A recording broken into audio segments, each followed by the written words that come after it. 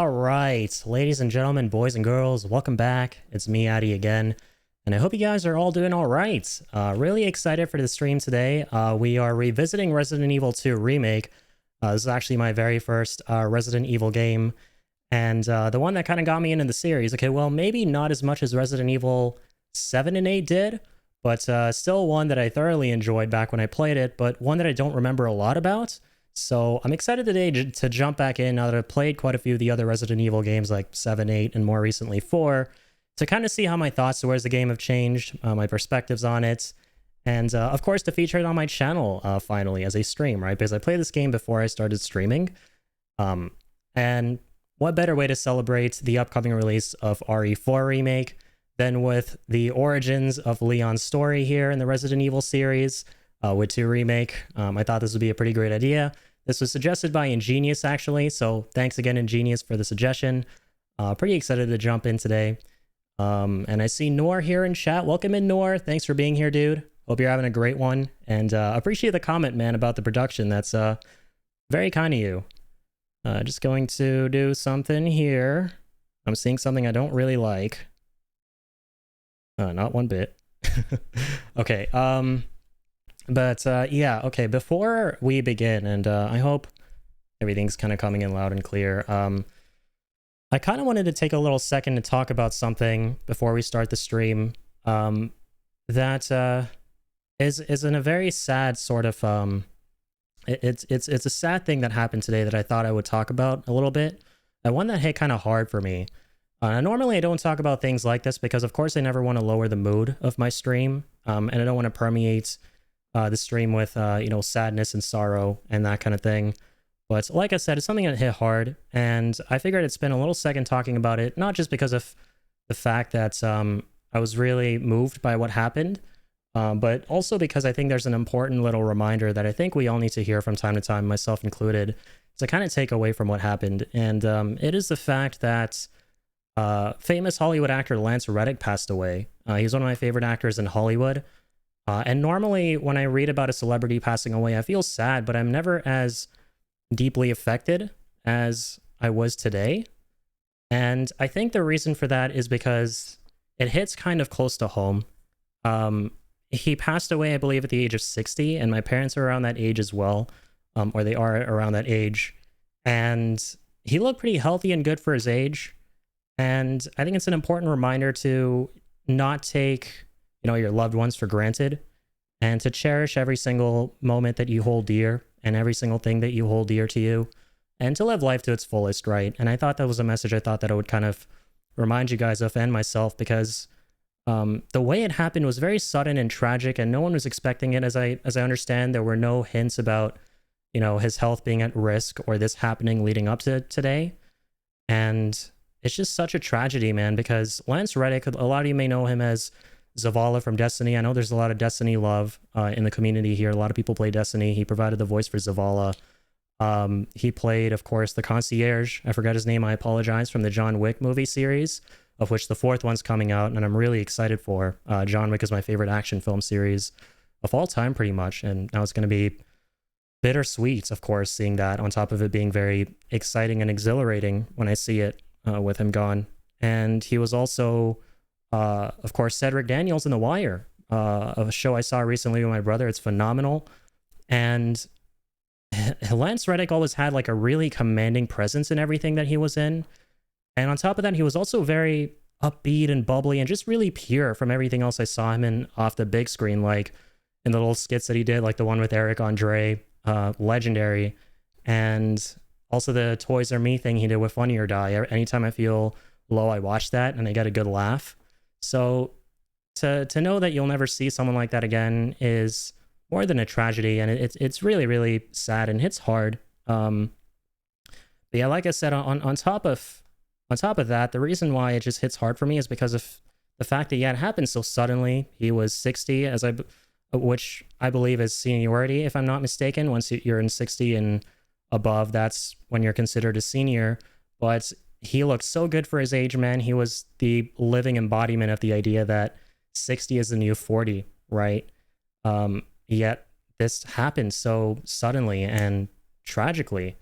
So the fact that this happened so suddenly, right? Like I said earlier, is just a really important reminder to, you know, hold your loved ones close, cherish the things you love, and live life to its fullest. And it's hard to get swept in, or I'm sorry, it's very easy to get swept in with the game that is life that is very difficult, right? And to feel low, feel sad, feel angry, fearful, and not really, and get caught up in that and not really see the fragility of life. But you know, when you step back, and it's hard to step back, I understand that, and I can totally relate. I go through things on a day-to-day basis that are difficult and make me feel kind of low every now and again. Um, but if you take a step back, you notice how truly precious life is, and how it's important that our chapters end on, you know, the highest of notes, with us having made a positive impact on our own lives and the lives around us, and having lived life to its fullest and feeling fulfilled, as opposed to the opposite, right? So I just thought I'd share that message, which is very easy to kind of lose sight of for a lot of people, if not all of us. And I just want you guys to know that I really appreciate all of you for being the way that you guys are, that I'm kind of describing here, as, you know, just sharing positivity and having a positive impact on other people. So thank you guys, and just continue to take care of yourselves, take care of other people. What happened today was really sad. Rest in peace, Lance Reddick. My condolences, my deepest condolences to his friends and family. We lost a legend, but his work will forever and always live on. And I think that if there's a perfect way to kind of close this off, is it's with my outro. I just realized, actually, right? To stay happy, stay healthy, stay positive, and to, you know, always keep on keeping on. So yeah, I thought I would leave you guys with that message here. And I don't mean to, again, make the stream kind of start off with a really low mood and a really, you know, tragic, sorrowful kind of mood. And I'm hoping that that little message there at the end can leave you with a bit of optimism and, you know, make you kind of appreciate what's there in life. So thanks, guys. I just thought I'd start the stream off with a little thing here that I really have been meaning to say. Like, I'm blessed to have a platform here where I'm able to kind of share these thoughts that I think are really important personally. So just thought I'd share that today. Thanks, guys. Yeah, and let me catch up with what you guys are writing here. Hang on. Just turn that on. Sorry, I'd actually turned alerts off. Just because, and I have them on again, don't worry, just so that I could, you know, kind of stay focused on the message. But I have them on again. I just read that. Rip Shar, right, that was his name in the John Wick films, Rip Sharon. And I couldn't believe it, man. I opened my phone today to post that I was going live tonight with Resident Evil 2 Remake. And literally right above that on Twitter, I saw the announcement that he had passed away at 60. And no celebrity death announcement like that has moved me the way that this one did. And I audibly gasped, and I couldn't really believe it, man. I was in straight up denial. It was sad, man. It's just so sudden. And I've been reading what other people are writing, and they were saying things like, just the other day he posted a picture of him and his dog on Instagram, and he's been going around doing interviews for John Wick 4, and there was just no, I think even he didn't know that this was going to happen, which just makes it all the sadder, right? Yeah, he was a legend in John Wick. And again, like I said, the skits that he did when he wasn't on the big stream, or big screen, I'm sorry, they weren't, he was so different, right? And he was I'd like to think a lot more like himself. Like, he was really bubbly and upbeat and exuberant. And I just loved that one skit he did with Eric Andre where he beat him at his own game. That was so amazing. So it's just so sad that we're never going to see talent like that, man. And that, you know, he's just never going to be able to be replaced, of course. Irreplaceable. He was an amazing, hey, Ingenious, by the way. He was an amazing talent. Cheered up loading into Destiny 2 today and talking to Zavala for my bounties. I can imagine that must hit so hard. Because I also used to play a lot of Destiny with my friend, especially during lockdown. And man, Lance Reddick has such a soothing voice, right? If there are any audiobooks that he's done, if there are any narrations like that he's done, I would love to know, because I would listen to those in a heartbeat. His voice is like butter. And so for voice work as well, it's just going to be so sad to never hear that voice again, you know? He's so simultaneously commanding, but also soothing. And that is so unbelievably rare. Don't worry about the stream being low. I'm happy you shared that. You're awesome. I appreciate that, Nora. Yeah, um, I just thought that there was a very important message to kind of, or not message, but reminder to take away from this very tragic event that happened today about, how fragile life is, because there didn't seem to be, from what I understand, any known cause for his death, for his passing. It just seemed to kind of happen spontaneously, and sadly, like, that is a way that you can pass away, and it's easy to kind of forget that, right? And it's easy to think that there's always going to be some cause or signs leading up to you dying, essentially. And so I also think that it's just really important, if ever you guys are not feeling well, or you haven't been feeling 100%, definitely, and this is advice for myself too, it's advice that I also need to listen to,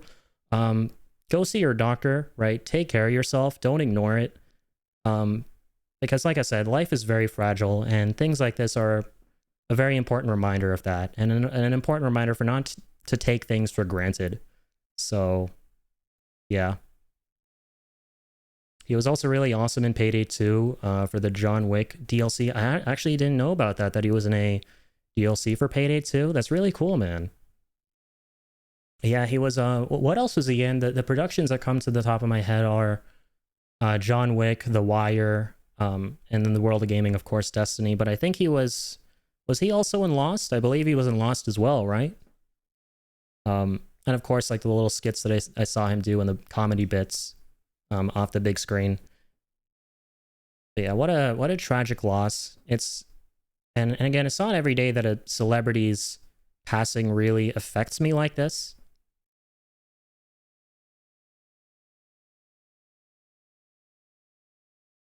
The Netflix Resident Evil show, that's right. I forgot he was in that. And man, now I feel bad because I saw his little video that he made. I think it was for Instagram, but it got posted to YouTube by someone. Yeah, he played Wesker, right?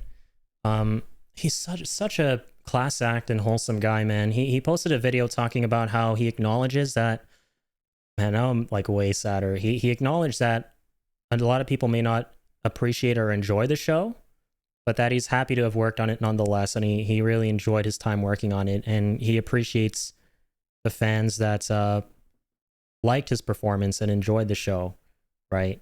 I really liked that video he put up, and I completely forgot about that until you mentioned it. That is correct. He was on Resident Evil, and he had a part in that.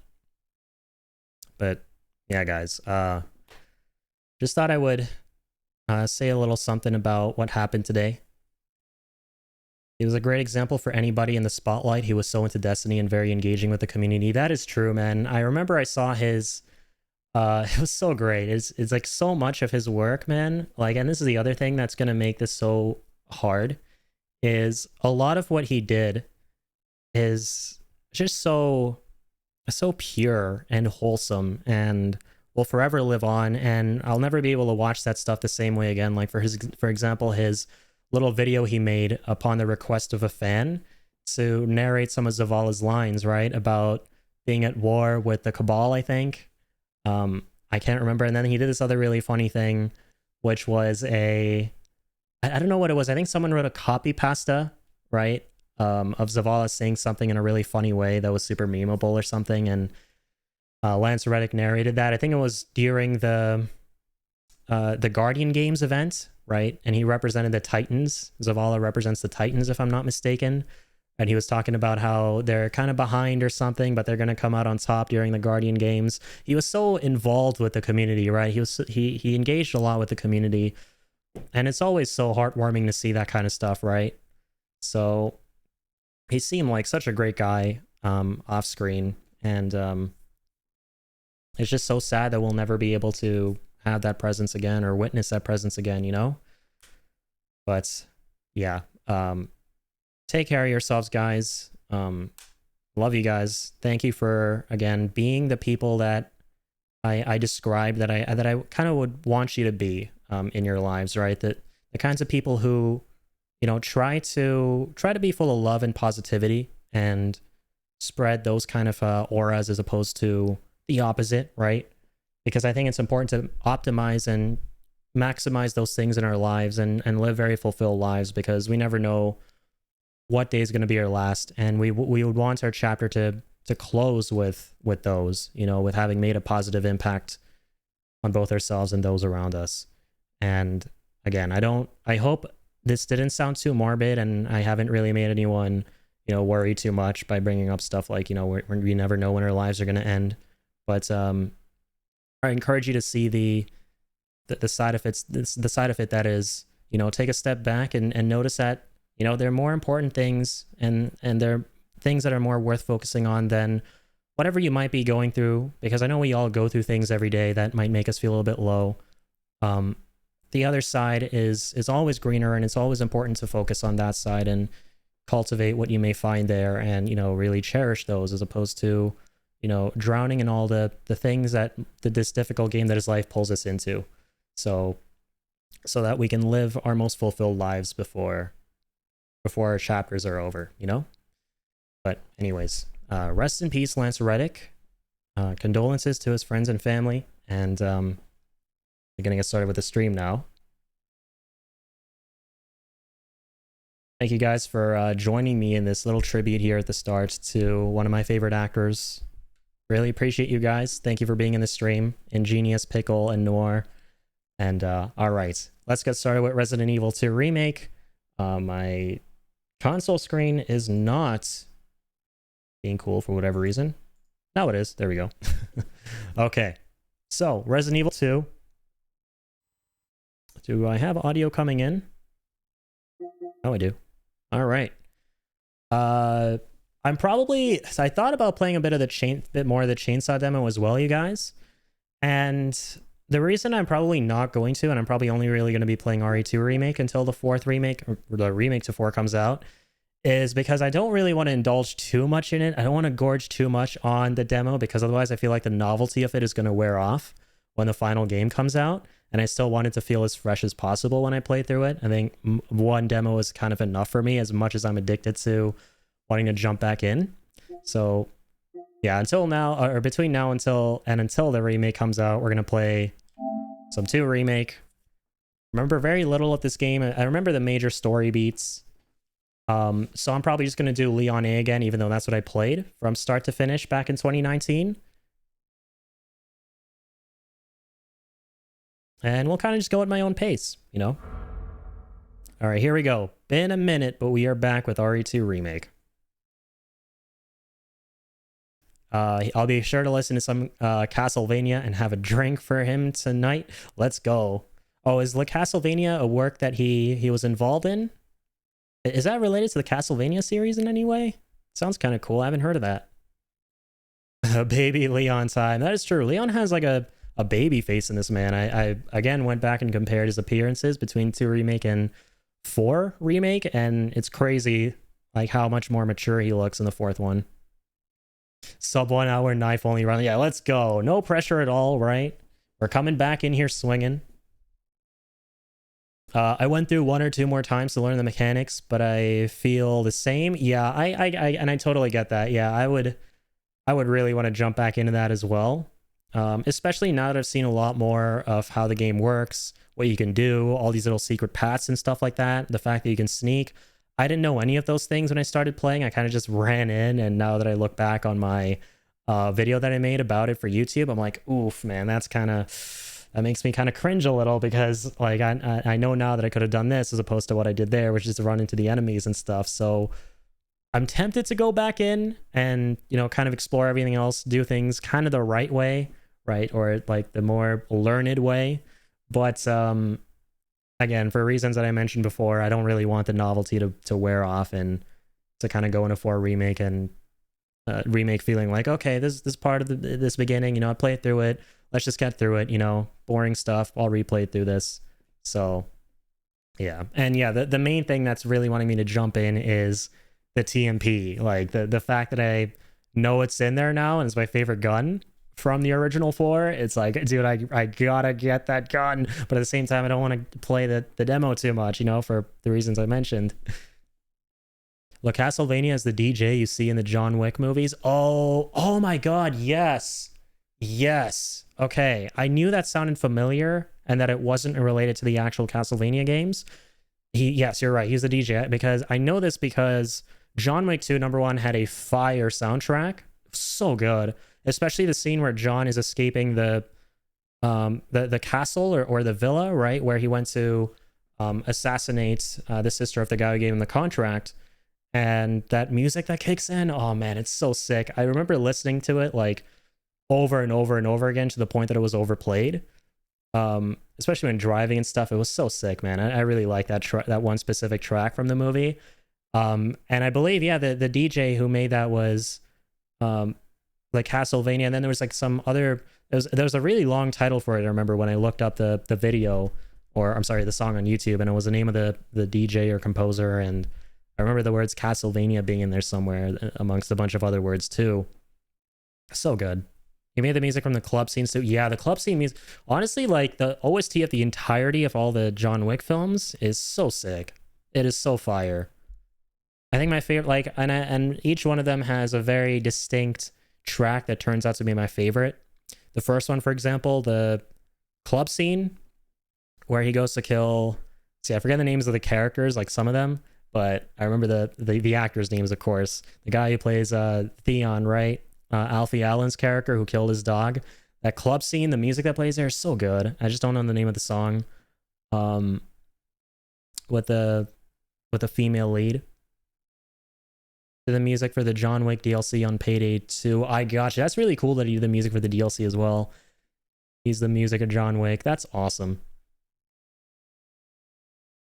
There's a secret TMP. I didn't think it's real, but it is. Yeah, me neither, man. I saw the headline that it's in the game, or I'm sorry, the thumbnail. Someone posted a thumbnail on YouTube, or I'm sorry, a video on YouTube that I didn't watch, but I read the thumbnail saying how to get the TMP in the 4 demo, and I was like, is this a troll? I didn't have time to watch it, but then I saw another video, and indeed it was in the demo, and not only was it in the demo, but it's something that is intended, I think, to be in the demo. Like, at first I assumed that, okay, it's probably just going to be like an exploit or some kind of glitch or something where you can get the gun, but it's an actual area that you're allowed to go through in the demo itself and get the gun early on.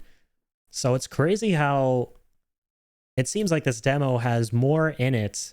Capcom put more in this demo than most full games do, right? Most developers do for full games, which I think is kind of mind-blowing.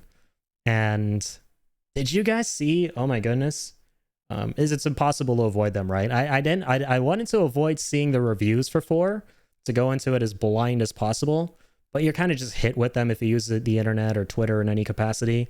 And so I saw what IGN and GameSpot gave it, and they gave it a 10 out of 10. Like, this game is coming out to glowing reviews. And then I just couldn't help but resist it, and I went and saw the whole review thread on Reddit, and I'm like, oh my god, dude, okay. I cannot believe that it's like a game that is coming out that we all thought was going to be good, yet I'm still surprised that it's really good, you know what I mean? And I think it's because a lot of games that have been coming out have conditioned us to go, okay, be really cautiously optimistic, right? We don't want another Cyberpunk. We don't want another whatever, like No Man's Sky or what have you. Let's keep our expectations tempered. So we all knew it was going to be really good, but me at least, I'm like, it's going to be fire, but okay, hold up. It may not be fire. But then the reviews came out, and I'm like, I'm not surprised because I knew it was going to be fire, but I'm still kind of surprised. Let's go. It's like the greatest feeling when you see a game you're really excited for get like come out to glowing 10 out of 10 reviews. The last time this was the case was with Elden Ring.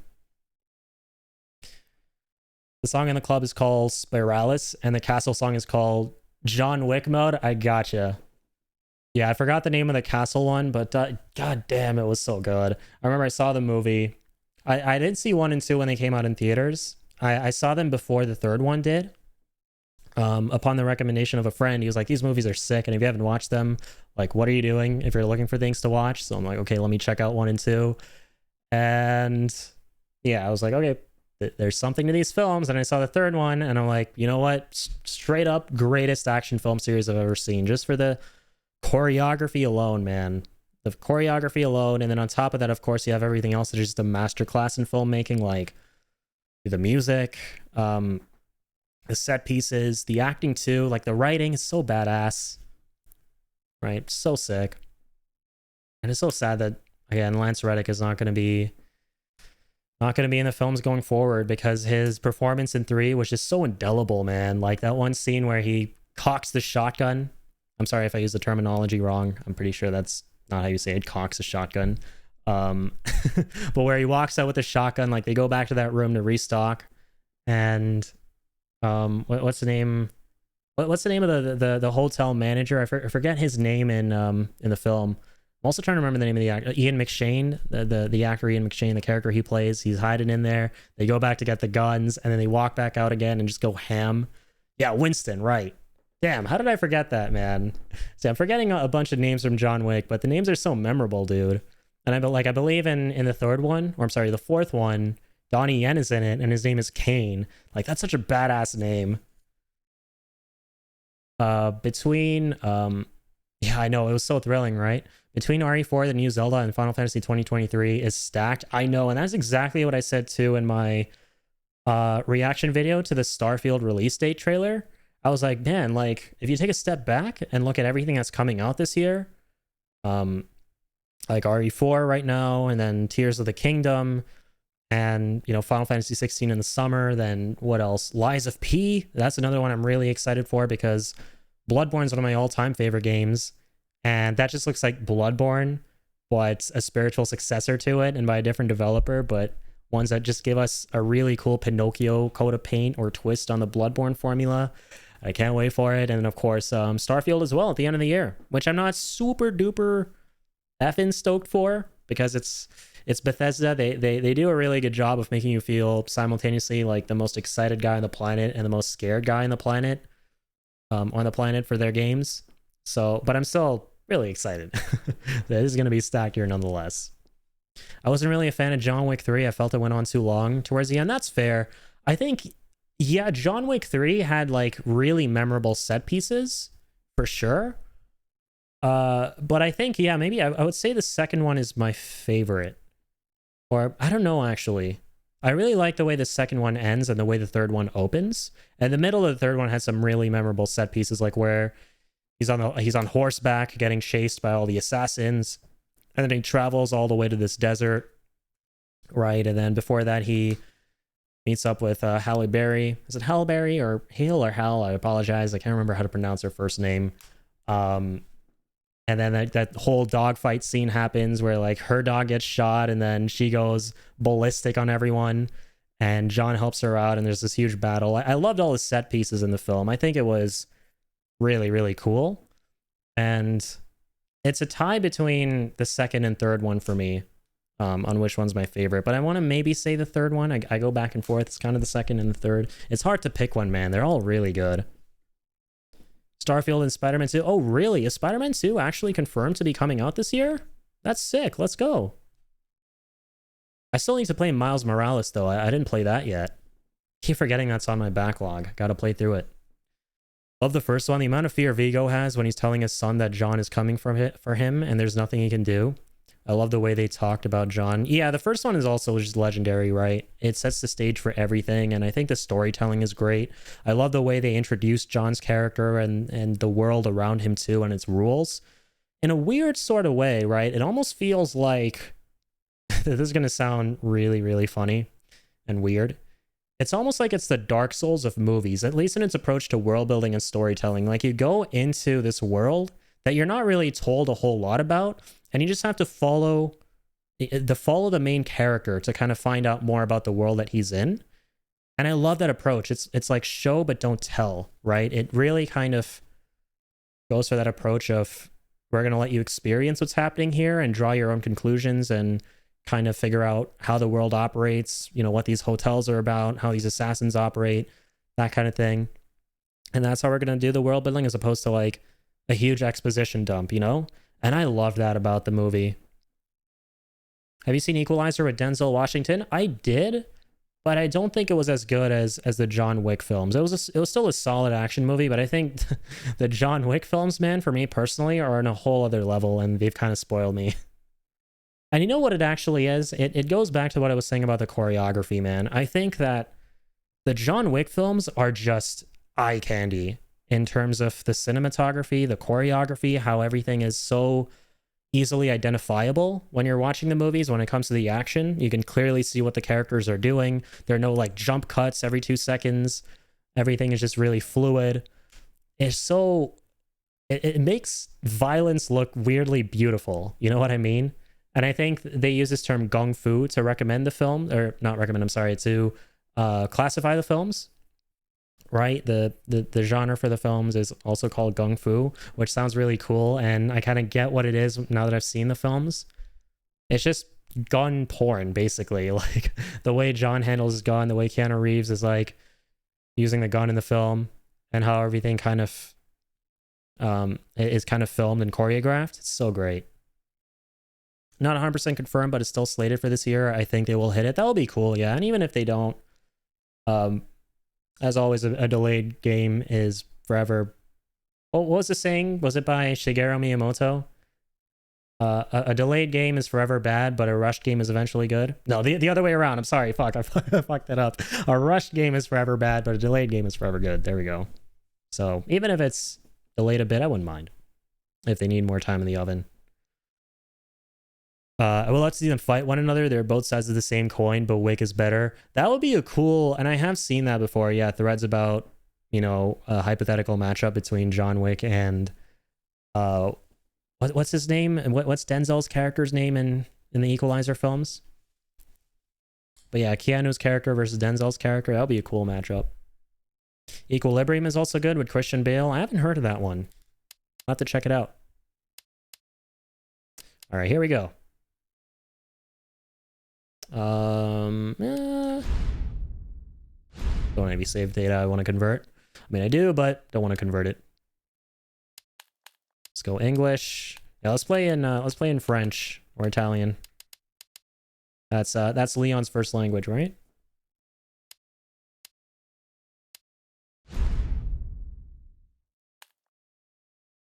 Pattern is barely visible.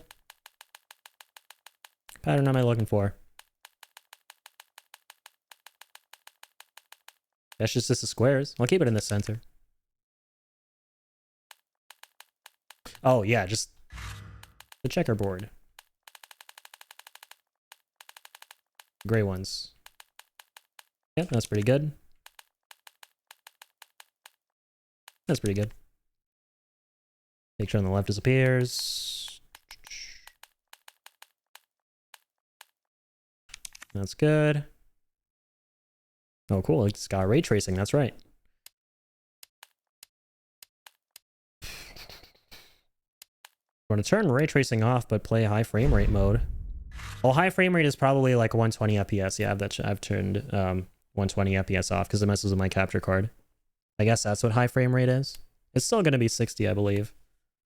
Can we turn ray tracing on at 60? I think we can. I would hope so.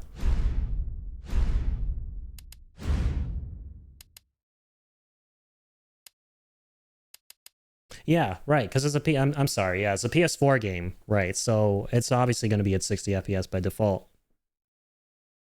Because it's forward compatible. I would love to see them. Sorry, I read that. Robert McCall, I believe. Not that exciting of a name. I see. Yeah, it's not really a memorable name. It doesn't really have a memorable ring to it, I would say. Let me turn my AC on, man. God damn, my room is burning.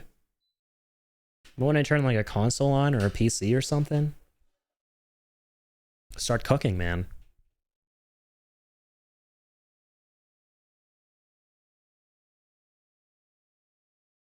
That sounds really interesting, damn. It's a world where emotion is banned. You have a fighting style called Gung Kata or something like that, and the fighting is also awesome. Holy shit. Sounds really interesting. I like the world building already. I have to check that out. It's got Christian Bale too? Let's go.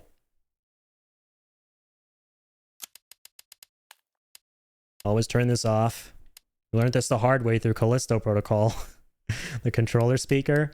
I love how a majority of my Callisto Protocol playthrough was my controller speaker was on and I had my headphones on, so whenever you were on the radio with a character, it sounded like garbled nonsense, and I was like, what the heck is going on? And then I realized the audio was coming through my controller for the character you were radioing.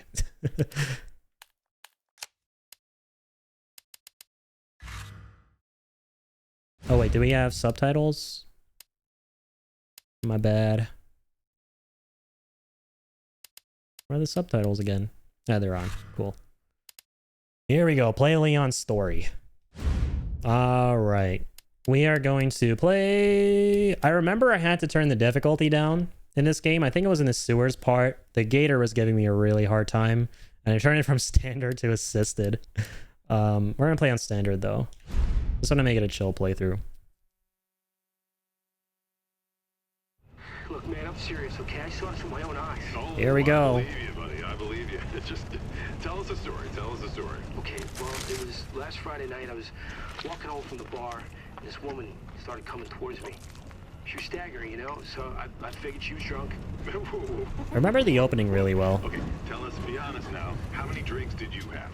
No, man, I barely had a buzz on. Oh, come on. Look, just listen, all right? She got closer, and I got a good look at her. You had to see her eyes, her nose, her whole face. It looked like it was rotting. Yeah. She looked like a corpse. Like a walking corpse, man. Sounds like my wife. I've never seen anything like it. I haven't been able to sleep since that night. All right, calm down, buddy. Calm down. Just, hey, you gotta stay strong, okay? Don't give in to fear out there, right? I usually play games on the hardest difficulty, and hardcore is too much even for me. I used to like playing games on the hardest difficulty as well until really recently, actually. The only reason I admittedly turned them down is because... or turned the difficulty down, is because the games were just a pain to edit through because of how many times I died for YouTube. that's kind of the only reason. I know it's really petty. But I do love me some challenges in games, like playing on the hardest difficulty. Ripperoni, little girl. This is a great opening, actually. And I said this in my review, man, of Resident Evil 4 Remake. I'm sorry, the original. I'm so used to saying remake because that's about to come out. But I said that one thing I really like about all the Resident Evil games is the fact that their premises are really simple, right? There isn't a lot to take in when you start up a game. It's what the character is setting out to do is put forth really plainly. Like in 4, save the president's daughter from a creepy village. You know, 7, save your girlfriend from a creepy house. 8 is save your daughter from a creepy village. And here it's like survive a zombie apocalypse as a cop. And then all this other crazy stuff kind of builds itself on top of that. Yeah, the scariest part of the game is basically watching the trucker take a bite from that burger. I remember back when I played this game, dude, in 2019, close to when it came out. I was still in college, and there's this one little breakfast sandwich that I would always eat before going for my classes. And I was like, holy shit, that looks eerily similar to that one breakfast sandwich that I've been eating. It looks realer than the breakfast sandwich that I'd been eating at the time. All right, here we go. My boy Leon. That's weird.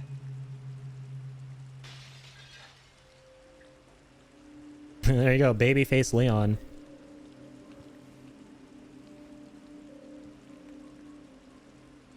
What's the year gap between, or the time gap between 2 and 4? 4 is set in 2005, right? Just like in real life when the game came out. Is it the same with 2? When did 2 come out? 1996? Hang on, let me catch up here. Okay, we are good. Honestly, if you like this, Dead Rising is just as good. At least the third game is. The mystery and the story is awesome. Being trapped in a mall of zombies and 90% of every item in the game can be used as a weapon.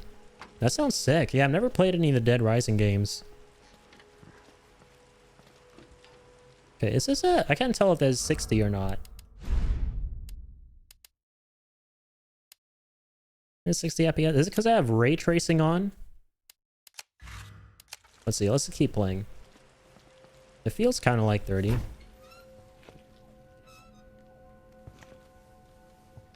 Think you gotta turn off ray tracing on the PS5 there? For 60 FPS, maybe?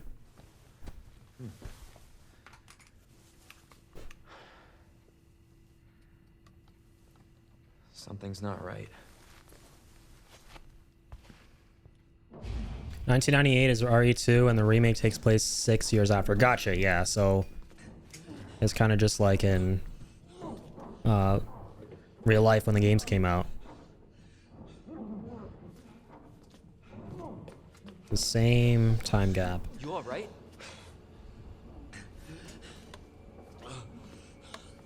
Don't move. I'll be back for you. Is Leon voiced by the same guy, by the way, as in 2 Remake? In 4 Remake?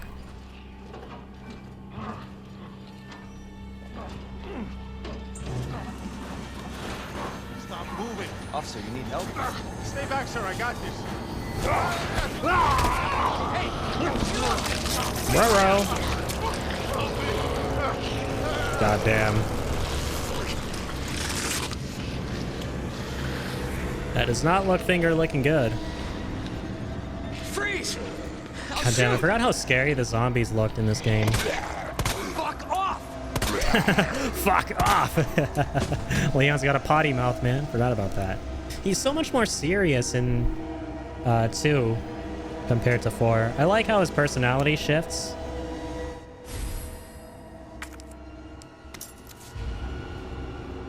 He's trying really hard to be this stern cop and have a strict sense of justice, and then in 4 he's been through everything and he's used to everything, so he gets a lot cockier, I think, and downplays a lot of the trauma he goes through. Dead Rising is one of Capcom's hidden games, or gems, sorry. The first one is way better than the others, though. I see. Oh, Dead Rising was also by Capcom? Interesting. Yeah, I'd heard the name before. I didn't know it was by Capcom. Huh. It's the same guy, but they like pitched his voice down or something. He sounds odd. That's really cool, though, because number one, it adds continuity and immersion, and the second is the fact that in the 4th game, it's exactly what you said. He sounds a lot more lower pitched, and he sounds a lot more experienced and seasoned as a result. I think from what little I heard in the trailers of him and stuff, and the demo as well, compared to his voice here, it sounds like he could realistically go there, which I think is kind of awesome. Like, the change in voice itself is almost like character development. Wait, really? I played this game 1,000,000 times and you never heard him say fuck off? Damn. All right. Feel like I trigger the jackpot here. One-liners in 4 go hard. Yeah, they do. Is he like that at all in any capacity in 2? I don't think he is, right? I think 2 is just by nature a far more serious game than 4 is. Like, there's almost no campiness to it. It's just complete doom and gloom. Okay, this is I think this is a solid 30 that we're running. I kind of want to up this to 60. I think it's because ray tracing's on. And I'm fine playing without ray tracing. The heck? Ruh-roh. Yeah, man, I forgot how slow and aggressive zombies are in this. And how scarce ammo is, damn. I remember when I first got bit by the zombie in this game, like the first ever bite or damage I took in Resident Evil, I was like, wait, was that meant to happen? Because from what I know, when a zombie bites you, that's a pretty significant thing. That means you're going to turn. And so I saw the zombie bite Leon and I thought it was scripted. I felt like it was meant to happen, and that the rest of the game is him being infected or something, kind of like in 4 Remake. Again, 4 Remake, like in 4. And that would be a part of the plot. I mean, I don't know. It's just like a regular bite where you take damage. Huh. He is a little bit. He had some one-liners towards the end. Gotcha. But definitely way less, right? Let's use this. And one sec, guys. I actually want to back out if I can. But I might have to restart everything. Yeah. But I can always skip the cutscene. I want to set this to 60 FPS. I think we're at a solid 30 FPS right now. Display. It's got to be there. Film noise, reticle settings. Graphics, there we are. Off. But we still can't go. I assume like high frame rate mode was like some 120 FPS shit, because I know that PS5 can hit that. I'm pretty sure. But no, I think it's just for turning on regular 60, but we're not able to. It says we can't with our current hardware? weird. I assume that if you turn ray tracing off, you can turn on 60. Let's try it again. Oh, swell, we can just continue. Oh yeah, it is 60. Yeah, so I was right. Okay, so high frame rate mode is probably 120 FPS. And yeah, I have it turned off in settings, I think, somewhere on my PS5, because it was giving me some problems with my Elgato. And also, it won't look good on your end. It might look a bit choppy. Stay back, sir. I got this. Because Elgato capture cards only go up to... Oh, sorry, we saw this. They only go up to 60. So if you try to, like, capture something higher than that, especially if it's not divisible by 60. I mean, 120 is, but if it's not divisible, the stream can look really stuttery. And it was a big problem I faced when I was doing PC streaming, and I still do it, but not lately, because a lot of games coming out on PC haven't been well optimized. That was a big issue I struggle with. No way. This can't. Okay, wait, is there a parry in this as well? Well, we don't have a knife yet. Oh no! I forget, is there even a knife in... I think there's a knife in 2 Remake. Oh, there is, I remember now. Okay, we're just gonna ignore the zombie. I'm gonna open the door. Here we go. Okie dokie. Artichoke. There's no parry here, gotcha. Yeah, and I had a feeling.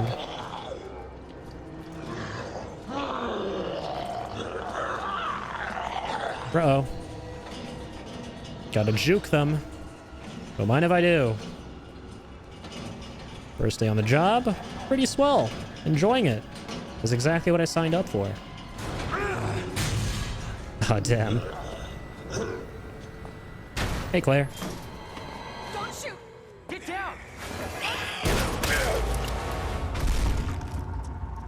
That's a pretty iconic moment from what I understand. I think that was in the original too. You alright? Yeah, I think so. Thanks. You can thank me later, when we're safe. Holy shit. Bro. Does not look fun. That is not groovy. Come on! Get in! Here we go.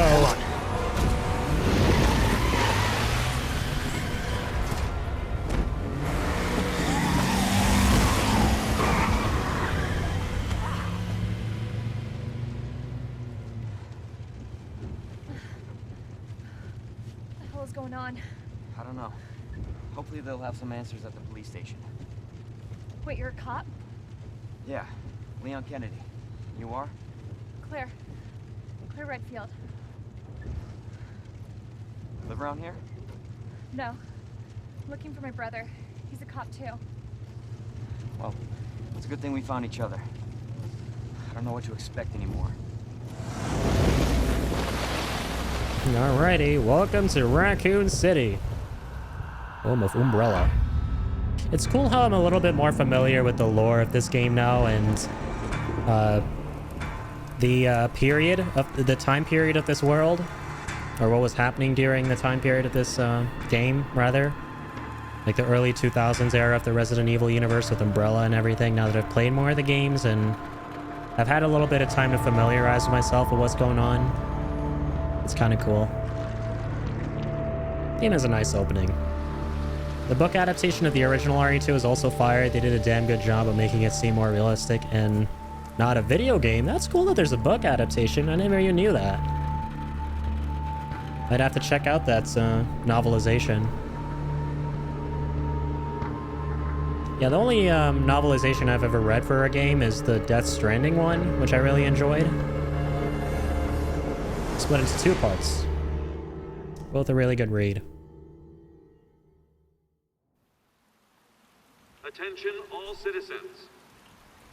Due to the citywide outbreak, you are advised to take shelter at the Raccoon City Police Station. That's the worst place to take shelter. Will be provided to everyone in need. God, this is so unreal. station's not Let's much just put farther. you in a know precinct with a 15-foot Yeah, tall We're the only ones. T-1000 There's or no whatever survivors. from There's Terminator. survivors. It's a big city. There has to be.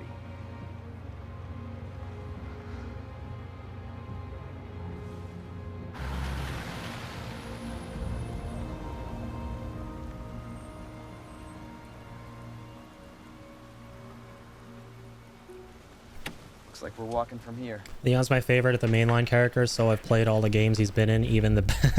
I love how you put the ellipses there, even the bad ones.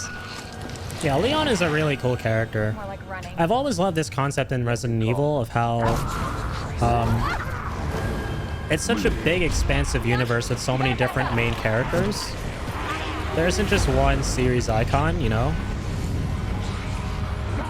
What the?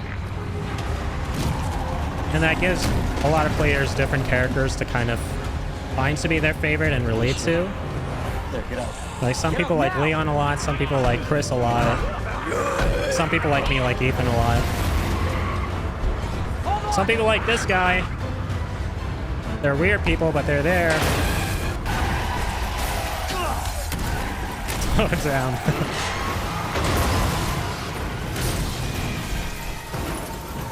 I forgot he just like whoops his head on the steering wheel. Well, ladies and gents, that was the story of Leon Kennedy. Died hitting his head on the steering wheel.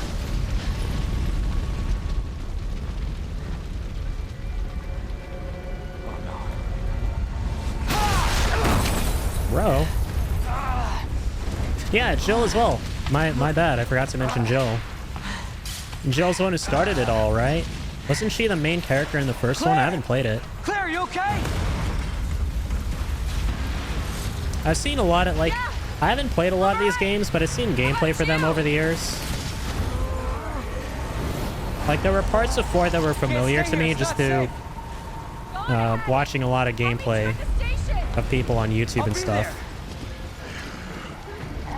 Okay, I have no ammo. This is out of control. It is out of control. But my moves ain't. Check out my moves. Never mind. Don't check them out. Don't grab me, please. Hey, lady. Alright, bye, lady.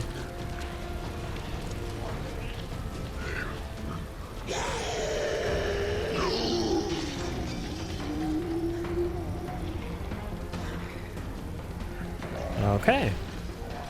Yeah, it's coming back to me now, man. I remember a big part of this game for me was being completely out of ammo for a lot of it and having to just run in circles around zombies. It felt like I was playing COD zombies for the most part. Just like training a bunch of zombies.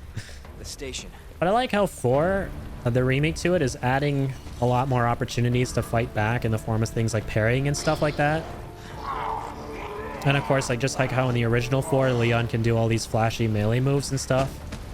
So you have way more opportunities to fight back besides just your gun and ammo. And I kind of like that a lot. Yeah, Jill and Chris were the OGs, from what I understand. Chris cool, but similar to Jill, I don't like what they've been doing with him. I liked his character a lot in 8. I think that's the latest iteration we saw of him. I like how he gets... And it's cool because I've only played twice as Chris. One in the 7 DLC. And then once in 8 during its main story. And the 7 DLC on its own established how cool he was. Even though I know a lot of people weren't happy with his appearance because he looked nothing like Chris in the other games. But to me, that was like my introduction to Chris. And I thought he was like pretty sick because... You go through the whole game playing as this helpless, powerless guy in the form of Ethan, who has no idea how to deal with the shit around him. And then in swoops Chris, who completely takes away the horror from the game because you feel powerful as shit as him when you go to take down Lucas. And you feel like you're playing as a seasoned SCP Slayer. And then when he comes back in 8, you get that same exact feeling, right? I think one of my favorite parts of 8 is when Ethan seemingly dies, right? Before he comes back as a mold and you find out that he's a mold guy, essentially. You play as Chris there, and it's totally unexpected.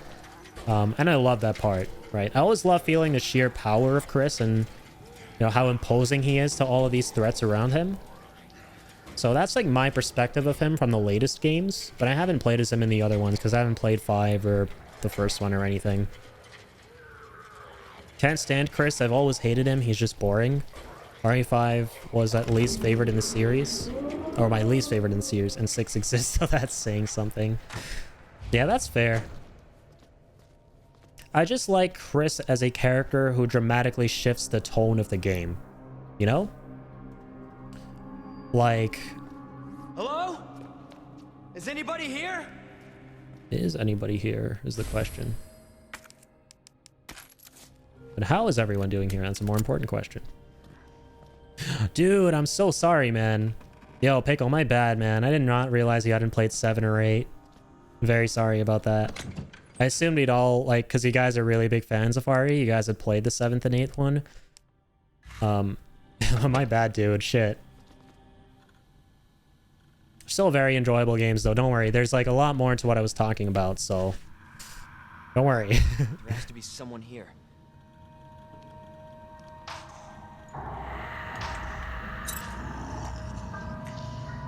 Not good. Ah, I broke my own rules. No spoilers. I'm like a Reddit mod in a power trip.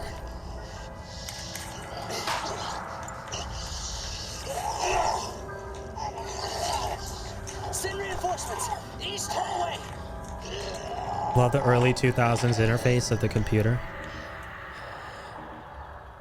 I gotta find that guy.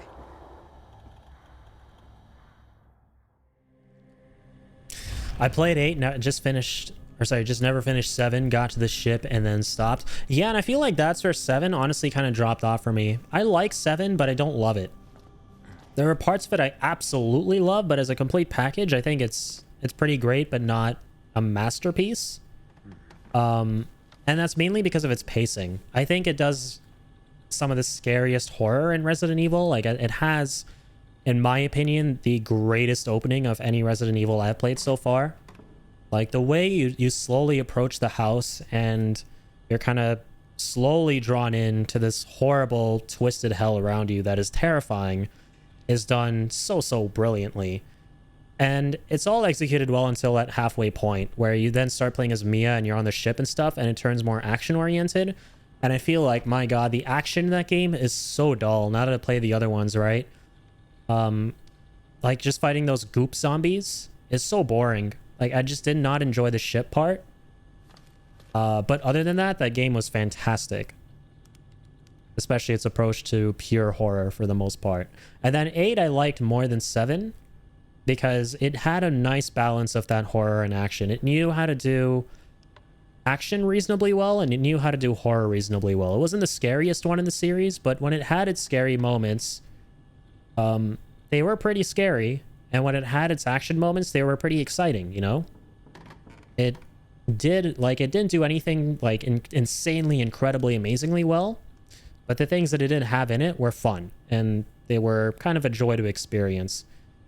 And I think that's why it's my favorite one, because it has a bit of everything, but it does everything pretty damn well, and I just like the story as well. I just thought Ethan's story in that game was amazing.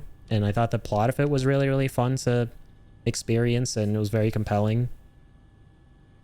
The narrative was just very enjoyable. Don't know how much is left. You're getting reasonably close to the end, I would say. There's like the part where you play on the ship, and these aren't, I don't think heavy spoilers. But just to answer your question of how much there's left.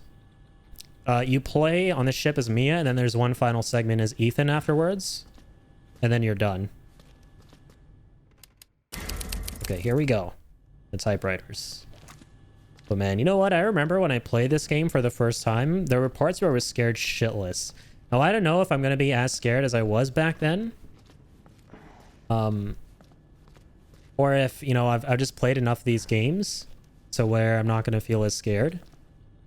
But, I think that this game is genuinely pretty scary, and it doesn't matter how many horror games you played, you're still going to get freaked the fuck out when you're being menacingly chased by Mr. X here, so...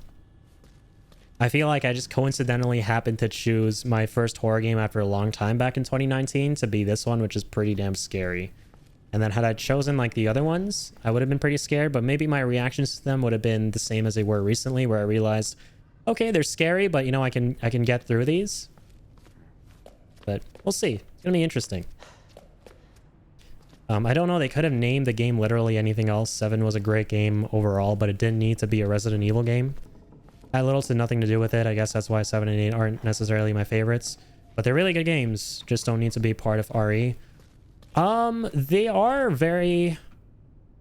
They are very spin-offy, right? Like, now that I've played 4 and I played 2 here as well, and I kind of see the main sort of... Or the narrative a lot of people consider to be... what a lot of people are kind of playing Resident Evil 4, right? Like this mainline kind of narrative of Leon and these biohazards with Umbrella and stuff like that, and Chris and everything. I guess a lot of people consider that to be the main storyline, and then when they play 7 and 8, it's like all of a sudden you're a totally different character, right? Like, who is Ethan? What does he have to do with any of this, right? How does he factor into any of the stuff going on with what we've seen? Admittedly, it does feel like you're not playing anything that is a part of Resident Evil, but I would say the more you get into it, especially 8 towards the end, and I'd encourage you to get through 8, because when you get to closer to the end of that game, there's a room where you find all these research notes and stuff, and there are characters who kind of bring up things here and there, and characters who turn out to be certain people you weren't expecting that make you go, oh, and everything comes full circle and ties into like the other Resident Evil games here in like the coolest way possible, I would say. At least like when it comes to the overarching bad guys, right? Like the way, and I don't know if y'all know this too well, so I won't really talk too much about it, but the way the main villain behind, or the mastermind, I would say that's a better term, the mastermind behind 7 and 8, who isn't really there in 7 at all, but she's the main villain in 8. She connects in a really cool way to Umbrella, who are, if I understand it right, the villains for a majority of Resident Evil, right? And so I would say that the mastermind behind those games, tying into the main antagonist for the most part in this series in a really cool way, is what makes them ultimately tie in very well to like the rest of the games and be a part of the series, if that makes sense. So I'd encourage playing fully through 7 and 8 to kind of check out how that all connects, because it's really cool. Even I was wondering the same thing while playing. I was like, how is this going to tie into the rest? Is like, it's just like a random character, a random part of the world. But it ultimately does. Play Outlast, you'll need to wear a diaper. I can barely finish those games. I've seen gameplay of Outlast over the years, and yeah, it does look really scary. I really like the concept of it. If everything's dark for the most part. Is that the one where you're wearing the night vision goggles and everything's green in like pitch darkness? I think it is, right? I gotta try a lot of horror games. You know, there's a reason I haven't played a lot of these games, and it's because, and I mentioned this in my 7 and 8 review, I've been way too scared for many years, or so I thought, right? Until I played 7 and 8, and I realized these games are scary, but I can get through them, and I can, you know, kind of stomach them. So this has opened a whole new door for me now. And there are a whole bunch of games I clearly have to play. I have played 8, and it did finish it. The fan service at the end did really help bring it full circle. Yeah, I like how it came full circle, personally. But I can see how it may, you know, definitely not be your cup of tea. Don't know if it's safe to say who it was, but that person you're talking about is what kicked off the series. So it was awesome. Yeah, exactly. So, when you guys don't mind spoilers at this point, so Pickle, you haven't played through the entirety of 7, but you played 8, right? Wait, what did Nora say again? Nora, did you finish both games? I forget. Just so I can maybe talk a little bit about what I mean in more detail.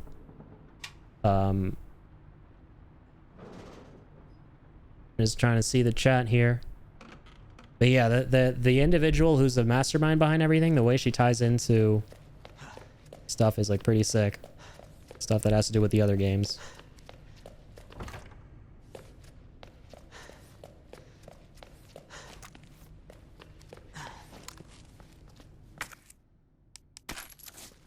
All right, here we go. So, getting pretty acclimated with the modern controls of RE again. Gonna be a nice opportunity to get a feel for the RE engine again before going into RE4 Remake.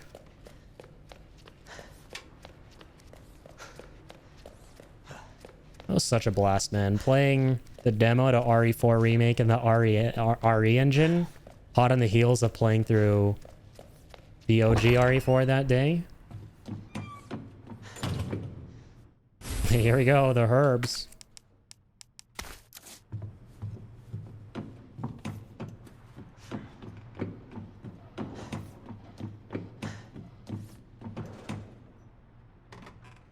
That's cool. I just realized Leon's wearing Converse. He's wearing a pretty casual outfit here. Wait, is that like... Is that meant to be the case? I thought he was meant to be decked out in his police outfit. Or am I playing like some kind of special version of the game which has these alt outfits? Okay, got a safe here. I remember, by the way, the puzzles were so tedious for me in this game. But maybe that's changed, again, because I've played a lot of the other games now. And I sort of have a feel for what to expect in a lot of RE games. So yeah, I'm really excited to see what I think about this game now that I'm revisiting it after all these years. The stuff about Raccoon City.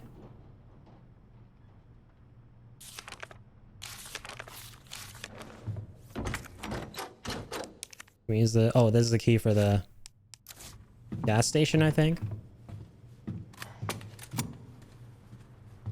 He's got the 90s fit jeans. Yeah, man, this guy's like super casual right now. It's kind of cool. Got a nice little jacket. Not the murder jacket, not the Rick Grimes jacket yet. He hasn't unlocked that power yet. But I like it, man. He has a cool vibe about him. It does change later? Gotcha. I had a feeling it might have been that, yeah. The only games I haven't played are Resident Evil Survivor and Zero and the few on the Wii. But other than that, I've played them all, and I haven't finished Revelations 1 or Code Veronica. So I have a few left to play. Yeah, there's so many spin-offs, right? You guys gotta suggest me some of the spin-offs. Like, if I'm looking to get into, like, playing as many of the games as possible, barring the ones that are really bad that you guys do not recommend that I play, which ones did you recommend? Besides the mainline ones, of course, like in the world of spin-offs. I think I've heard really good things about Code Veronica. Like, when I see what people want as a remake next time, after 4, a lot of people point to Code Veronica from what I've seen. So I do intend to maybe try that out. Maybe you can get some of these working on an emulator or something if I am not able to find ports of them, or if they haven't been ported.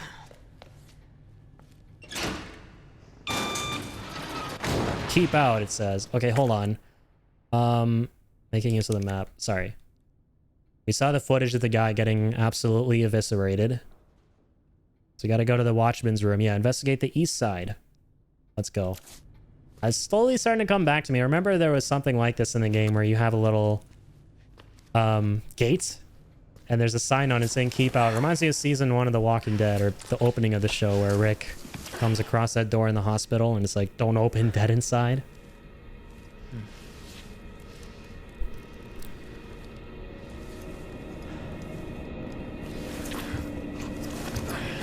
Okay. All right, big boy, let's do this. Your future begins now as a zombie slayer. The fuse. Can we collect? Oh, this is to put the red fuse, I see. Yeah, so I remember there was so much backtracking in this game. I liked it a lot, but I think my main kind of issue with this game was the level design. It wasn't really for me. I think the ambiance of everything was amazing, but I think that the way you progress through the levels was not really my cup of tea. I didn't like circling around so much around the precinct a whole lot. It got kind of old for me, but You got this. again, we're going to see how my perspective on this stuff has changed, if at all. It's going to be a really interesting playthrough.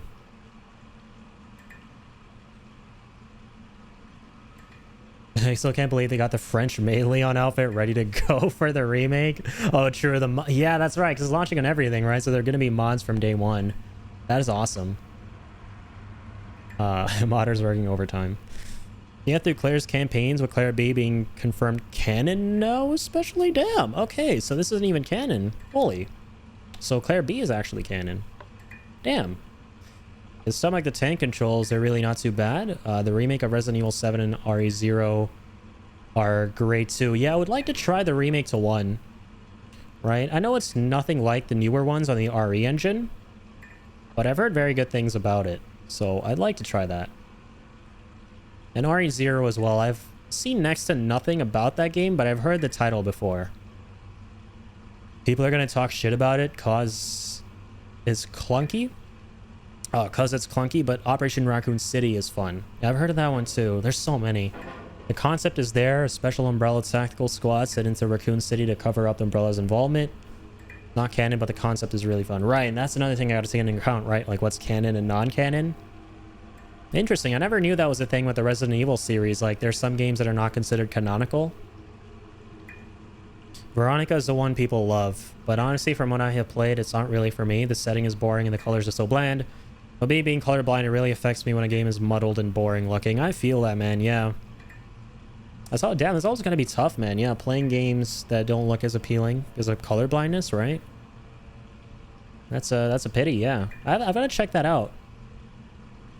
Run you're doing right now is canon for Leon. Finishing this one will give you Claire B. Right. Okay, I see. Sorry. So hold on. Let me clarify this whole Leon A. Claire B. thing, right? When people go Leon A. Claire B, I'm assuming what they mean is when you select Leon and you play through the story as Leon, kind of like I did right now. Right now we're doing a Leon A and Claire is B. She's not really the focus. And when we select Claire, it's Claire A, Leon B. Like, do I not have that understood 100% correctly?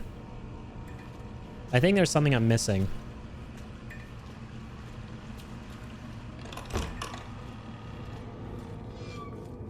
God damn, this game is spooky. So dark. Skyrim is the big one. I hated Skyrim because of how gray it is. There's rarely any color. It was miserable to play. Honestly, man, Skyrim is a game that even if you don't have color blindness, it is pretty drab overall. It's not a very colorful or vibrant game. I want to say that, and I think that that's what makes Oblivion stand out so much to me, and why I love it so much for the same reason I really appreciated Resident Evil 4 is because in one regard it's very timeless. And it's because of the fact that the game is very vibrant for its time. A lot of games in the late 2000s and early 2010s were very muddy and drab looking, right? They were very gray, very dull, very not bright and vibrant. But Oblivion, I want to say, was very offbeat in regards to that. It was so beautiful and colorful, and I think that part of it has aged so well. Like, sometimes you just don't really care if a game looks photorealistic or not, or has really, you know, realistic graphics. You just want to go into it for the color palette and the style, right? The style of the game, the aesthetics of it. And Oblivion is a solid example of that. I could play it today still, right? It's not the most realistic looking game by any means, but it is a beautiful looking game. It is so... It makes you feel fuzzy and warm when you play it, right? And that's ultimately what you want with most games, right? You want to be able to have the world leave an indelible impression on you, no matter when you play it, because it's just so fun to set foot in that world, and that's why I love Oblivion so much. It's my favorite Elder Scrolls game. Like, it is so feel good. I just feel good being in that world. It's like home. And I don't feel that way with Skyrim whatsoever. And I know a lot of people do. Like, a lot of people talk about how, oh my gosh, you know, when you go into the tavern in Whiterun for the first time and sit in front of the fireplace, it's so cozy and relaxing. And I totally feel that, right? I can totally get that, but I can't. When I play Skyrim, I do not get that vibe at all. It is a very bleak game. Like, I feel like when I'm in Skyrim, I'm just in a really dull world full of despair.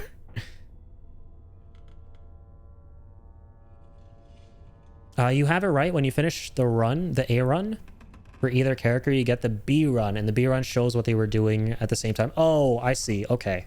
Gotcha. So yeah, the B run comes after you finish the A run, and then you unlock it, and you get to see what they were kind of doing off to the side as you play as the other character during an A run. Okay, so nice. I got it right. Thanks for clarifying that.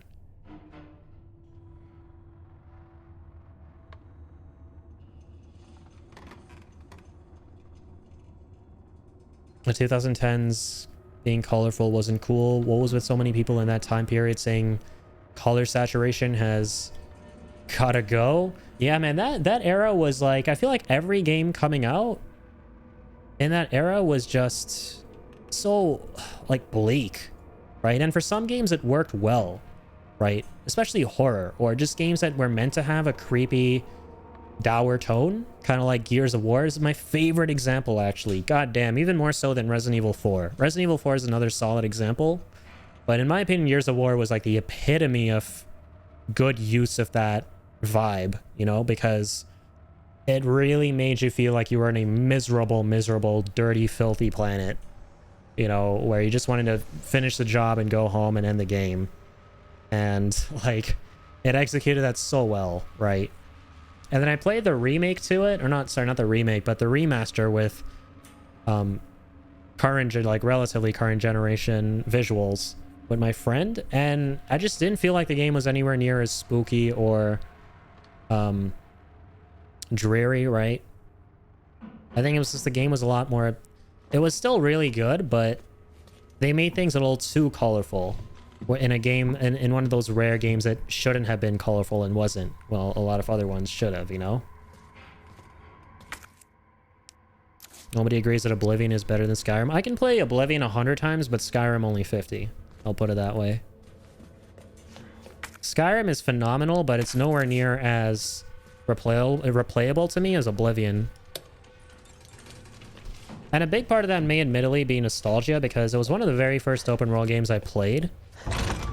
And one of the few games that introduced me to open world games in general, if not the very first one, and really wowed me and showed me what video games are capable of being when pushed to their limits at the time.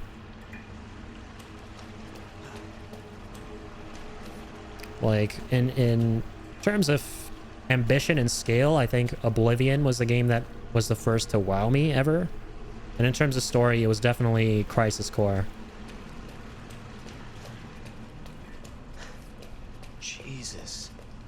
Jesus is right. Oh, true. We need the bolt cutters.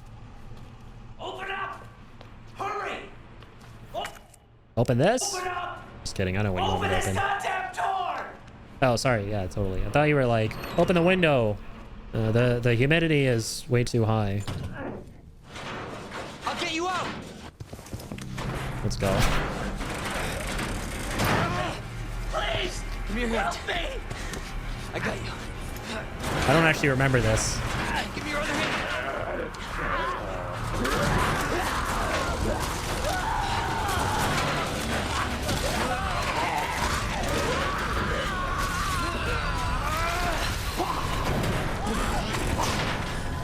Jesus Christ.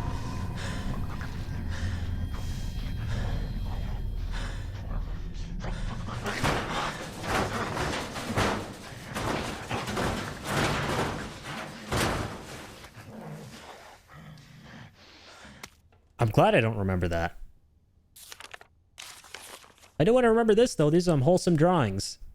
Goddess statue, right, needs... Oh my gosh, yes, now it's coming back to me. Like, a lot of the clues to these were in these, like, notebooks and stuff. Right. So you could pick up, like, sketches as Leon, and then he would, like, kind of see clues on how to solve the puzzles and where things need to go. Yeah, I love that. This part tears me in half.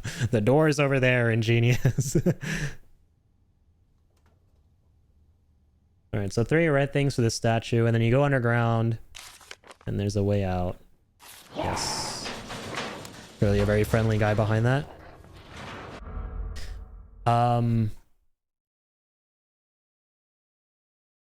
Sorry, guys, let me catch up here. I do like Skyrim a lot, but I also play with the ENB too. I've heard of the ENB, right? I think that's like a reshade to really add warmth and color back. It helps the contrast between the wintry stuff and making the cities feel more vibrant. Yeah. Excuse me. Yeah, I've heard, I think I've tried some of those. Yeah, my bad. I have tried some of the reshade. Are they called reshaders or whatever that you can download from Nexus for Skyrim that make the game look a lot more vibrant? But I still feel like, yeah, nothing matches just the warmth you feel from Oblivion. And I'm so excited, you guys, for what's it called? Skyblivion. Like, there's this team of really dedicated people, and Stan Cubble, you guys have seen him before in the chat. My friend Eric was actually a part of that team for a little bit, who were involved in, because he's a huge Elder Scrolls fan. And they were involved in trying to revive Oblivion and Morrowind using the version of the creation engine that was used for Skyrim. And they look so freaking phenomenal. And I have nothing but respect for those guys because they're working their asses off on it. and the latest version looks nuts, and I'm like, I need to get my hands on this, you know, because it's the version of the creation engine that made Skyrim, but it doesn't make the games look like complete ass, you know what I mean? Like, they're still very much so warm and vibrant, just like their original counterparts. Oblivion gameplay is atrocious though. Skyrim is actually a fun video game. Yeah, I mean, I think Skyrim is more visceral for sure. Like, the combat feels more satisfying in it. But there are certain parts of Oblivion's RPG systems that I miss. I sort of miss the progression of Oblivion, right? Leveling up in that game compared to Skyrim. I like it in Skyrim a lot too, don't get me wrong. There were just some things that I feel were streamlined a bit from Oblivion. That I thought were pretty good in Skyrim, but made me, yeah, I miss certain parts of Oblivion for sure. But yeah, overall, I mean, yeah, Skyrim's of course a more fluid game, and the combat does feel more fun, like hitting enemies and stuff. It's all way more visceral. You have to do a just chatting stream or something. I love these conversations, but when you bring things up, I just want to show you a bunch of things. Spec Ops: The Line killed a bleak and desolate colors. That is one of the most disturbing and jarring tactical shooters I've played. And the story is amazing. By the end, it was a total shock. Yeah, I'm gonna check that out. And yeah, and I appreciate that, man. Yeah, I've been thinking about doing more just chatting streams in general now that I have a lot more people coming in more regularly, which I really appreciate. Before, the reason I never really did them was because there was never any guarantee of anyone being in stream, which is totally understandable, right? Because I'm still enjoying games here and, you know, getting to immortalize the experiences of playing them here on my channel and stuff like that. But now that we have a lot more people coming in and stuff, and we're able to have all these really cool conversations, I might actually just consider it. Yeah, maybe one day I should just sit down and, you know, just hang out with you guys, you know, just vibe, chat, you know, talk about stuff. Because, yeah, it is pretty fun. We're kind of just doing that right now.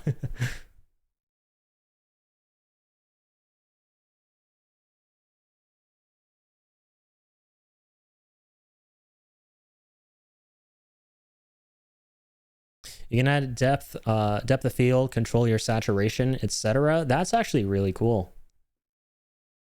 Like Fallout 4 New Vegas, rebuilding New Vegas in the Fallout 4. And yeah, exactly.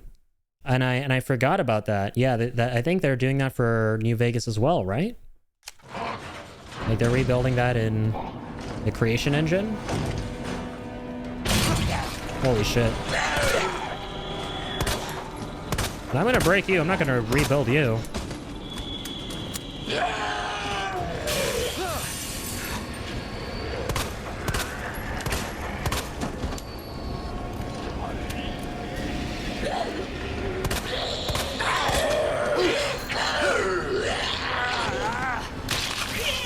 Oh my god.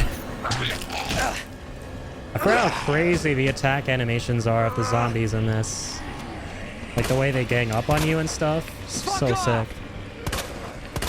Son of a bitch! Ah, big son of a bitch moment.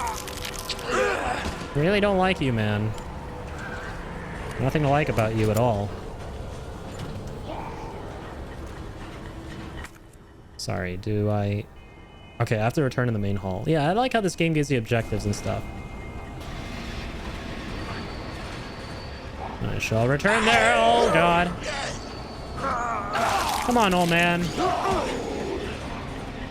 Don't be weird. Being weird is weird, but being weird is cool. Just don't be weird, you know? Be weird. Wait, Leon. Use your GPS. Gotta go the other way. Ever heard Leon shout like that? What is this? I have a confession to make. Holy shit. This is a secret, unreleased copy of Resident Evil 2 Remake. Taken right from Capcom HQ's deepest, darkest lair. Featuring a bunch of never-before-heard Leon Kennedy voice lines. Recorded by me. I'm secretly a very talented, impersonator, or whatever they're called. Oh, let's go. Is that Marvin? Hey. You're safe. For now. Thanks. Marvin Browner. Leon Kennedy. If there was another off strike, I couldn't. Oh man. Damn. Feel bad for Leon. Yeah.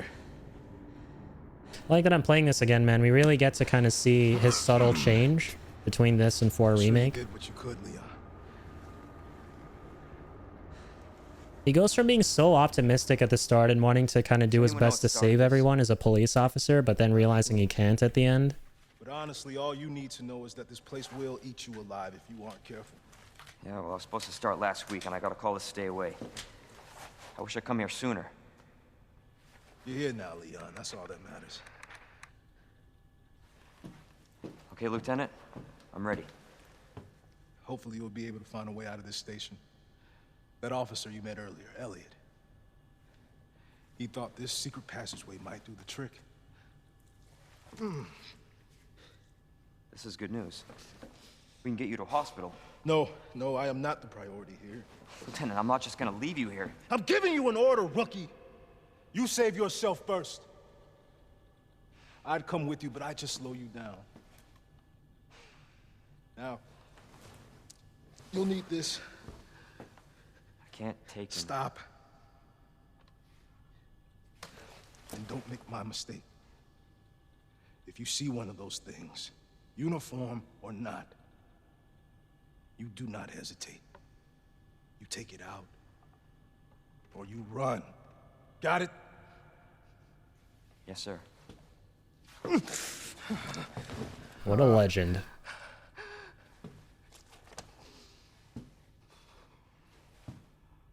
A true hero.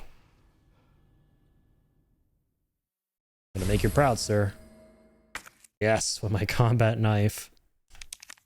You guys better tell me that this combat knife is the same one he uses in 4 as well.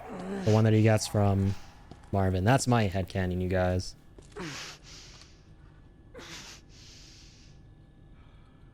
PlayStation nerfing other ports again already figures.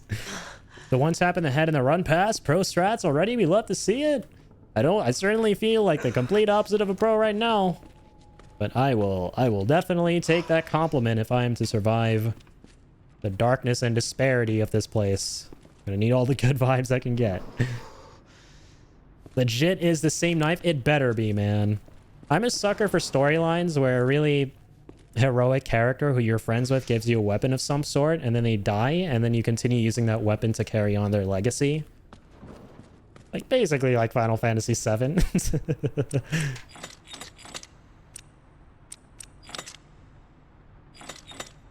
Haha, Resident Evil 2 puzzles, we meet again.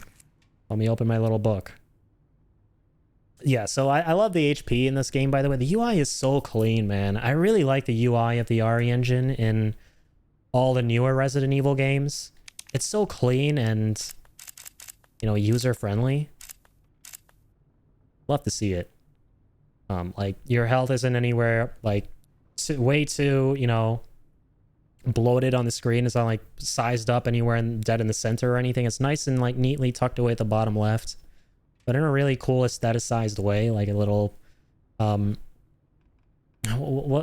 damn, I'm losing my words, man. What are those machines called in the hospital that monitor your heart rate? Okay, so we gotta find the 3 medallions now. Right, the red ones for the statue. Go to the waiting room. Zack and Cloud, yes sir. Indeed. Could be wrong on this, but I think in the original 4, Krauser gave him the knife. Oh, true. That is correct. I think you're right. I think he gets it from Major Krauser. Yeah, heart monitor, damn it.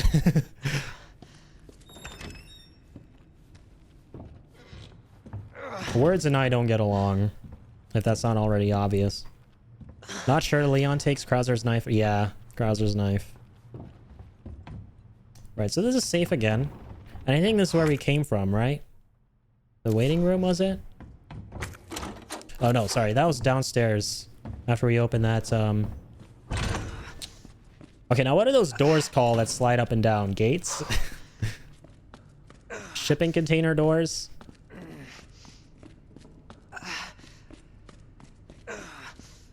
I seriously have the memory of Akira Toriyama, who wrote Dragon Ball, who has been quoted saying that he deliberately forgets things to remember new things. I feel like that is exactly how I am at words. I'll like learn new words and I'll forget old words.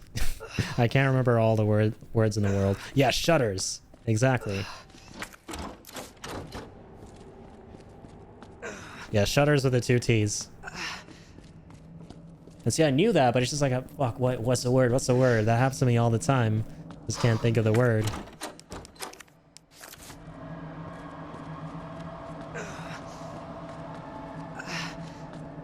Okay, so sorry, nothing there. Go downstairs, maybe. I'm gonna go through that gate now. Check that out. And, oh yeah, heal up is Leon. What am I doing? A first aid spray. Oh, cool. It tells you the green herbs are native to the Arklay Mountains. Restore a small bit of health.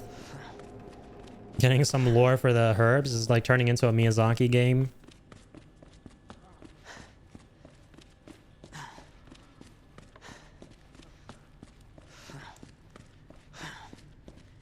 Oh yeah, let's save on the typewriter. Do-do-do.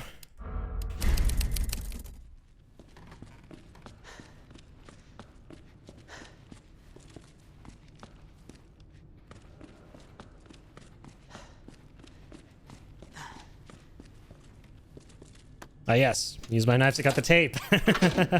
Not like I couldn't just rip it off from the sides or anything. Nope. Maybe if this wasn't a video game. This is not how I imagined my first day. Oh, that's cool. So if you do circle plus left analog in the other direction, in quick turn, kind of like in the original 4, except with that game it was A on the controller. Hydrate, I got you. Thank you for that reminder.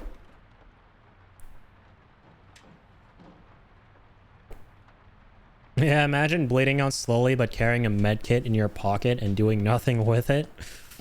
Totally not like something I just did, right? Can we combine these two? Oh, we can. Let's go. Perks of having just played RE4. I come from the future. Like how it's a little paper with some herbs on it now instead of a vial with herbs in them. Leon just making do with what he has. He hasn't come all prepped with his special unit kit. Or special forces kit. With vials and shit.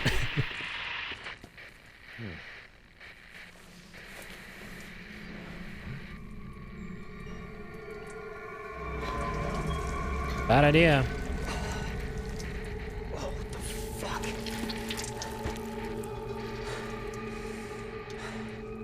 Huh? What?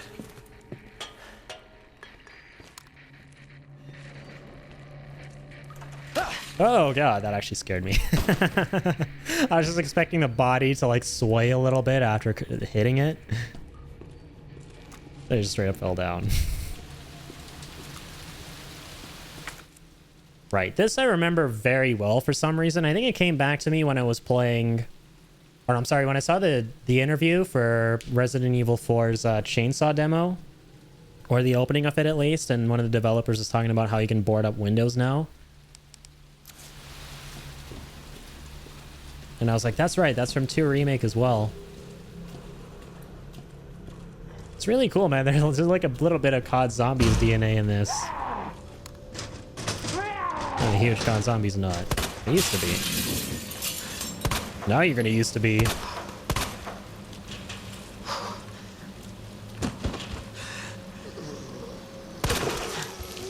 Yeah, because now you are very dead. You were dead before, but now you're even more dead. Fun fact, written on that statue in that room, it says "We do it" on the plaque, which is a bad translation they had when they first announced the remake of this game. And they thought it was so funny they immortalized it in the game. That is awesome. I love when they do stuff like that, developers. They find something goofy and then they just decide to keep it. Like a nice little Easter egg. Some of them take it too far. Like, for example, the Bethesda, right? There are bugs, there's sure bugs in their games, and they're like, oh, well, the bugs have a certain charm to them. The community has come to love them over time. So you know what? Let's just leave them in the game. Let's just keep the game janky. Like, it doesn't matter how many times you repurchase Skyrim on what system, even if you're in the year 2700 and you're buying it on your PS 3000, right? You're still gonna have that goddamn bug that allows you to bully the vendor in Riften into getting 100 persuasion. Or the one of my favorite ones. You hit a vendor, right? You quick save, you slap a vendor, right? And then their entire stock is like back. And you can continue selling to them.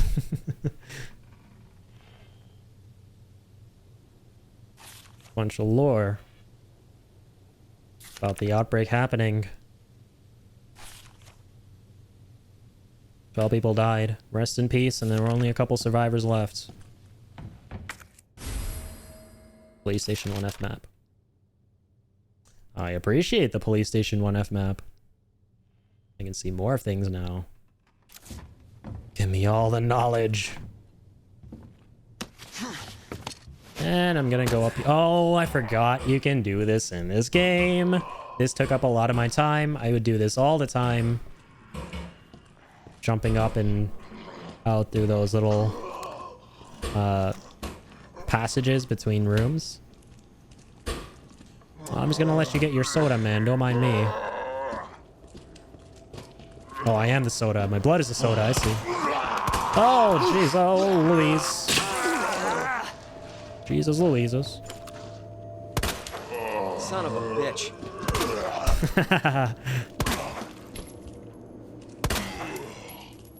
Leon's lines, man.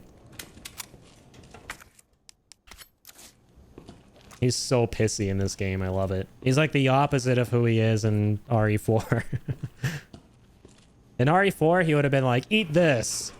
And then put the knife in him because this dude was looking for Doritos. He's like, hey, here, this is better than a Dorito. In this shit, he's like, fuck this. I'm done with you, bitch. Alright, more ammo. Yup, it just works. Todd and his sweet little lines. My favorite was using paralysis on the guy in the Talos district in Oblivion and getting unlimited gold. Funnily, I'm not as well versed with the Oblivion bugs and exploits and glitches and stuff. But I'm sure there are many of them like that.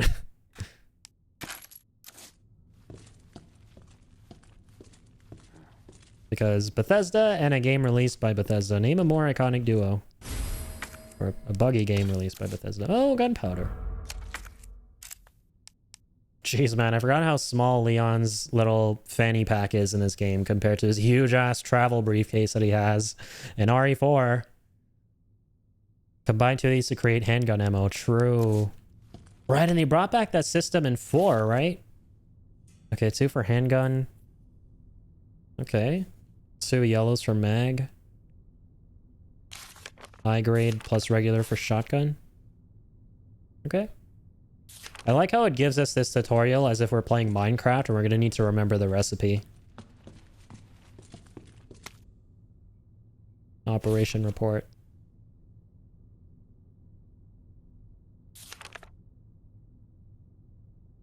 Bam. I remember this room very well. I think there's a drawer or something you can't open. This is interesting. So Kennedy's first assignment. Yeah, unlock your desk. Literally what I was talking about. Okay, this is probably the desk. So the key to your success is... oh my god. I'm gonna go on a limb here and say whoever wrote this note just became a dad, and this is a dad joke before he got horribly eaten alive by some zombies and turned into zombies himself. A zombie dad, because he's like, the key to your success is the initials of our first names. Okay. So LSK? Input the letters in order of our desks. Letters in the order of our desks. All right. There are 2 locks, 1 on each side of your desk. Make sure you get them both. Basically, your first task is to remember your fellow officers' names, but you figure that much out, right? Good luck, Leon. By the way, it might take a little work to get Scott to give you a straight answer. Scott, where are you? Be glad you're not here. Wookie, what the fuck? Oh, man. That's fucking dark. So they wrote all this before everything went to shit. And they came back to it and they were like, be glad you're not here. Okay, so 3 initials. Yeah, Rip Scott. But before Zombie Dad became Zombie Dad, he put up the cute streamers and banners that say, welcome, Leon. That's right, dude. Yo. And I remember you were playing RE3 Remake recently in Genius, and you came across this room as Jill, right? Okay, this is ringing a bell now. Yeah, decor is important. Very important. So yeah, so we have to put 3 initials of each officer's names, but in a certain order, right? So one of them is obviously LSK.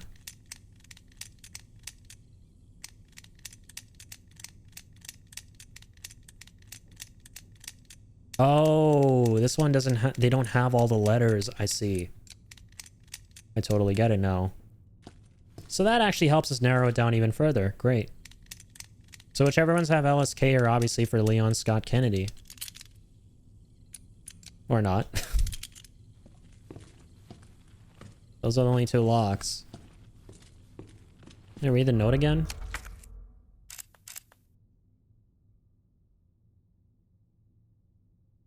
Like how his first assignment is just playful banter amongst the cops and them just pranking him as a rookie. Like, open your desk. That's kind of wholesome and dark, considering what happened. The most vivid memory I have of the OG2 was it being spelled welcome. Was there a typo? That's funny. That is so representative of games from that era, right? The late 90s. There were so many funny little typos and mistakes like that in the games. Like my favorite one from Final Fantasy VII, for example, was when you meet this one character at the start of the game, his line, or Aerith's line, as a reaction to that character being sick, is this guy are sick instead of this guy is sick. I love it. Yeah, it's written welcome Leon, and they reference that here too. I love it. Oh, they reference it here too. Wait, shit.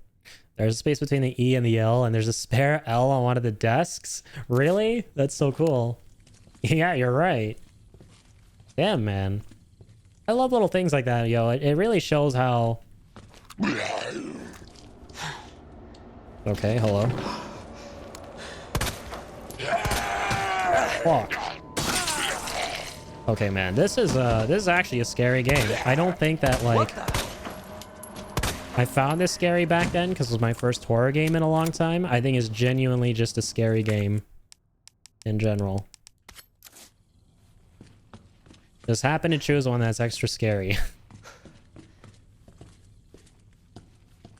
Zombies just pop up at you out of nowhere. Creepy deepies. Okay, sorry. Yeah, so I went to look at that Easter egg. I was looking at the note here. Yeah, 2 locks.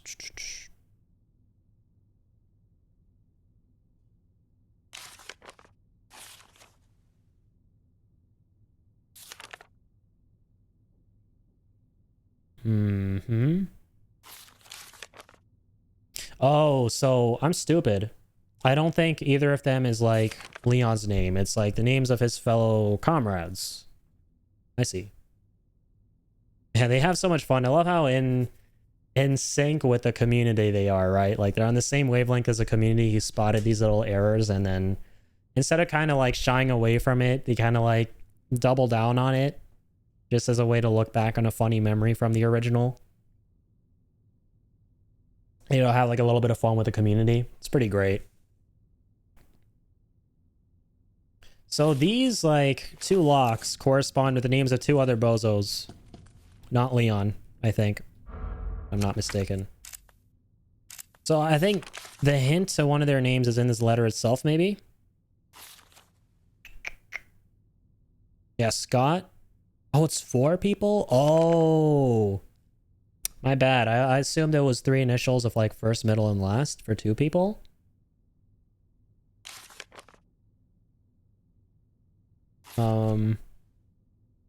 Yeah, the initials of our... Oh, first names. My bad. I'm so bad at reading. Yeah, the initials of our first names. The keyword being first. My bad, guys. Okay, so L. Well, one of them is definitely Leon. Oh wait, it's 4 people. Facepalm once you figure it out. I'm sure I will, man. Honestly, that's how I feel with the majority of puzzles when I solve them. I'm like, oh, that was so simple in hindsight. So wait, hang on. There's 6. There's 6 letters, but you're saying it's 4 people?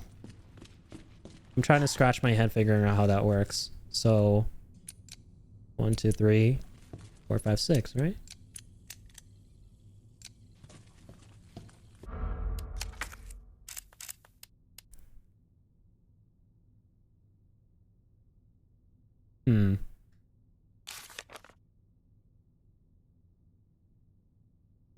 Okay, so Brenna, Scott, Leon. That's 3. BSL. Can I open 1 at least? No, there are no 3. Okay, there's only L there. B.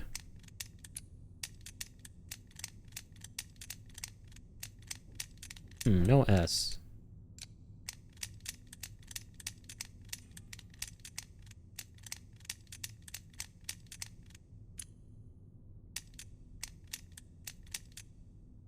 Oh, there's no L for Leon. I see.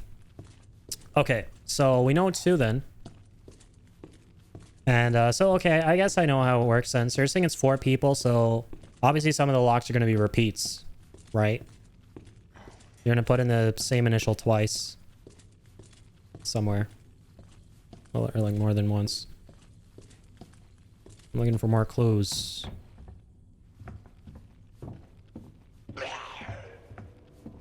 Wait, what the hell? Am I gonna come back? Oh my god. Where did you come from?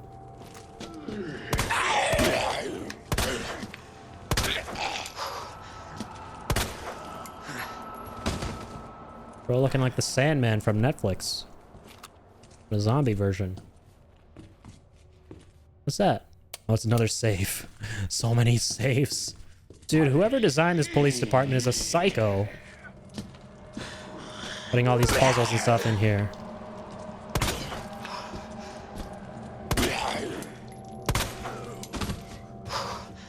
Can you, like, please die, not come back? Thank you. Oh, right, yes. It did used to be an art museum. We saw that. So there are all these little leftover things that aren't reflective in any way of a police department.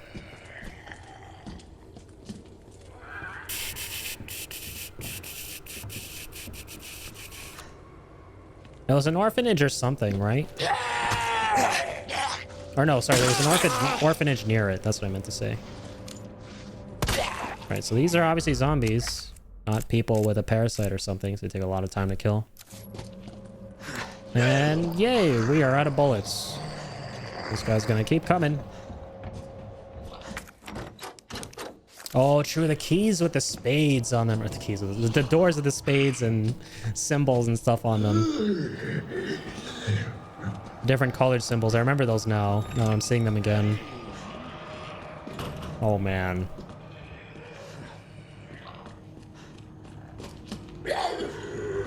I need my ammo.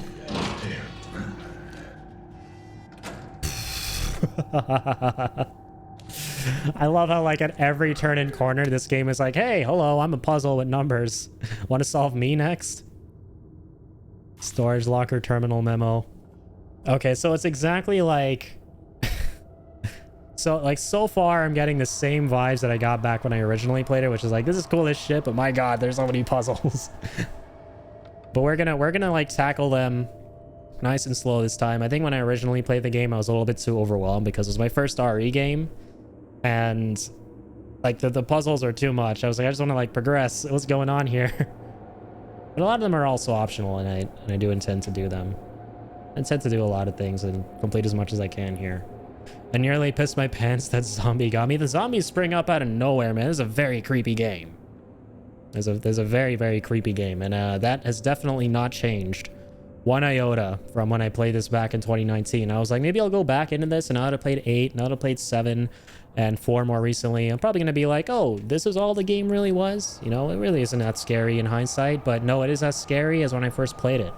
I think this is, in general, just a really scary RE game. Whether you're playing it for the first time, or whether you're playing it again, like, after a while, because I think what it does a really good job of is making you feel really weak against the zombies as this rookie police officer who's always scarce on ammo, and the zombies just feel so imposing and tough to take down, at least as compared to like the zombies in RE4, who aren't even zombies, to be fair, right? They're just infected dudes. They're not actually undead. And one thing I want to point out, having played the chainsaw demo and seeing the enemies in RE4 Remake and comparing them to the enemies in RE2 Remake, I think it's so cool how they distinguish so clearly between an enemy that's a zombie and an enemy who's just a rabid infected guy with a horrible parasite in him, you know, and how they behave like so differently. And like, it makes sense that the zombies take so many bullets to kill in this game because they're zombies. Like, those motherfuckers take a long time to kill historically, right? Unless you blow their heads off with something really powerful or their brains out, in any sort of fictional medium. But an infected dude with a parasite, he's just a really strong, cracked out dude who you just gotta kill like any other guy, but he's gonna be pretty crazy and pretty rabid and pretty fast. And I think the Las Plagas parasite, the way it's being kind of represented in 4 and how it affects the people in it, are doing a really good job of kind of exemplifying that in the form of the enemies there. Like, I like how they behave so differently in that game compared to this one, given the biohazard and the context of it, and how they're a lot faster, but not as hard to take down. I feel like it makes sense.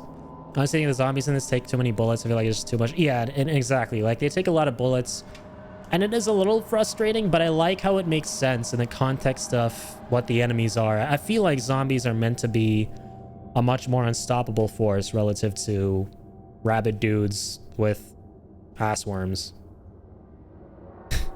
Can't wait until you get to RE3 Inferno and see how many bullets they take there. Not sure I want to know. Yeah, because RE3 it's set at the same exact time as RE2, right? It's in Raccoon City elsewhere, and Jill's taking care of the situation in a much larger city. And this place is confined mainly to the precinct. I looked it up and I was like, I think this entire game is happening while Jill is unconscious after being infected, from what I understand. That's actually really cool in my opinion. You'll love it. It's so, I'm sure it's very fair and balanced.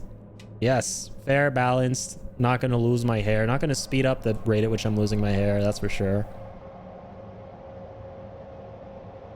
You don't fuck Inferno mode? What are you talking about, man? Inferno mode looks sick. Like, I cannot wait to spend 70 hours of my life and twice the attempts fighting the final nemesis with all of his pimples and his one-shot attacks that are, you know, that come through as a result of all those acid vomit attacks, you know. And I'm totally not talking from experience, having seen a very cool, lovely dude stream of that game in the chat today at all. I totally just thought of how the game ends out of the blue. I'm just able to guess things and materialize or manifest thoughts of things I haven't experienced in my mind. That's totally it. You also see more about certain characters in this game. That's cool. Some of RE3 takes place before Leon and Claire arrive, some during, and some after. Yeah, that's kind of neat. So it's almost like the same exact time, kind of not the same time, but overall, pretty much the same time. I like it. It's just Bloodborne, hell yeah. Love Bloodborne. Never play the remake of 3 again, never again, not after that. Yeah, I was watching Ingenious stream it, man, and I'm like, oh my god, this guy has the patience of a saint, a true legend, a true trooper. That stream was legendary. It was I felt like it was part of a historic moment when you beat Well, was Nemesis, the final Nemesis on Inferno mode? That was awesome. Yeah, you're right. I will not argue that, Ingenious. Final Nemesis, man, as a huge Bloodborne fan who's played that game a million times, he reminds me exactly of the Moon Presence. He is one-to-one like the Moon Presence from Bloodborne in design. So you might be onto something, man. You're not wrong there. Fun fact, Jill and Leon have never once met in the entirety of the series. I heard that. Yeah, actually, funny you mentioned that. I was curious, so I actually looked that exact thing up. I was like, wait, have Leon and Jill ever met? Like, I was kind of curious the other day. Wanted to kind of like read up on some things on RE lore. And I was like, no, they haven't, at least not in the main canon. They're meeting for the first time in the new movie that comes out this year. I did see the trailer for it, yeah. I reacted to the Capcom event the other day, which featured the Chainsaw demo stuff, and they showed a trailer for that movie. I never even knew it existed and it was coming out. And I think towards the end it shows Jill and Leon, right? That was pretty cool. Spare keys and fix this right now. Or the keypad to the lockers, which I'm sure will be harboring some very powerful firearms. Like a shotgun. Oh my god, man, the zombies. They're so spooky. They look so scary, man.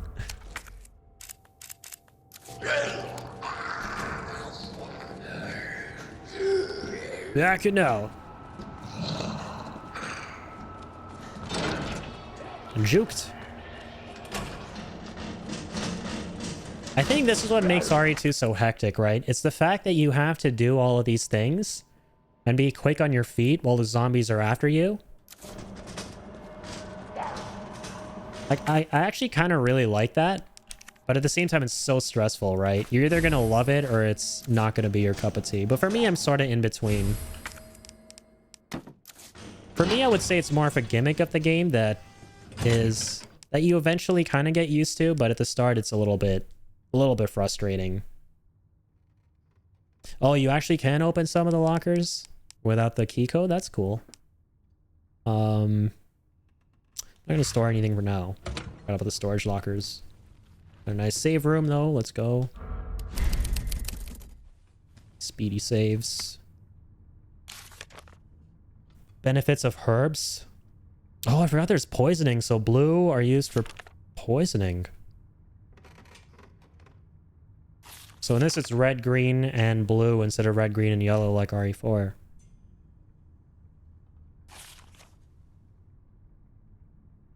Strengthen one's constitution. Probably more max HP, right? Cool. I do miss a perfect dodge from RE3. That is fun to play around with. I didn't even realize it had a perfect dodge. That's really cool.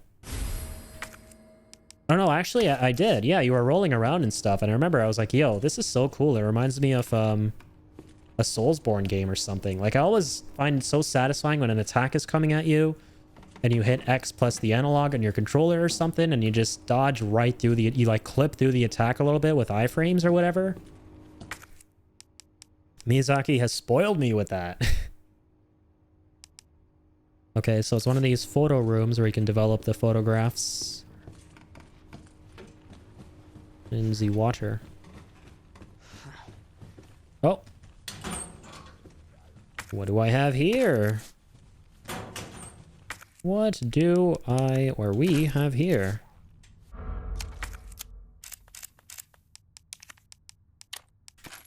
Nice. All right, Lyonnaise. Let's turn these zombies into mayonnaise. Or ketchup, rather.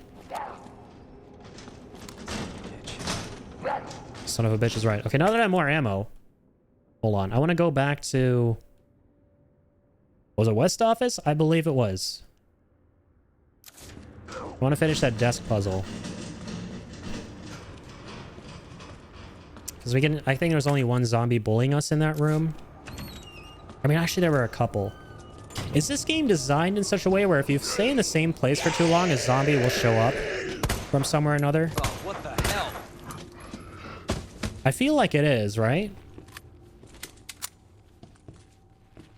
I feel like it's designed in such a way that if you're having too easy of a time and not enough chaotic shit is happening, they'll start throwing zombies at you from all over. So yeah, this letter again.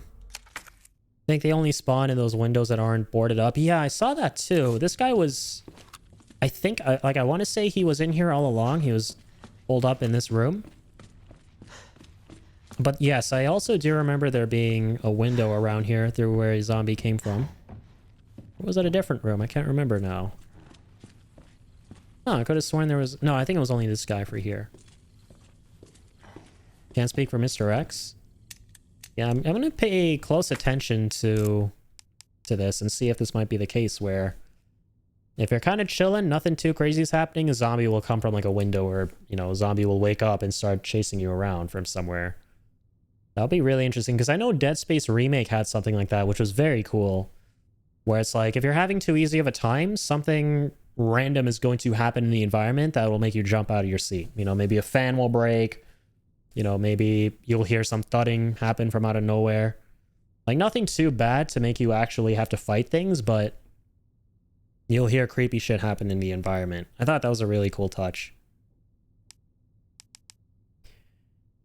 Have you ever played that one alien horror game with the adaptive AI? I don't think so. Is it Alien itself? The Alien game? Which was Alien Isolation? If you hide in lockers too much, it starts searching them aggressively. That sounds scary as shit. I'm assuming you're talking about Alien Isolation. I haven't played that one, but I've seen a lot of gameplay. I should play that one. I've been meaning to play that one now that I'm super into horror again. Yeah, sorry guys. I wanted to look at this. So it was B and S is what we know so far.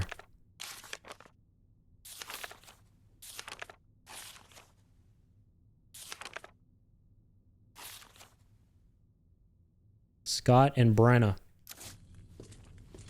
So 2 out of 4.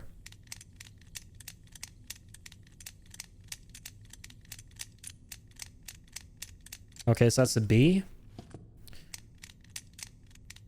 All right, Scott, where are you at, man? There you are, Scott. I like how Cells. This puzzle's easy, said no one ever. At least I didn't. I know it's gonna be really easy. So I guess now, is it kind of like a guessing game? Imagine I could kind of just guess it, right? Actually, no, I can't. It's gonna take forever because I'll need the right combo of 2 different letters. But we are narrowing it down. Okay, I'll take a hint from you guys. Is one of the names... No, wait. Scratch that. I found something, Jojo. As soon as I asked for it, I think I found another one on the locker.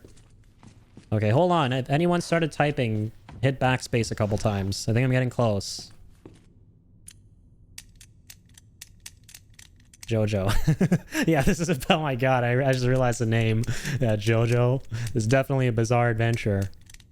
This is one hell of a bizarre adventure, alright. Jojo! Damn it, stop hiding. Where are you? Jojo? I'm gonna feel real fucking stupid if it's on J. Okay, it is. Thank God.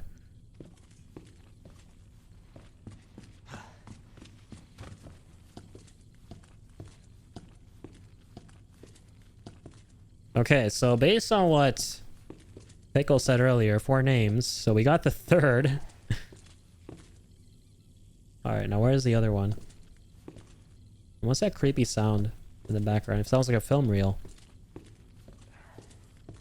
Huh? Oh, wait. What's that room? Can we vault in there? Not from here. We have to open that door on the other side. The reception.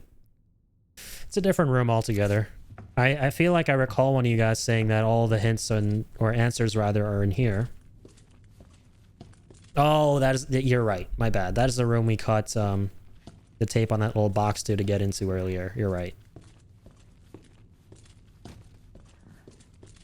Okay, so I'm assuming the last name, again, is just a little name somewhere in the environment here. It's not on a piece of paper we got to pick up and read or something. Let me check the desk. Oh, Rita, I got you. I see you there. R. Oh, yes, let's go. We got the R. I think we're good. Okay, so the other ones were B and B and S. Scott and the dude whose name's over the B. So Rita, Jojo, BS. Where's the S here? I'm assuming they're just repeats of the names. Oh, the last one you have to guess. Right? I think that's it. We just got to go through these one by one. So there are 6 names, but we'll never get the answers to the last 2, I think. And we just have to guess the last 2.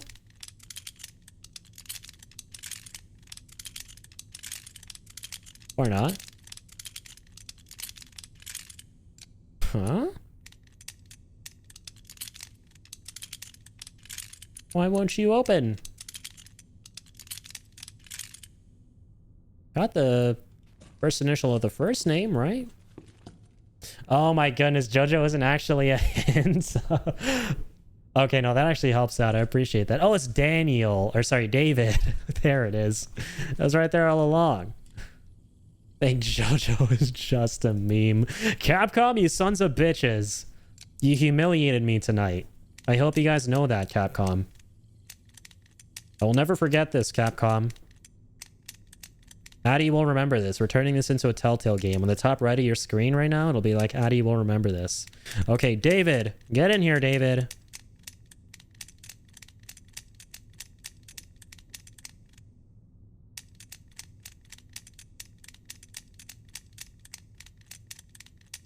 B isn't here either. Okay, this is getting kind of interesting. What if the B and the S were not even clues either? No, they have to be. They were not clues. Okay. I'm an idiot. Potentially. I mean, there's an Edward. And a... Yeah, Marvin. Oh! Oh my god. Everything makes sense now. Brenna was Marvin all along? And that was actually his surname? Dude, this is like the greatest plot twist ever in video games. This is straight up the greatest fucking plot twist of all time. We're witnessing history. MRJ. It's not MRJ, obviously. Because Jojo is not a dude. Oh, I'm sorry. The D is here. I'm so stupid, man. He's got to be here. Or it's something. MRK. Need a mod to replace Mr. X with Dio Brando post haste. I agree. Neil. Okay, all you little weirdos are on the table. Okay, we're getting very close. N. Wait, why do we have a K there? What? So it's NM. R? NMR?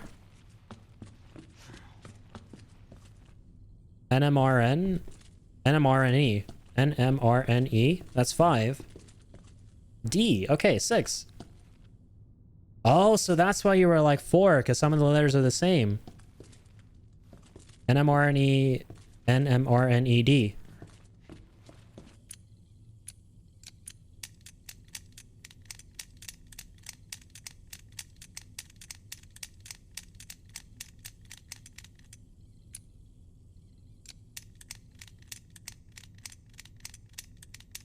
But this last one is none of the letters.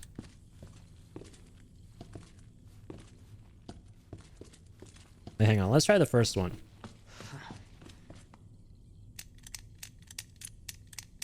N E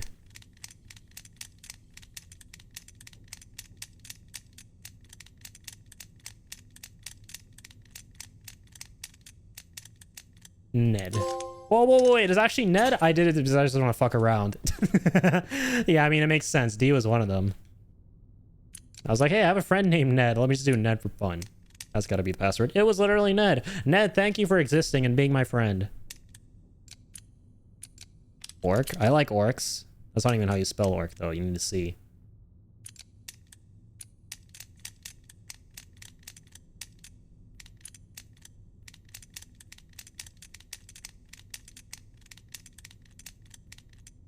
We've been down this road before. It's on NR, you idiot. MR. Oh, it could be Scott. Is the letter guy back again? Could it be him? Oh, what was this one?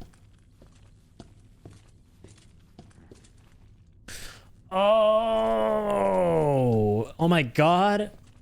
Pickle, you predicted the future. I am face palming right now. It literally gives you the answers on the tables, not just the letters. It gives you the answers. The order in which the names are is the answer. This shit is easier than I thought. So this one is MR. We don't know this. MRS maybe. Name isn't here. We can guess it.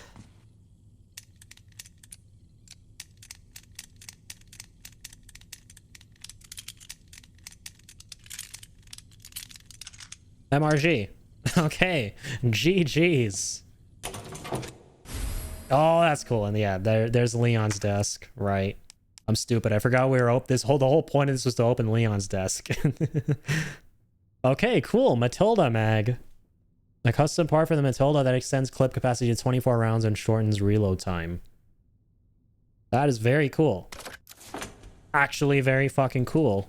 So not only do we have quick reload time now, but we also have more ammo capacity. Wait, the hidden nameplate with the G was strewn on the floor near the first zombie? Really? So it actually tells us the G as well? You're right! And who was that? Geppetto? George. Oh, Scott. Again, my stupid ass didn't think to realize that Scott was a surname of the dude on that little letter instead of his first name. I should have thought of that after I found out that Brenna was Marvin. I don't know why I didn't even... Dude, oh my god. Hire me as a detective or something. I'm the smartest guy on the planet, clearly.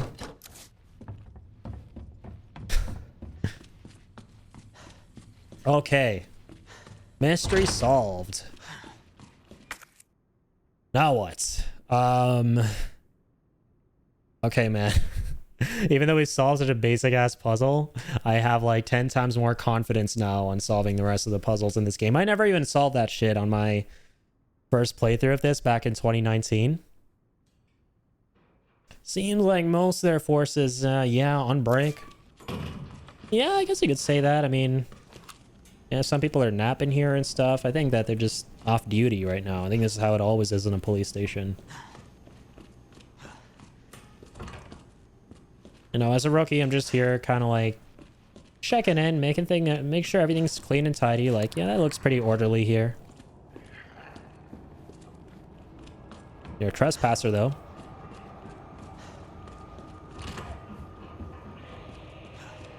Okay, a lot of these doors are locketed. And yeah, I'm gonna go back in here. What the? What the?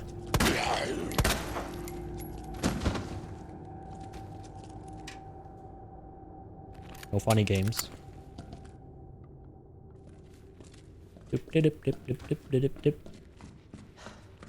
Some of these have to be open. I remember there's like a funky little tune that one of the puzzles plays, which has all these LEDs on it or something. It was like some kind of safe where you have to light up the LEDs. And there's like cute little buzzing sounds it would make. I know, I just saw the red light and got reminded of that. That's why I made that weird sound. I'm just giving you guys a little lore explanation. Oh no! Can't open anything! Yeah, the portable save, so true. I remember you talking about those. That's what those are. Sound like hell, man. The word portable gives me anxiety because not only is it a puzzle, it's a puzzle that moves. It's a puzzle with legs. It's the equivalent of finding out when you like... You bastard. It's the equivalent of finding out that some cockroaches can fly, you know? Okay, so we can go all the way up here too. God, this police station is sprawling.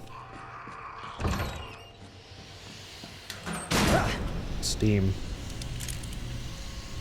Another lock. More officer names, I'd imagine. Would MRG work here too? Or Ned. I will never forget you, Ned. Shit, never mind. It's a different puzzle entirely. We might get a clue. There's got to be a little... Yep. Well, no, wait. That was a portable safe. Let's not get ahead of ourselves. Press a button to light up its corresponding lamp. Light them all to open the safe. Both buttons must be pressed in a certain order. Pressing a single button out of order will cause all the lights to go out, and you will need to start the sequence all over again. Okay, so if we don't press the buttons in the right order, all the lights go out, and we got to press them in the right order to one by one make everything light up, I think. There it is. Okay, cool. You got the devil itself. All right, ingenious. Yep. Have you braced yourself? Good. Are you ready to relive some horrible memories? Don't worry, I'll be here to walk you through this. You're not alone. You don't have to do it alone, man. Yeah, you're ready to confront your demons from your past. I got you. Don't worry, man. I'm here with you. We're gonna do this shit together.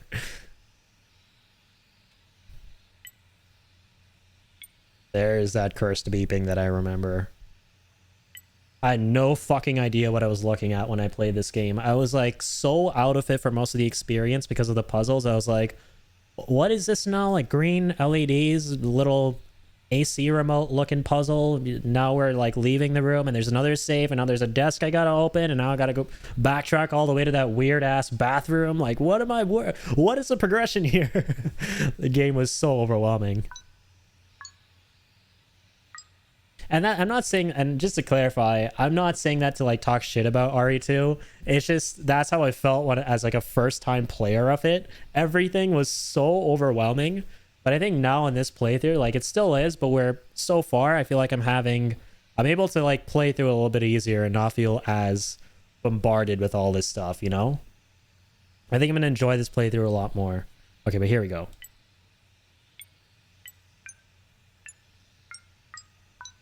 Oh. Wait.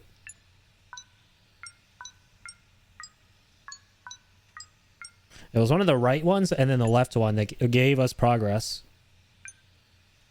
Whoa, what? Rewind time.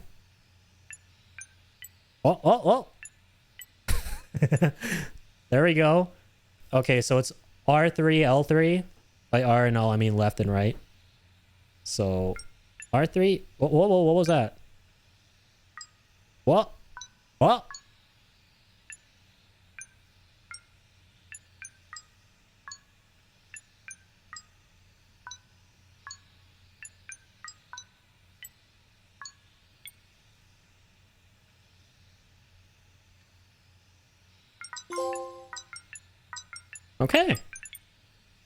Okay then. That wasn't so bad. Spare part. I'll take it. Okay, portable safes. Perhaps I was too harsh on you. You know what actually helps, surprisingly? I think each button has a unique tone. So you actually kind of remember the sounds. I'm going off of the sounds as opposed to the actual order of the buttons you have to press. That's how I'm trying to remember the sequence. I never realized that. I think each button has a unique tone. Clean solve. Yeah, thank you. That was awesome. That was nowhere near as bad as I thought it would be. I had more difficulty opening my fucking desk in my own room. I know I spelt then. How do we open this? Where's the hint for this? Give me the hint to the portable safe? But what about this guy? He feels left out. Okay, we're gonna have to come back here later, I think. I seem to sort of remember this area, this place with the steam and everything. Little faint memories coming back. You haven't bumped into the hint yet. It's post bolt cutters. Gotcha. Appreciate the shout.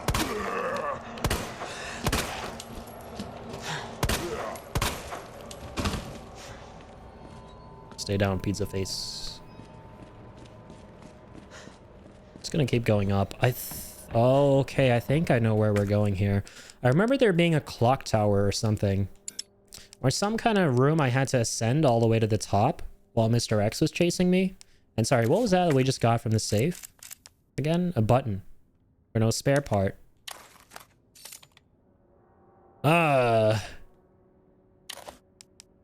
RE2 on its items that you have no idea what to do with.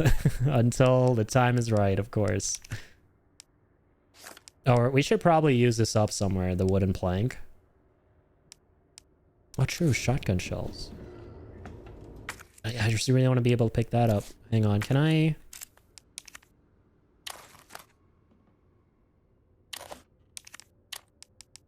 No, we already combined 3 of those, I think. Yeah, GGG.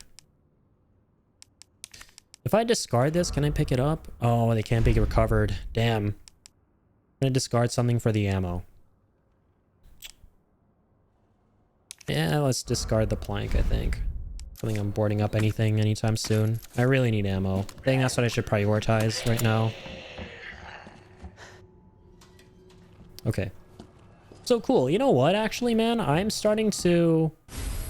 Oh, nice. You got the blue key. Oh, shit. And we need... Right, okay. So... Now I remember, this game doesn't have a separate tab for key items. They also go in with your other items, like your consumables and stuff. So it's not as inventory friendly as RE4. At least the original. I can't remember too well from the demo if it was very inventory friendly or not. But we'll see. Fudge. I really don't want to get rid of any of these. Can I... Oh, it doesn't let us discard at the same time? Okay.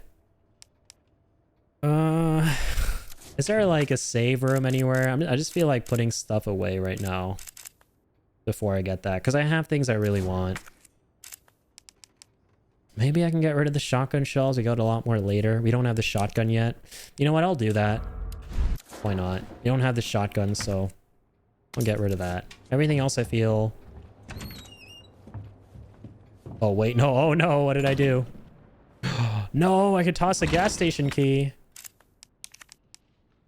Oh, you're right. I could. Damn it. I thought key items could be discarded just because conditioning through playing a lot of video games where that's the case. Okay. Bad move in hindsight. What in the... Yeah, what in the is right. I'm so sorry I picked a terrible time to pee. It's all good, Ingenious. Don't worry about it, man. That's okay. I'm bound to make a lot of mistakes. Still not overly familiar with the game we're learning. Planks. What items would you recommend prioritizing in this game? Like, what things would you say I should discard in favor of certain items? And what certain items should I hold on to? Like, I feel like right now... Yeah, you got plenty of shotgun shells, and that was my thought too. I'm like, I don't have the shotgun yet. I don't remember how to get it at all. But when we do, we're probably going to get a lot of ammo for it inevitably. So no need to hang on to the shells right now. So that's why I got rid of that. But I feel like, yeah, key items you should keep, or items in general I should hold on to, are like herbs, ammo, keys, as long as they're relevant. And then like parts and stuff from puzzles. Oh. Oh, true. Yes, we can combine those. My bad. Okay, there we go. Yeah, man, I've been playing way too much RE4 lately, so in that game, even though yes, you do have to combine as well, I'm so used to seeing the part you got attached to your gun being separate from the gun itself. So I didn't even try to do that. Damn. Okay, nice. So now we have more room. Let's get the board.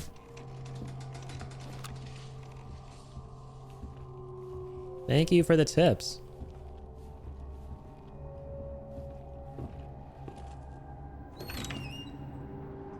For prioritizing, you're gonna keep getting hip pouches. I would try to collect everything you can now while Mr. X isn't bothering you, and just use the item boxes to stock up. Gotcha. Appreciate that shout. Leon, it's This Marvin. room. I need you back here ASAP. Are you okay, Marvin? I've got something to show you. It's important. Copy that. I'll be right there. Oh my god, I remember this room, man. I have so many traumatic memories of this room. I think out of all the levels in this game that stand out, it's this one. With all the... Oh god, definitely that. So many zombies. I remember the ladder. I remember you can move the bookshelves around.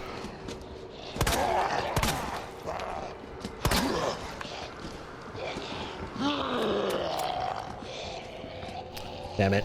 I keep looking at those potted plants thinking I can pick up, Oh.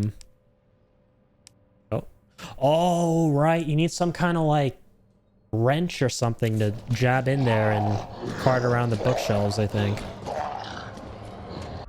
Trying to go around and get heal/ammo you really need after he comes into play is... Yeah, because he is a menace. He chases you throughout the entire game. Which is part of what makes this game so scary, I think. Yeah. Mr. X is terrifying. Ladder's a free iframe if you need it. That's a huge tip. I appreciate that. So it throws you into like a little cinematic, I'd imagine, where they can't attack you when you climb it. Yeah, so Marvin wants us to skedaddle back. So that's what I'm going to do. I think there's a shortcut out of here to the main hall. Yes, and I can open it with the blue key. Perfect. Actually, that's great. Level progression, man. I really appreciate the level design. We inevitably run into that key before coming back to this area, through which we can open that door. Oh, yeah, in this room. Yeah, with more medallions. Right. Oh! Oh! Ah! God damn it. And there I go, being demoted from series regular on The Walking Dead.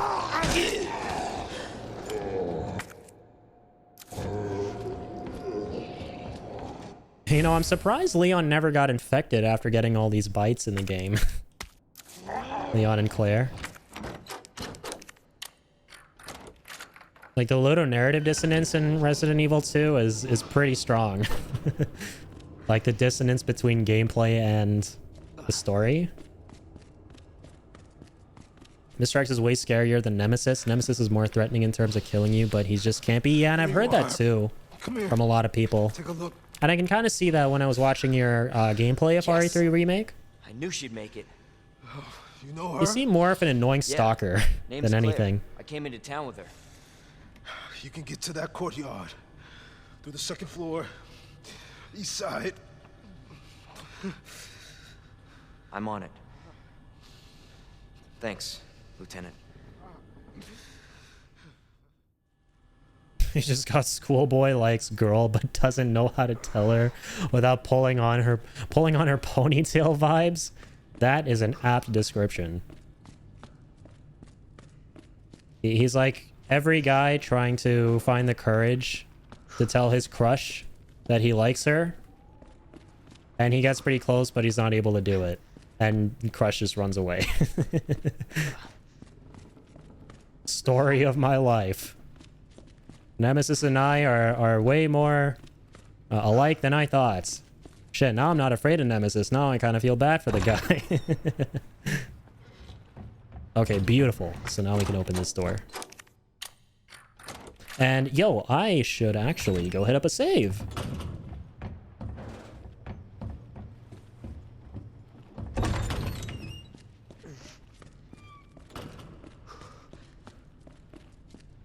And try not to bleed to death as well. That's also pretty important, I would say, you know.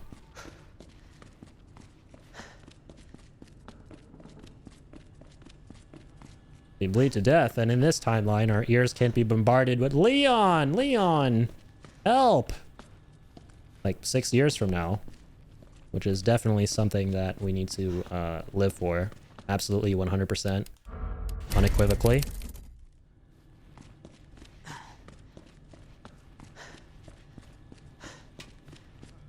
I had so much fun editing that part into my review, by the way. The thing with Ashley just yelling Leon in a really cursed way and taking over my review.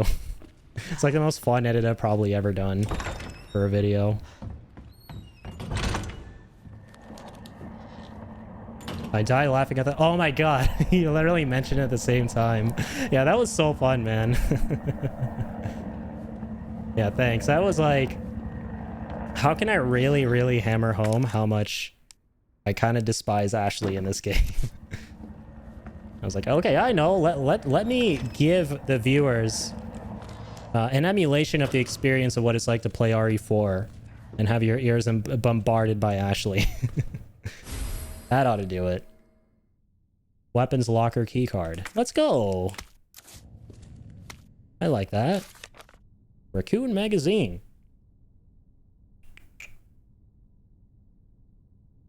Damn, Raccoon City looking pretty damn upbeat on this cover. A jewel of some sort.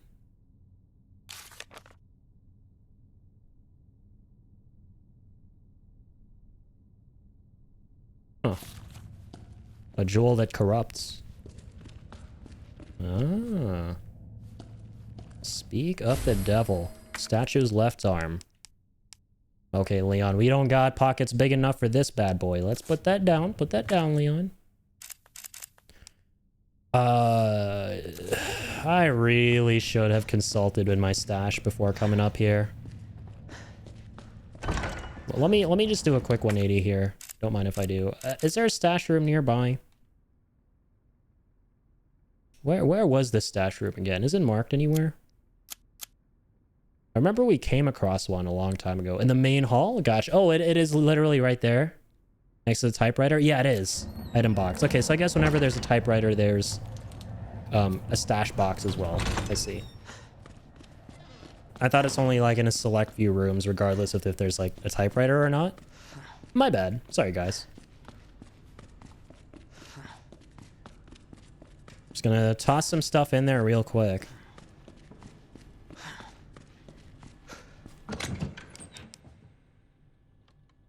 Let's put this terminal item in here. Wooden boards. Key card. Red herb we'll hold on to. This we definitely need. Gunpowder we need. Wait, the book. What was that again?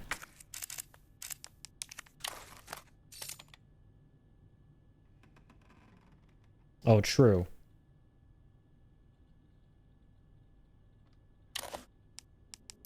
Alright, it's not an actual book. I just picked it up. It's part of something larger. I think we're good here. Oh, we can get the shotgun now? Solid. So if we use the key card...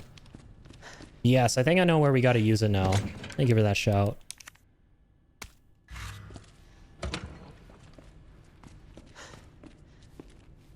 Oh, we need the keypad. Oh, so is that what this is for?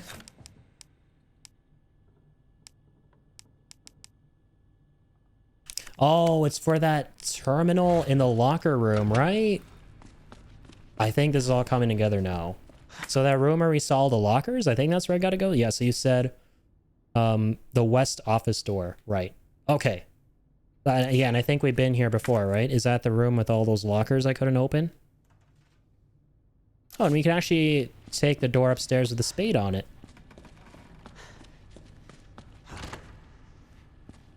My bad, not that one. One up here, I think. Or, hold on.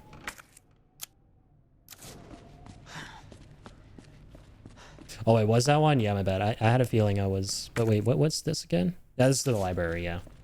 I got ahead of myself. I was looking at the floor I was still on, not the one higher. But for some reason, I thought I was looking at the higher one. What's this door? Here we go.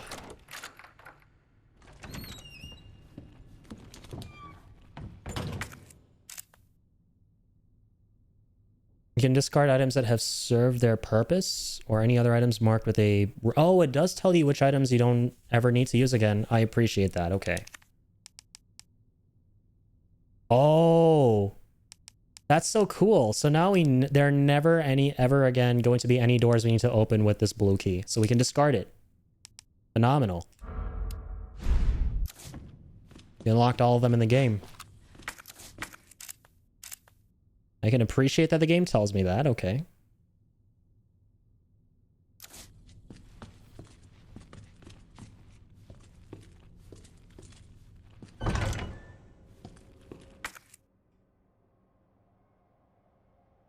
Okay, here we go. This is a safety deposit room. Damn. That is so creepy, man. The way you just see the zombie looming there. Forgot about you. Ah, shit. Shit is right. Just gonna keep you down for a little bit.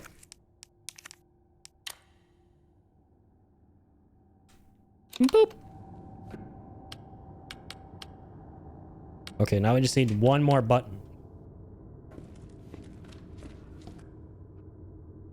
Oh. Guys, I'm really sorry. I know there's probably so much obvious stuff in this game, clearly, that I just never noticed when I first come across it. It takes me a little second to process a lot of information, clearly, in this shit.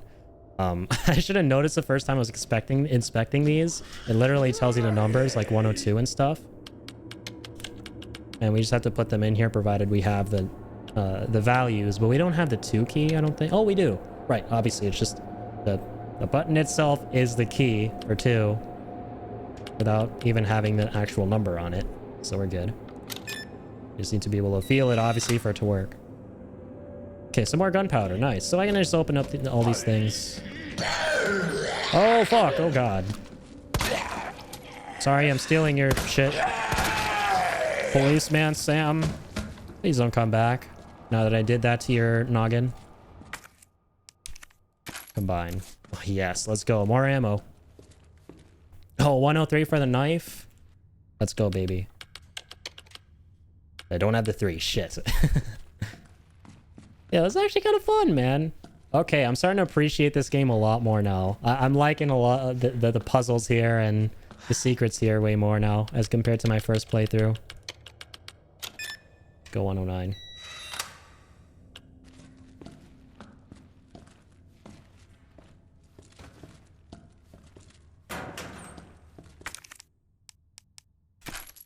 I think I played through this game very hurriedly the first time I went through it.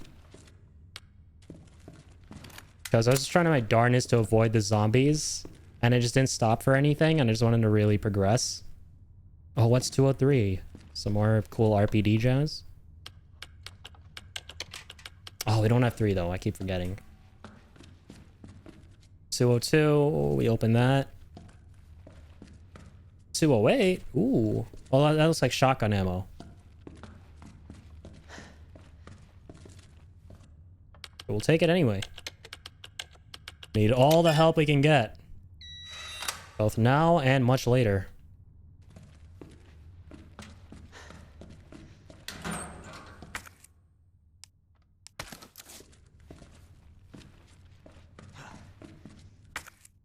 Aha, and this is where the big bad goes.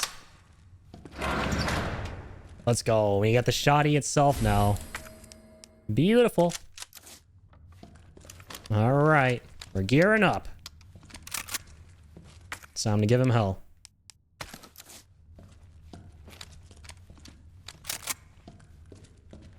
Watch out. What's that? 206. Doop, doop, doop. Oh, it wasn't 206? Oh, it was 106. My bad. All these are 1s. Duh. Like, it's row 1, Addy. Come on. Use your brain. Like, shit, I'm sure these zombies with rotting brains use their brains better than you. Roll film. Oh my god. Yes, we got the roll film. Now we can go to that film photo development room.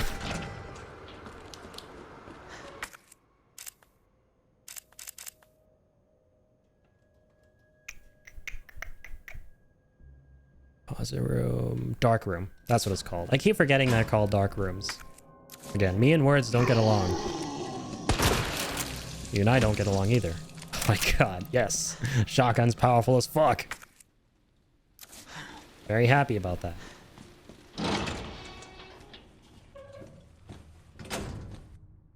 I'm definitely saving with this bad boy. Game changes so much for Leon after he gets the shotgun. Yeah, I can already tell. We're packing some serious punch with this.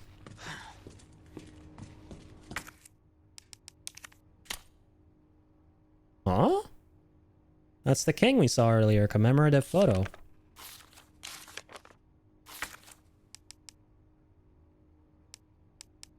And?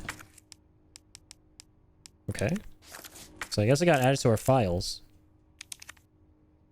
So on one hand, he wants the book.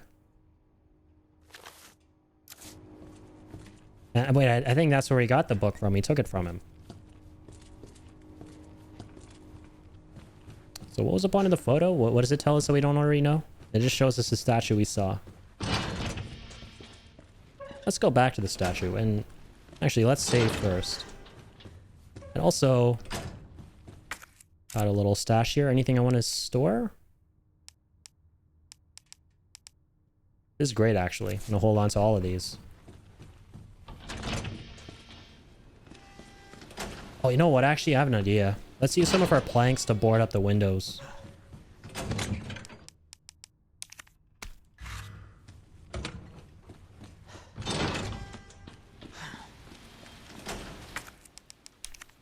Alright, God, zombies time. That'll hold them.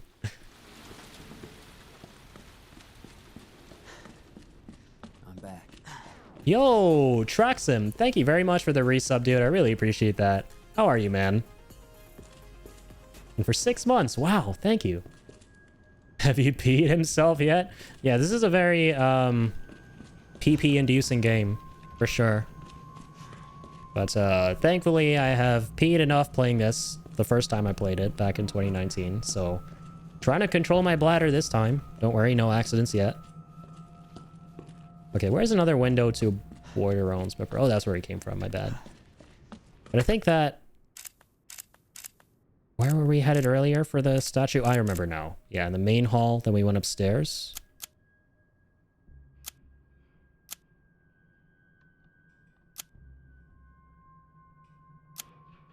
On 3F somewhere. The waiting room, an art room. Actually, oh yeah, it's on 2F. Getting ahead of myself.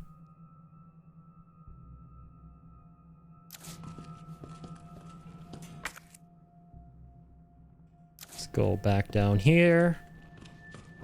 Doing all right, working on planning out my new PC this summer. That's awesome, man. Yeah, PC building is really fun. What you planning for it?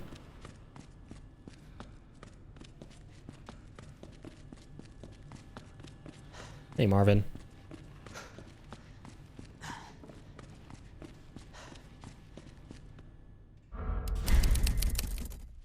Hang on. Let me turn my resub volume up a little bit. It's kind of quiet.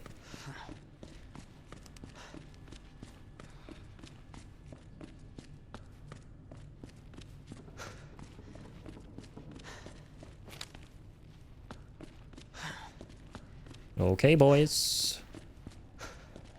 Progression is happening. Holy moly, man. That is one loaded PC. Let's go. A 4070 Ti.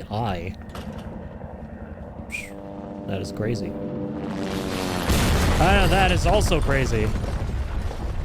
But not the good kind. 64 gigs of RAM? Jeez. Oh, holy shit. This soon? Are we actually going to run into Mr. X this soon, guys?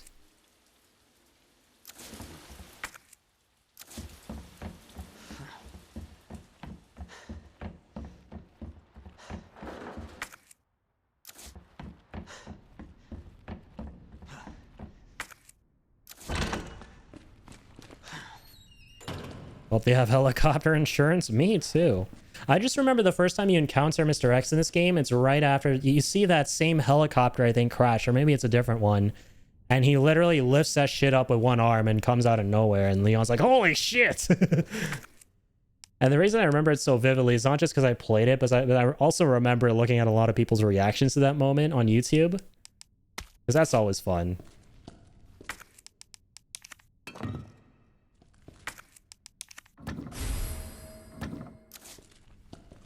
Oh, true. So we take the left arm with the book now. Book fits in it like a glove. Okay. And now we just got to find where to place it. So I'm assuming there's like another statue around somewhere. This is a sweet spot for me, basically video-wise. I want to run no compromise, 1440p, 4K is unsustainable for myself. Cost of performance is brutally bad. Yeah, that's completely fair, man. And yeah, that sounds like a beast of a PC regardless, right? Like, holy smokes, the 4070 Ti is more than smexy. Like, I think you're gonna have some seriously fun gaming sessions on there. I'm one of those dudes who's like, I've played 4K and 1440p before, and I really like 4K. The difference is night and day. But I just find that because I have so many different monitors that are of different resolutions, like 4K monitors are expensive. So I bought one. Like I saved up for it and I bought a 4K monitor, and my other monitors are 1080p ones. And I found dragging things between the monitors was really difficult because it would constantly resize the windows and things would just do awkward janky shit when you were trying to work between monitors of different resolutions. And it all, of course, turned out like I didn't do my homework correctly, and my system wasn't powerful enough at all to run games at 4K. I was like, okay, Elden Ring's coming out. I'm running this shit at 4K, man. So I went and bought a 4K, set that bad boy up. Wasn't bad for the most part. I had to turn my games to really low settings, though. I had to go to like low to medium somewhere for the most part for Elden Ring to run that on a 4K monitor, because I'm rocking a 2070. And then I realized, yeah, 2070 is nowhere near enough to run shit on high on a 4K. So I think I got to go to like the 3Ks or a 2080 or above at the very least. And then I realized, you know what, man, it's not worth the hassle for me. It is beautiful. And I gave it to my brother for a little bit because he's a programmer. And I feel especially for things that involve programming and scripting, if you're writing code all day, the difference in quality in font alone is massive to, you know, warrant buying a 4K for that kind of stuff. My brother was in love with it. So yeah, I ended up giving it to my brother.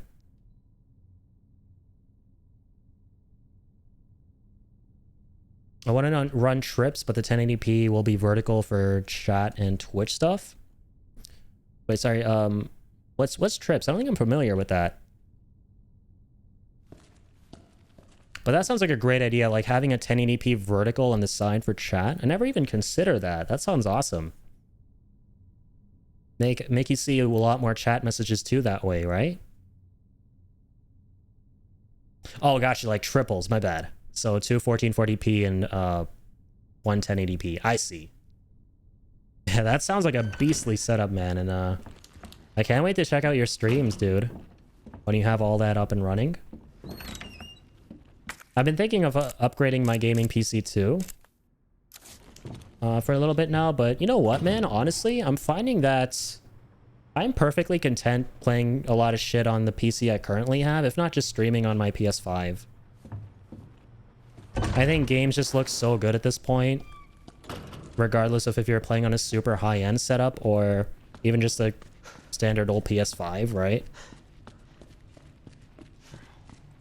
But, I mean, don't get me wrong, the difference is definitely there, especially with a very high-end setup. But I'm kind of just like at this point, after having experimented a bit with it and stuff like that, I'm like, you know what? I'm just gonna keep it simple and rock shit on my PS5 for a bit. Especially since these days I feel like a lot of games coming out have been sadly kind of unoptimized on PC day one. And I'm hoping that kind of changes going forward. The trend right now seems to be a lot of games get released in kind of shoddy states for PC. That's where I've been at lately. I get everything on PS5. Yeah, same here. I kind of do a bit of both, right? Right now my PC is just about as powerful as my PS5, my gaming one, if not a little bit more. I think a 2070 Super is slightly better than a PS5. So I do occasionally prioritize things on PC. Because on PS5, like to get 60, you have to bump things down to performance mode, which lowers the resolution a little bit. Or no, I think it's about the same as my PC. It would still be 1080p 60. But I feel like, yeah, things generally look a little bit better on a 2070 Super than a PS5. They're almost on par. I've done a little bit of research on it, and I think they're about the same. But once you go into the 3K series and above, that's when you really start seeing differences. But I would say 3K and above is only really worth it for if you're trying to game at a resolution higher than 1080, which in your case you are, so I think it would be a fantastic investment. But I feel like for me, I'm content with 1080, and I feel like if I try to go higher than it, only then would it be worth it to like invest in a 3K series or above. But for now, I think I'm in a weird kind of state with hardware wise, like how powerful my PC is compared to the PS5, where it's like, even if I get it on PC versus PS5, they're almost going to be kind of the same. So there's no real huge benefit to me playing a lot of games coming out on my PC versus PS5. And if anything, like I said, for the most part, there's almost always going to be downsides because of how unoptimized games are coming out on PC these days. So yeah, really the way I've been kind of deciding lately if I want to play stuff on my PC or PS5 is I'm like, okay, does my brother need the PS5 right now? Is there something my brother wants to play? And if the answer is yes, and my brother's like, I haven't played through God of War or something, I'll be like, oh, yo, here you go. I'll buy this other game that's coming out on PC now. You know? Oh my goodness.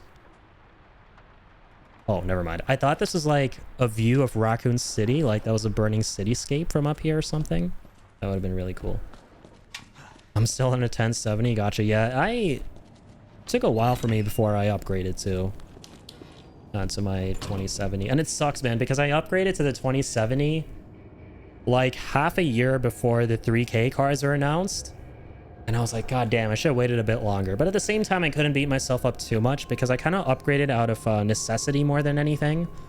I was running an AMD card in my system before the NVIDIA card I have.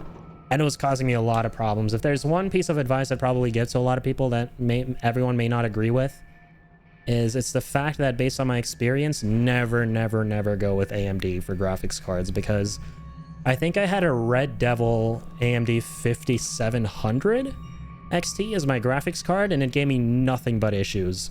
And it took me so long to pinpoint the issues to the card because the issues I was having on my PC did not seem like they were being caused by the card. I would get random restarts out of nowhere, and it took me so long to troubleshoot the problem. And I was like, you know what? I'm just gonna see, because like, you know, on Amazon you can order things and, you know, see if they work, don't work, right? So I ordered a 2070, I installed it on my PC, and it worked like a charm. I never had any issues. And then I immediately returned and refunded the 5700. And I was like, yeah, it's definitely the graphics card. So yeah, I'm probably never going back to AMD. If the pandemic stuff didn't happen and have a 3070 or 3080, yeah, and that's the other thing, right? I can't beat myself up too much because the pandemic made it really hard to get your hands on things, right? There was a chip shortage, I remember. So they weren't really manufacturing things as fast as they could, from what I understand. And there was a huge problem with scalpers and stuff. So yeah, even when those came out, I was like, at that point, dude, I was just struggling to even get a PS5 for my brother's birthday. And luckily I was able to just in time for it. There was an Amazon restock, but I just about barely got that by the skin of my teeth.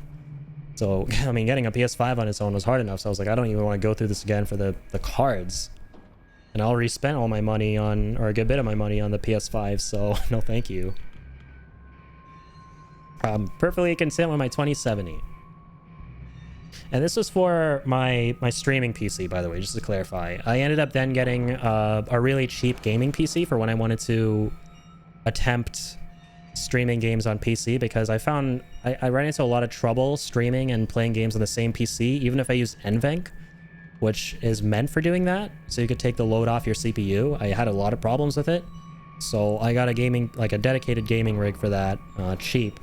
Like, there was a really good price on a gaming rig that was like less than like 900 Canadian dollars or something, which was rocking a 2070 in it. And I was like, damn, this actually looks pretty snazzy. So I went in and I got that. And it's been working like a charm. It has a 2070 Super in it, but again, it's, I mean, on the same level as my PS5.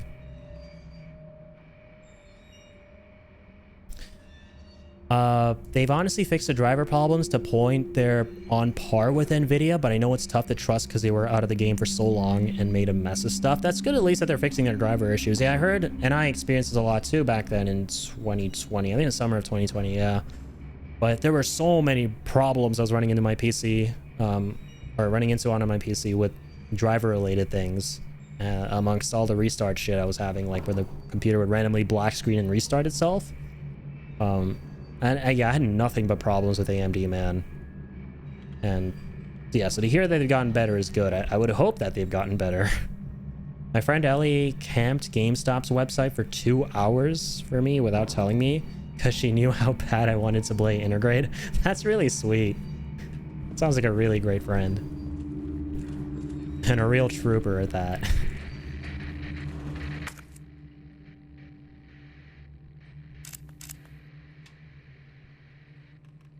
Okay, right, so we got the statue arm.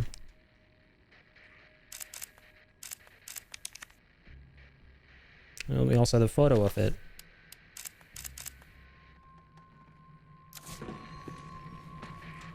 He said find Claire, right? In the north, east, or west?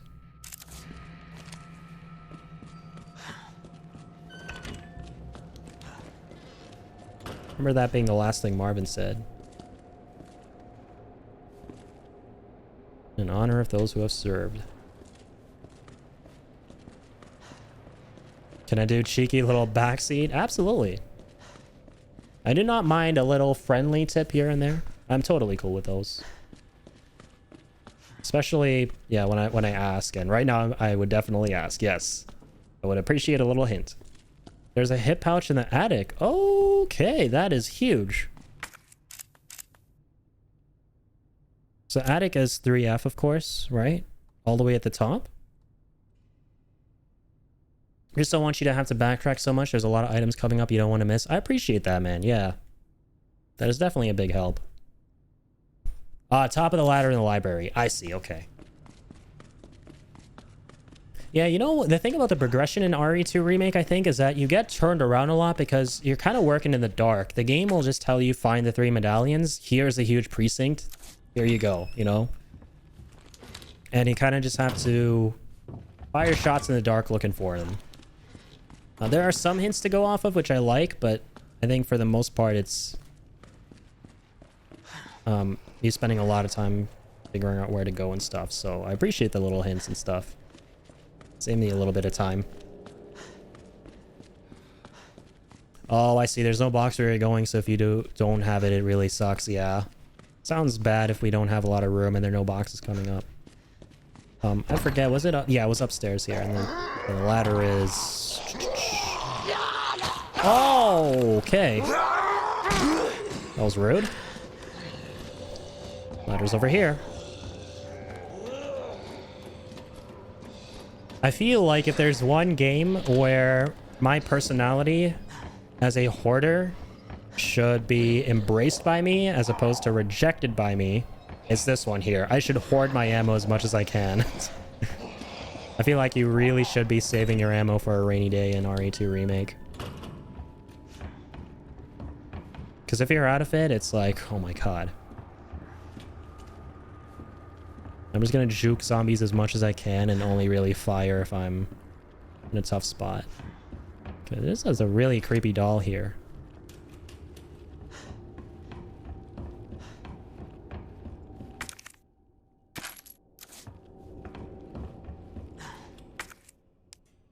C4. What happened to my knife? Oh, true. I have to... Your knives break, don't they? Some guy's scribblings. Boarded all those filthy pigs in a steel pen and set some C4. All I gotta do is detonate it and it's sayonara, suckers. Oh, I remember, yeah, you have to use C4 here.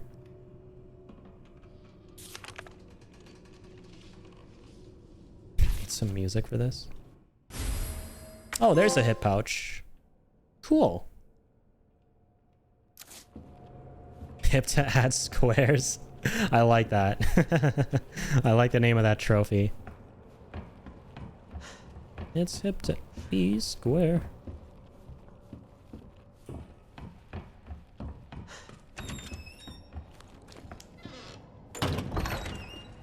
I'll admit, I only know about that song from American Psycho.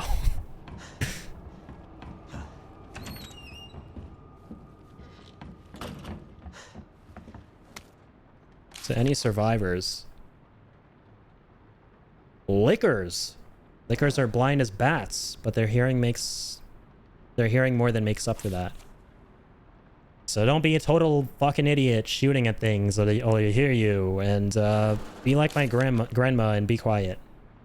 Thanks, David. Lickers rings a bell. It's funny, I was actually watching Maximilian dude play this with a randomizer, the original Resident Evil 2, the other day on his stream. Some of Leon's lines are so fucking funny in it. He'll randomly just like yell out "fuck" when he's being like hoarded by zombies. Or I'm sorry, swarmed by zombies. I gotta find some C4 here. He just went live. His theme is literally playing in the background. That was crazy. Yeah, I saw that he went live the other day and he was playing the OG RE2 with the randomizer. And I was like, that sounds really interesting because I'm going to play the remake myself. So I got to go back and look at some of the gameplay of the OG RE2 because I've not seen much of it. It just looked like a crazy fucking ride. The voice acting in the original was so funny. Yeah, I heard some of the lines while he was playing. I was just like cracked up. Like, it's so quiet for the most part. I think the reason it's so funny is it's so dead silent for the most part. And then out of nowhere, Leon will just be like, fuck. The dude has like the biggest potty mouth of all time. OG honestly holds up about 25 years later. I was just replaying it yesterday. It does look like it's aged very well. I will not lie.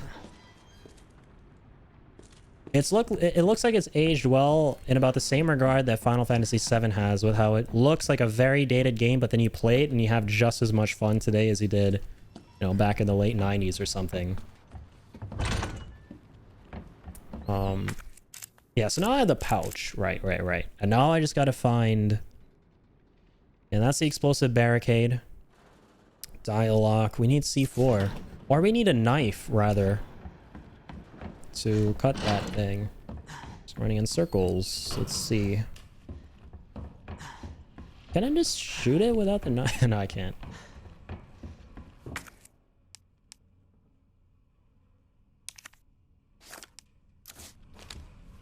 You just shoot the C4 with my gun. I think I'm gonna die.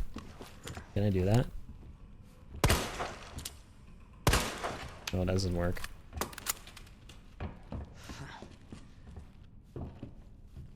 Where did the taped up thing go that I saw earlier?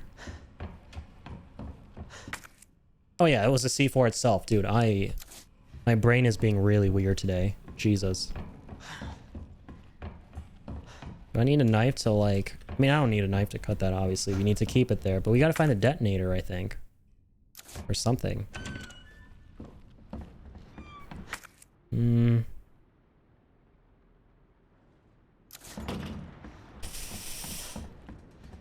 pick that up, I forgot.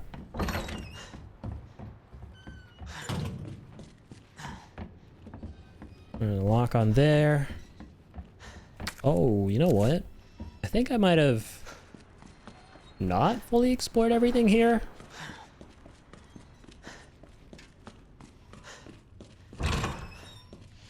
Oh, we've been here, dang it.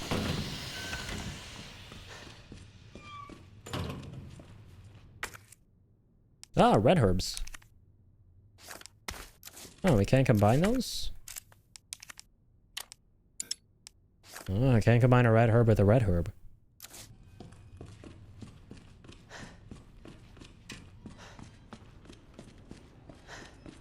Okay.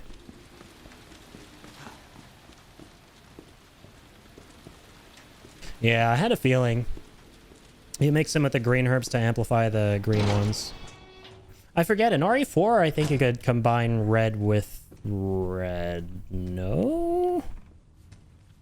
Could you do red and red in RE4, or was it the same?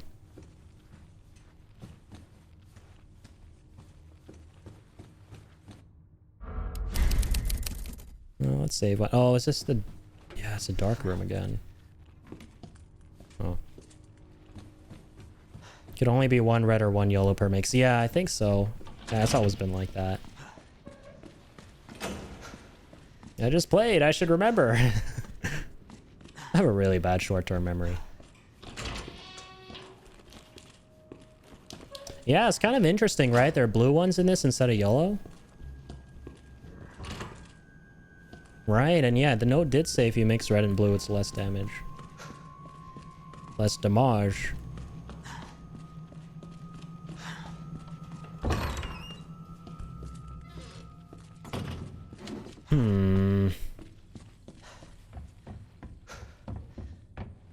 So right now I'm looking for a detonator, I think.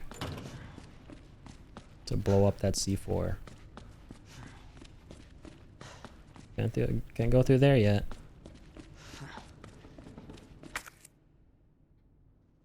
What haven't we explored a lot? Yeah, so we can't go in there. Fire escape, reception.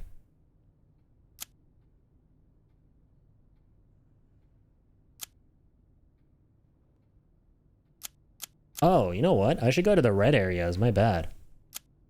Didn't read the key properly. Yeah, currently searching as red. Search completed blue. I think RE4 was like that too. Same color key. Okay, so this also includes things you haven't, like puzzles you haven't completed. Ah. So the safe puzzle is probably the last thing we got to do in here. Resident Evil does maps so well, bless them. I know, man. Like the fourth one, I think has the best map I have ever seen in any Resident Evil I played so far. Even better than this, I would go so far as to say. I think the OG Resident Evil 4 map from 18 years ago is better than the current ones. And I mean, these ones are great too. But I think what just makes them a little bit harder and a little bit more scratch your head inducing is the fact that there are various floors you got to look through. Which, I mean, how else are they going to do that, right? They did it the best they could. But just from like a user-friendliness standpoint and how easy it is to spot everything and figure out where everything is on the map, I think because everything was on one floor and one elevation in the original RE4's map, it was just so much... It was just so much easier to look for, a look through and navigate, for sure. Yeah, the fact that they did that like 18 years ago is crazy. But yeah, so what's that? Records room? Can't be opened. But I think we can... Yeah, we can vault over. Never mind. We came from that side earlier, I remember. Yo, Resident Evil Jesse, welcome in. How are you? Appreciate you stopping in. Revisiting some Resident Evil 2 Remake here. Played this way back in 2019 and playing this in anticipation of 4 Remake. Yeah, thank you for stopping in. Played through the original 4 recently, so we've kind of been on a Resident Evil train lately. Really been enjoying ourselves. I take it you're a big fan of RE2 Remake?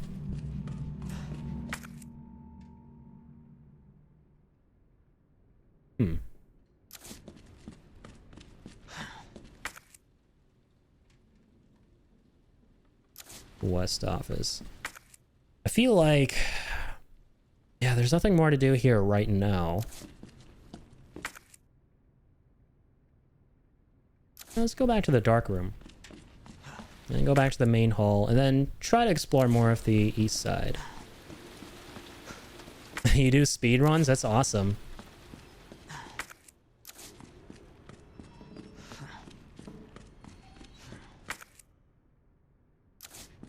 Yeah, speedrunning this game must be so challenging. I mean, the first couple times at least, because they're already so stressful and difficult right off the bat, in my opinion. So yeah, the fact that you speedrun them is super impressive and kind of nuts.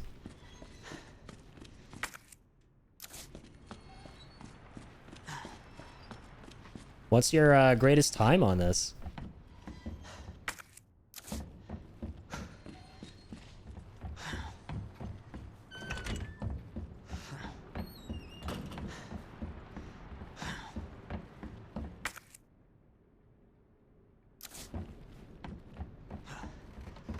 Right, so now we're back up here again. Check out the west storage room. 1 hour and 37. Damn! That's awesome, yo. Sub 2 hours. Jeez.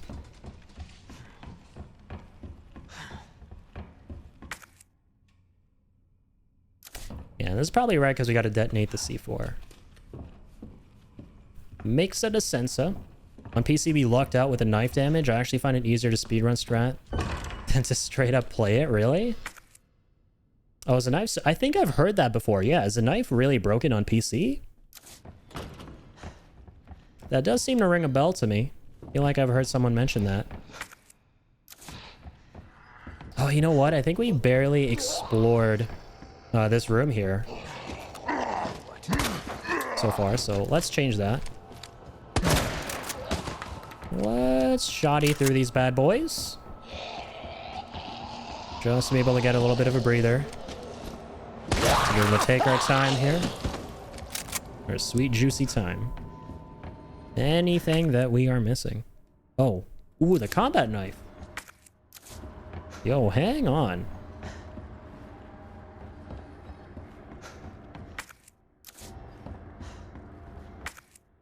Let me at that bad boy.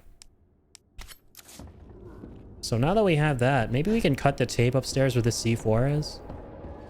I don't know why we would need to, but let me try it. Because I see tape. I see yellow tape. I see... Game wants me to cut yellow tape.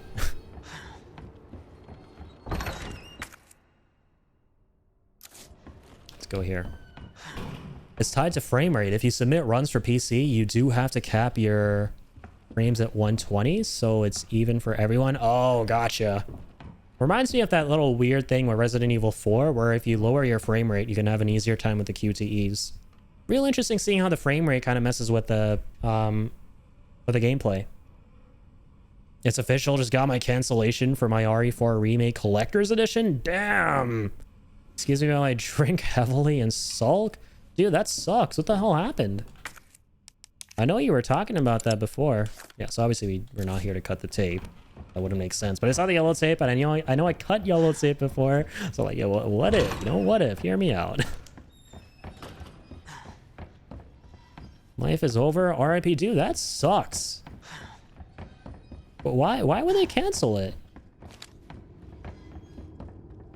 What's up with that? Jesus Louises. Okay, movement. Alright, Leonese. Prove that you're a worthy candidate for the Special Forces. I moved it once to the left instead of twice to the left. Maybe I can jump now.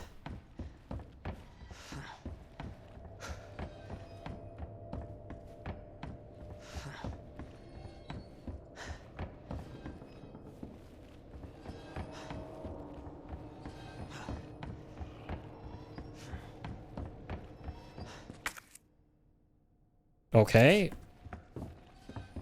I can't jump. Fuck. We need the third guy. I think we need a third bookshelf. Wait, we can get one. Ah! Wait, no, we can't. Fuck.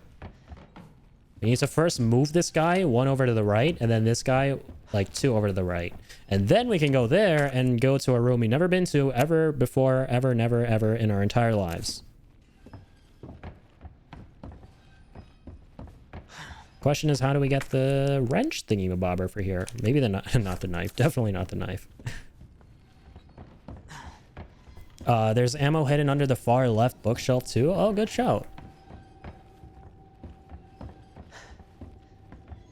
Excellent bookshelf moving, Agent Kennedy. We will now test your tolerance for hearing Leon help. Yep, there's a reason they hired Leon for the rescue mission in RE4. There's definitely a reason.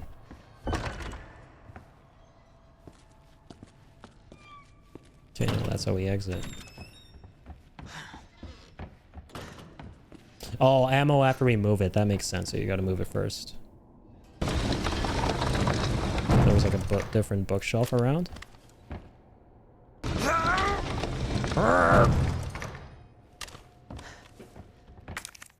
Hey, I'm the Papa.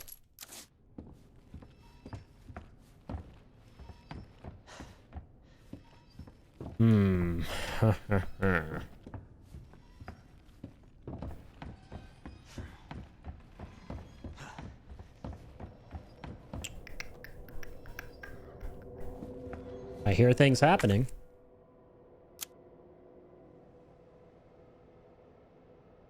Yeah, so that is a door we can't open yet. I see. Police station upper floors map. Oh yeah, we haven't fully explored this yet. Don't mind if I do. Sweet. Yeah, we never picked that up. So now more if this is defogged. Or unfogged. Okay, yeah, so we can get to the final floor of the... Oh, yeah, and appreciate the hydrate. I'm just gonna go grab some water here because I've ran out. But, yeah, that's cool. So this door, of course, leads back to the final... Or, sorry, the main hall. This leads to the clock tower. I remember that part of the game, getting chased by Mr. X.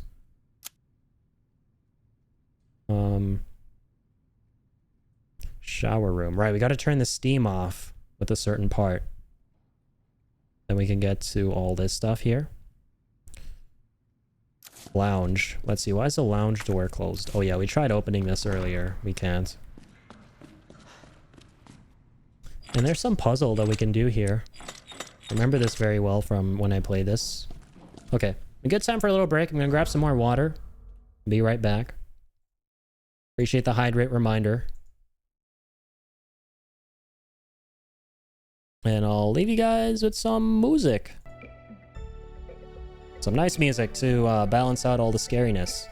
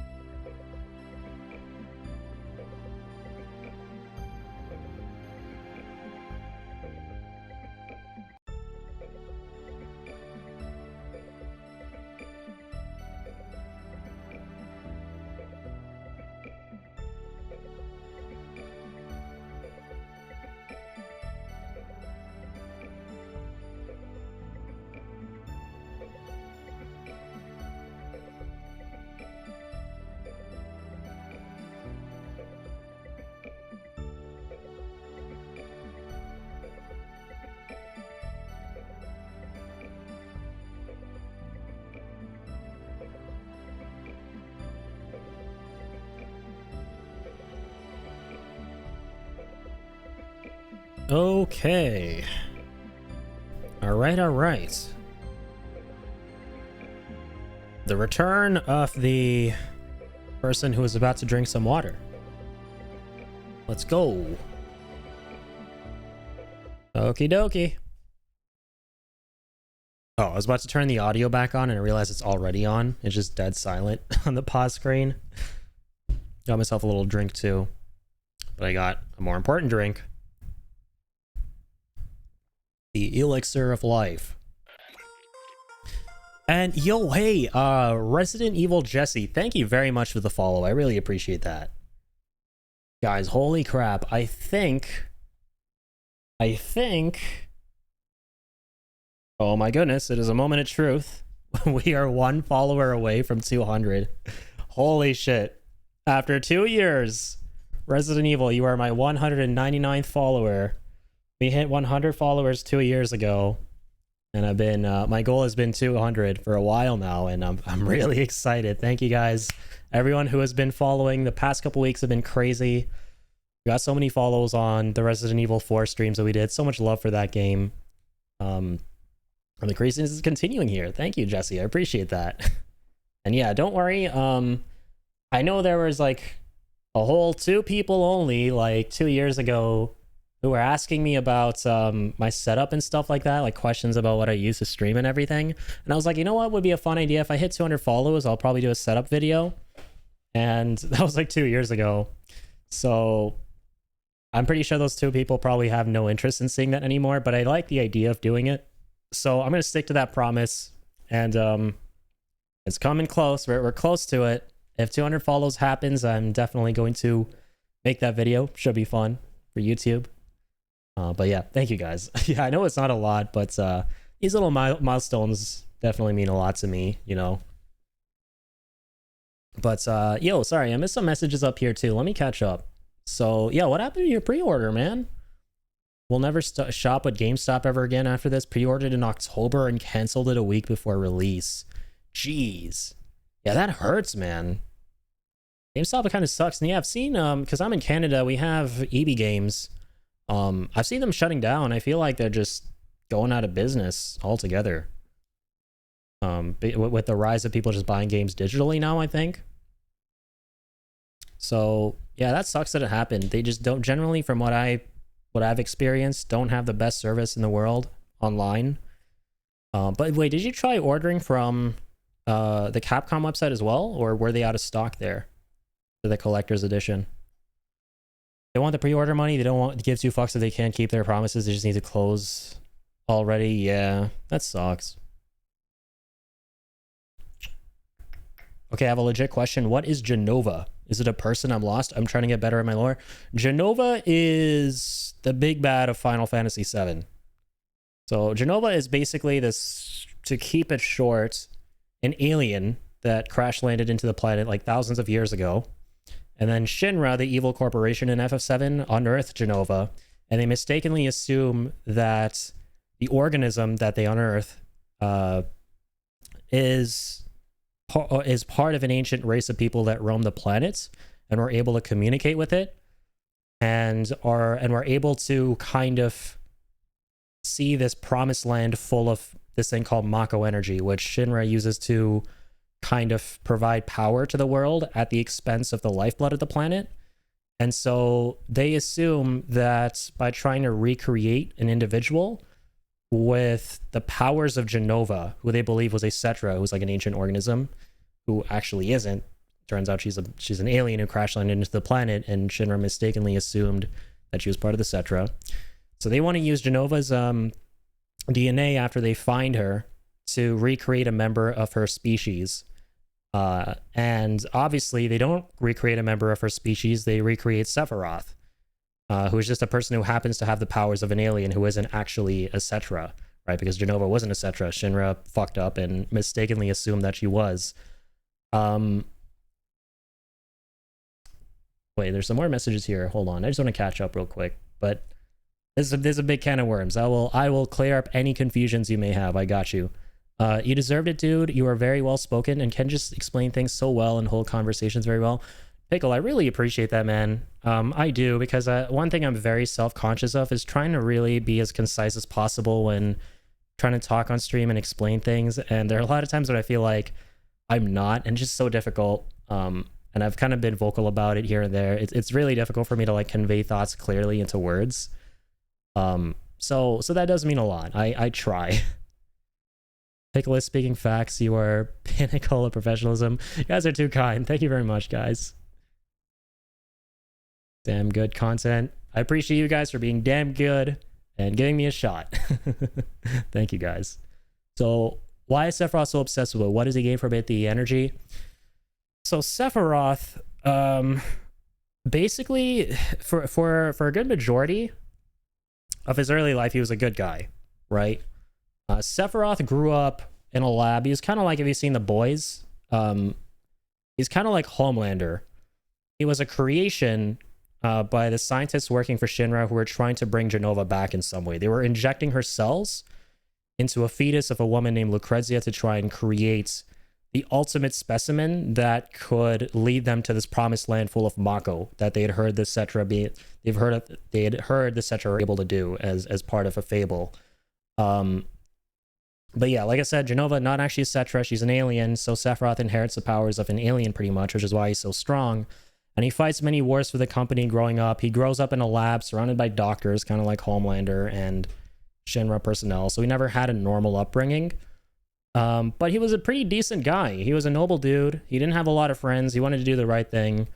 And then when the events of Final Fantasy VII begin, they take place after Sephiroth has actually died. And as you progress through the game, you find out more about how he died and what exactly happened that led to his demise. But essentially, and this isn't really spoilers, but it's a result of his downfall. Basically, he and Cloud are tasked with going back to Cloud's hometown of Nibelheim to fight a bunch of monsters that have been spewed forth by a broken reactor there. So Shinra uses these reactors to extract Mako from the planet, or its lifeblood essentially, and convert it to Mako. It's kind of like a fossil fuel. And that reactor's broken, and they got to go fight these monsters and fix the problem. And Sephiroth makes a shocking discovery, which is that inside that very reactor, there's a door with the word Genova on it. And he was never told about his upbringing or who his parents were, other than the fact that his mom was named Genova, like a mysterious woman named Genova. And essentially, Sephiroth witnesses these pods in the reactor next to that door that says Genova, which spew forth these horrific looking abominations. And then Sephiroth begins to question his identity. He puts two and two together. He puts the fact that he's exceptionally stronger than any average human being or individual in the soldier program of Shinra, like the genetically enhanced super soldiers of the company, like Cloud, and everyone else, like Sephiroth, who have been enhanced to be able to fight monsters, protect the company and the planet. He realizes that, number one, he's exceptionally more powerful than them, and number two, there's a door which says Genova on it. He doesn't know anything about his mom, and there are a bunch of monsters around him in this reactor. So he's like, was I created the same way as these monsters? Is there something weird going on with me? Or going on with me, sorry. And basically, he then goes to this crazy downward spiral where he slowly but surely loses his sanity, and he locks himself in the library in this mansion in Nibelheim, this mansion called Shinra Manor, where it turns out he was created, essentially. And he reads a bunch of books written by the researchers there who were working on the experiments to create him many years ago, before he was born.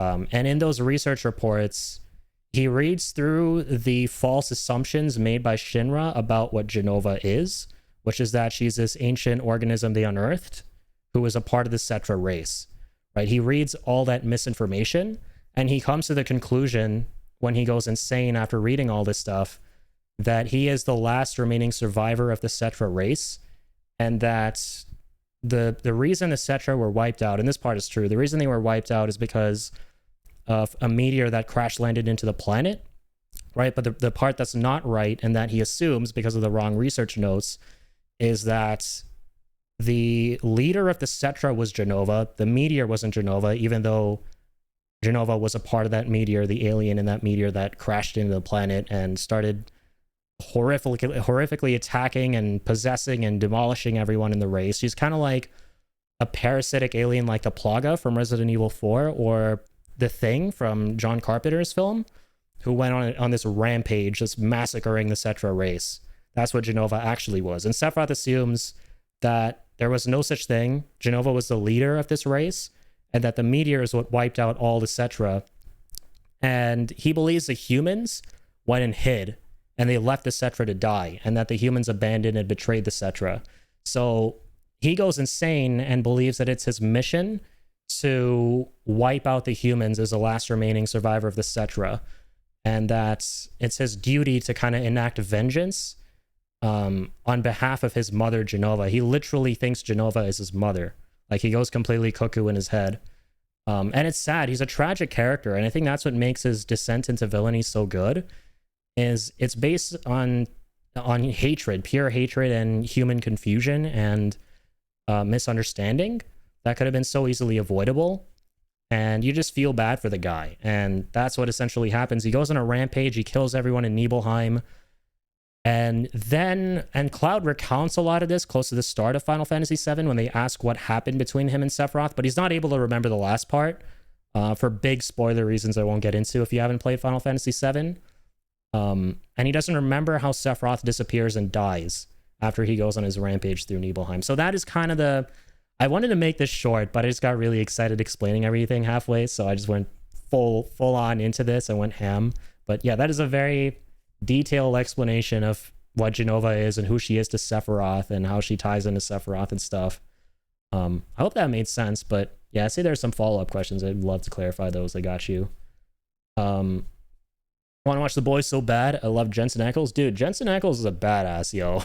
I would watch Supernatural a lot growing up. I watched like the first 10 seasons of it, but then it just went on for too long, I feel. Like, even after season 5, I think it was dragging on too long. But I love the whole dynamic between Sam and Dean. I just love the whole concept of two brothers fighting against like a bunch of different monsters of the week kind of thing that it had going on. And yeah, it was really cool that they brought back Jensen for The Boys as Soldier Boy.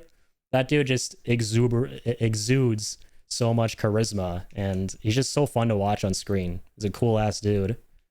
The Boys is just really cool as shit in general. It's a very like badass kind of show.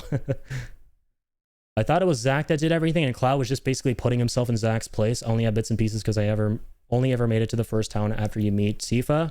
Gotcha. And yeah, I was purposely withholding that information about Zack because it is a massive spoiler for the original Final Fantasy VII. Yeah, so basically, yeah, in the original FF7, and spoilers, by the way, for anyone who hasn't played it, yeah, Cloud isn't who he says he is. Cloud was never actually a member of Soldier. He never actually made it anywhere. He tried to. He tried to join the program to impress Tifa because she was his childhood crush, and he really wanted to do something that would wow her. And so he leaves to go join the military in Shinra, and he strives to make it to Soldier First Class, or just Soldier in general, but he doesn't get anywhere. And he just stays this lowly infantryman who is just another one of the 1,000 stormtroopers, right? He's just another security guard at Shinra. It's kind of sad. And then he meets Zack, who he becomes best friends with, who's the actual soldier, and you play as him in Crisis Core. And he's this guy who Cloud really looks up to and feels inspired by. And so when Zack dies, after Zack and Cloud escape from Nibelheim, because Cloud was there too, and he witnessed everything that Zack did. And so after they both escape, after Sephiroth dies, like Cloud throws him into this vat of Mako after Zack tries to fight him and fails. And they're both knocked out after that fight, and they're experimented on by this evil scientist from Shinra named Hojo. We won't go into too many details on that, but they're held for 4 years in a coma. And Zack wakes up from the coma, but Cloud doesn't. He's completely fucked up by the coma because he had never had any prior conditioning to Mako and stuff to be able to join the soldier program, but Zack did. And so Zack has to bust both of them out, and they haul ass all the way back to Midgar, only for Zack to get gunned down at the last second before they actually make it in there. And then upon his deathbed, that's when Cloud finally wakes up from his coma, and he inherits the Buster Sword, and he walks all the way to the Midgard train station, and he collapses there from exhaustion, and he's discovered by Tifa. And when he wakes up, his memories are fucked. They're scrambled because it's a combination of him trying to cope with the trauma of his best friend dying, and also the Mako having completely fucked with his brain as a result of all the experimenting. And it makes him adopt a false personality with huge bouts of schizophrenia, where he assumes that he was Zack the whole time. And Zack and him are basically one person. And he adopts all the stories he'd heard from Zack and all the things he'd seen Zack do as his own. He still knows that he's Cloud, but he never knows that a guy named Zack existed. He thinks he did everything Zack did. So that's like the whole twist of Final Fantasy VII in its third act, is you find out when Tifa falls into Cloud's subconscious and helps him repair all his memories, that he was actually just an average guy. And I think that's what makes Cloud such a powerful character at the end of the day, is he's like an inversion of that really popular trope, like the chosen one / hero trope. And this is why I also loved, and I have a poster of it, the movie Blade Runner 2049. It's my favorite movie of all time. This is basically Cloud's story in that movie again. The whole movie and the whole game as well of Final Fantasy VII, you think that the character you're following is this badass dude who is what he says he is, like a hero and someone who you want to put yourself in the shoes of to feel empowered, kind of like, you know, a Master Chief or a Kratos or something.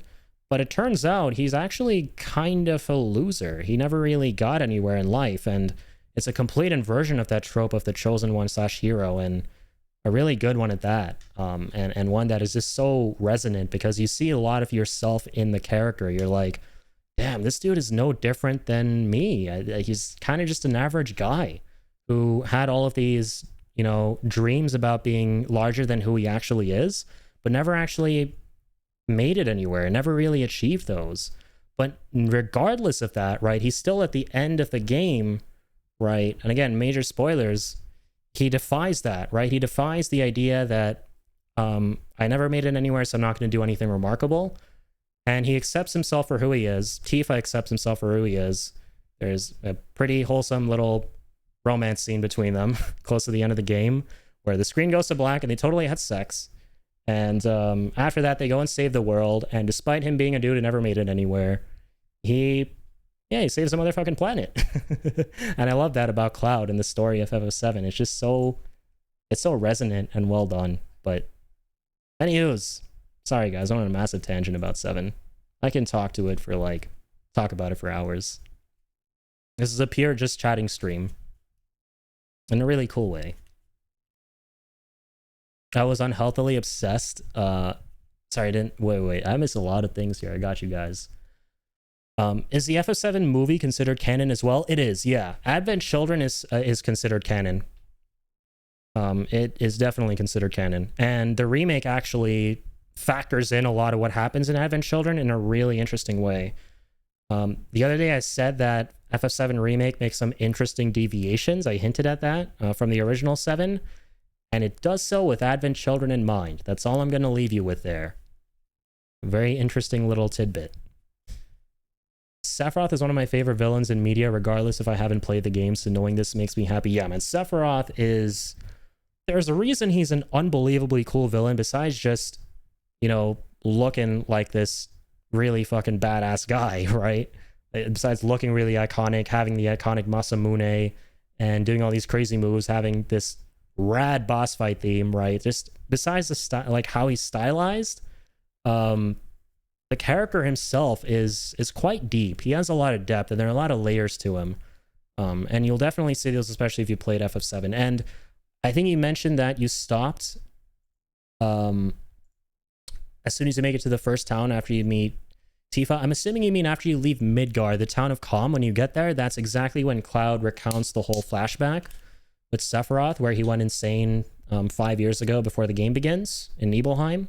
And that's where you really see Sephiroth's origin. Sorry, I didn't mean to ask a million questions. No worries, man. Yeah, I can talk about FF7 for hours. So honestly, I should apologize. I'm sorry if I went on a huge tangent, boys.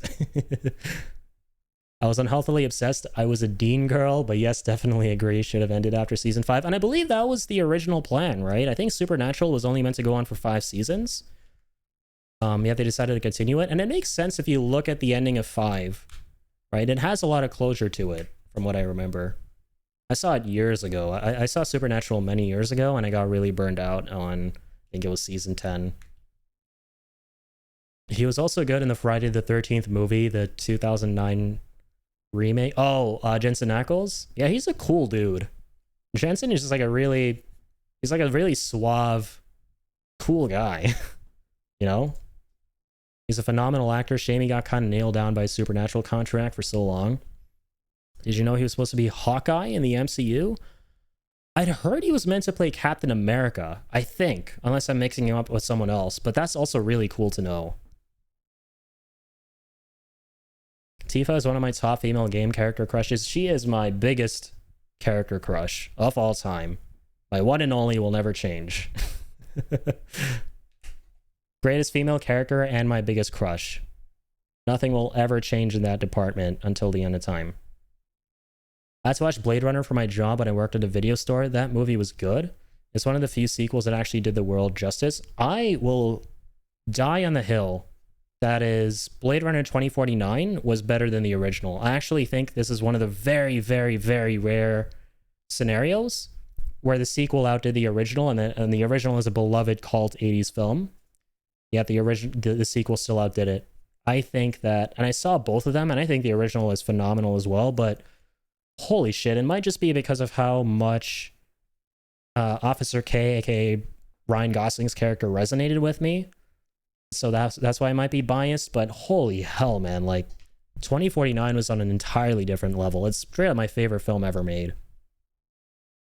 It's just so beautiful, like the world building, the colors, the unique approach it has to world building, right? And also, yeah, Kay's story in that movie. It's a very slow burn, but at the same time, it's just so gripping.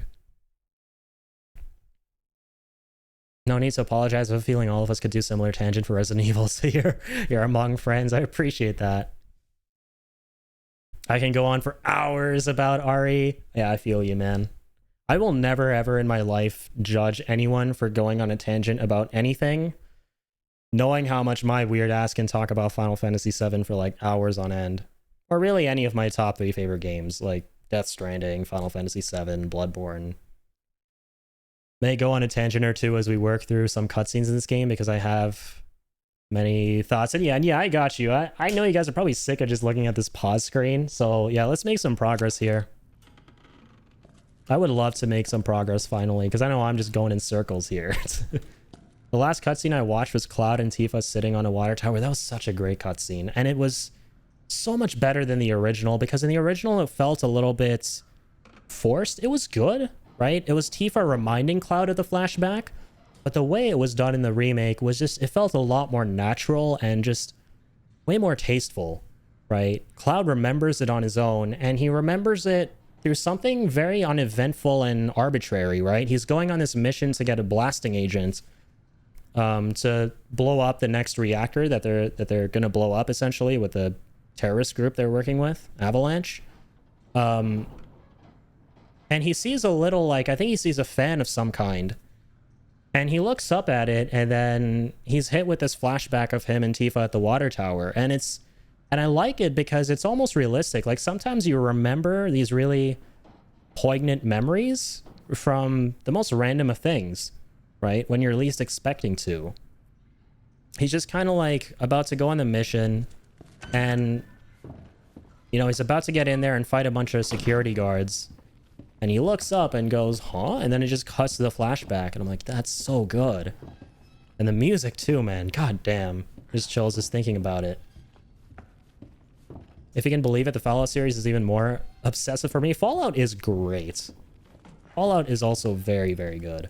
I haven't played all of them. I played New Vegas. I don't think I ever finished it. And I played 4. But I never played 3 or the original ones by Interplay. Okay, I just pulled out my save file for 7. I just got materia and rode the second train. That's where I stopped. The second... Oh... Are you still in Midgar? Okay, so you're actually at the very, very, very, very beginning. Yeah, so you have a long ways to go. But, yeah, I encourage you to work through it, because it's a hell of a ride. Especially the part where you finally leave Midgar and then you go to the first town after it. And everyone kind of settles down and they get comfy on the second floor of the inn they go to. And then they're all like, hey, Cloud, what's the deal with you and Sephiroth, man? You gotta give us the deets.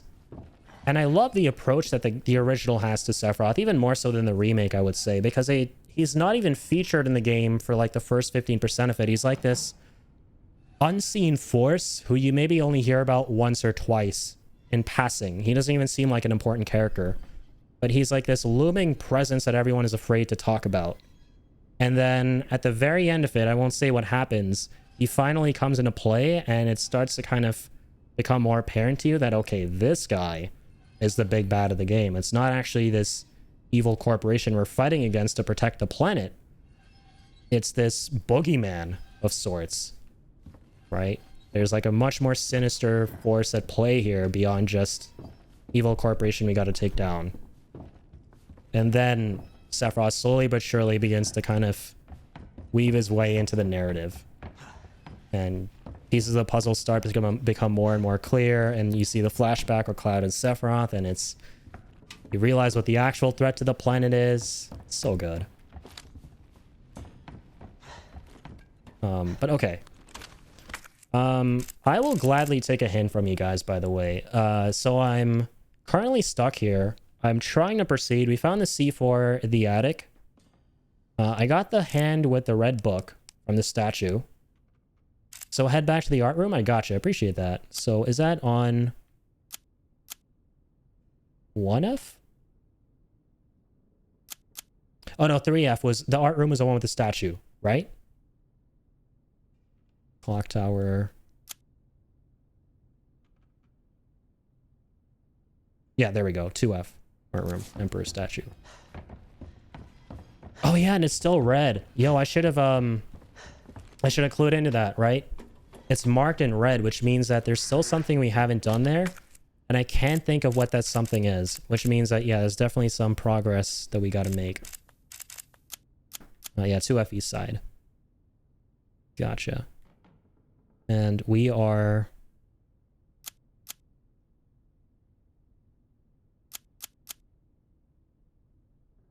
Wait, where are we right now? Oh, here we are. Last side of that. Oh, we're on 3F. I bet we gotta go down one floor. Ah, I got lost so easily, I'm sorry.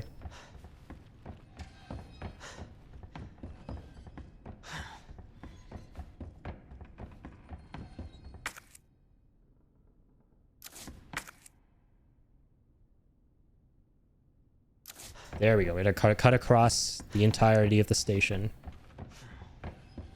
Yeah, the idea that this was a museum becomes so much more clear when you consider all these little pieces of furniture and stuff around you and all the little, you know, trinkets and stuff. Like you got bookshelves and all these art pieces and busts and everything.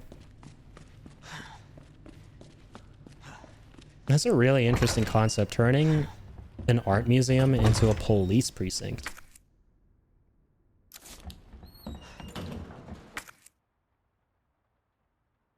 Oh shit. Yo, there's so much more stuff here we can do. The hell?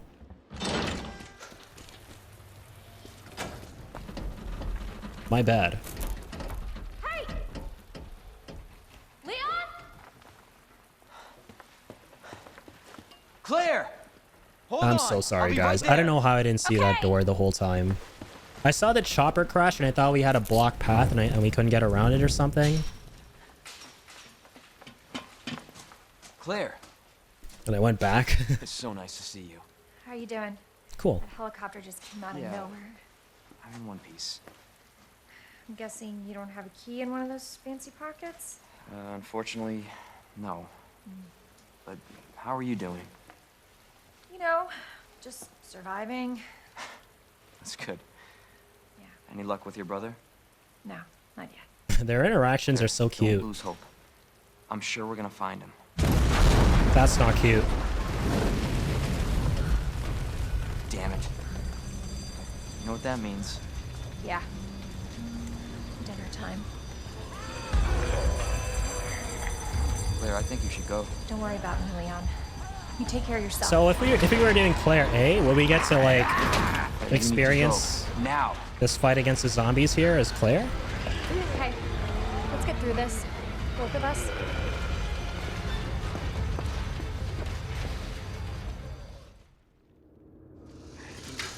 Marvin, I've got a situation here. Oh, so whoever you do Surrounded by B zombies. scenario on starts. Then yeah, makes Marvin, sense. do you copy? Gotcha. Marvin. So if we were doing Claire A, Damn it. we'd be doing everything we're doing. Oh my god, it's Leon right now.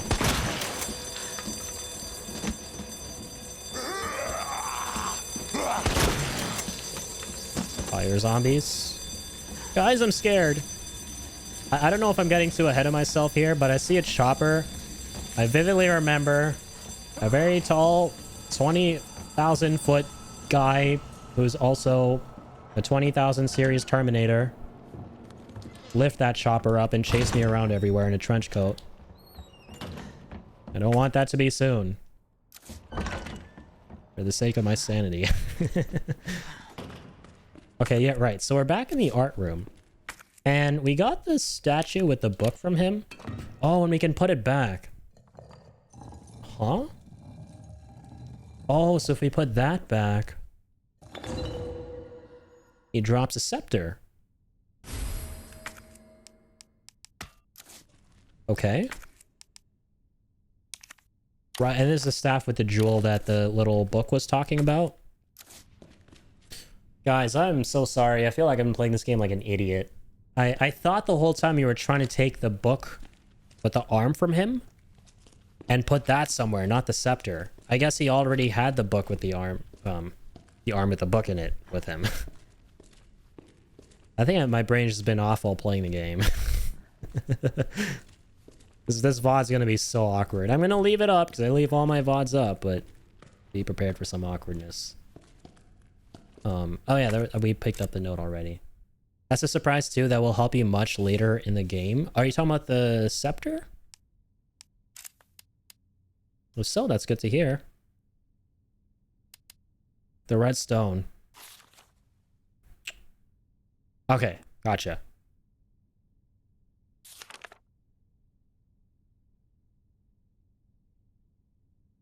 Okay, some creepy cryptic little letter or piece of information about what that scepter is there. Or the jewel is in the scepter. Okay, so we're gonna now continue this way.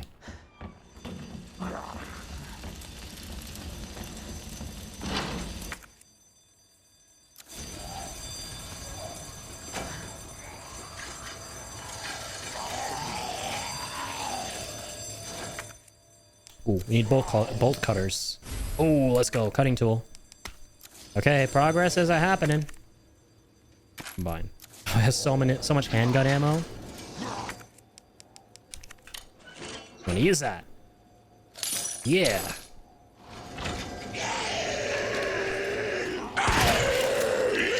Not today, bozo. Watchman's room. What's in here? Oh, this is where that poor bastard died. Originally. Ah, okay. So we're back here. Things are making sense. Sense is being made, guys. Sense is being made. Sense being made is a good thing. Makes sense, not war. I'm definitely not opening that. Nope.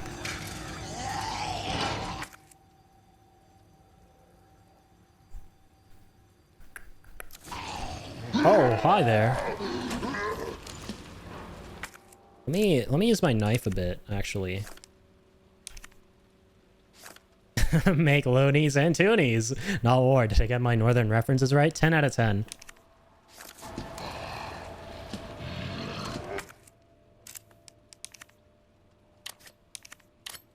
Wait, so I've equipped the knife. So how do I use that? Oh, it's L1, I see. Let's go. Alright, Leon, you're gonna become a much bigger badass with that thing. You just don't know it yet. Wait like 3 years for Capcom to announce the follow-up. to your story. And you'll see yourself doing really cool shit with a knife.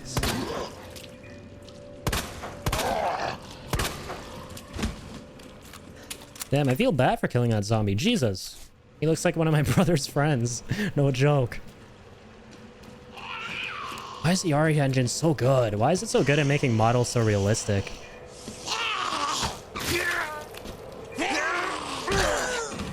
I don't like you. Son of a bitch. Like I just mutters that under his breath, you son of a bitch.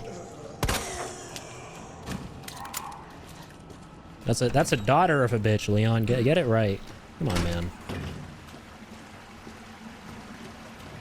That doesn't look fun. Ooh, that looks like a lot of fun.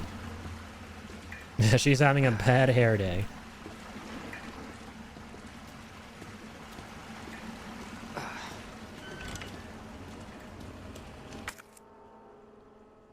Okay, bathroom fully explored. East office. That was locked.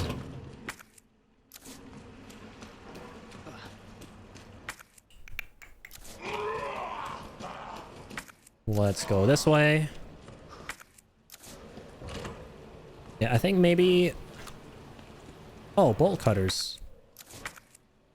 Can we not use those on that? I mean, it's a large one. Oh, we can. Fantastic. Man, it's so satisfying in these kind of games where once you have the tool you need to be able to open passages that you couldn't before, or doors or whatever, when you go back to them and finally open them up, it's like, ah, such a big little... Nice round handle.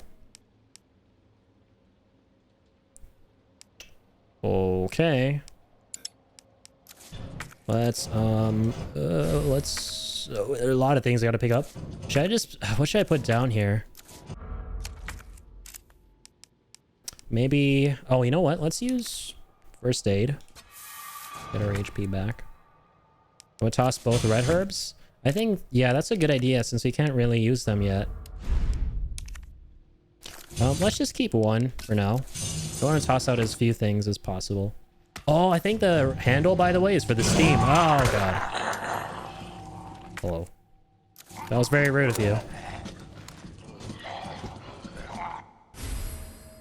Electrical part. Okay.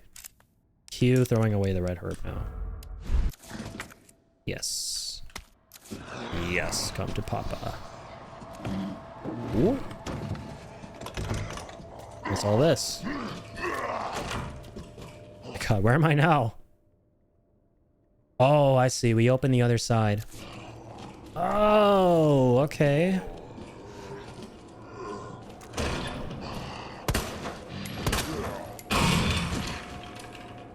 Rude.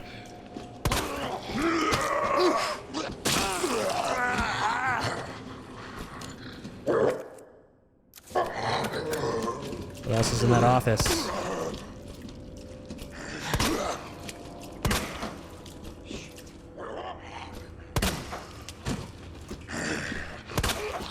Okay, you know what?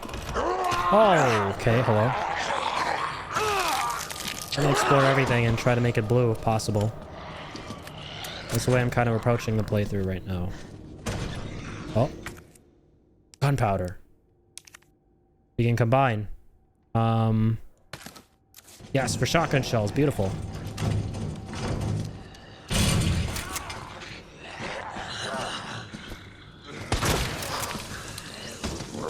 Hello. Son of a bitch. Goodbye. The shotgun is so powerful. I love it. Door's locked. Someone's in here, asshole. Son of a bitch. Oh my god, poor guy. Door just squished him.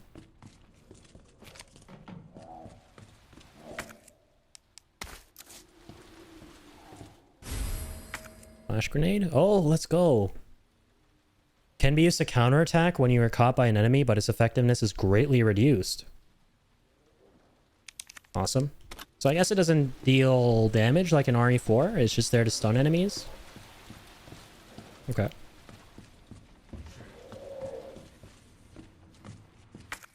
Okay, I didn't get everything yet, though. What else is around here? Let's see. Let's see what else we might find in this forsaken lot.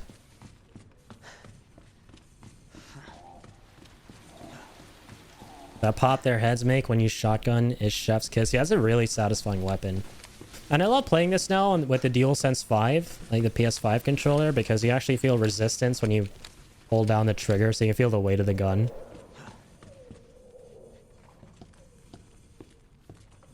Oh my goodness. Damn, that's a great observation. Yeah, so the flash grenade only works in RE4 because the plagas are sensitive to light and sound. Yo, that's an awesome detail. Makes so much sense now. Oh, no shit. And you can actually pick up the knife too? After you jab it in an enemy? Right on, but I don't know if it's worth it because it's almost broken. I know they said in the announcement for RE4 that you can, for RE4 Remake, that you can repair the knives. Or sorry, not in the announcement, but in some of the news and stuff for the game. Okay, there we go. Now we have everything.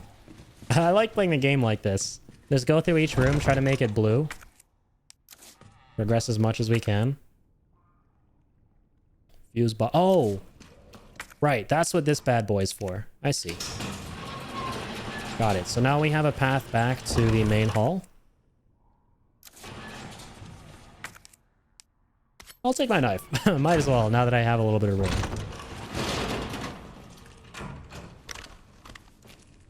Okay, now so L pad, or I'm sorry, D pad plus L1 is for your secondaries. Cool. In Ada's campaign, she talks about how Sadler controls them through subsonic noise, like dog whistles. Oh, really? That is very interesting. So cool how all the biohazards and parasites and weird abominations of the Resident Evil series operate and function, and like the lore around them and shit like that. West office. Okay. Wait, whoa, what's this? What's this? Oh, it's Marvin taking a nap. Don't disturb him. Very rude.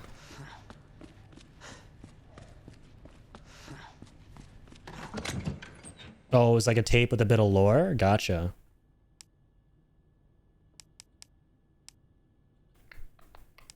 Put the planks away for a bit. The scepter. Huh. Right, so now that we have the handle, my bad, I forgot. Now we need to go up to the room with all that steam. I think that was 2F, yeah, the showers. Right, and we gotta put that there. Noted. Don't need the scepter until much later. I kind of thought so, yeah. I thought of like putting this away, but I wasn't sure. Thanks for pointing that out.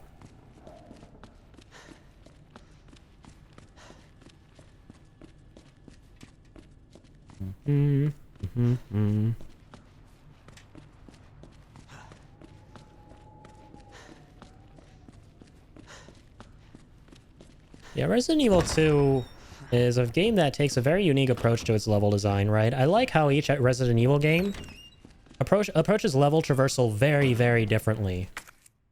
Very unique experiences. I like that this game is all about... I mean, it's not my favorite kind of level design in the series, but I appreciate how it's very different and how it gives this game a very unique identity. It's more so about going around different places to collect parts to progress through a central area that you're able to come back to at any time that you have been to at the start. Right? It kind of takes that approach. Sorry, we're on 3F now. My bad. We need to go up here. And then RE8 is like, I think that game had my favorite type of level traversal. You're in kind of a central hub area, which is a village. Okay, how do we... Okay, I think I get how to get there. So we do go to 3F, and then we go down one floor from where we are here. So through there. And then, yeah, one floor down. I think that's how I would do it. Okay. Yeah, so RE8 is like you have a central hub. It connects to different set pieces and story beats. Like you don't have to do everything in one predefined order. You can choose which area you would like to go for first, I think. If I'm not mistaken. Like, could you do that in RE8? Could you choose if you wanted to go for, say, Heisenberg first instead of Mother Miranda? No, I don't think so. But still, like, I like that the way it worked is you would keep coming back to the central village and it would connect to those 3 different areas of the game, or 3 to 4 different areas with the major villains. And they all felt very different. RE4, I think, was like the most linear of all of them. Like, you go from location after location to after location. And they're all very different, and none of them really connect back to a central area. Except for maybe in the beginning, in the first chapter around the village.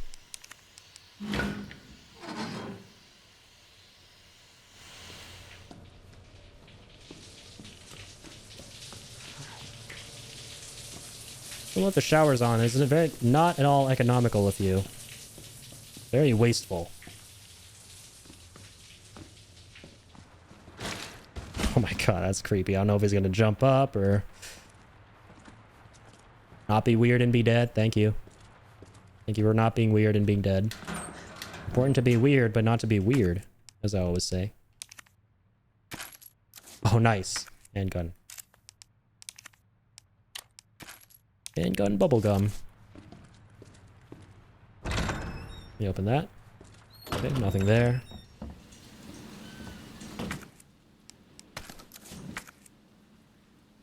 Okay, so we have allegedly explored all of this. Actually, no, I mean, we haven't, but it's blue because there's nothing else to do. I forgot about that guy. Like, completely. That's the liquor. Has to be.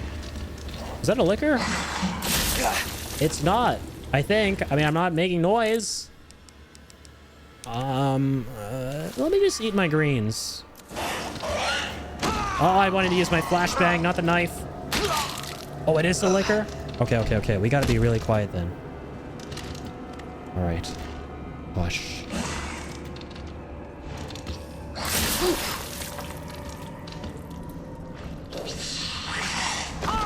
Okay. Eat this. That's cool.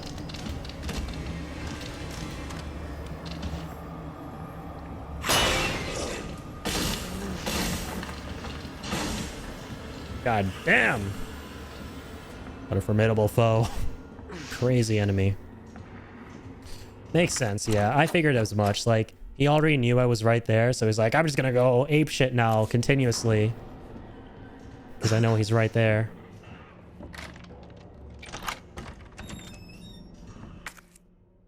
Damn, missed something back in the stars office. Oh, so now we're back here. God damn, let's go. I see you, Mr. Miyazaki. Capcom, did you bring in Miyazaki for that shortcut?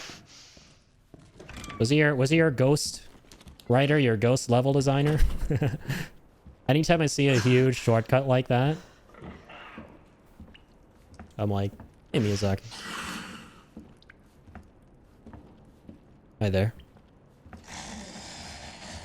That's cool. So every time you go through a door, they reset.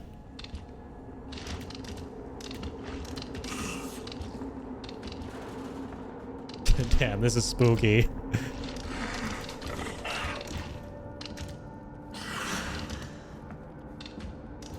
And I gotta walk, right? If I run, they'll obviously hear my footsteps. Shit, okay, now we gotta get the diamond door key. How do we get around this bozo? You sniffing around? Uh-oh. Leon, better have worn your cologne.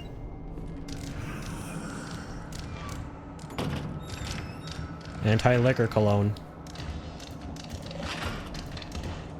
Oh shit, he's right there. Motherfucker.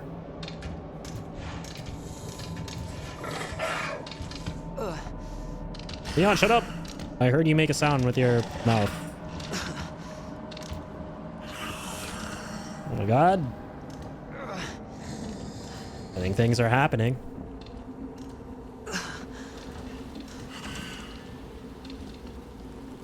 There better not be any surprises in here. Let's go. I'll take that red herb. That is a...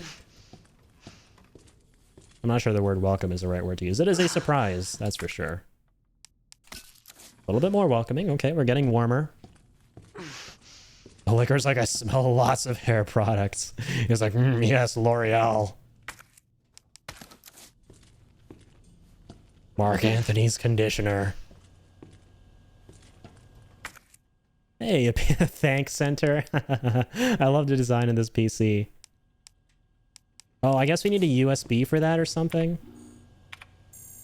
I love all the old school computers. And again, I just love how everything is so photorealistic, man, in RE Engine games. Insert your dongle key into the USB port. Like, I just love little things like these. When you look at a little model of a PC and then you see those little details at the bottom, like a one-to-one USB port with the audio ports as well there. Everything is so hyper-realistic and accurate to what everything looks like in real life. I think they scanned actual things, right? I think that's how it's done for most games these days, is they go out there and scan actual objects in real life and then put them into the game. I know that's what they did for Death Stranding, and it was really beautiful seeing the behind-the-scenes work they did on it. Like, they don't just scan the actors' faces and stuff who model for the characters, but they also actually go in and put real objects they scanned into the game. It's called photogrammetry? Yeah, Leon never having used a computer in his life. Insert my what? Dongle? What's a dongle? Not taking off my pants here. At least buy me a drink first. Internal memo. Heat resistant 3 number combination safe. Move from Star's office west to West office 1F. Okay, so this is another locker combo.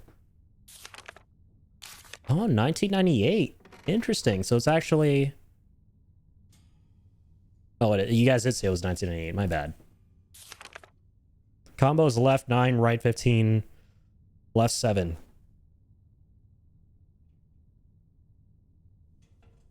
Don't mind me. I'm just taking my phone out for reasons. And West office 1F. Okay. Thank you. Bleh. Is there more stuff in here? Oh, I guess this is the computer stuff we got to do. So this is going to be red until we figure out what to do there with the PC. And, oh, I'd imagine it unlocks this interrogation room. Or no, it's a locker room, I see. And we get more goodies back there. Okay. You have me piqued in terms of curiosity. Game. My curiosity hath been piqued. Okay, now just time to get by this bozo here. Okay. West 1F. West office 1F. Yes, the safe there. Okay. That's what we're going to go for next. That's the only thing I can seemingly do next. So I shall do the doing. What is the safest ass way to get there? I'm trying to wonder. Down here, there. I think that guy's up there. So I'm just gonna take the easy way out here, even though it may be the longer route. I'm gonna stay on the safe side of things. Women's locker room. I just read that. Leon, you perv.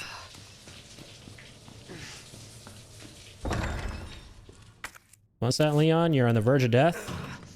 Well, this is a sin you cannot commit. No matter how close you are to dying.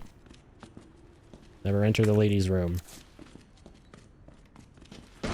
What? Hello? Yo, Jay, thanks for the lurk.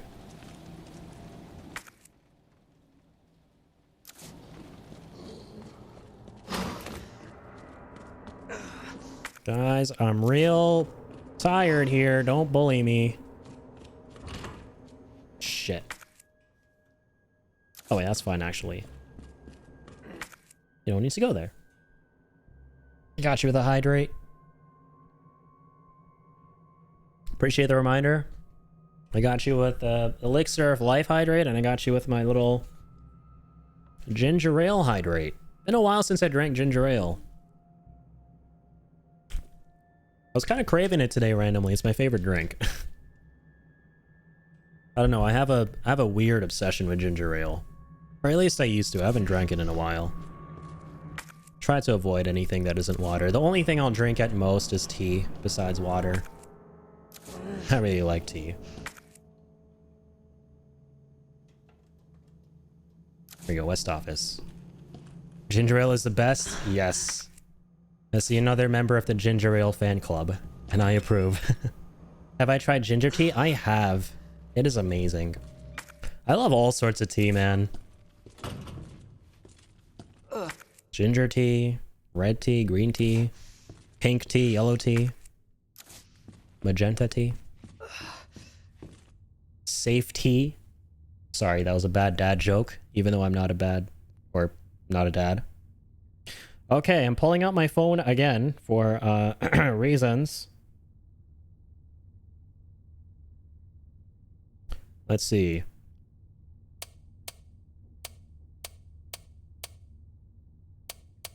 Wait, left is this way. I mean, right on my D-pad is left in game. But I'm gonna hope nothing silly happens. Okay.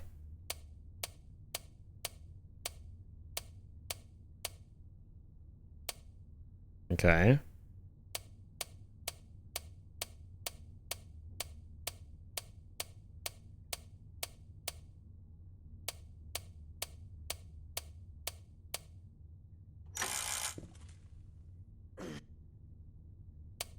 Nailed it.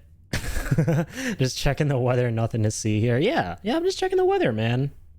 I'm just making sure the wind the wind direction is north. 85 is gonna help me. Let's say that. Okay, here we go.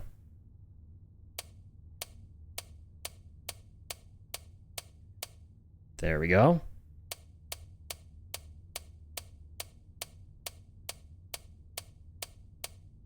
Yes.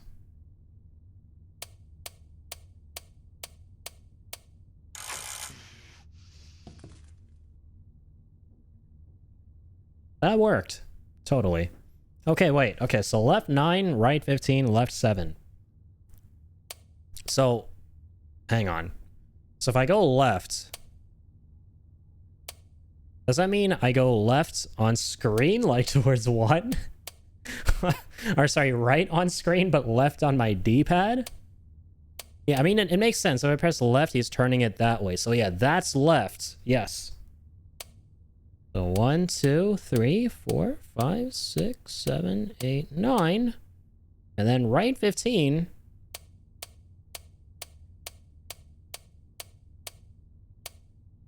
Oh, 215. My God, I'm an idiot.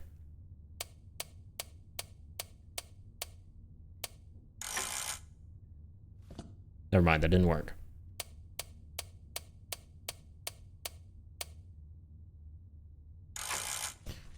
Wait. Yeah. 9:15.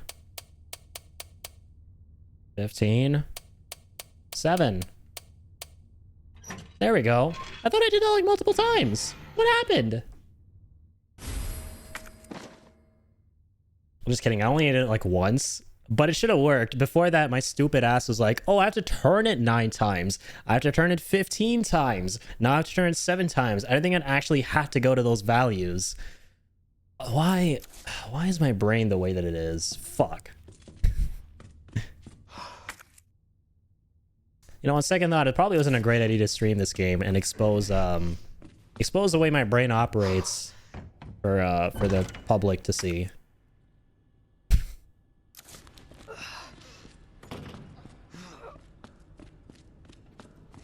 It's been many years, all right? It's been many years since I was in middle school, which was the last time I used lockers. I don't speak locker jargon anymore.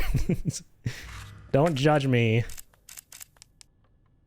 Oh, sure, we got a battery too. But okay, so that didn't really serve much point. We got a bigger pouch, which, I mean, that helps out a lot. But, wasn't necessary for progress. But I'm glad we did it. That's huge. But what the oh, true. Safety deposit room. Just got a hip pouch, knife, and the terminal with the final button we gotta get. You're doing great. This is a lot more puzzle heavy. I appreciate that, man.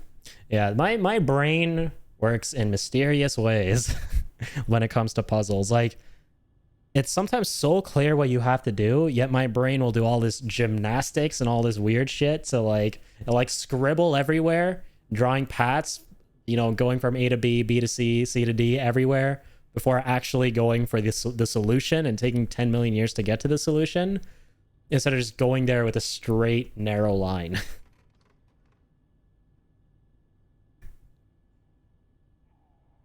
I don't know if this is a weird experience, but I still, all these years later, have almost nightmares about forgetting my locker combo.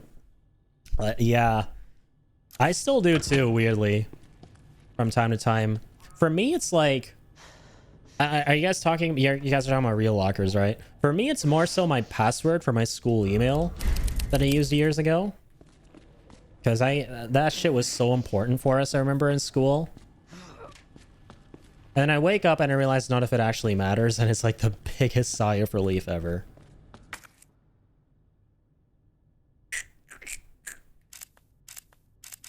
Okay. It's weird how much those little things stick with you. Yeah, I know. Especially, man, I get nightmares from time to time about final assignments and shit from college. It's rough. And I wake up like sweating, going, oh fuck, I gotta turn this in. And I'm like, oh shit, that was fucking 6 years ago. Let's go.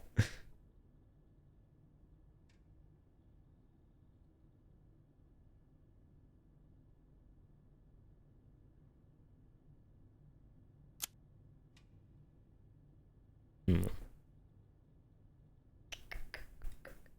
gonna look here. Oh, my bad.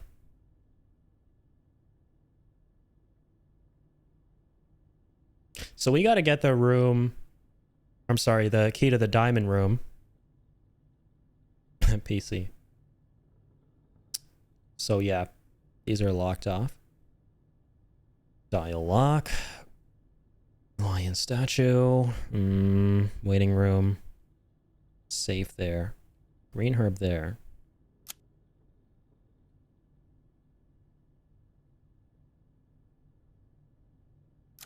So what now? I still think I have something to do at 11:59 p.m. in dreams. Yeah, man, it is way too relatable.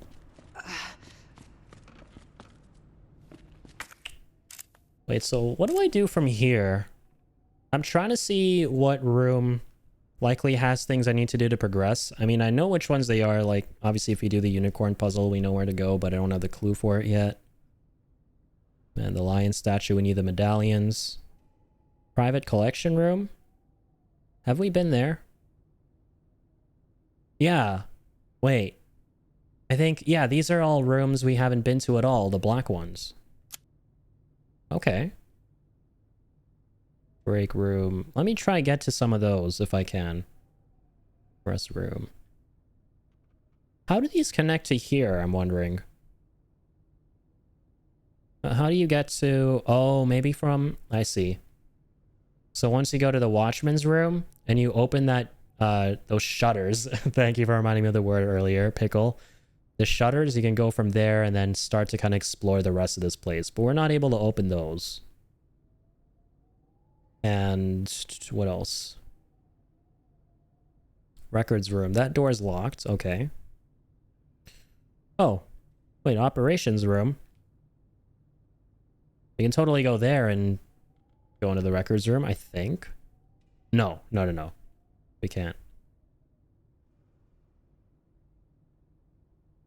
Because we can't get in through there. But we can go reception all the way around. Down through there.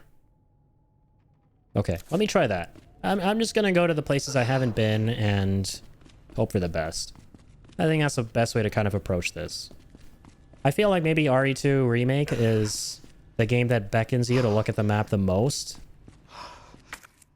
out of all RE games, at least the ones I've played so far. Gotta take a good little second to see where you've been, where you should go, plan out your route carefully. Realize today's my birthday. Yo, happy birthday, Jay. Happiest of birthdays to you, dude. Do something nice for yourself tomorrow, man. Because I know, I don't know what time it is for you today. I hope it's not too late. That way you can do something real nice for yourself. Green glove door, interesting. Just found that. It's 10 p.m. for you? Oh, bummer, but the night is still young, man. At least you realized before the day ended, right?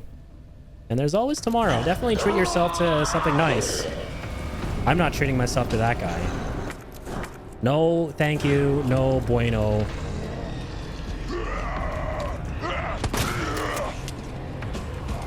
No, it's a bad hair day, lady. Let me fix your hair for you. More school and classes. Oh no, at least I hope you learn something really cool in those classes at school that make you go, holy shit, this little piece of information is the greatest late birthday gift ever. But no though, dude, I hope you have a great day tomorrow, and I hope you have a great last 2 hours of your night today before your birthday ends. Good thing I graduate this time. That's awesome, yo. I totally feel the burden of school lifted as soon as you graduate. I know that feeling. It's so great, and I can't wait for you to experience that.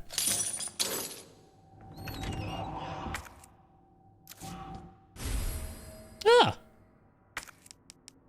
Got something new. I like. Locker room cap. What does the cap mean?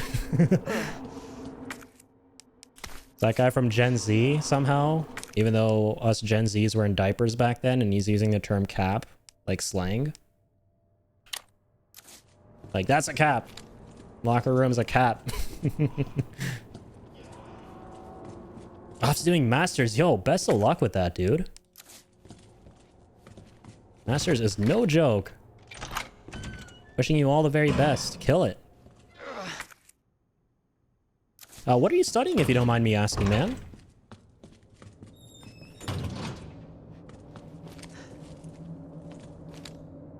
Ah, heart door. Damn, we're coming across way more of these doors. Yeah, we got the plank there too. This is bad. There's something more to do. Probably picking up the plank. But do I want to do that? Mechanical design, right on. Not sure I've heard of that before, so how does that work? What's mechanical design about? Very curious. Medium-sized electronic gadget. That's what we got from here. Let me pick up the plank. Why not? Because I think that way maybe we can make this a blue room. Yep. Beautiful. Need to come back here with the key. We did get that battery. I keep forgetting. Pain. That's fair.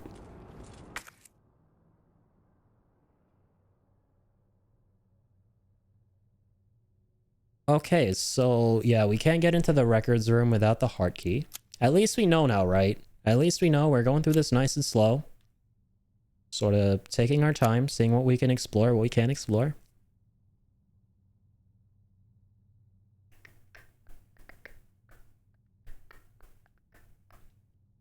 Another green herb, more shutters.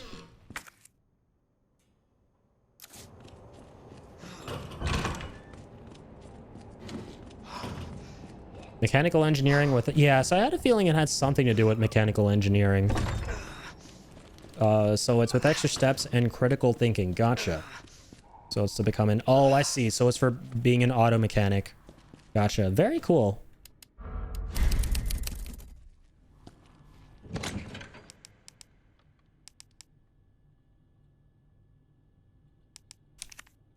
Put more of the boards in there. Oh, we're done with the box cutters. Or I'm sorry, bolt cutters. We don't need those anymore. The ticks are so small, I almost never notice them. Discard. Wait, we had a first aid spray? Son of a bitch, it blended in.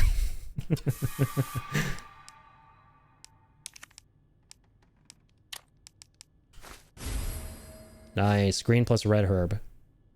Cool, right. So green and red fully restore health in this game, I see. So I think it's just like RE4 too. I think red and green was full health. Got you with another hydrate. Thank you for the reminder.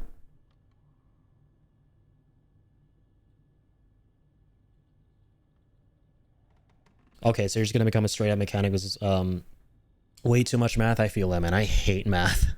You are an absolute trooper for putting up with the math, man. I'm real proud of you. Math and I do not get along. Anytime I see a number, I run away, despite my ancestors being hella good at math, because I have those Indian genes, man. Like, come on, what happened to my math genes?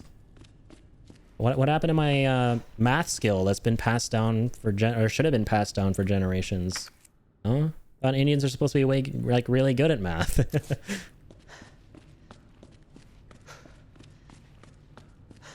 Is a ginger ale a chaser? Is Chaser like a brand? This is, Canada Dry. I do like Schweppes a lot too, though. Let me have a little sip. I didn't give into the stereotype. Being a... Oh, Chaser right after you drink water, lol. Yes, indeed, I like to mix my drinks, ginger ale and H2O. Yeah, let's go. Breaking out of the expectation, following your dreams. Love to see it.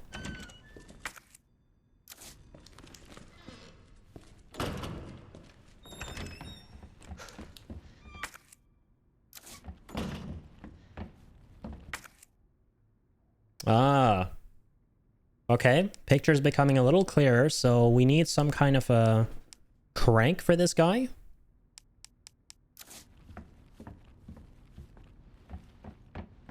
Also failed med school? That's alright. Yeah, there's certain things that just aren't our calling, right? And eventually we do find the things that we really want to do and really click with us and we have an affinity for and we really enjoy doing, you know? There are different gifts for different folks in life.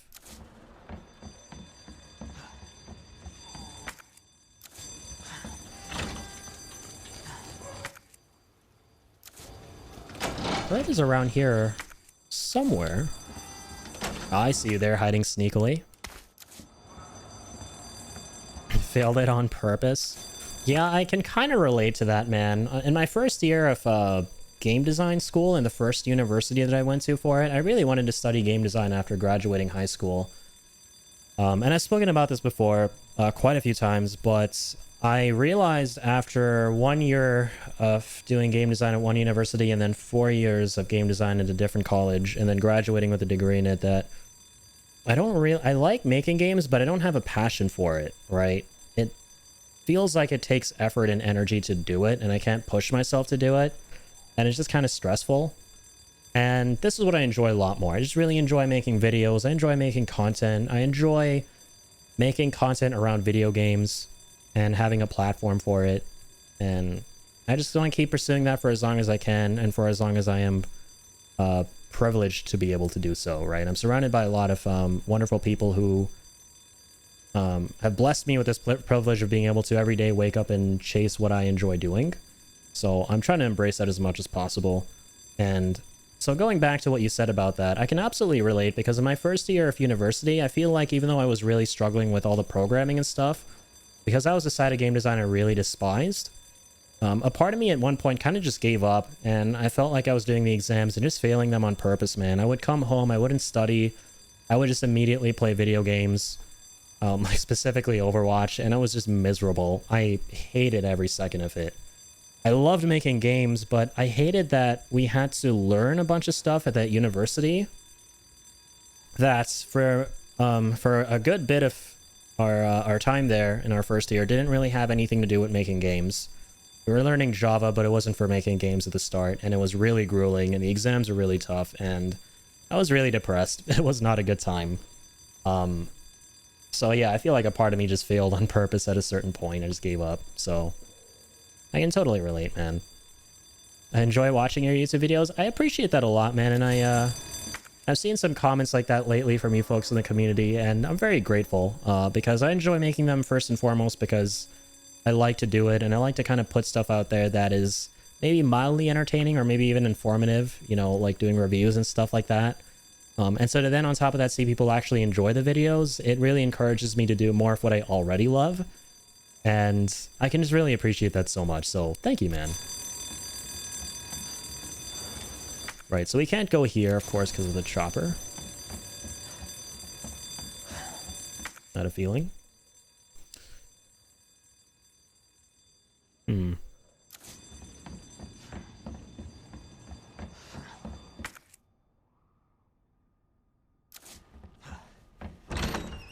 The waiting room just has the safe that we never opened. True. Cold drinks, there we go. In my headcanon, that's a ginger ale. Arta. I see a picture of a green can with some red text on it. I'm like, that's ginger ale, let's go.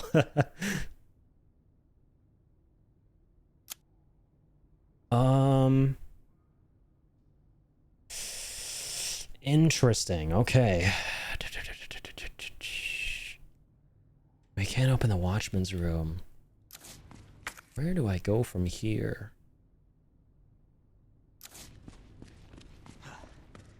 Humorous and informative. Thank you.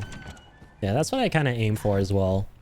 I like having a nice balance of being silly and goofy, but also being a little bit serious from time to time, and, you know, giving people my honest thoughts on games and what I thought was cool about them, what I appreciated about them, and what I kind of didn't like about them.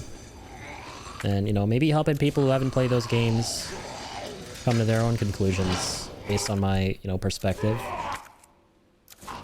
And also just like, yeah, making stuff about games that I'm really excited for, like Death Stranding, the sequel for it, like whenever there's news about it and stuff, like sharing it with folks in the community who may also be super into the game. It's just, it's a weird passion to have. It's weird when I describe it to people. I'm like, you know what I really enjoy doing?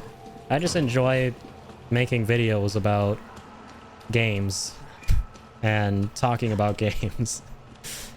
Yeah, let's go.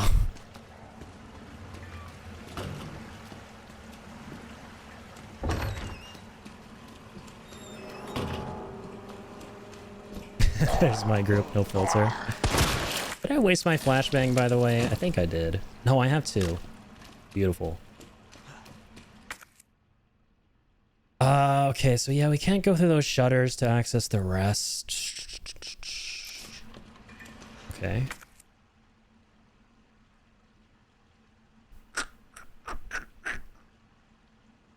Can we go to the main hall and maybe get a hint from Marvin?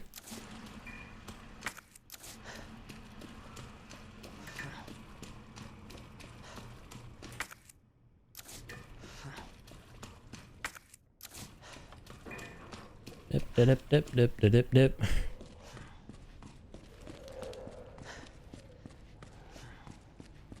What I love about the layout of this police station is the fact that there are absolutely no zombies in the main area, and Marvin is able to nap and just vibe here for as long as he wants.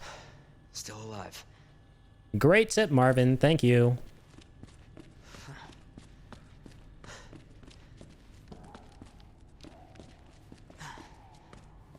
It's one of my favorite parts about most games, like the Soulsborne games, for example, when you have a bonfire that's just kind of there in the midst of a bunch of chaos. There are enemies everywhere, like all around that fire, but they won't do anything to attack you there while you rest. They respect your boundaries. This game has a lot of that energy. I like that. Okay.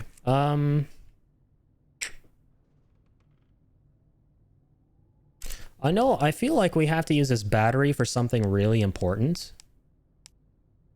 But I just can't seem to think of what. Or maybe even this guy.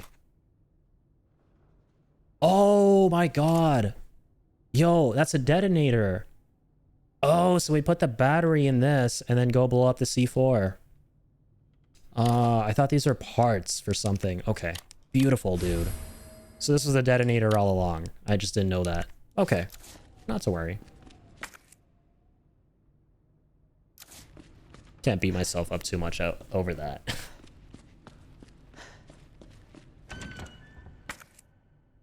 Okay, so now we're gonna go... I remember... I think this was the way to the attic. Gotta go up here and then cut across. Alright, RPD, man. Time to do our thing. Nice. This is precisely where we have to go. Oh my god, I have some flashbacks coming back, you guys. Is this where... Is there gonna be a clicker sequence here? Uh-oh, run. I seem to remember something horrible kind of chasing me around here, and it wasn't Mr. X. Maybe I'm remembering wrong. I think this... The sound attracts the liquor. What was I calling it a clicker? Liquor is what I meant to say. Oh god, guys, I'm scared. Please. Oh no, not this shit again. I don't know the answer.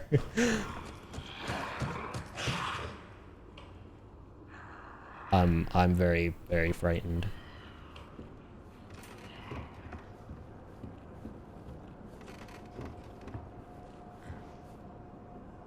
Okay.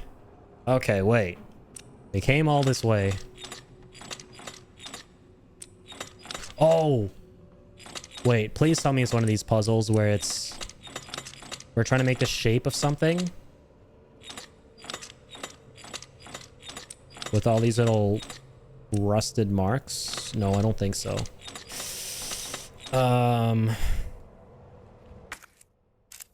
Please tell me I have some hints. Internal memo.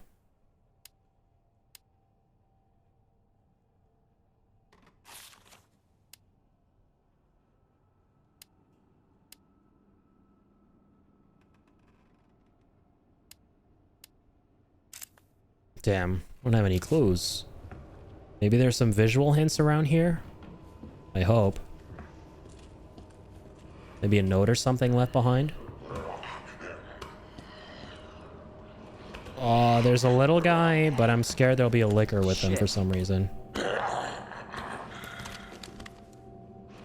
A crawler. Dead crawler. Okay, thankfully no liquors. I don't know why. I seem to remember something horrible about this place. You're in this tight, cramped area. Oh my god, wait, what?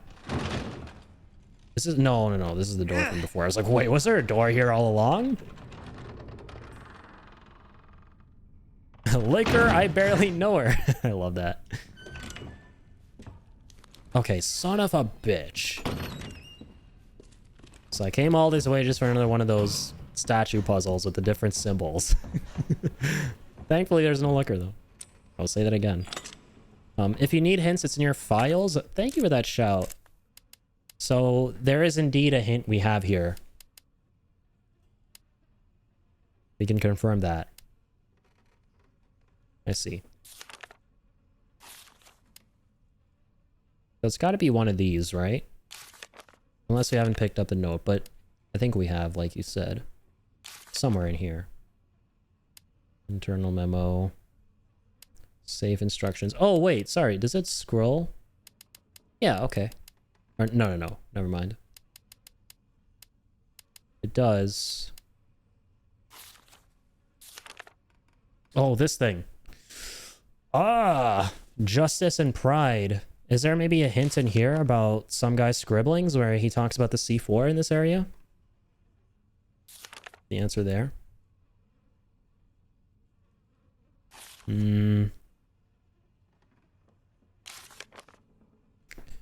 Justice and pride. Those are the only things that kind of give me a hint.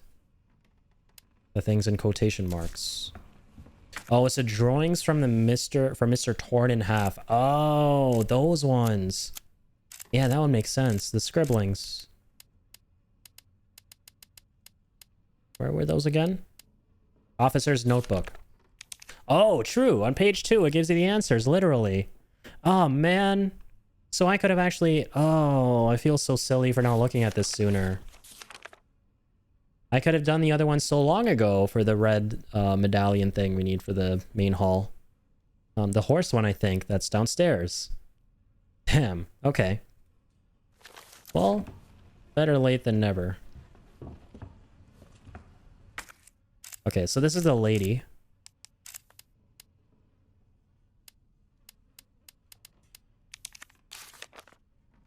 So it's lady, arrow, snake. Snake. Snake.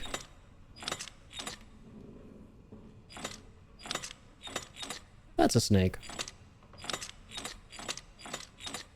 There's now got to be a bow and arrow somewhere. I feel like I almost said boner arrow. There we go. Lady, hello. Hey. All right, maiden medallion. Let's go. Okay, finally, guys. Woohoo! It only took us, what, 5 hours? And we just finished the first mission. Oh my god, what the fuck? There was a liquor, you son of a bitch.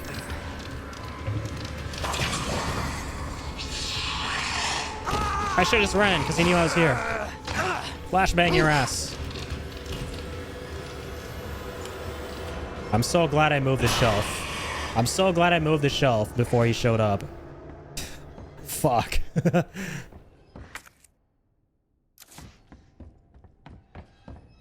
Brain, what the hell? You didn't remember right. You first thought there was a liquor, then you didn't think there was a liquor. Come on. Yeah, that's right. You better be sorry. Sorry, I'm having a conversation with my brain right now. Okay. Officer's notebook. So this is the... Is it the unicorn? It is a unicorn.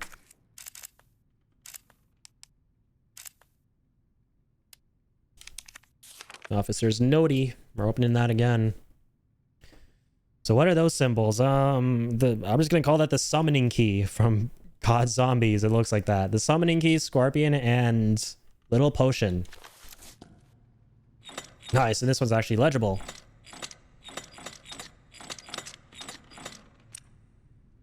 I think actually 2 fish.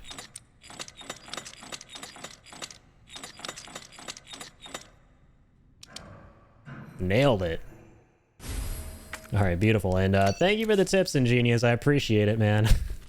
I would have been stuck on this shit for hours. I would not have thought to look at the book if you didn't point that out. Damn.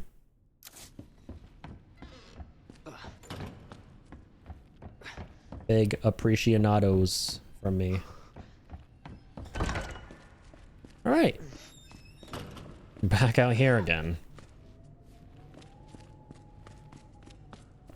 Spooky wind.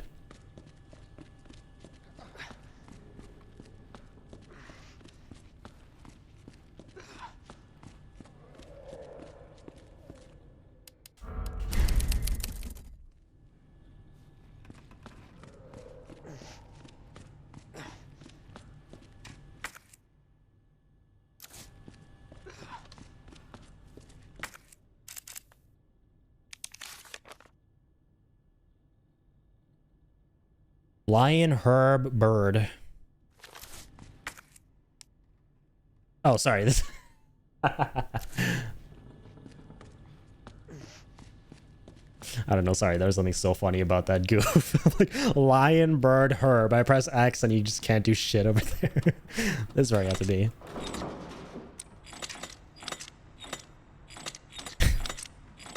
Oh man.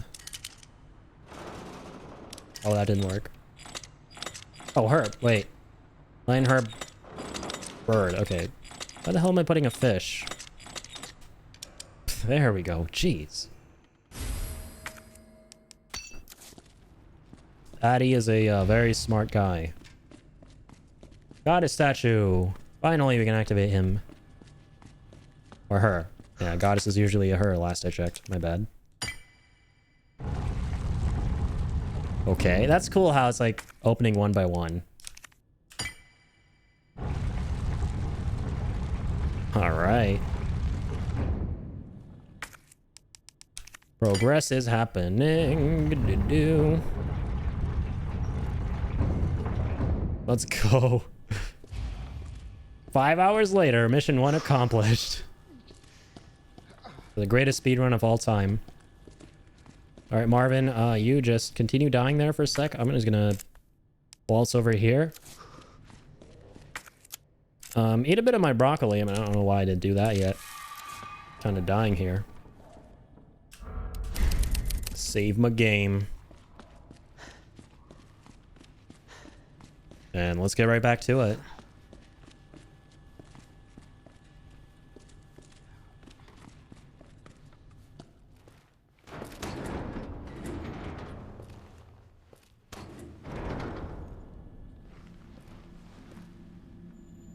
So it goes underground.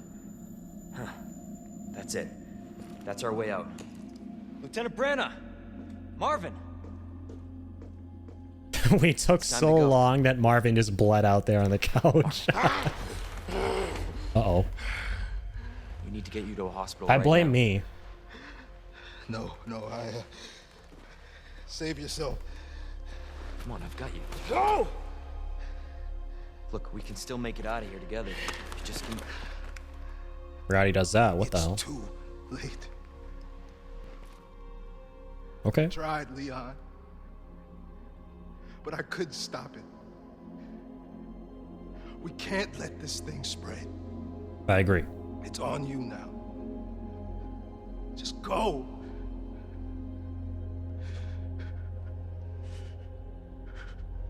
I understand.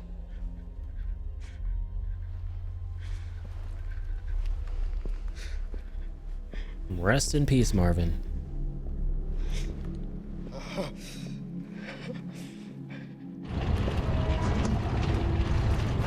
Damn it, Leon. Why couldn't you just give him some of your herbs? I won't let you down, Marvin. It was like Final Fantasy syndrome. Just give the character who's dying a phoenix down and we can all get this over with and move on with our lives happily. Just give him some herbs, turn this into like a discount Resident Evil 5 where we now have a co-op mode where you can play as Marvin and Leon. Let's fucking go.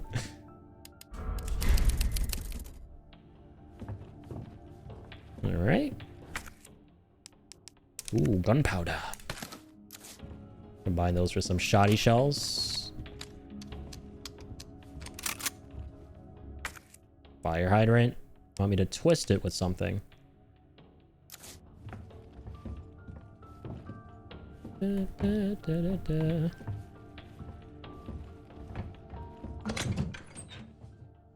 Got some wooden boards. Oh, an elevator. That can't be good. Anytime there's an elevator with those kind of shutters, nothing ever good happens in Resident Evil.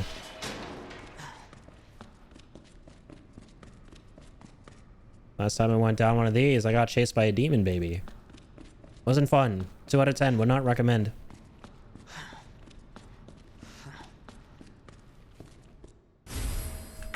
Oh, a hand grenade. All right. Big appreciation moment. Thank you, game. Okay, so underground stairs. We can not proceed that way. Yeah, so there's a big gap in my memory on this game when it comes to this part. Don't remember this part at all. I remember we're eventually going to come across a cell and that dude's going to get wrecked by Mr. X.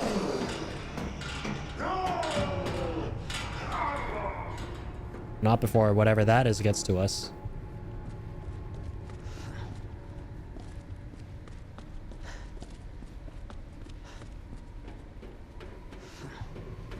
Yeah, I'm putting the wagon before the horse here, man. I'm getting way too ahead of myself. Mr. X is so fucking terrifying in this game that every single time we get to a new part, I'm like, is he here yet? Holy shit. I do not remember this. Okay, now I kind of do. With that big yellow thing on his shoulder.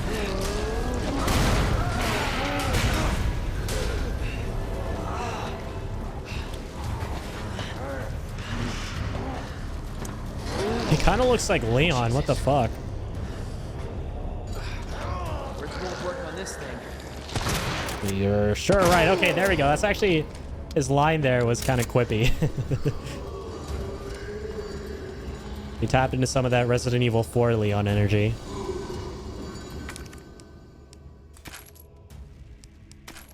That was cool. Oh, we have a hand grenade. Let's cook. Leon, we need to cook. Never mind.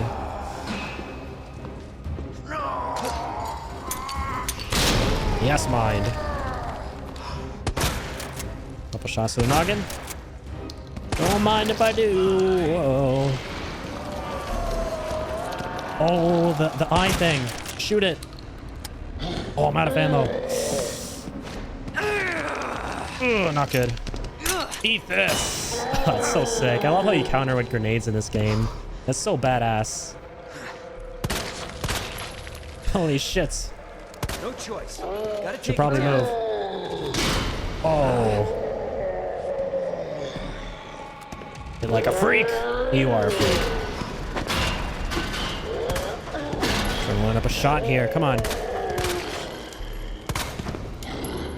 All right, RPD to the rescue. I can pull out a flashbang, that is. What the hell? Do I not have flashbangs? I don't. Oh my god, I'm actually out. Mother chugger. Out of like almost everything here. Oh my god, wait. Wait-a-ronies. Green and red. No, I have nothing to counter with now. That hurt. That hurt really bad. Oh, more green herbs and a grenade. Okay, yo. Leon. Bucket. What's my health like right now? And it's in the yellow. Can he take me to yellow to dead if he does one more of those attacks? Or should I just use my herb right now? I think I'll use my herb right now.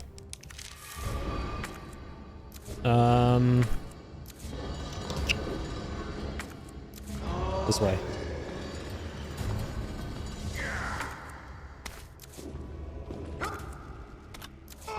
Oh my god, he's so close. Fucking god.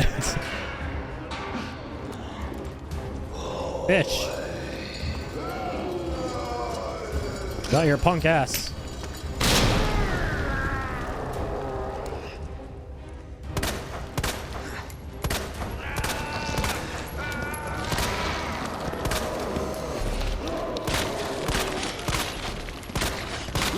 Oh god.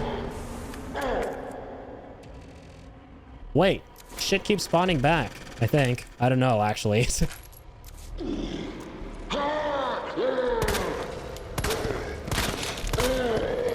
No, I wanted to juke him. I'm trying to shoot the red eyeball on his shoulder. Oh.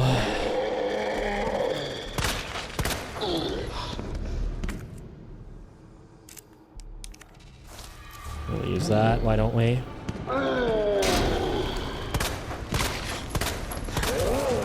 Oh, wait, we're doing things. I wonder if I can just shoot him normally to like stun him or something and then get a clear shot in his shoulder. Yeah, get out of here, punk. The way he falls. Whoa.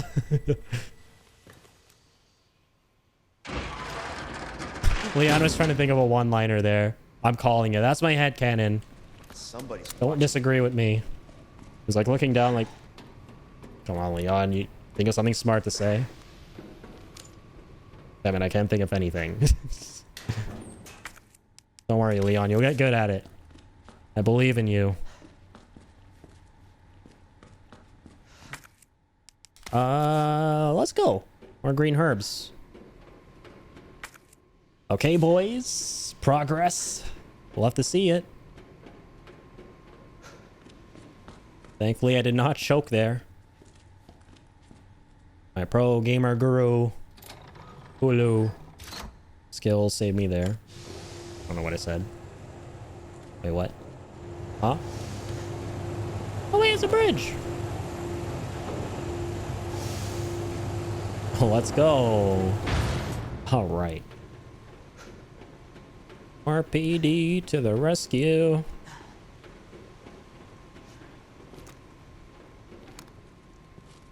Gotta check my corners. Part of my training.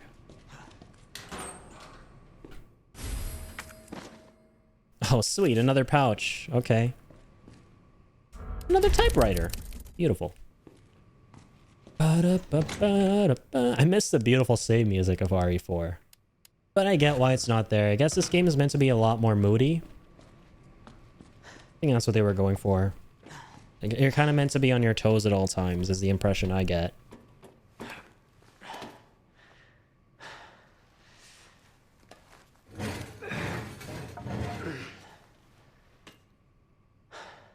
The garage.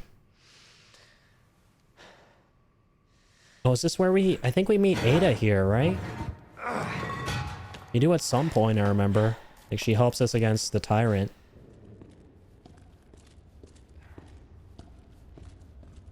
God, the lighting is so good. Every single time you're in like a dark environment in the RE engine,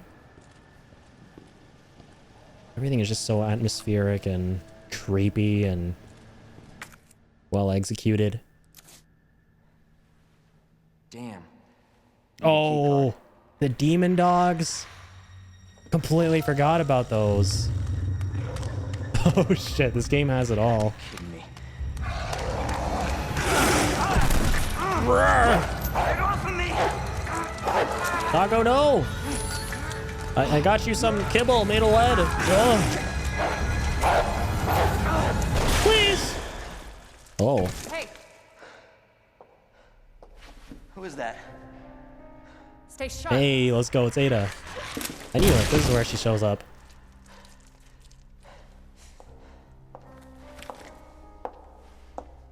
Lower it. Hello. FBI. Yeah, right. Sorry. Thank you. Ada's such a badass. Surprised you made it this far. FBI, huh? What's going on here? Sorry, that information's classified. Where you going? Do yourself a favor. Stop asking questions and get the hell out of here.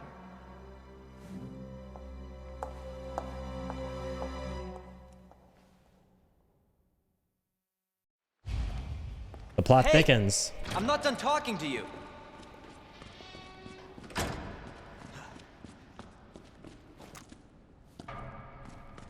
Okay. Anything else I can explore down here? It is red.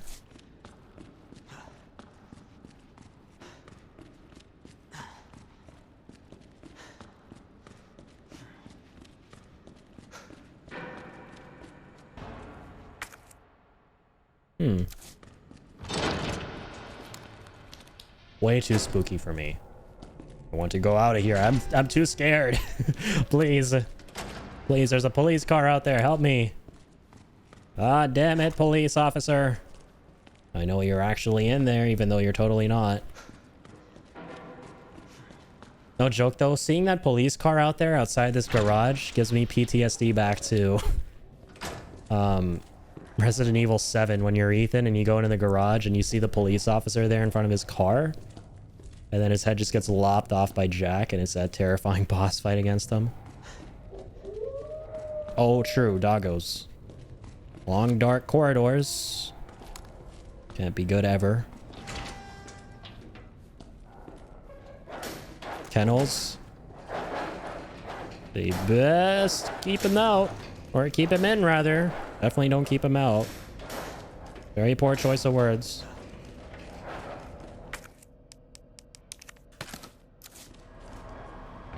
Shoddy shells.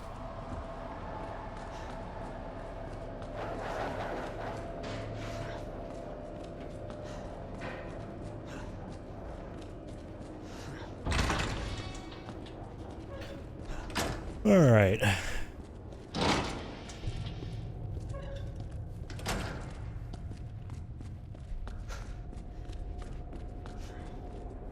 Oh, damn.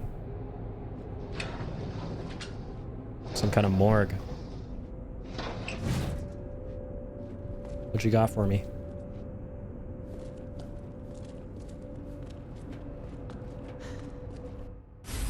Oh, let's go. The diamond key. Scary. What? Where's the other guy come from? Where'd you come from, man? Not cool.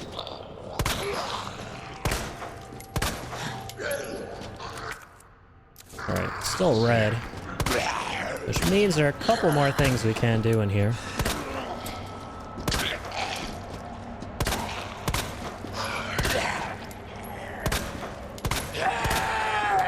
Oh, you asshole.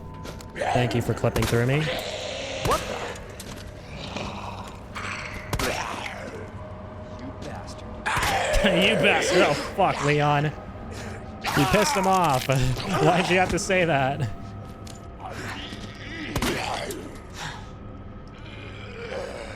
No. No. No. No. No. Sit.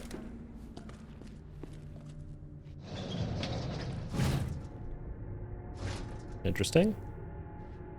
This one doesn't come out all the way. What's up with that? Do I maybe push this one back in first? Some kind of weird puzzle.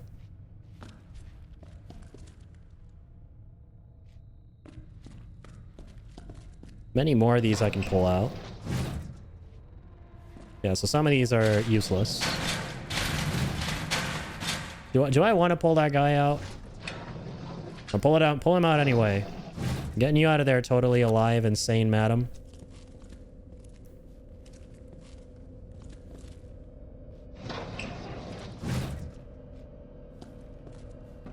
I'm pushing you back in there totally sane and alive, madam. Other side. More dead people. Not gonna leave them out.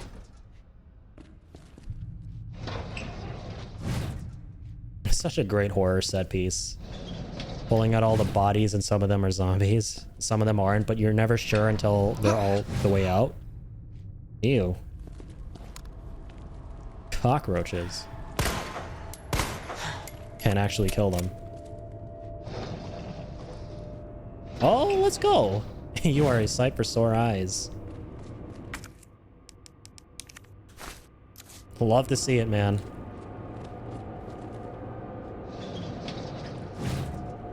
Alright, got them all. Okay. Oh, wait, hold on. It says we haven't finished the morgue. What haven't we done there?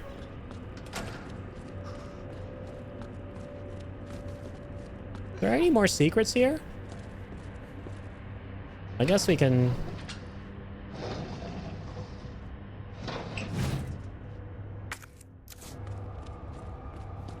Let's see. Let's tangle with these dead guys. Maybe they drop some stuff for us.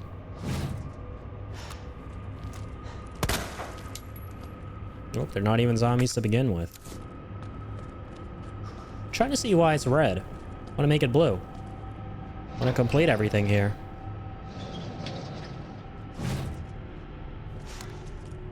Ah, there's a flashbang. I see. Gotta close you.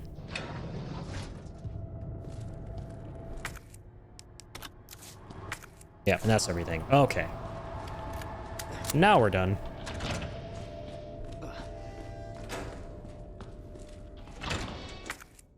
Okay, we're going into the kennel, boys. We're doing something I might regret. Oh, wait. You've already been here. I'm stupid. Right.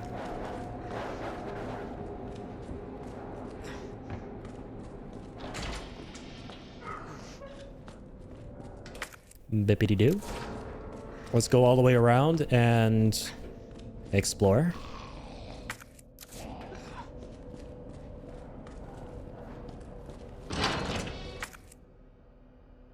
Firing range.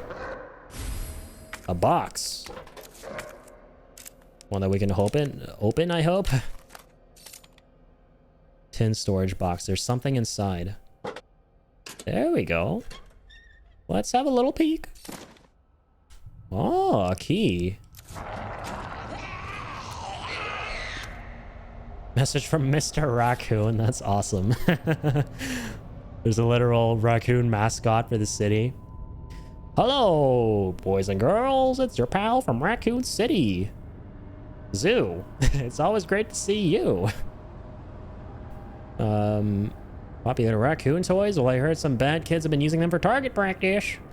That makes me sad. Sad and mad. But little kids want to be that mean. Just don't do it. Thank you for the wisdom, Mr. Raccoon. Oh my god. That was a big boy.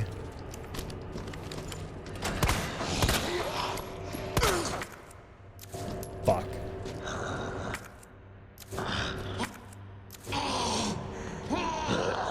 Ah.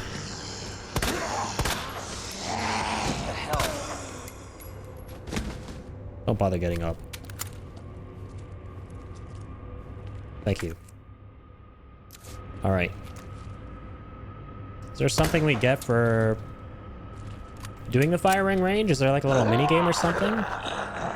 All of Resident Evil 4? Oh, we can open this guy. Cool.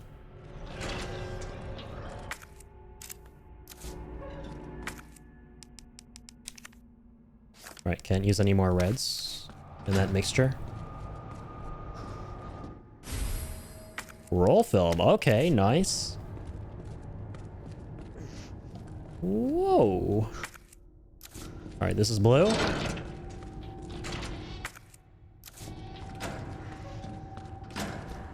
Okay, so now we're in the actual firing range.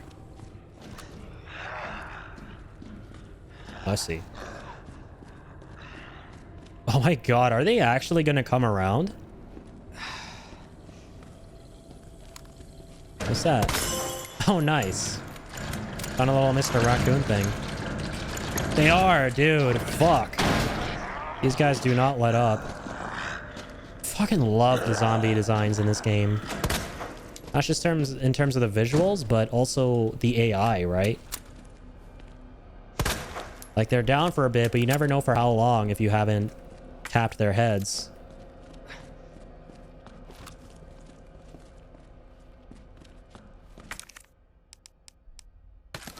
And then they just continue coming at you. They're relentless, you know? Okay, so the firing range isn't an actual firing range, I don't think. We can play an actual minigame here. Judging by the fact that it's blued out now. Okay.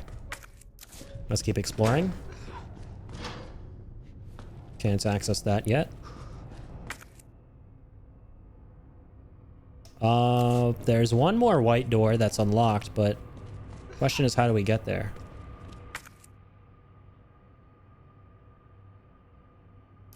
We got some keys. Let me remind myself of that. So we have these keys now. It's for a car. Yeah, it's a car key. Let's maybe try opening a car with that if we can. How are you feeling, Leon? Okay, you're in the YOLO right now.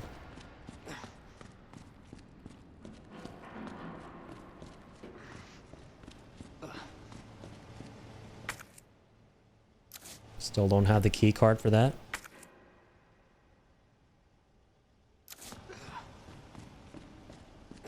Can I open any one of these cars around here with the key? Maybe.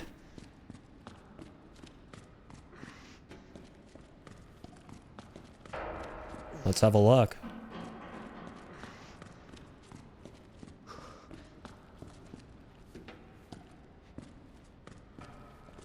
Hang on, also let me just specify what... what game I'm playing there in the title. Just noticed that. Oh. Oh. My bad. I didn't check out that little room down there. Let's have a little peek. We can't.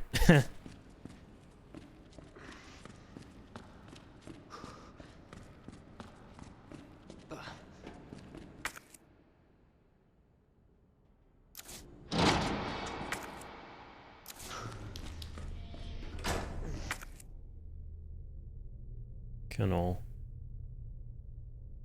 Let's go all the way to the end again, see if there's anything we can acquire. Oh, a blue herb, finally. Make a mixture there, fantastic. Blend of 3 different herbs, fully heals and restores, plus it reduces damage taken and guards against poison for a short period. Okay.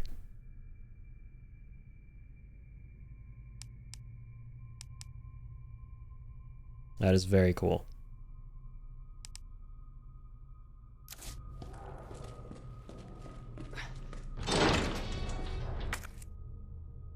So I guess there's no HP increase limit system in this game. I think you have the same amount of HP throughout the whole thing. I don't think it's like RE4 where you can get like a yellow type herb. I mean, I know you don't get yellow herbs in this game, but the blue herbs, I think, yeah, like you said, Ingenious earlier, they're only for resisting poison. But I don't think there's anything in the game that affects how much max HP you have. That's cool. It's a little bit different. Yeah, Leon's cooking with herbs now. Precisely. I think we came from down there in that manhole.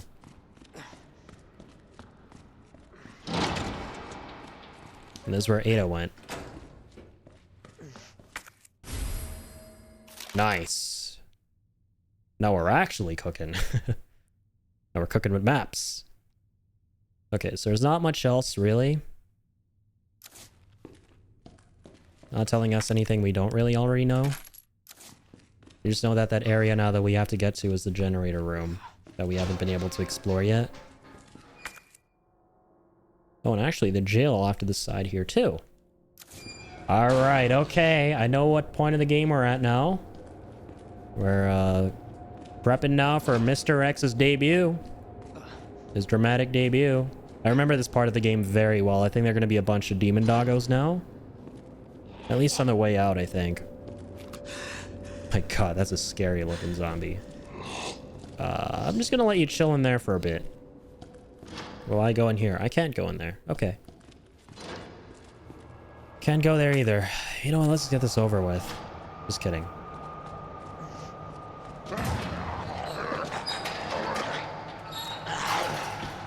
Hello to you too. Oh, wait, Leon, you might not want to do that. Okay, good. It didn't do what I thought it was going to do. I thought it would open all the jail cells. Yep, there he is. Hello? Poor bastard. Hey, I don't believe it. A real human. Well, Hello, human. take it in, man. This is the last human you'll ever see. Are we the last ones alive? No, there's a few of us. Huh. That's good news, I guess. Yeah. That's of course Irons sent you. Irons? You mean Chief Irons? Is he still around? Who cares? Hopefully he's somebody's dinner by now. What do you mean by that? He's the bastard that locked me in here. I'm sure he had a good reason. He did. I was about to blow the whistle on his dirty ass. I'd have done the same thing to him, I guess.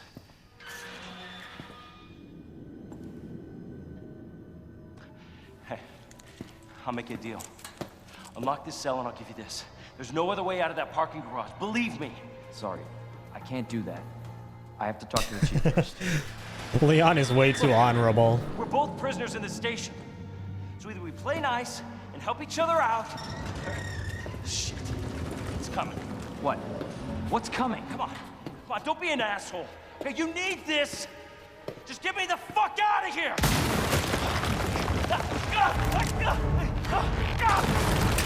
My god. Jeez. Oh my god. Forgot it was that brutal. Like his eyeball literally pops out. He just got Negan'd. Who is that? Or Glenn'd. Rip Glenn. It's Still haven't just gotten me. over that. So you can put that thing away. I don't even know what happened. It just Hey, Ada. happened so quick. It's such a great introduction to Mr. X. You wouldn't want to end up like Ben, would you? You knew him? He was an informant. Had information of use. Shows you how during the investigation. powerful he is. So what he said was true? Yeah, that was eye-opening. Hey, you can't keep walking away from me. I don't even know your name. I'm Leon Kennedy. Find a way out, Leon. Before it's too late. Then we'll talk. Her name's Ada, Name's Leon. You're Ada. welcome. Oh, she tells you. Okay. Well, I told him first. Well, I guess the deal's on. Huh. Take that, Ada. Addy 1, Ada 0. I beat you to telling his name. Or telling him your name. Let's go, a tool. Jail power panel. The panel's out. Can someone take care of it? We're gonna need these custom power panel parts. No one makes any more. There should be a few in the generator room. Okay. I got word that there's only one of those power panel parts in the generator room. The guy that's here to fix the bell in the clock tower should have another. Okay. So we also got to go to the clock tower. So someone swipe. I mean, ask him nicely for it, please. I will swipe it off his dead body. I mean, ask him for it, sure. Oh my god, this shit. Okay. This just hit me like a tsunami wave. Now I completely forgot about this puzzle, but looking at it, I know exactly what I'm looking at. Problem is, I don't remember how to solve it, but we'll get there. We'll get there.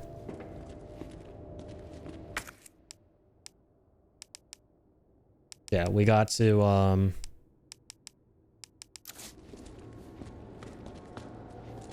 got to do the other thing first. What in the world? Jesus. That face is terrifying. It's like someone turned the facial animations to 500%.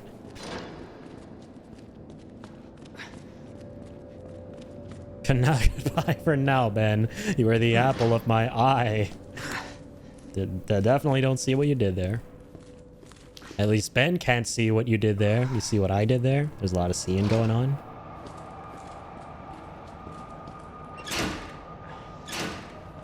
So, yeah, we gotta get the parts. Well, let me read this again. So he said one's in the generator room and the other one's in the clock tower. Yeah, you're such a bright pupil with that pupil. There we go.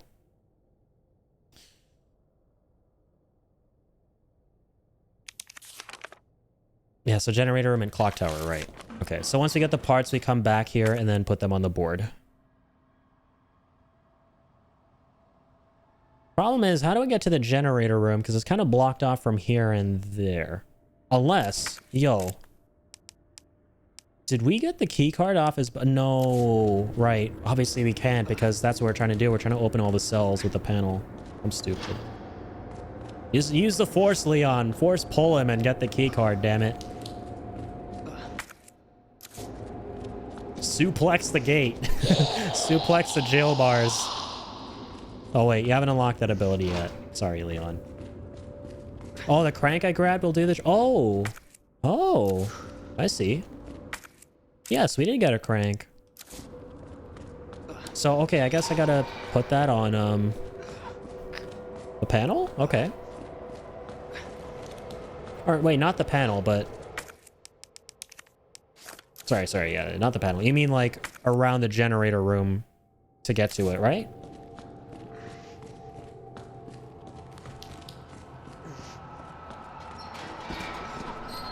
Yeah, okay, gotcha. Yeah, my bad. I don't know why I thought the opposite. Or, not the opposite, but the other thing. Okay, so we're out here again.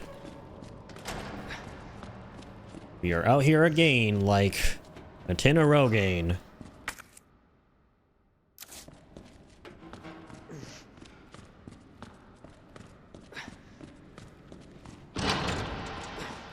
Keep area clean, it says. I love all the subtle humor and the irony in this game on all the signs, right? Like, keep area clean, you know, beware of hazard, that kind of humor. In an area that is infested with zombies. I love little subtle pieces of irony like that.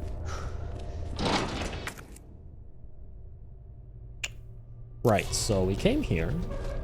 There's gotta be a little something or another to interact with. My crank. Let's find that.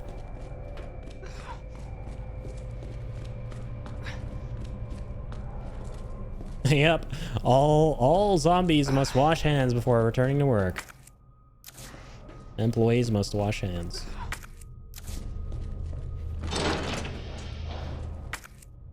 Walk into a room full of zombie guts all over the floor.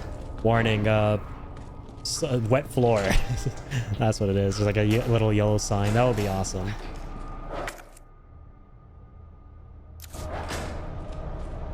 Okay, yeah, maybe I gotta circle around.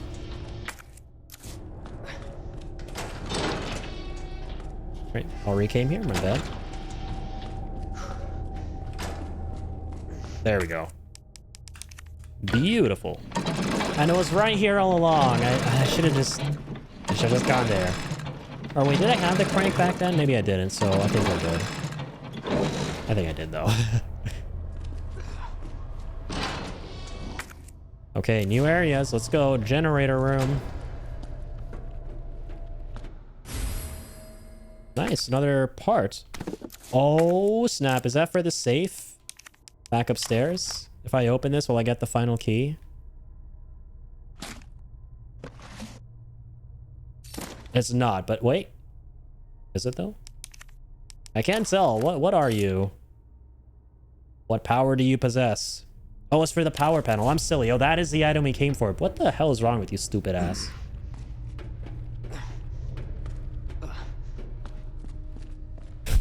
We're just gonna ignore everything I said the last 30 seconds. Ah, breaker. You didn't? You were doing all the right stuff? Gotcha. Okay, phew. You could have grabbed the crank first, but it doesn't really matter. Gotcha. Still, though, I feel it's so frustrating when it's like I explore an area, and this is a me problem. I explore an area, and then I leave the area, and there's a little other passage off this side, but it's like, in my mind, I'm just like, that's a little too unassuming, you know? There's probably nothing important there. I'm just gonna backtrack all the way to this area I was at way back when. And then it turns out the thing you had to do to progress a lot and to just work your way towards the credits, the most important area to progress was that one little unassuming place you missed. That's basically a majority of my playthrough right now. Okay, I see how this works. So we gotta flip the switches until both needles are on the reds on both screens. Kind of a fun puzzle, actually. I'm gonna eat my words, though. I said the same thing about that jigsaw puzzle with Ashley in RE4. I ate my words so hard. Okay, wait. One there.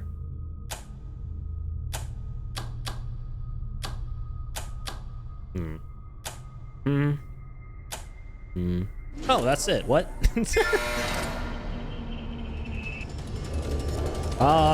Dramatic music. I hear fortissimo. Oh, it's because of the doggos. Oh, fuck. What hit me? What? Oh, what the hell? Where did that one come from? Doggy, please! I love how they're all Dobermans. Shit, I don't love that. I do not love that. I love that. Let's get the hell out of here. Leon, run!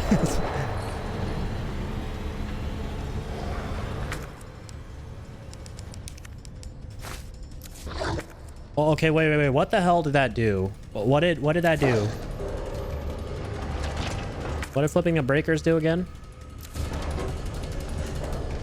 The room is still red. Hold on, I gotta go back there. I think I missed something.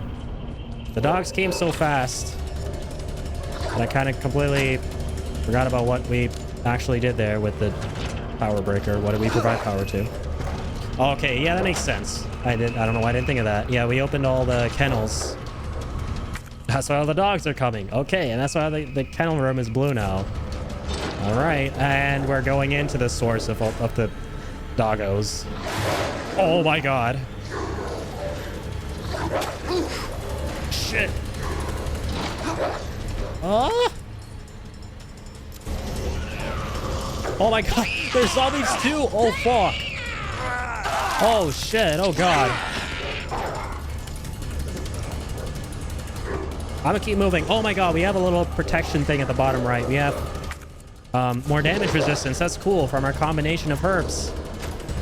Oh my god, they can still come at you. Fuck. Dude, we gotta get the hell out of here. I gotta wait. I gotta go to the clock tower, right? Okay. Let's run. Don't forget to use your car key before you leave. Oh, true. I had that. Wait. I was wondering earlier what I have to use that for. I tried looking at all the vehicles around here. What do I open with it?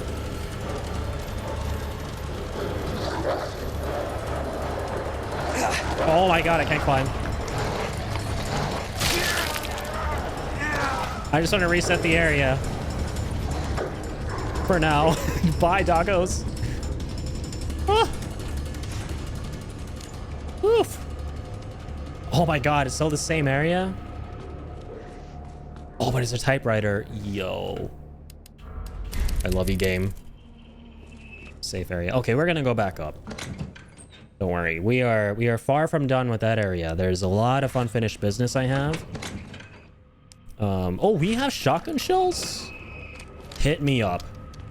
Did not realize that. But the epiphany has happened. And now the massacre shall ensue. The dogs actually wait for you there. Jeez. All right, let's get cornered here.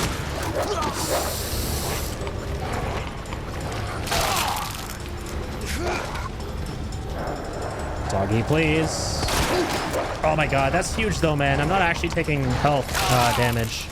It's my shield that's taking damage at the bottom right. No, there's one more. This game is intense.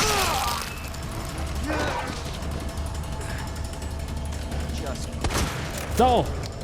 Oh, you little... Ah, shit. What? There we go. Holy, it's so hard to aim against them. Almost feel like reloading that save because I took more damage than I wanted to. All right, it's okay though. Wait, what was that? I saw a little prompt somewhere. Oh no, there's just a light. It's got a trunk button on it. Oh, no shit. That's cool. Oh snap. Wait. Oh, let's go. That's pretty sick. A gun stock. Can we put that on the shotgun? Yeah, they hit it so well. Yeah, I gotta get used to interacting, or I'm sorry, examining my items more to see if there's anything I can interact with them, you know? Or interact with on them. Custom part from the Matilda that allows the gun to fire 3 rounds per pull of the trigger. Okay, so it sort of turns it into like a semi-fire. Obviously, it's for the pistol. Can I remove the other thing I have on it?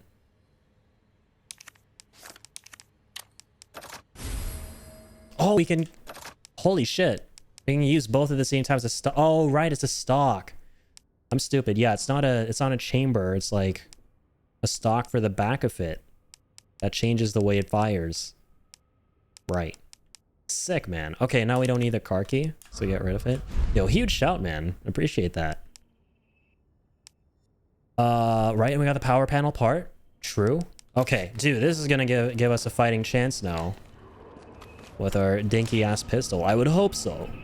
I would certainly hope so. We have any... oh, yes, we do. What am I saying? We have some healing items here. Fantastic. Going back in there.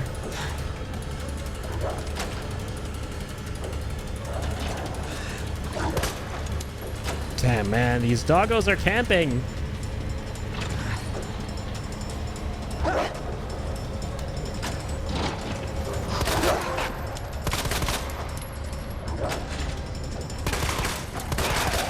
Oh my god.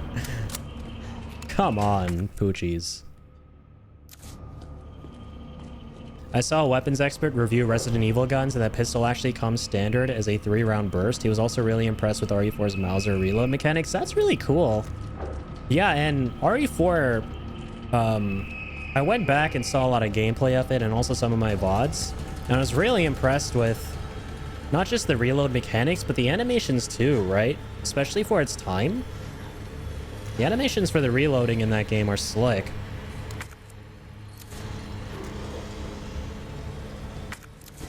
And that's like a really nice bonus that an expert actually gave that a thumbs up on realism. Always cool to see for games.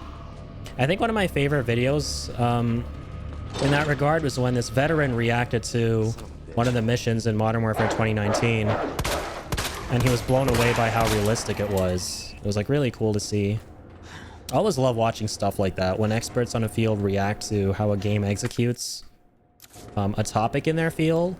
Like another really wholesome one was the Stray video where these cat experts, I forget what exactly their job is, but it was something really cool and it had to do with cats.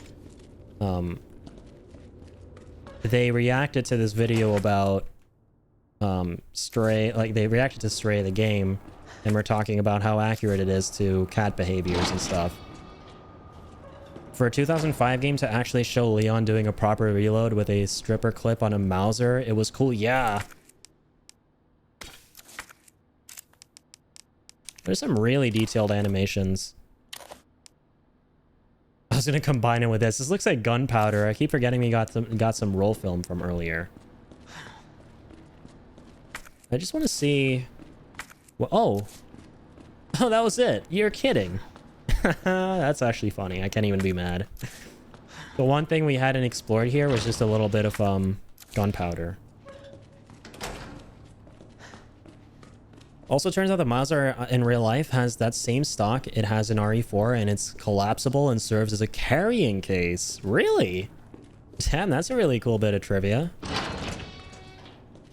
Yeah, I'm enthralled too, just knowing that.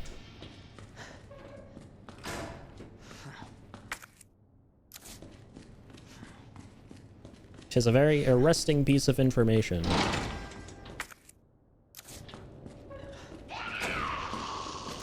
Hello? Shit. Shit, my new tech isn't working. That's like when you build a new PC and it doesn't start up properly. Leon got a new part for a gun, yet it doesn't do his job properly. Zombie's still standing. Like, shit. Okay, well, I think we're good to back out now. I could have gone... You know what? Yeah, I'm going to do that.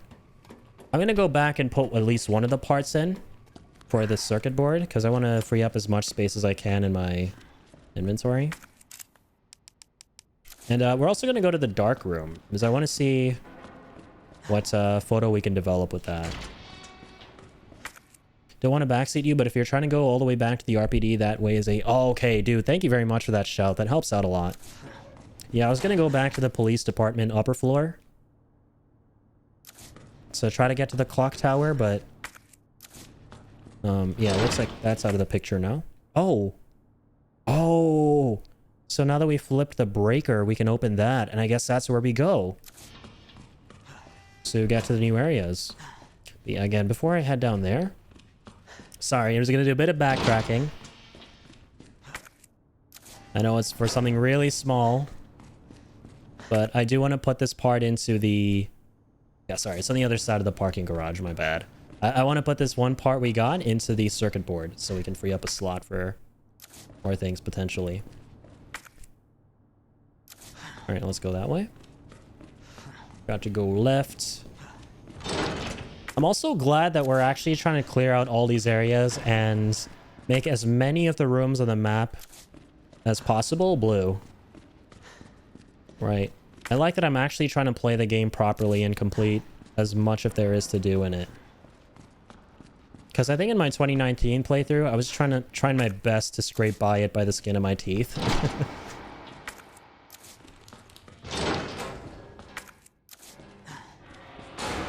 And you know what? I'm having a lot of fun.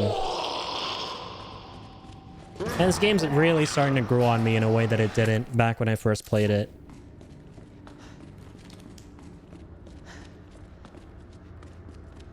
I think if you... I think... this game definitely requires you to be very patient, at least for me. Right? I don't know if other people feel that when they play this game, but I think it requires a bit of patience. Right? You really need to kind of be able to... You know, you need to be able to... Or you need to be willing to kind of sit through a lot of backtracking, a lot of, okay, maybe that's not where I need to go. Okay, how do I solve this puzzle? You got to take your time with it and, you know, really kind of slowly but surely make your way towards figuring out how everything works, where everything is, where you got to progress instead of rushing through it. I think it kind of encourages you to take your time and play through it slow. I feel that a lot with this. And now that I'm kind of playing it that way, I'm enjoying it a lot more than I did when I initially played it. You're getting a ton of achievements doing it too. That is very true, yeah.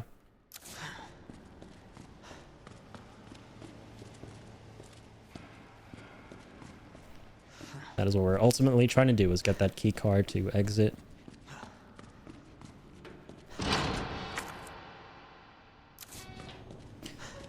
It's nice that in the A runs, Mr. X doesn't bother you as much, lets you really learn everything. Oh, really? Is he a lot more annoying in the B run? Or I shouldn't say annoying, but a lot more prevalent?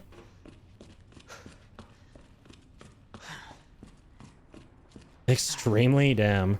Like Nemesis levels of annoying, or worse, or not as bad?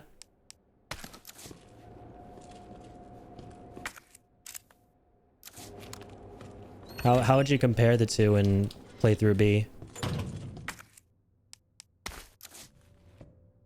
Oh, cool. Typewriter. If you don't know his trigger point, you can have him chasing you almost from the beginning. Oh, damn. So what you're saying is it's, you can trigger him kind of whenever you want.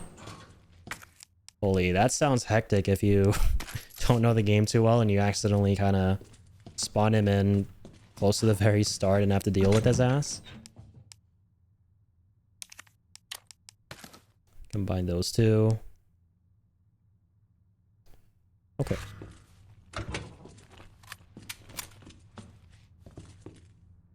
Depending on when you trigger him, it's almost on par with Nemesis. It'd be like you getting all your medallions, but with him on you the whole time. Oh no, oof.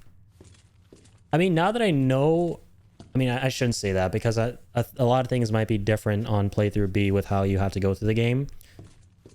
But now that I know how to get all the medallions and stuff, if it's the same stuff with how you have to get the medallions like in playthrough A, at the start, the procedure is exactly the same, yet he's chasing you, I don't think it would be too bad now that I have the knowledge on how to do it, but for the rest of it, I'm sure, yeah, like, that sounds bad. Or if it's different from that, then yeah, 100%, even worse.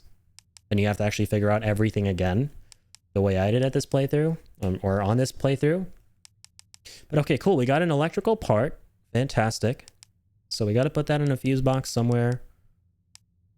Okay. Got everything from this break room. Oh, cool. Yeah, let's turn on some lights. Oh, that's a cool detail. So when you turn on the lights, that relaxing save music kicks in. That's a great touch. I like that a lot.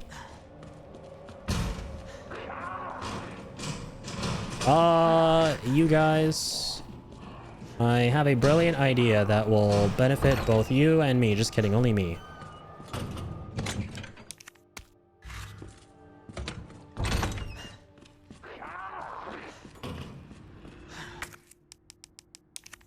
Gonna shut you out for a bit.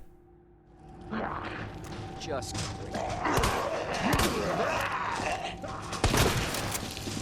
Get you out of the picture. Get you down. Just gonna barricade all of these. Why not?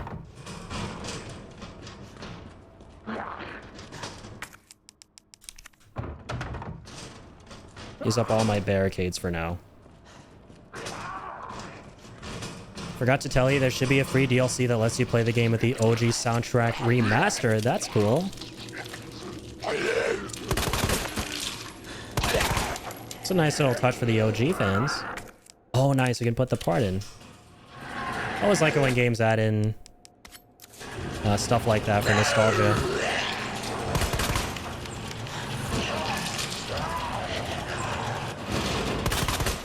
What the? There's someone behind me. Better not be.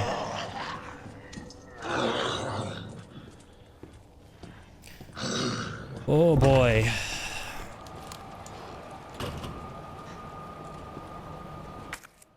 Okay. I'm taking a little sip of my ginger ale. That's gonna get me through this. The spookiness. The default music in this is really sedate and almost not present. I like that I caught on to the fact that it started playing when I turned the light on. I think that's such a brilliant touch. And it sounds... I didn't stay there to listen to it, but I'm sure the rest of it is brilliant. It sounded just as relaxing as the one in RE4. RE7 also had a nice safe area tune. It was a little bit more melancholic, though. It wasn't as relaxing. And RE8, I just don't think had one at all. So, yeah, despite that being my favorite one, now that I've heard what the beautiful, relaxing save music or safe area music sounds like, I'm a bit disappointed in you, my favorite RE game. Why don't you have that too? I feel like a disappointed parent now comparing my kid to other kids. Don't do that. Okay.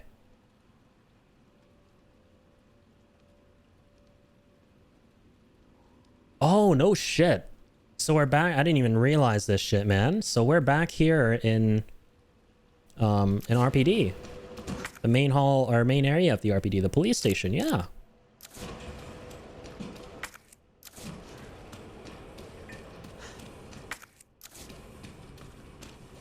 This is some phenomenal level design, dude. And again, like I said, I'm not, this isn't my favorite layout of a Resident Evil game. Still think that one goes to 8, and I really enjoyed 4 more recently, and I can't wait for the remake for that reason. I fucking love the linearity at how open certain areas are to explore that game has. But I still really appreciate how brilliantly this game kind of intertwines in its levels.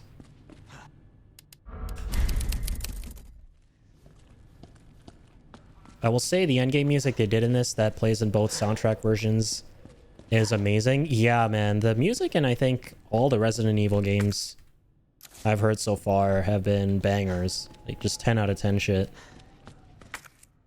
The credits music is always really good. And I really liked the music in the credits for 7 and 8 as like especially.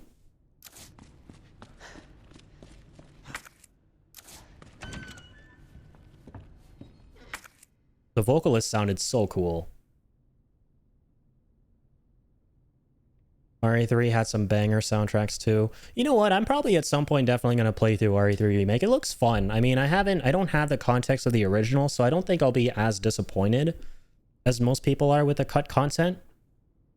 But from what I saw of your streams, man, the gameplay looked really fun. Especially now that, like, the dodging and stuff, now that I know that that's in the game and of what little gameplay I saw of that, and how much I like that kind of dodging. I definitely am tempted to give it a try. And yeah, I know that despite, you know, also the fact that I know how the game ends, I know who the final boss is and stuff. Actually, I don't know how the game ends. That's a good thing. I know who the final boss is. I only know what I know from your streams, to be honest. And from what I saw in your streams, you skipped some of the cutscenes at the end, which is actually a great thing for me because I don't know what happens narratively around those parts. And for the most part throughout the game, I really just know what the set pieces are. So, yeah, it's definitely worth giving it a shot. And, you know, even if I knew what happened in the game, I would still probably play it. Sometimes There are games that are just like that, where it's like, you know what, it looks like a fun game to play, even though I kind of know what happens. Let me give it a shot. Yeah, sorry. So now that we have this, can we actually use this here? No, we can't. Oh, but we have... Right, we finally got the diamond key. Shit. And I remember there was a diamond door up here somewhere. Yo, holy crap. It is so hot in my room. Jeez Louise. Gotta bring my fan a bit closer. That was a heart door, true. For the records room. But I swear there was also... Was there ever a diamond door up here in RPD? There was. There you are. Linen room. Looks like a very small, unassuming room, though. But we're still gonna go open it. Just go where we don't know. Or go where we don't go or haven't been. Try to make that sound cool, but it didn't sound cool. Oh my god, I forgot about your ass. Oh man. As bitter as I am at the final boss, the gameplay feeling of it is amazing. Yeah, and it looks fun, right? If you don't do it on, on possibly difficult difficulty, right? Which, I mean, that's also fun too, but only the feeling of beating it, of course. It looks like a pretty standard, fun, monstrous-sized boss fight. You know, like it's one of those typical boss fights at the end of a horror game or game with some form of body horror to it, which has a giant beast you gotta fight. Kind of like in the end of Dead Space Remake, like we saw. So yeah, it looks like a good time. Fun orchestral tracks to wipe on Infernal Nemesis too. True that. Think you'll excel in it as soon as you get the hang of your dodge. Is going to trigger that Soulsborne sense. Yeah, and that's one of the main reasons I'm excited to maybe try it out at some point, because the dodging looks really fun. If you don't have it yet, all Capcom games are on massive sale. It's $10 right now. Damn. Yeah, I definitely got to pick that up. If so. I picked up Devil May Cry. It's a new franchise to me, so hopefully it'll pay off. I think you're gonna have a lot of fun. I have not played any of the first 3 Devil May Cry games, but I have played 4 and 5, and 5 is a damn good time, man. It's a very good time. I really enjoyed it. I thought the combat was amazing. It was really fluid, but it's so, like, what's really cool about it is it has such a high skill ceiling. Like, your potential to pull off all this really cool flashy shit that's you've never done before in the game is so incredibly high. And it's just really fun pulling off all these flashy combos and attacks and abilities and stuff like that. And yeah, it's just a great time overall. I don't think I'd ever play it again though, because I feel like once I played it one time, it was more than enough for me. It has a very nice arcadey feel to it. And I don't know, I think it's like a great game, but I play it once and I'm done, and it's kind of not anything more than that, because it's like I play it and I get kind of like, it's really fun that I get kind of stressed out as well, because it's just like, holy shit, there's like, I'm trying to really appease the score I'm getting in the game. You know, there's like that grade system at the top right of the screen, and I'm like really trying to work hard for that S rank, and it gets kind of stressful, and I feel like I'm under pressure to perform really cool combos and shit. And so that aspect of the game doesn't really vibe too well with me. So with Devil May Cry, it's like I play for just like the combat and the cool, fun, fluid, flashy combos and stuff like that first and foremost, and then beyond that, it's just like, okay, cool, you know, not super interested. But when you play it the first time, it's fire. It is so sick.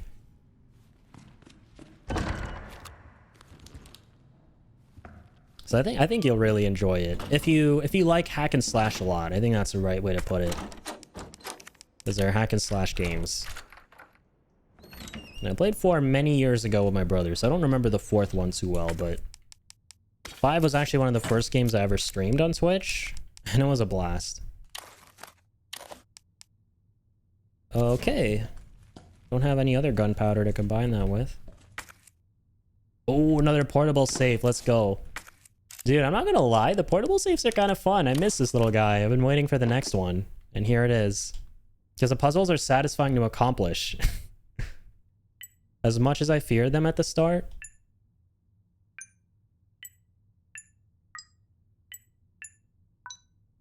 Okay.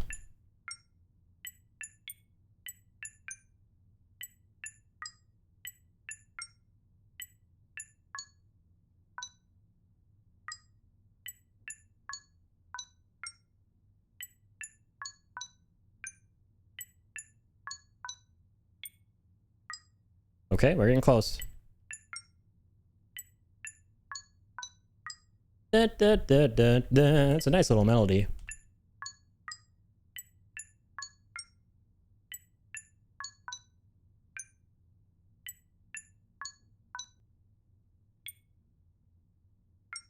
There we go. All right, beautiful. It's a cute little puzzle, man. Finally got the spare key. Okay. I kind of love the portable safes now. They're really fun. Let's let bygones be bygones, portable safes. I'm sorry I gave you a lot of shit earlier. I'm not bitter at how easily you're doing those. Yes, there's a slight chance that I might have to put in my letter of withdrawal from your very dignified hate club towards the portable safes. Ingenious. My letter of resignation. Where do I submit that?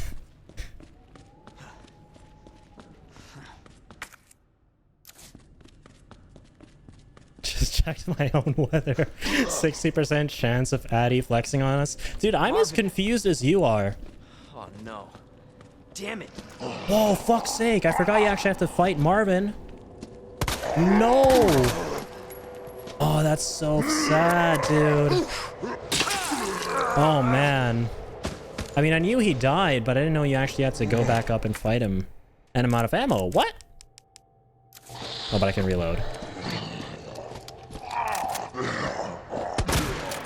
Marvin, I'm sorry I sold the portable safe. Give me your knife. Or my knife. Or was it your knife? Questions. Who did the knife belong to? But that sucks, man. Damn. Rest in peace for good this time, Marvin.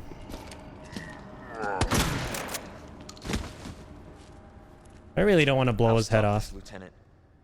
I promise. Okay. The voice line happened. He said the thing, which means he's dead for good.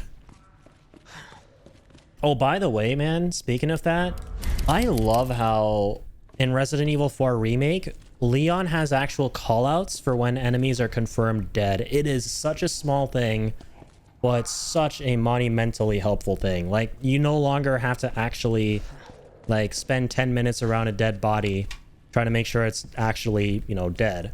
Leon will be like, I forget what he says exactly, but I noticed when I was playing the chainsaw demo, he had some lines here and there where he was like, oh, you know, smoked that guy. That guy went up in flames or stuff like that, you know? And it helps so much. It's such a small detail, but it's so helpful. Okay, sorry. So, portable safe. Finish that. Now we just have to go to the safety deposit room, which I shall do. Capcom really slapped Leon Kennedy across the chops and said, hey, this boy can fit so much trauma in him. Yep. They sure did. They're like, if this guy was if everyone was a glass when it came to how much trauma they could endure, this guy's a motherfucking flask. He's like 10 flasks.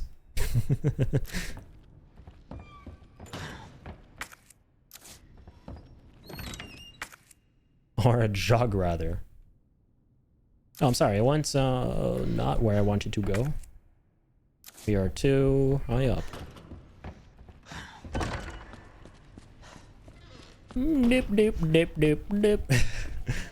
Dude, I hope that's not the last portable safe. That was... I hate how much I'm loving the portable saves. I can just feel you seething with anger, Ingenious.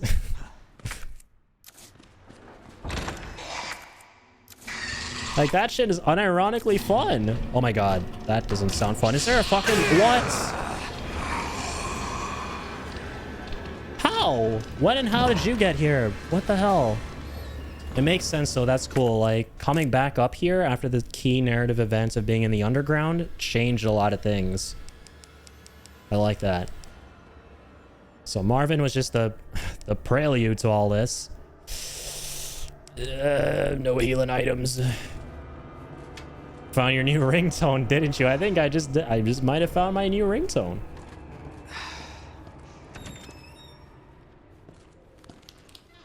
Is there like a portable safe fan club? Can I join that?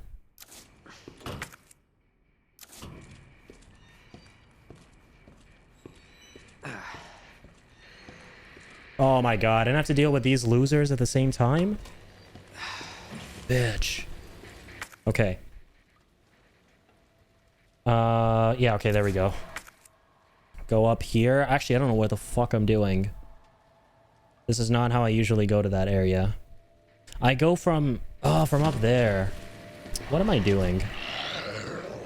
I don't think the dude's around here right now, so we're good. I don't hear him. I feel like they can never coexist. There will never be a licker when there's a zombie, and vice versa. I think, from what I've seen so far. At least that would be fair game design. Because I don't know if I can deal with both. Please.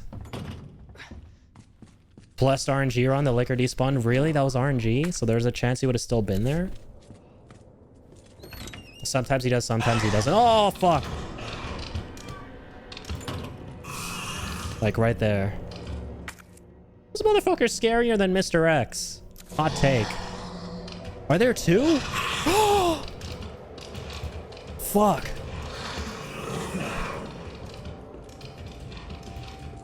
Oh no. Oh no.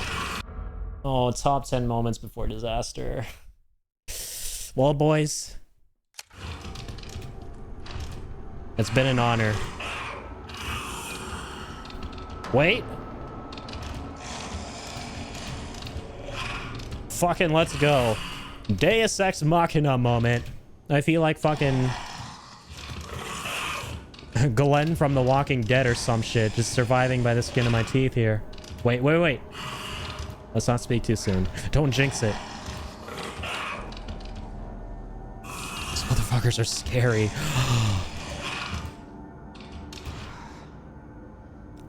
Don't move a muscle.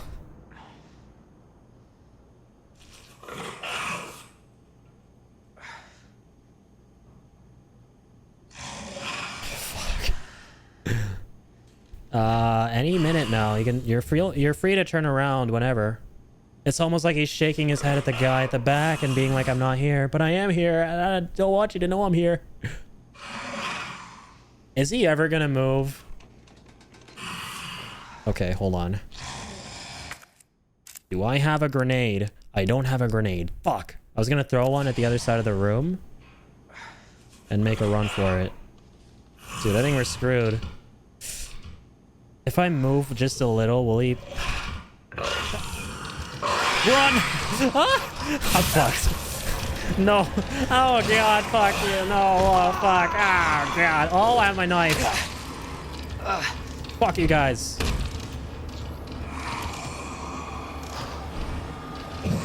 The safe room. Get in there, Leon.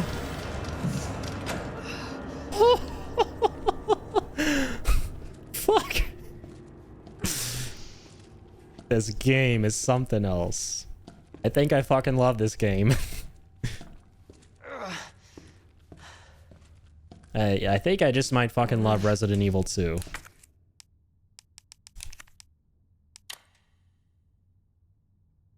Let's go. All right.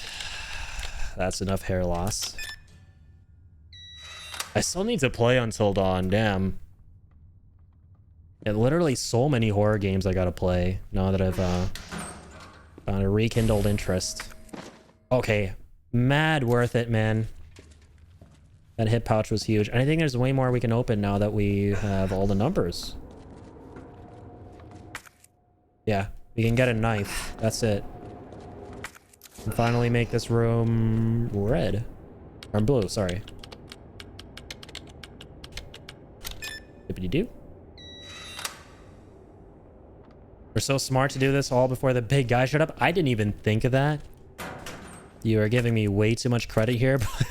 But now that I think about that, man, I'm honestly glad that I did all this before Mossy X showed up. Okay. Goddamn. Goddamn, this game. Everything's blue. Let's go. This is so fun.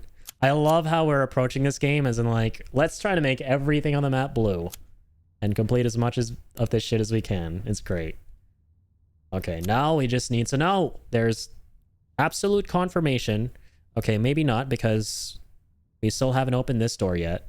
Yeah, we still need the hard key or the is that the glove symbol? I apologize, I'm not going with my card jargon. We still need one of these two keys to open the records room, and then we are done for good, I think. No, then we have a bunch of these rooms too, but we're getting there. Everything we have so far has been made blue and explored. Good stuff. So, okay, now we need to go... Okay, I'm thinking how we get to, like, how do we get to the clock tower now? I think that we need to... My immediate thought is... We need to move those bookcases and finally... Yeah, there we go. Wait, I think. On 3F. Library. Open that and then go around and then go in here. Yes. Okay, so that door where we had to move the bookshelves to get to up there is what we need to do next. So in order to move those bookshelves around, to be able to go there, we need that wrench or whatever we need. The tool to be able to move the bookshelves. That's what we're looking for next. And then we're going to be able to go around and get into the clock tower. Question is, how do we get it? So let's maybe see... Waiting room. All right, there's a safe there. Crank handle slot. Oh my god. Thank you, game, for that very, very helpful piece of information. So we can go to 2F. We got our crank. Use it there. So I think literally any symbol on your map, door symbol with the red lines, like I guess they're shutters, we can open with a crank, kind of like we did in the underground. And I think that might just be the final thing we have to use the crank for. And then we can discard it. Okay, nice. We got a destination.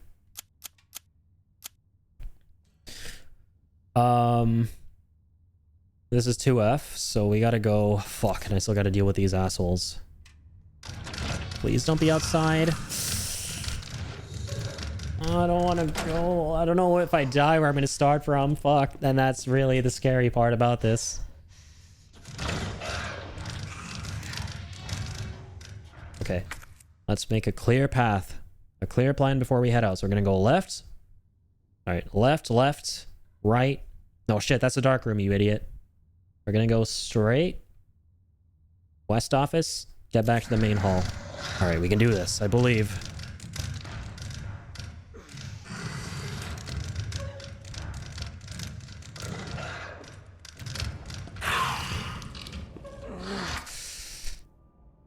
Ooh.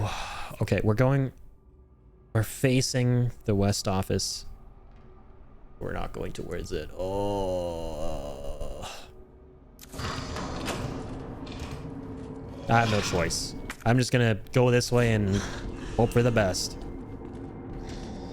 Going the long route to get back to the main hall is infinitely better than taking the shortcut and dying on the way.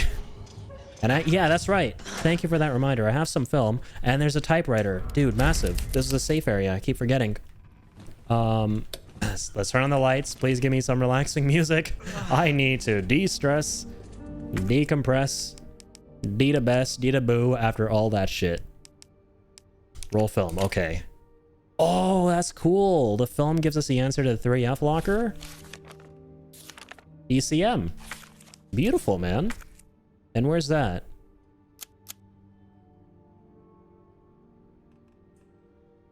Dial lock up here. Apparently you've been there.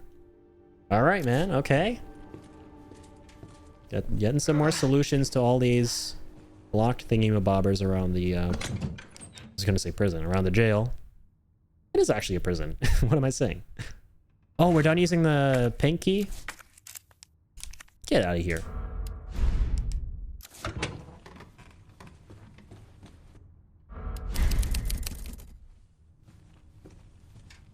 Can go ahead and take the scepter too. You'll need it soon. Thank you for that shout. I definitely will. Okay. Heading out again. Let's take the stairs this time.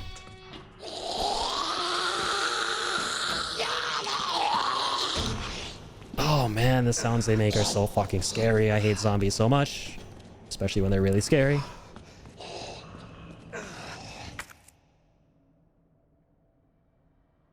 Shower room dialogue. We don't know the answer for that yet. Jack? Oh, like the the jack to move the bookcases. Fuck me. I have some serious PTSD to Resident Evil 7. It's got some traumatic flashbacks there. I'm sorry, I had a moment. It's that kind of jack, not that kind of jack. I see. Fuck that reflection. Yeah, like, fuck. I'm not... We have been there, done that. We have gone down that route. I do not want a creepy-ass middle-aged man who has been possessed by some horrible spirit of a young girl somehow to violently chase me around with a warhammer going, Leon! Leon! Fuck, and I forgot there's another liquor up here. So we gotta go...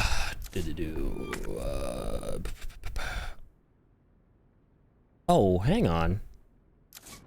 The dialogue we had to open is back there somewhere.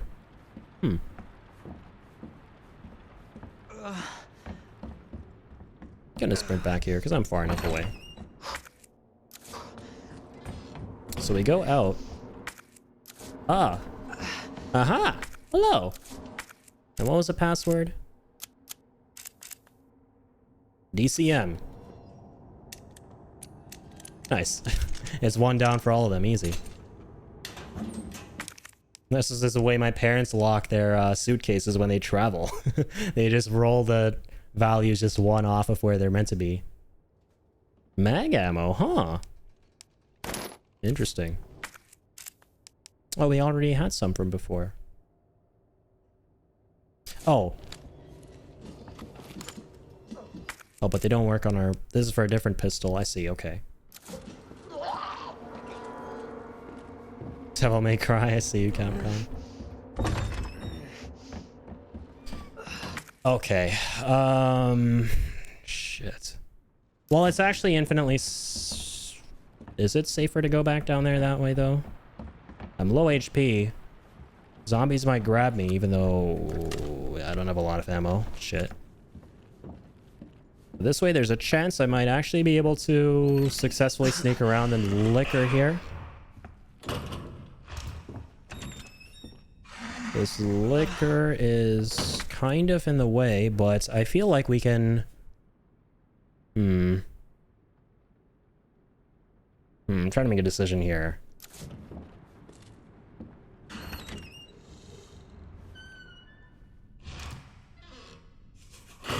This little boy is going to be a nuisance to get around. I am not going that way. No, thank you. Jeez Louise. There's two in there now? Okay, say no more. I was like, zombies or Lakers? Zombies or Lakers? Zombies it is. I don't normally go that way, but it sounds like there's two. Yeah, I do not want to take my chances. I thought you would be in an area that's kind of far away from just being able to go from the door I just want to go through. So I thought it might just be easier to sneak around them, not even run into zombies. Son of a bitch. Okay. Let's definitely get as close as we can to the zombies here to guarantee the kills. Oh, that's huge to know, man. Thank you. So they can't climb the stairs? Beautiful. Okay. This might be huge. We can circle around to the shower room. We'll take the long route. Wait, what have we not finished? Oh, another dialogue. Right. Okay. Oh! Oh! What? Oh, you son of a dick. How many liquors are there? These guys are just swarming the place now. No, wait. Oh, God. Is this before we open the safe? How long ago was this? Please. Oh, Capcom, why? Well, how? Why? This was right before we opened it. Yeah, so we got to go back up there and open it again. I hope he didn't do anything else other than opening it. Do we make... Yeah, we made the film at least. DCM.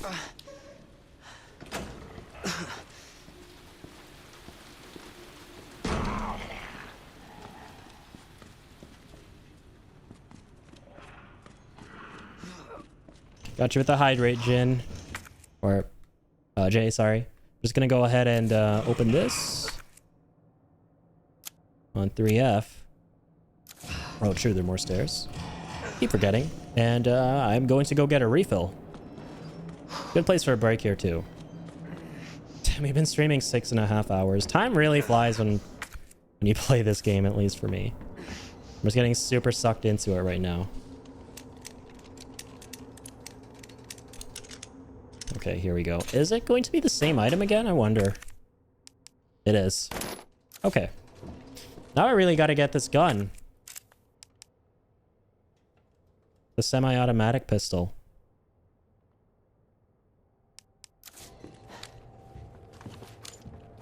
The funny thing is, I already feel like our gun is semi-automatic because it's like a 3-round burst. Maybe the liquor isn't here this time. Or is he always here?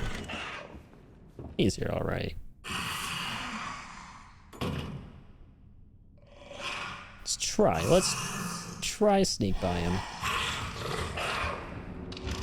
Bad idea. Near impossible. Such a narrow spot.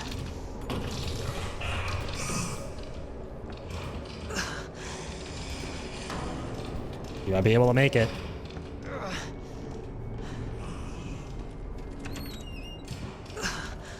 We somehow made it. Okay. Phew. Phew.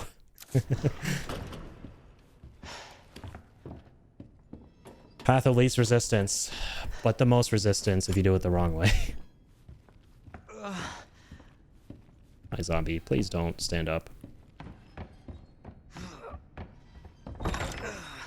Okay, perfect. Made it back. I was about to say in one piece, but I think I'd be lying to you if I said that. And lying is very bad. So I'm gonna go save and get a little drink.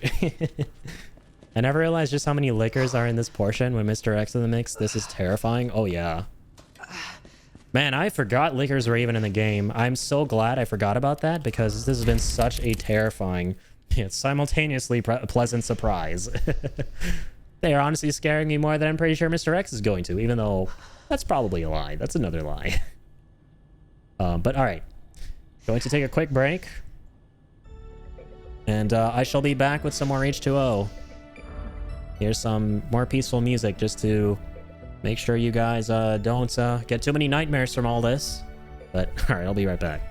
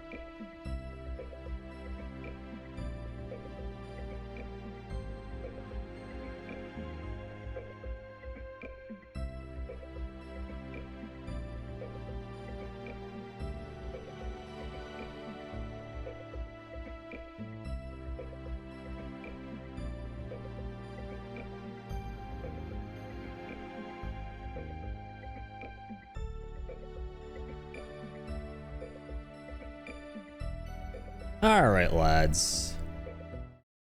How's it hanging? I have returned. I know, the longest break of all time. Here we go. Got my refill. And I am ready to hit the road again. Yeah, man, but this is going to be absolutely dreadful with the Lakers plus Mr. X. I am stoked. All right.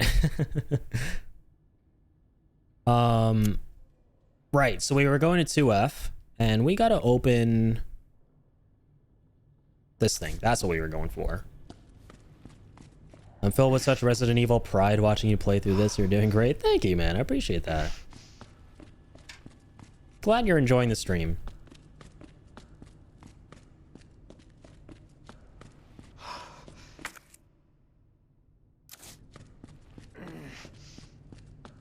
Okay. Alright, we can't just use the blue herb outright. I'm like, come on, Leon. We need something for you, man. Gotta give you a little shot of something here.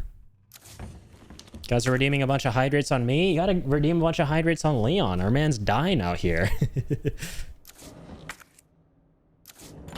Where are my herbs at?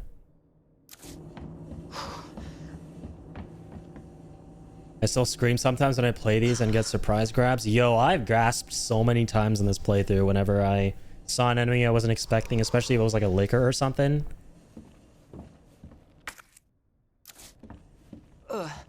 I think this is definitely the most, after Resident Evil 7, the most gasp-worthy Resident Evil game for me, if you will. Yes, thank you. I know that was for Leon, but I'm still in the show here with that hydrate. Thanks, Jay. Cough, cough. Shit. I really don't want to use... I'll use my knife. Nice. Got another raccoon man. No! What? Oh, wait, I'm good. I'm sorry. I'm sorry. False alarm. I thought the... I thought the game trolled me. I thought for a second we needed the diamond key. And the game earlier was like, yeah, you're done with the diamond key. Throw that shit out.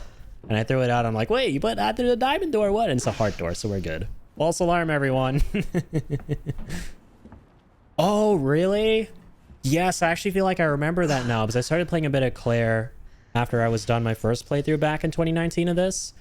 And now it's all coming back to me. That's right. There are only some doors you can open on Claire's playthrough. Yes, thank you for reminding me. It's okay. So yeah, we never have to worry about those ever. Okay, so there's another floor down here. Let's go down first. Because I'm a glutton for pain, I like going down to the underworld instead of up to heaven and Nirvana. Wait. Not good.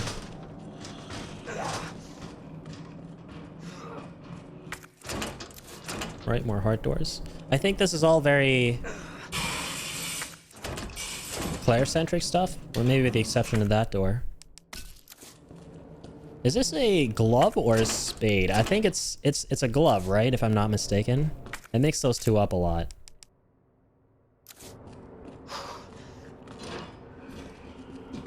Oh, hello. Goodbye. I'm so glad we got the shotgun, dude. I'm pretty sure I never even got the shotgun on my first playthrough of RE2 Remake. It makes a world of difference. Oh, cool. Okay, so there's a club and it's Leon exclusive. Gotcha.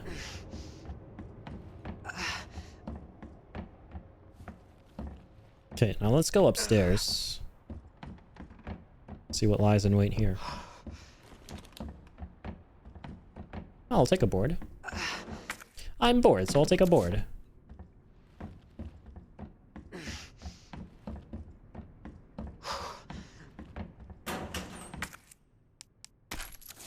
Oh, nice. Finally, some handgun ammo.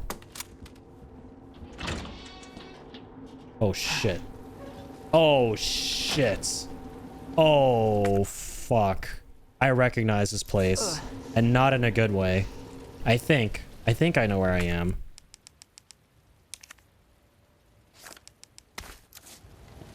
Getting a lot of blues, but not a lot of greens or reds game. Okay. Hang on. Is there anything else here, man? I really need to be max HP'd. In the words of Mr. Jesse Pinkman, fucking Gatorade me, bitch. Herb me, bitch. Of course it's locked. Why wouldn't it be?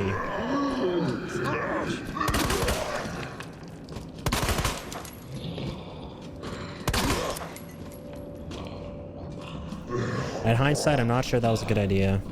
Like, what is this place? Why is this place? Oh, okay. Whoa, whoa, whoa, whoa, whoa, whoa, whoa, whoa, whoa. Okay. This seems like it could be huge. I think it's for the clock tower. Okay, big whoa moment. Another big whoa moment. Where are those? Let me take those. I'll take 2 of those, please. Or rather, 4 of those. Thank you very much.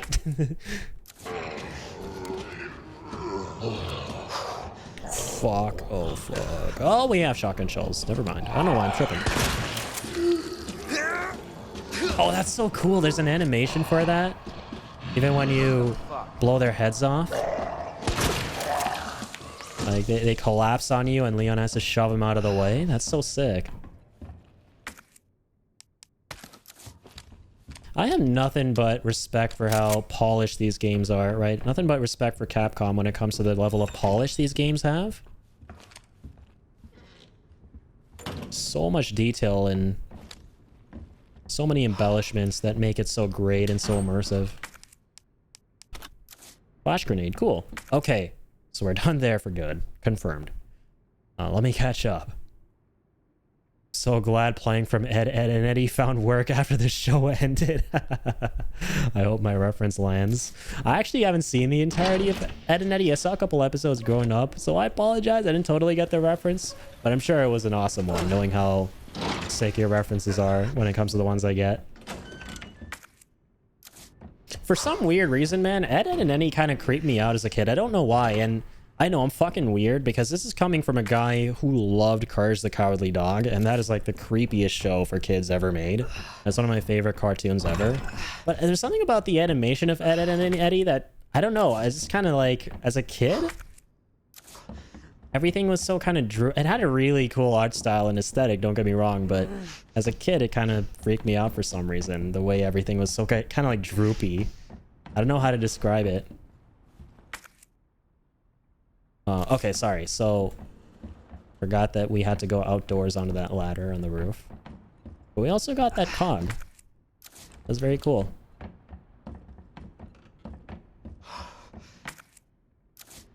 Go out to the balcony. And yeah, go down the ladder. I forgot. I forgot that cog. Oh, not good.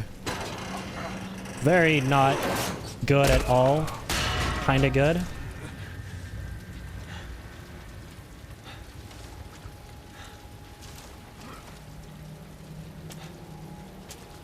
Guess we're not going back up. Yeah, too dummy thick. Huh?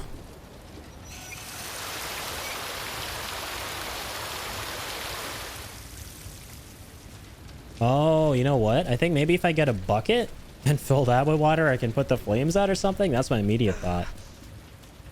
Shit, man. I remember this area though. Fuck. I don't want to... I hope we're not where I think we are. I hope we're not where I think we are. Oh no. Alright, time to put my big boy pants on. Okay, nice. So now we got red and blue. Oh, and we can already use it. It reduces damage against opponents, right? I remember that from when we used the combination of all 3, but right, because we don't have the green, we don't get health back at all. I really need HP, dude. I cannot... If I think we are... If I think we are at the point where we're at, or if we're at the point that I think we're at, that's how you speak properly. We are definitely at the point that I think we're at. We're gonna need more HP.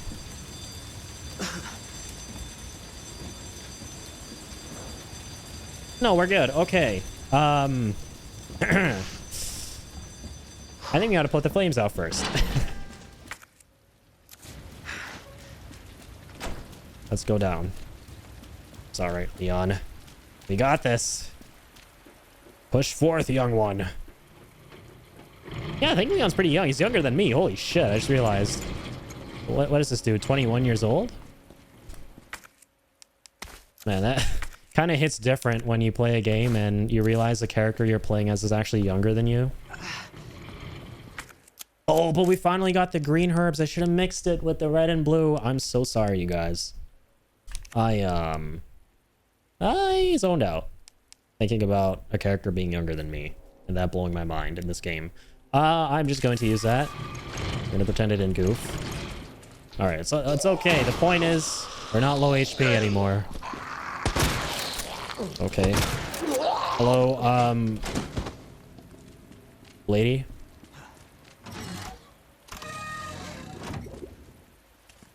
Oh, sorry, did I already turn that one time? Claire's 19 in this? Damn. These kids are having it rough here. Kids grow up way too fast. This game should be called Kids Grow Up Too Fast, the video game. Or Kids Forced to Grow Up Too Fast. Tame is the literal embodiment of that phrase, or the epitome of that. Someone lose a key? I did. Thank you. Okay, just like that, very quickly. We're almost full when it comes to inventory. So let's do a bit of management. Okay. Think. Let's maybe store some of the blues. Store the plank, of course. Mag ammo, because we don't have the gun yet. We'll hold on to gunpowder in case we get some more later to make more ammo. Large gear I'll hold on to because I feel like we're going to go to the clock tower next. I'm sort of starting to remember this part of the game. I think we're running into Mr. X. Oh, yeah, right. My scepter is in the storage. Yeah, that's right. We don't have it because I took it out before we died to that liquor. So we restarted before I took it out. Thank you for that reminder. So I think we're going to run into Mr. X now. And then we're going to have to... He's going to chase us up the clock tower. I think this is that part of the game. So I'm going to hold on to the gear. Because I don't want to... have to stop in between. I just want to book it all the way to the clock tower and get done with the doing. So, sorry, was this left to begin with or right? I fought the zombies and I forgot if I had turned it the first time or not. I know I turned it again. Well, let's go and see. I think it was right initially and we turned it left, so we're good. Maybe. Oh, we have to make it so that the pipes up there shoot down the water. Let's see.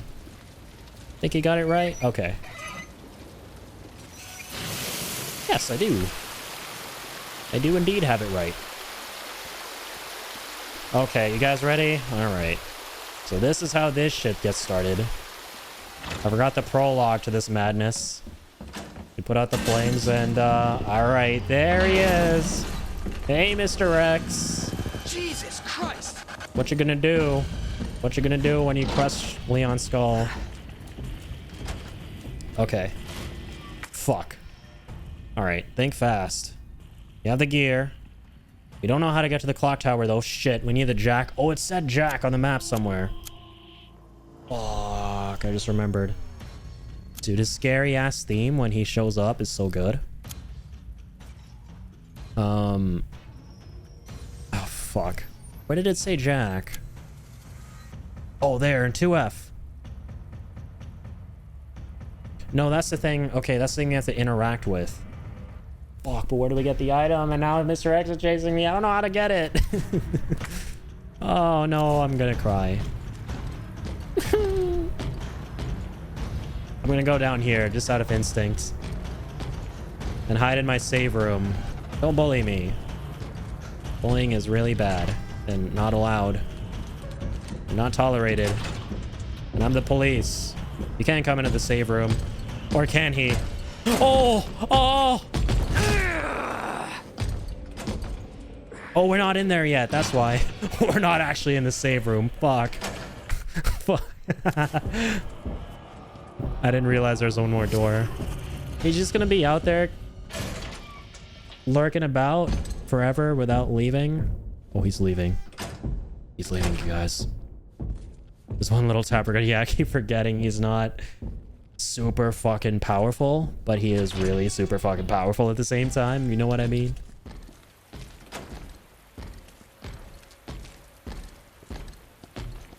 He's hella powerful, but not that powerful. God, the approach to horror is so good in this game. Fucking scared shitless here. Yo, I gotta like turn off the lights or some shit in my room for extra immersion, but I kind of don't want to at the same time. Playing games in the dark sadly hurts my eyes a little too much. I thought about going, about making my room completely dark for this playthrough.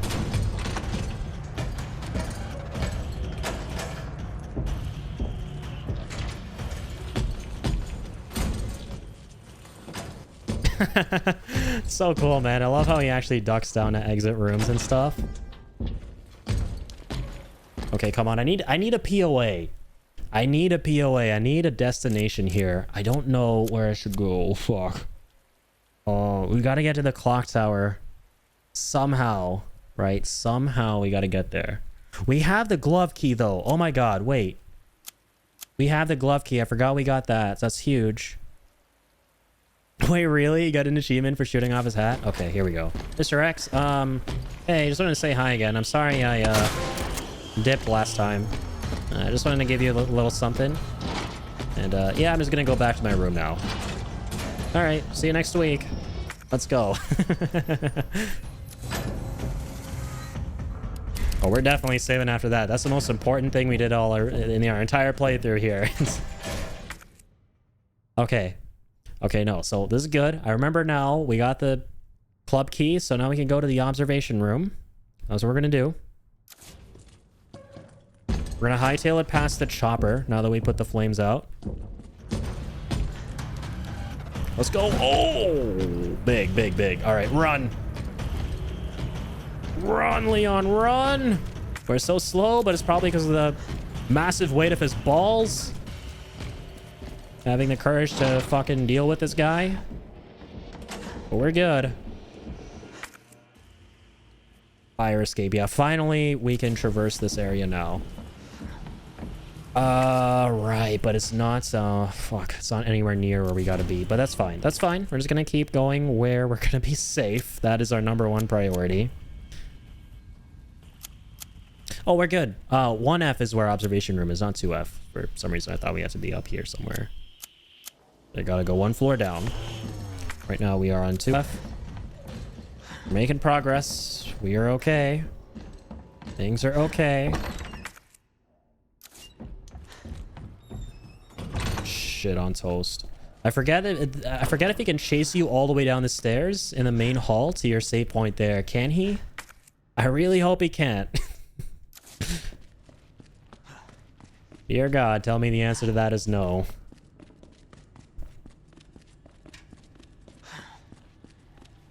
Marvin, I'm actually kind of glad you're not around to see this shit.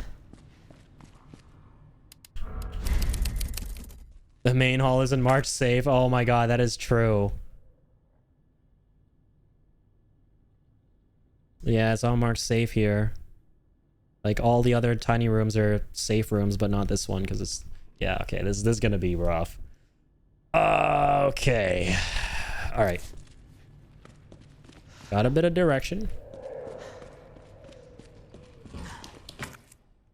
That's not the right way? You're right, it's not the right way. Oh, God. Oh... Like, you mean just going to the observation room in general, or where we're heading to try and get there? I think it's the latter, right? I mean, it could also be the former. It may be the case that we don't get what we need to progress the game, but I also do just kind of want to check it out since I have the club key. Oh, you have to get there by where I use the crank. Okay. I see. So right track, you just have to loop another way. Okay, gotcha. Yeah, I'm trying to observe on this map the clearest route to that place. So we go up here, hook a right. Oh boy. Yeah, I don't get what I'm looking at right now. How does this connect to the rest of the place? So loop a different way. Any room at the typewriter is safe from Big Boy except main hall. So if you get in trouble, just make a break for it. Gotcha. Okay, so it's only the main room, or I'm sorry, the main hall that is not safe from him. That has a typewriter in it.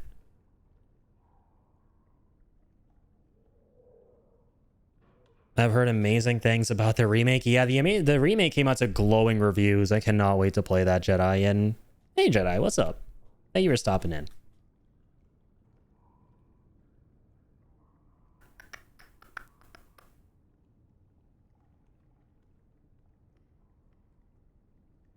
Susie loves it. That's great.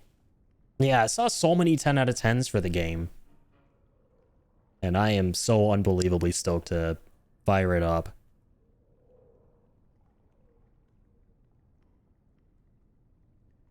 Watchman's room. Go up the stairs. I'm struggling to see how this connects to the rest of the police department, honestly. My brain hurts. So you said, oh, the way you just came down the stairs, you need to go back. Okay, so we go back up the stairs and then we go from there. So it's on the top floor, but sort of not the top floor. Past the art room? Okay, gotcha. I'll make that my #1 priority. Thanks for the tips, man. I really appreciate them. I hear Mr. X music. That is not good. And footsteps, yes. Very loud. Very close. Very, not mentally soothing footsteps. Art room.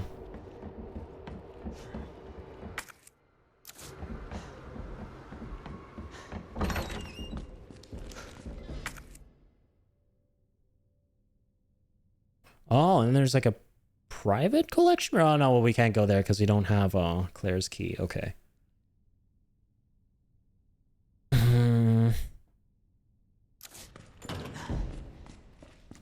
Should I think I go back to where he spawned in, right? Those stairs right there. Like the ones back in the main hall? Sorry, I know there's a bit of Twitch delay. So it's... Oh, by the chief's office. Oh, okay, those ones. I see.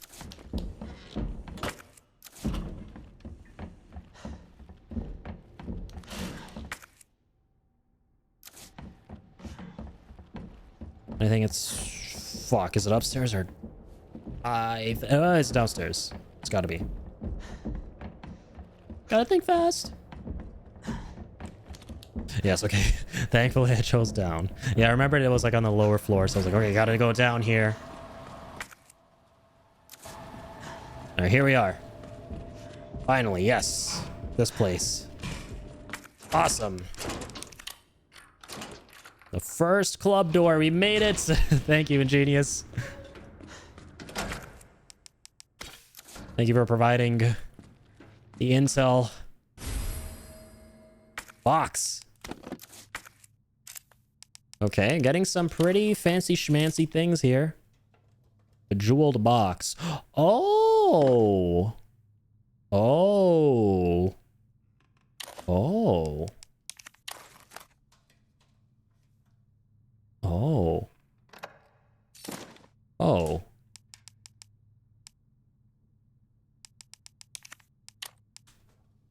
Oh.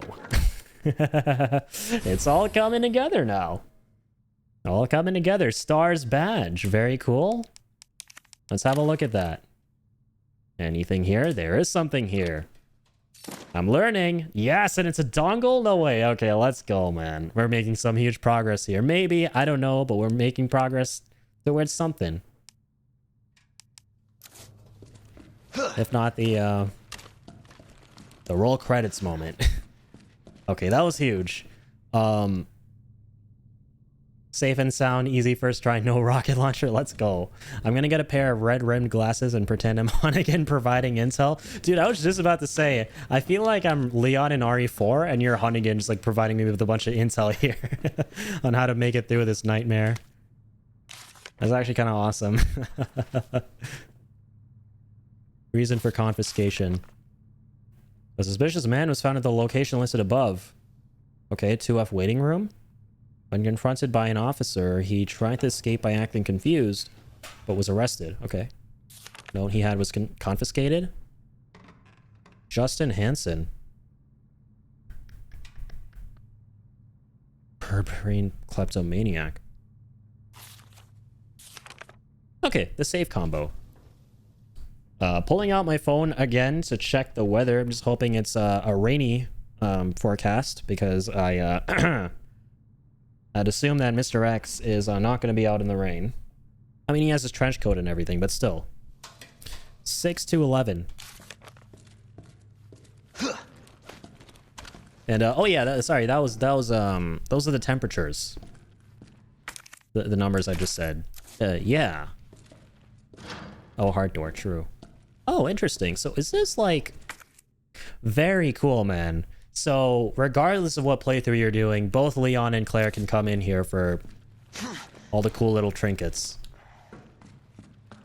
Just one room that they both share. I see how this works. Leon, I'm so... Oh my god, the playing manuals. I forgot about that. The game was so goofy to its core.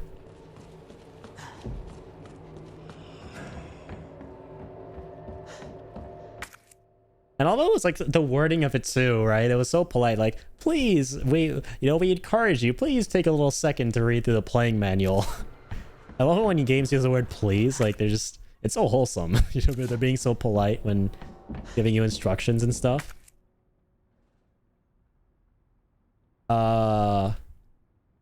Okay. All right, so now we are going to go to the STARS office and play on the computer. Yo, Mr. X, wanna play solitaire? I'll take that as a yes. I hear you coming down those stairs pretty fast. Oh, shit, what was the room? I'm stupid, I don't even need to take a picture of that. 6 to 11, because I realize you save all those. But still, I mean, when you're actually doing the puzzle, it helps. Yeah, 2F waiting room. And this is the waiting room. Beautiful. Okay, sorry, wait, did I just say a bunch of things about taking a picture and stuff? Yeah, ignore all that. I'm just, yeah, I'm not looking at any pictures or anything. I'm just, I'm looking at the weather again. Yeah, so, yeah, okay, let's go.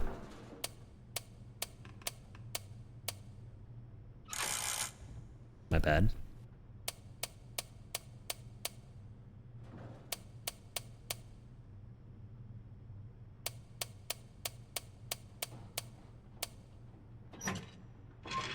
Cool. Yeah, I just kind of guessed. Yeah, that's how I did that. Muzzle brake. Oh, cool. Apart from the Matilda, that reduces recoil and muzzle rise by redirecting propellant gas up and away from the barrel. I love how it gets technical. So, okay, so basically it reduces recoil. That's sick. Oh, that's awesome, man. I really appreciate how in this game, you don't attach parts at the expense of other parts to your guns. They just keep building up.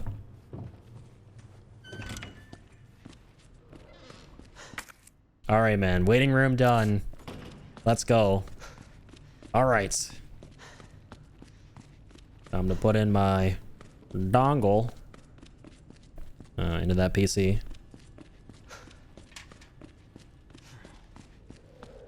Those minute-to-minute forecasts are really great. Yeah, I know, right? Show me the 9 p.m. forecast, the 10 p.m. Give me directions too, like, you know, right, left, right. Then go east, it's going to be 9 degrees. West is going to be 10 degrees. East is going to be 15 degrees. That's what the numbers and arrows were on the forecast I was looking at. Oh, cool. Now we can go to the records room too. And hey, Claire can also go in there. Oh, fucking asshole. Holy shit. That scared me, man. Come on, dude. We don't have much time. You don't understand. There's someone looming around here who's not your friend. He's not mine and he's not yours. You gotta put our differences aside, bro. Fuck. I don't have time for you, man.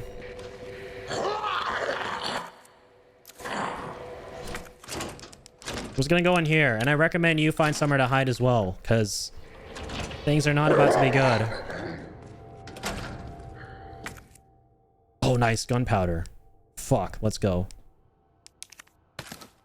That is beautiful. Yes, I'm gonna combine that with that. Seriously, get some shotgun ammo here. Jeez. Been itching for some more of this. Oh, let's go. The tool. Finally. Oh. What the shit? Hey, give me everything. Please be blue. Okay, nice. We're done here. All right, you guys ready? We're going to circle around. And it's going to be Mr. Rex. Mr. That's awesome. He just bitch slapped that zombie out of the way. No, my battery's low. Not now. Shit. Oh my god, this game is bombarding me with the worst possible things it can at the same time. Give me like a liquor or two as well, why don't you? Actually, please don't do that. Okay, sick, man. Nice. I'm glad my thought was to... My first thought was to go to the club doors and try and find the thing that way, whatever it's called, the tool. A long, thin tool. Even the game doesn't know what to call it. It's like, fuck it, it's a tool. A key item. Okay, yes. Now I remember this part pretty vividly, having to do this area with this bozo chasing me around. Fuck. Wrong door. It's upstairs.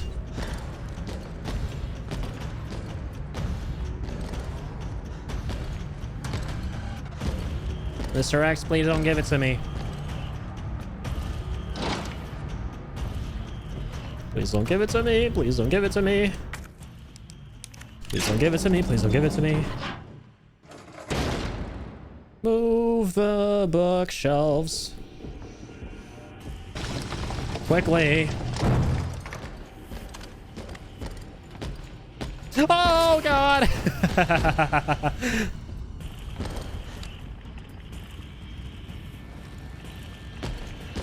Hi. What are you doing back there? It took you a little minute. Jay, I appreciate you, man. Appreciate you helping me keep my my sanity in check. Oh. Hit like a little wimp. That was nothing. Yeah, I keep forgetting he's not gonna like one-tap you or anything. I need to chill out a little more. Okay, finally, boys. Let's go. Fuck. I'm gonna take a little swig of this. Oh, that's cool. I didn't realize the game tells you your playtime at the top right. 5 hours and 18 in game, even though the stream's been 7 hours. Not bad. For me, it could be way worse. No.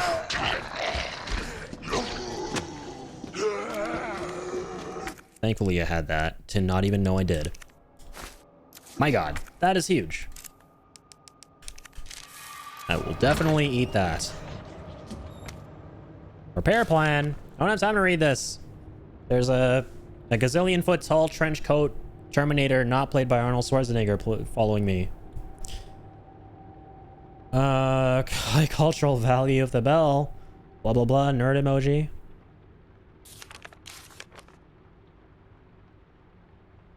Okay. Not too nerdy. We're good. Gear. Gears of War, baby. I'm so glad we found the gear beforehand.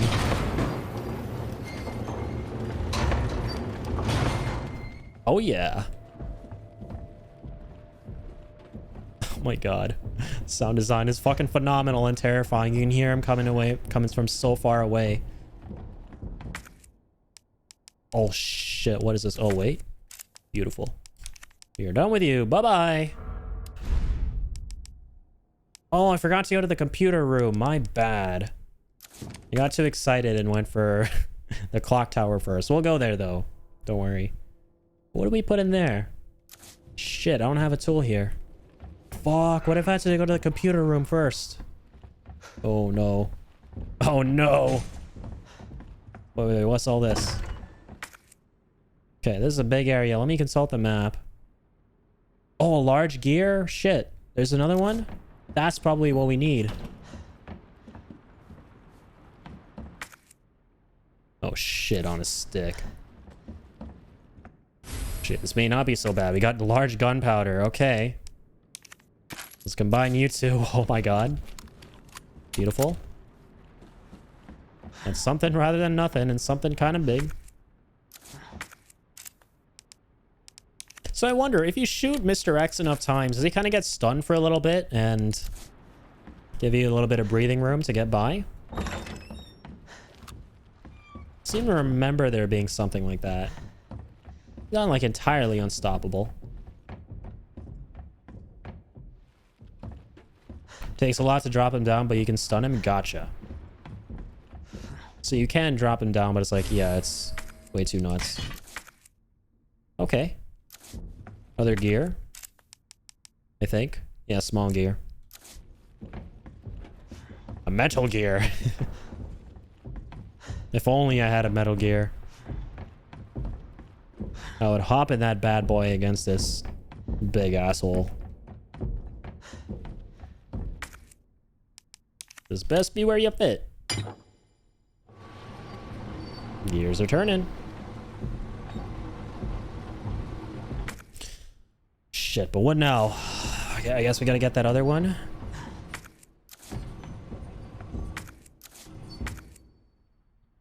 No, we have it in place.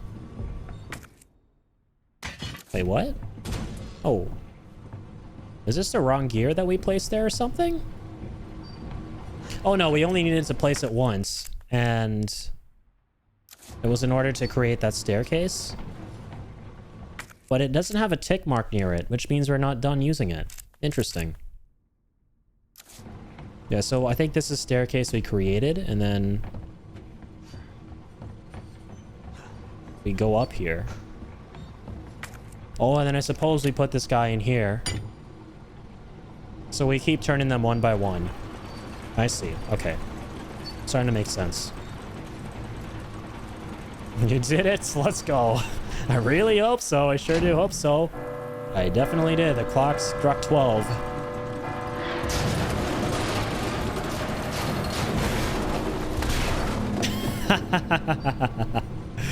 All that for just a tiny dinky part. Hope I don't have to write a report on this. Oh, let's go. And this is like the first of sassy Leon emerging. I dig it. At this point, I feel like Leon's just seen it all, so he's like, you know what? I'm not even going to ask questions anymore. Let's just enjoy the ride. Let's just coast through it. I'm just going to use a bit of, like, silly, sassy humor to offset and, you know, downplay all this bullshit. I like how there's small snippets of RE4 Leon in this game. Where did the part fall? He's coming, man. I need the part right now. Pronto. Feel like it fell right around here. Yeah, there we go. Okay. Beautiful.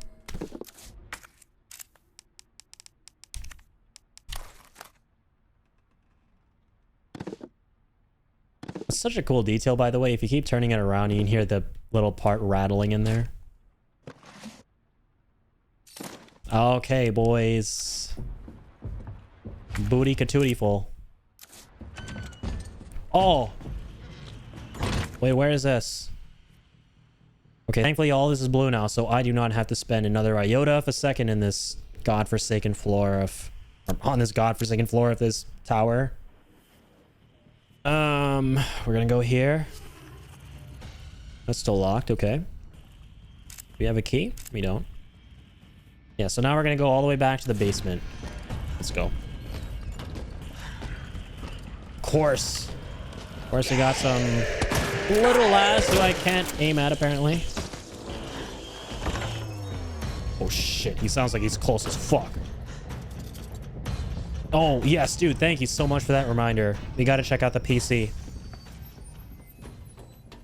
Almost completely forgot.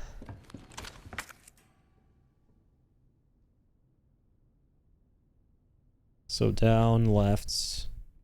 Okay. And mind the liquor. Oh my god, please. Please, please do not manifest it. Shit. I'm really scared of having to deal with the liquor on top of this asshole. I just might have to. I'm getting strong liquor vibes. Yeah, oh fuck. Okay. We're good though. Nice. We made it, dude.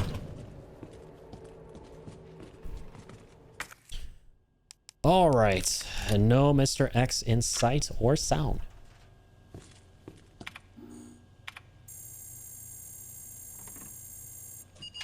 Oh god, load times. Oh shit. Okay, cool. So I got a new gun.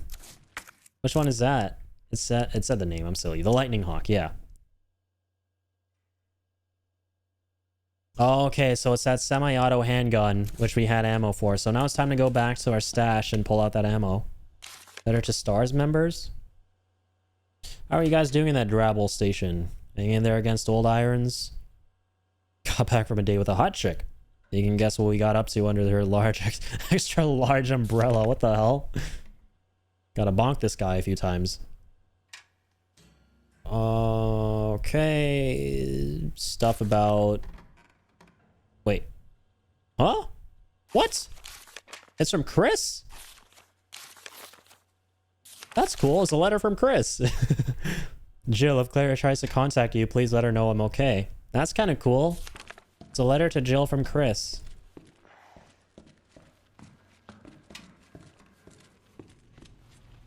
That's funny.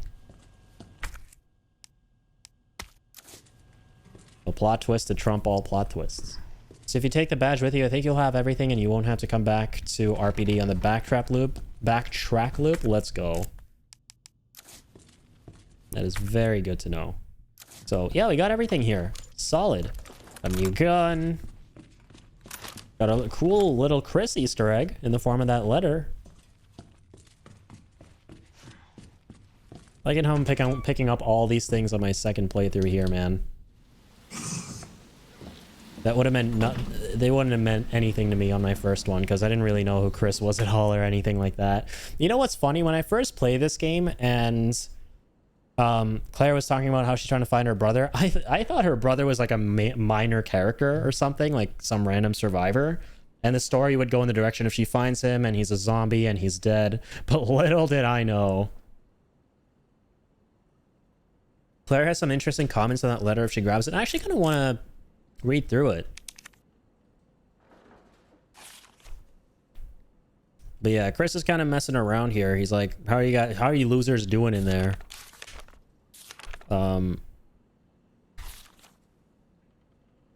Maybe I'll extend my vacation for another 6 months.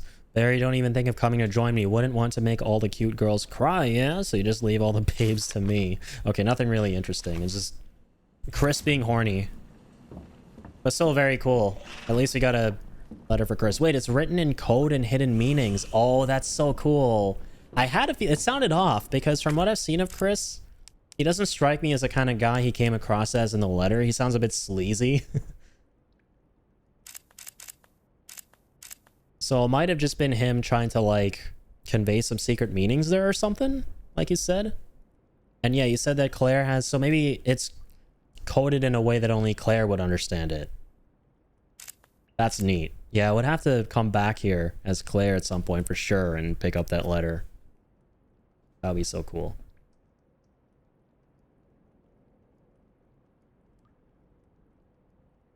Okay, we never opened the dialogue in the shower room. Oh, that's awesome. She actually says that it doesn't sound like Chris. I love that. Let's go. Good job, brain. I caught on to that. One of the few things I caught on to. Okay, so we're gonna go underground now. I will ask if you remember, is there a hint I can find for this lock around here somewhere on this floor? So we can just get that out of the way? Maybe on the roof somewhere? I'm assuming you find it in a red room somewhere because notes are maybe counted towards completion. So if we have a red room, it's... Oh, that hint is past the 2 liquors on the first floor? Gotcha. So on 1F. Where were the 2 liquors again?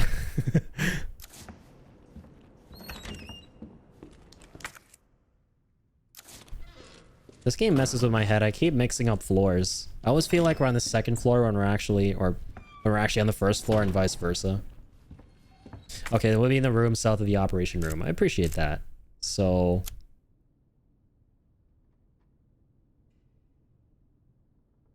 Aha. Around here. And it's interesting, yeah, so... I guess the room turns blue even though you haven't picked up the hint. Or maybe the hint wasn't on a piece of paper or something. Maybe it's on a wall. We'll see. That's it? Okay, awesome. I'm gonna do my best to hightail it there with Mr. X chasing me. But I have faith. Gotta have faith.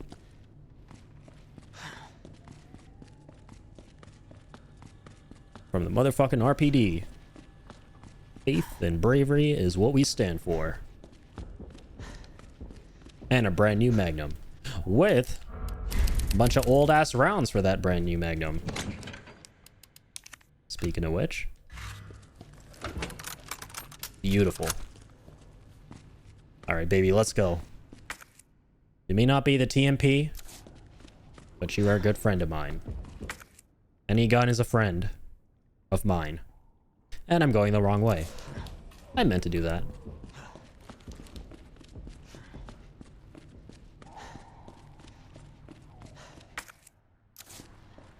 I cannot stop fanboying over the sound design in this, man. The way that Mr. X just creeps up on you and you know he's coming with how the sound, the footsteps get louder and louder. It's just, man, chef's kiss.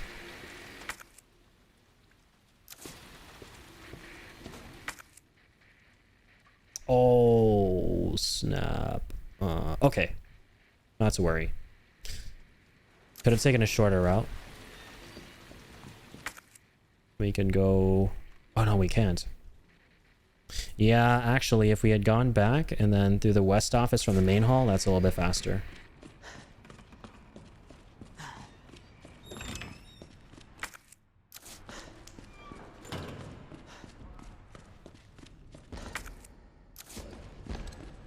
Fuck. He sounds like he's really fucking close.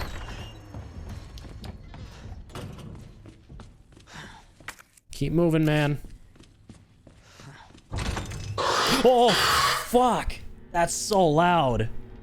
Jesus. Forgot the liquors are here. Ow, my eardrums enjoyed that.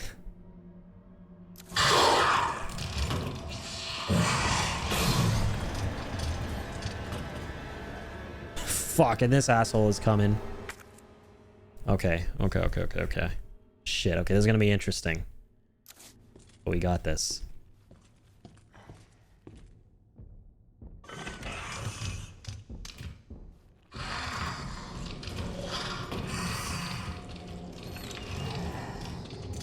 Beautiful. Okay. Oh, Cap. I saw this. Oh my god. I don't know how I didn't register that. Instead I made a silly joke. I remember the joke I made. I was like, is this guy from Gen Z writing Cap as slang or something? Oh my god. Fucking bitch. Okay, the locker room. Yes. I've literally fucking been here and I've seen that whiteboard. Fuck me. And I did not put 2 and 2 together. Okay. Okay, we are getting the hell out of here. Never mind. Yes, mind. Don't mind me. Don't mind me, Liquors and Mr. X. You guys enjoy your quality time together. There's like a man and his best friend, his doggos. Mr. X's best friend are the Lakers, just like dogs are our best friend. You guys have some quality doggo and man's best friend. That is a doggo. Man and man's best friend time together. That's what I meant to say. Okay. Sorry, Eddie had to clip the Laker jump scare. Dude, no need to apologize. That's awesome.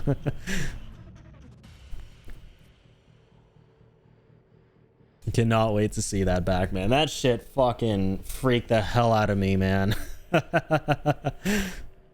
I want to say, honestly, now that I've played... Now that this game is coming back to me and I'm playing it again, if I had to rank the games in terms of scariest to least scariest, 7 and RE2 Remake would definitely be at the top. I think 7 is still scarier, but this is a close-ass second. This is a very close second. Fuck. Right, so we gotta go to F. I fucked up and went here again.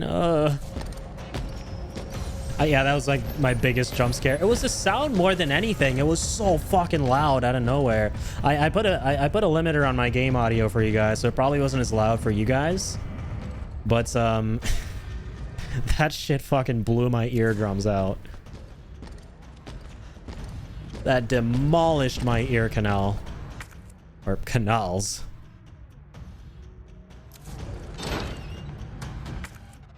Oh man. Wait until the B scenario, they dial it up to 11 on Laker density. Oh, hell yeah, I cannot wait for more of heart attack inducing jump scares. Let's go. Oh shit, we're too high up. Fuck. Dude, this area always messes with my brain. So I'm not used to the different floors in this and knowing which one you're on. Oh, Leon, go down! Hey, Mr. X. Shit. Oh shit. Oh fuck. Okay,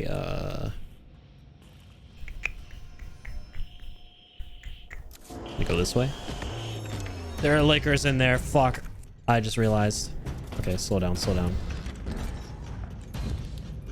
Potentially. Fucking potentially.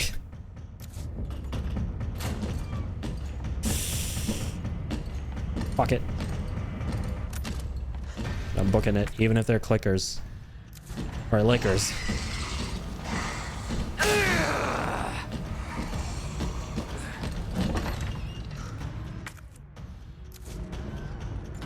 Okay, cap. Yes, I remember the password. I almost forgot. Thank God the game pauses. Shit. Imagine if this shit was real time. Rip. Oh my God. Yes. Literally like, okay, I'll take it. I'll take it. I'm not going to complain. I'm not going to complain that all we got was shotgun shells. It helps. Wait, it does pause? Or it doesn't, I mean? Wait. Oh God. You're telling me the game doesn't actually pause while you're doing puzzles? I hope it does. It feels like it does. I want to believe it does. Just kidding. It does pause. Oh shit. Okay. Okay. At least everything, almost everything is blue. We'll get back to the roof. I need a bit of a break from this asshole. Oh! Why? It's everything now. It's everything. It's a party. We got Mr. X, we got the zombies, we got the clickers, we got everyone in here. Damn. Boy, do I love pizza parties where I'm the pizza. Fuck you guys. I'm out. Fucking made it by the skin of my damn teeth. Jesus. That was like by far the most stressful room on our playthrough. By far. It had everything. All three. Got the appetizers, the entrees, and the dessert. You're still going? I'm definitely trying. The going is still happening. What's the saying when the going gets tough, the tough get going? I'm definitely not tough. I'm just a dude who's just getting going. During the tough. You've encountered the Lakers? Yes. So at this point, we've encountered the Lickers, the zombies, Mr. X, all together in one room. Yeah, we definitely bumped into a few here and there. Just a couple, you know, maybe one or two or more. No, 3 or 4, maybe more than that. I'm totally calm. Yeah, okay. I'm going downstairs again. See you guys later. Whoa, whoa, whoa, whoa, whoa, whoa, whoa, whoa. Oh no. Please tell me you know you can walk around and they don't see you. Yes, I do know that. It's just that the Mr. X is chasing me. I am, of course, gonna fucking book it if I have enough HP to carry me through the hits that I'm gonna tank from the clickers. Or the Lickers, damn. I keep calling them clickers. Oh shit, okay, so we gotta go back underground from... Fuck. The part where we exited. We can't actually go back there from the main hall. Or no, I think... Wait, can we? No, we can't. Fuck. We're literally at the part where we could initially, and it doesn't let us. Fuck, how does it connect again? I forget.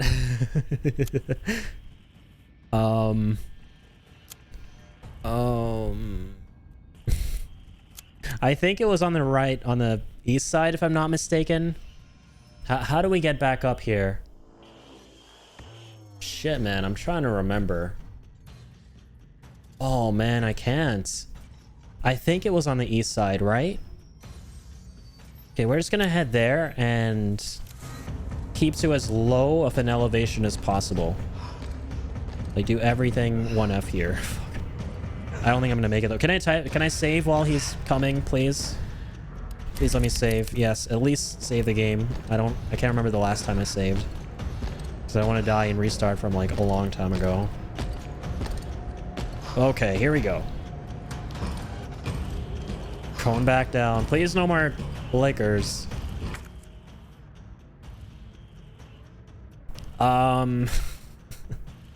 This is too much. I'm gonna go to where the fire escape is because I see stairs. I'm just gonna go to where stairs are. Let me put it that way. Any stairs that kind of give me any indication that I'm going to be taking them and going down is where I'm going to be going. Bitch. This game is on another level. Watchman's room, break room. Okay. Yes. Okay, I remember. Hallelujah. Oh, no. Definitely not an hallelujah moment. No, I can't die here. I died here.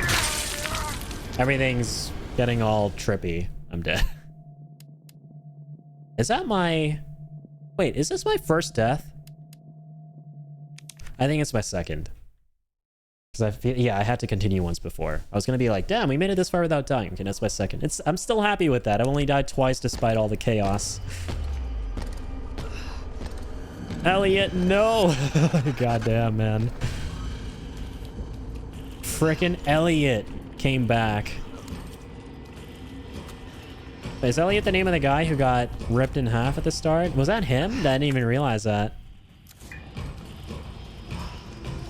Shit, whoa, wait. Fuck, the lights are confusing me. It looked like things I could pick up. Oh, the Magnum. I forgot we had the new gun. Gotta use that. Oh, fuck. Oh, fuck.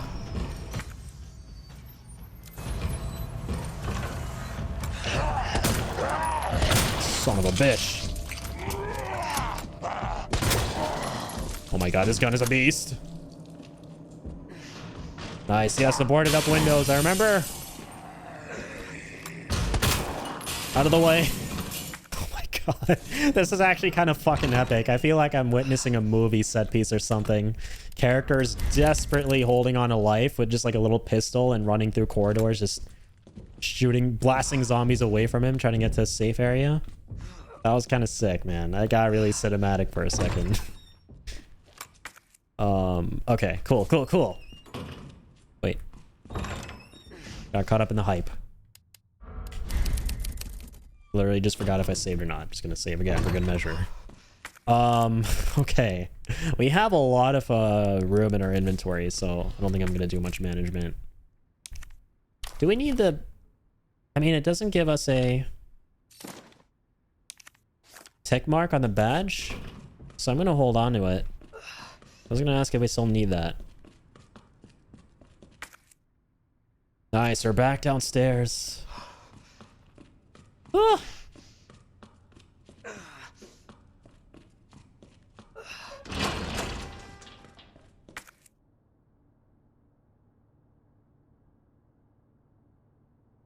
Okay, boys. Finally, the moment of truth.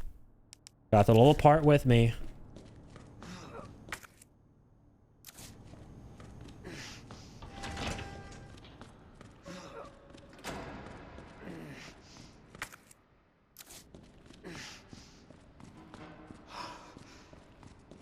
Yeah, I'm slowly but surely coming to appreciate the approach to progression a lot more in this game, where you come across a puzzle and then you have to go through this really long process of backtracking to the police station areas you've been, trying to get the parts to solve the puzzle or solve whatever barricade you've been faced with to progress.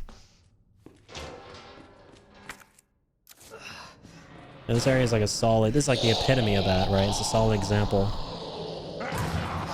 But I'm really low and I'm about to unleash all of these zombies. That is not good. But I believe. Okay, puzzle time, finally. I remember this very well, actually, somehow. So we got to connect each and every corner of these with the wires. So, yep, that seems right.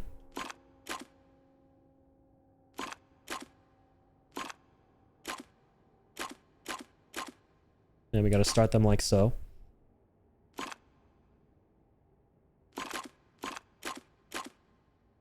All right, we got all three corners now. No, we don't actually. This guy. Oh, this guy's not getting any power. How do we change that?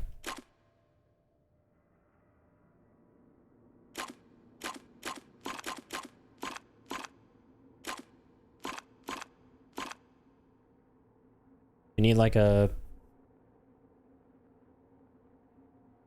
Yeah, we need a tile that's shaped in a way that the top right can gain power from here. I think. Oh, it's not connected here either. Damn. So it gets power from down here. I see. Okay. We gotta lead this towards all three corners.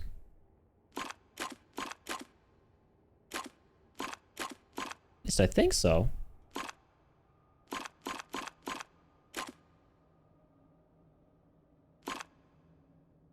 Interesting puzzle.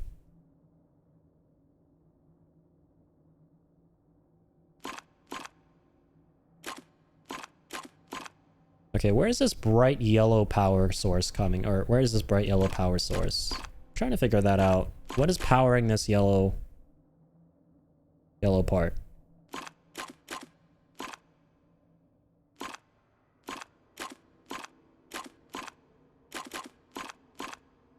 How are we starting that?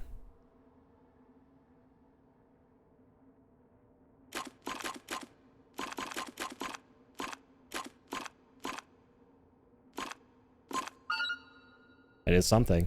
Oh, all right, that was it. It was just the top right that needed the yellow.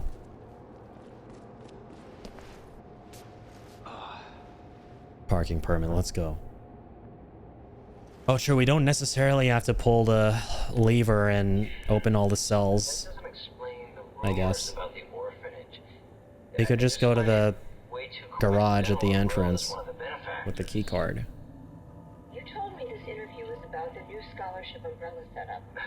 Come on, that nobody cares about that. They want to know about the G virus and that big fucking sinkhole in the city, which, by the way, rumor has it goes straight to your underground lab. Now, are you gonna talk to me, or are you gonna... This interview's over. Bitch. That's cool. So this is how they introduced the lab?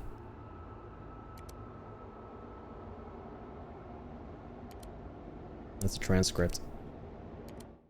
Nice, man. I like the storytelling in RE2 Remake. How it sets up what the G virus is and they hint towards the bigger picture. And the more sinister power at play. Nice, man. Let's go. Beautiful. Got first aid. Ben's memo. Station swarming at monsters. Damn, I can hear their cries, but it's not the zombies I'm afraid of. That's cool how they actually know what zombies are in the in the Resident Evil universe. Unlike in The Walking Dead, for example, where zombies just... the concept doesn't exist, so the characters don't even know what they're dealing with. Tyrant. Ultimate bioweapon developed by those bastards in the utmost secrecy. To think that that thing might be wandering around here. Chances are they've ordered it to wipe out the witnesses. Poor bastard. So unlucky. I mean, this cell should be the safest place in theory in this entire building. Right? And Leon should have been the one to get absolutely crushed by the tyrant who just walked so menacingly down that corridor. But nope, it was this guy in his cozy cell. Sucks to be you, man. The lab section in this game is so good. Yeah, I really enjoyed it. I was really creeped out too. I remember it being so stressful with Mr. X chasing me. Okay, so they all open anyway. I see. Now remember, there were a couple bozos lurking about. Alright, time to deal with bozo number 1. At least I have a nice variety of guns for this. What the? Oh my god. Oh my yes. I have a grenade. Helps out a lot. Good thing I remembered. I don't know why I'm checking to see if they're alive. I should just run through. So that is what I'm gonna do. Okay, it's all blue. Nothing to explore here. Let's book it. Pull that, Leon. Let's go. Oh, nice. We can loop-de-loop around. Give me a break. Or not. I love it. Oh, I don't love you. Fuck. Jay, I got you with the hydrate. I'm definitely going to need to hydrate after this.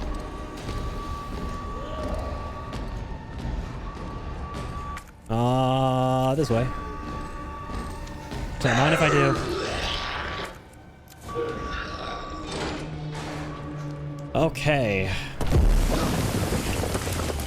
Hey, Tyrant. I remember this cutscene really well. It's really cool. Let's go, Wada. Finally able to sit down and watch. Let's go. Welcome back, Pickle. That's quite a bit. It's all good, man. Ada is straight up badass. Nothing new there. Ada, this is getting old. Saving your ass, that's twice. I didn't realize you were keeping score. Look, this isn't a game. Hello? Nothing dies down here.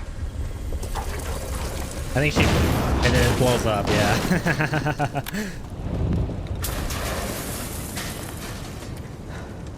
I take it you have the key card.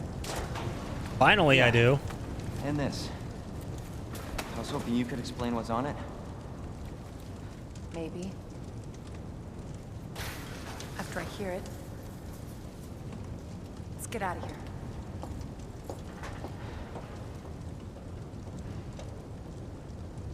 Let's. Need a Mr. X mod with a free parking sign replacing his hat. You might want to open the shutter.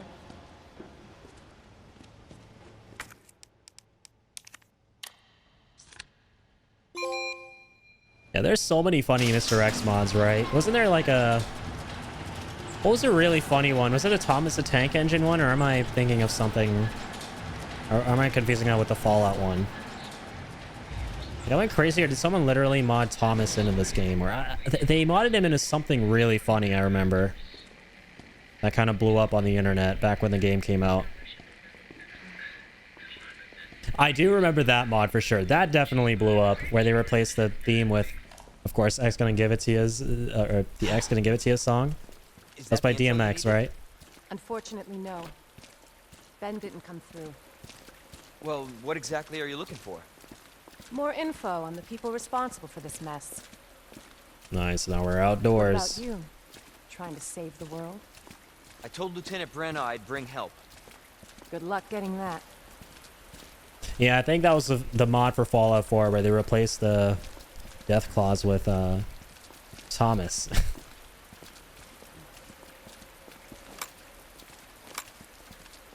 Gun shop, Kendo. I like gun shop. I like guns. Like I said, guns are man's best friend in this. I can't go in there. Rip. Going through that gun shop looks like the only way. I can go through there. Let's go.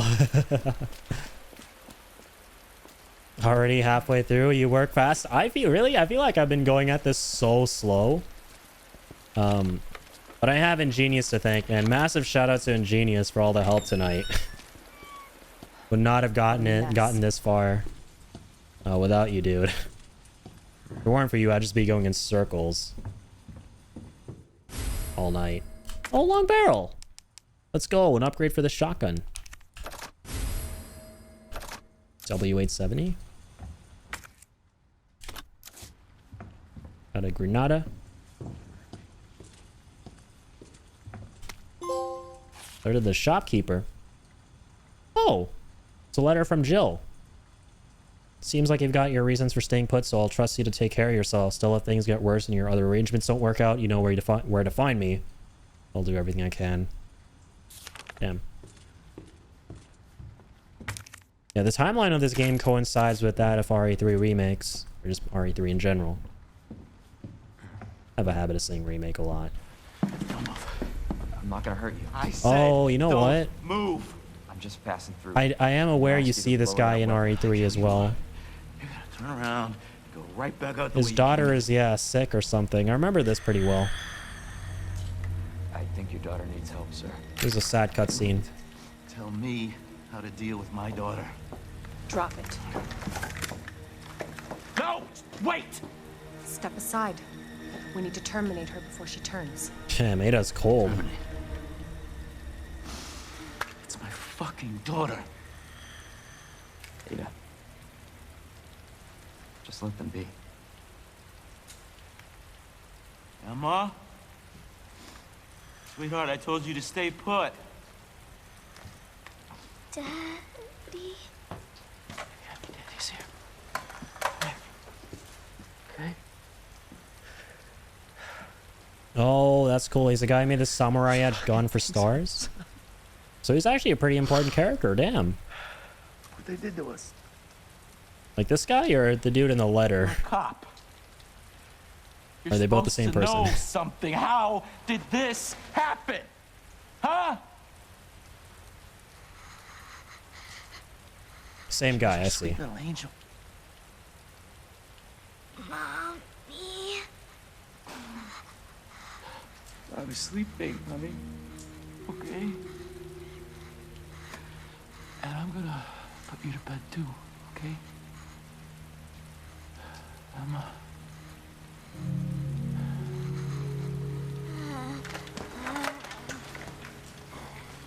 Oh, that's sad.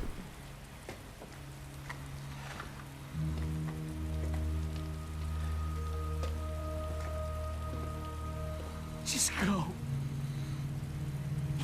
Just give us some privacy. It's a pretty great cutscene for building character for Leon as well, right? I think this is where he gets particularly jaded. You know, it's one thing to keep the truth from me, but why him? Damn. I want to find out what's happening here and stop whoever's behind it. Helping people like them? That's why I joined the Force. His appearance here was better than the OG? That's awesome. My mission is to take down Umbrella's entire operation. We may not make it out. Whatever it takes to save this city. Count me in. Let's go.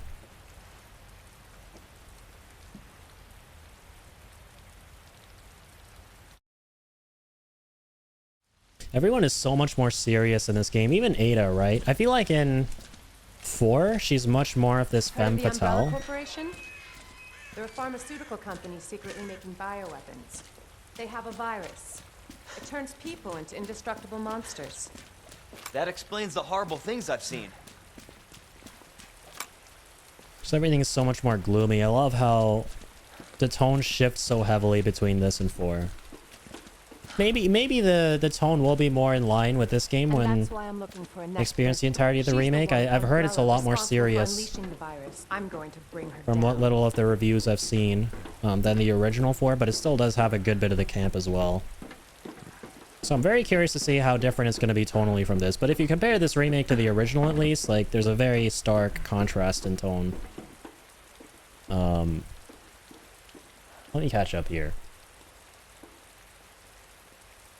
Even though RE3 wasn't the best remake, the way they blend these locations together with RE2 is amazing. Yeah, and I remember I saw some footage from your streams of a bunch of locations you go through in RE2, or I'm sorry, in RE3, that are from RE2 remake. And I was like, that's pretty cool. Pretty sure that he also makes a silver ghost for Leon later. That's cool. I haven't heard of that one. The Samurai's Edge, though, rings a bell. I think you get to use it as Chris in the DLC to 7 and also in 8 story, if I remember right. In the OG, whoever you run the A scenario on, he meets you and immediately gets eaten. Damn. Capcom has some balls for making this cutscene. Most games steer away from showing or hinting at children dying. Yeah, I know, right? I was gonna say, that was like a really gloomy and kind of hard-hitting cutscene. All the remakes are going a more serious tone, so the remake of 4 will be dark, and I'm pumped. Well said. After you. Gee, thanks. Yeah, from what I saw in the chainsaw demo, right? Just comparing the opening scene, or the first thing you do in the gameplay of the remake, to the original 4 of going into the cabin, running into the guy, and that whole set piece, 4 remake is so much darker, right? It is very, very gloomy and disturbing. But I love how, despite that, they still keep Leon's quips, they still keep his one-liners, they still keep his flashy moves. Like, a lot of the DNA that gave Resident Evil 4 the original its charm is still embedded in the remake, which is always so great to see, right? It just shows you how much the developers truly understand of why we love the original so much. Come on. Sewers are And run by the that's city. one of the reasons How why could I they also have a loved facility FF7 Remake without the so much, authorities for that knowing? very same reason. Welcome to corporate America. Umbrella's controlled Raccoon City for years. Like how Carlos was the one responsible for the hole in the shower room where we have to turn off the steam? Really? That's such a cool little bit of trivia. Now I really have to play 3 Remake, man. Just because of how much I enjoy this game and kind of seeing how things coincide and affect stuff here and vice versa. Silver Ghost is a pistol Leon starts with in 4. Oh, it is. You're right. Oh my goodness. I never even realized that's what the pistol was called. That is awesome. So that's the dude who builds it. He's kind of like a gunsmith for them. The first cabin in the original RE4 literally had 1 room in it and a stairwell that leads to a window and nothing else. I'm so glad they made it look like an actual house. Yeah, that shit blew my mind. The way they kind of took that little small event from the original game and really expanded on it, right? And you were there, man. That shit had, like, I was so wowed away. Like, the moment Leon kicked that dude, and then you hear the screaming and you realize there are more people in the house, and the house actually has a basement.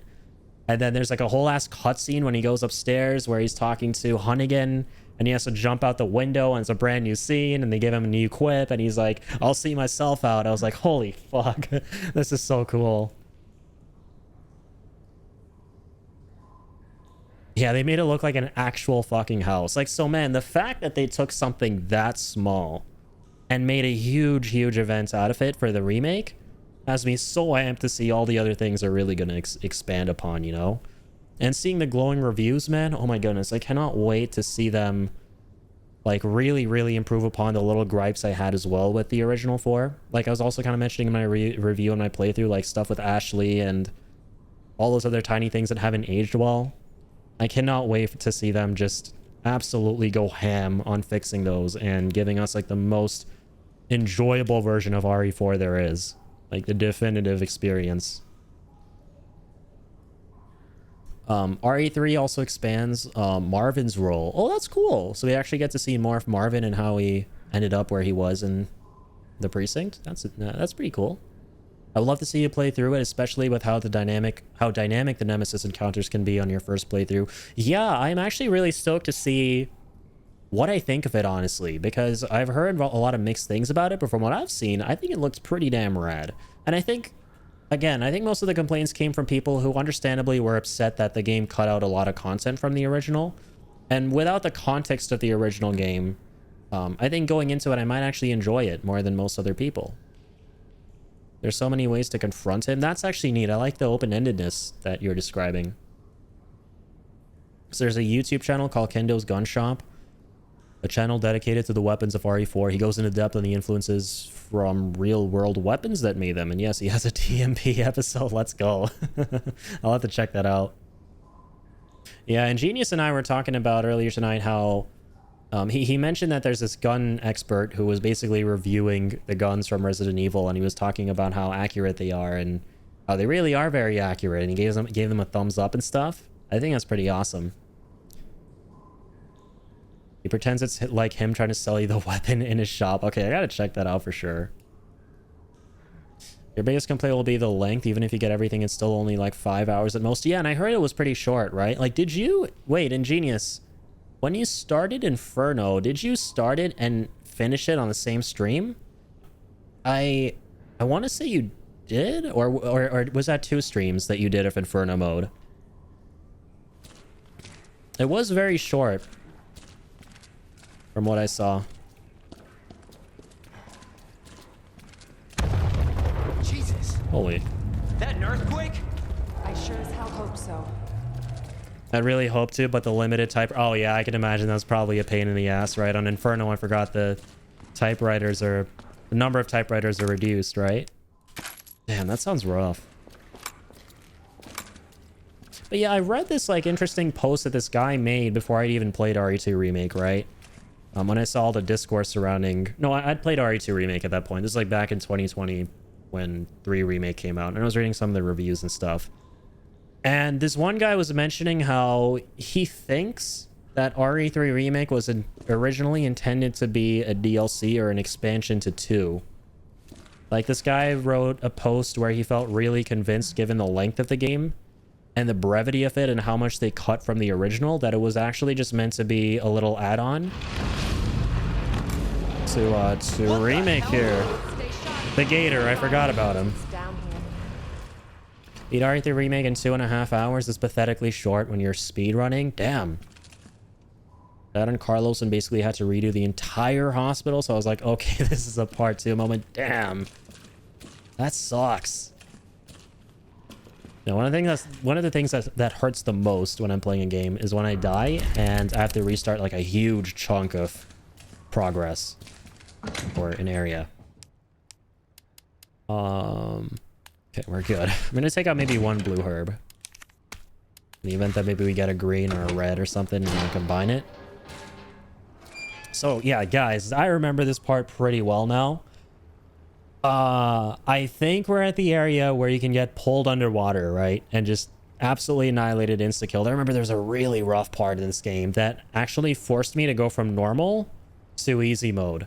But I'm confident that this playthrough won't, because back then I was rushing through the game a lot. I skipped a lot of content. And I don't even think I had a shotgun. I think I just only had the starting pistol for a long time.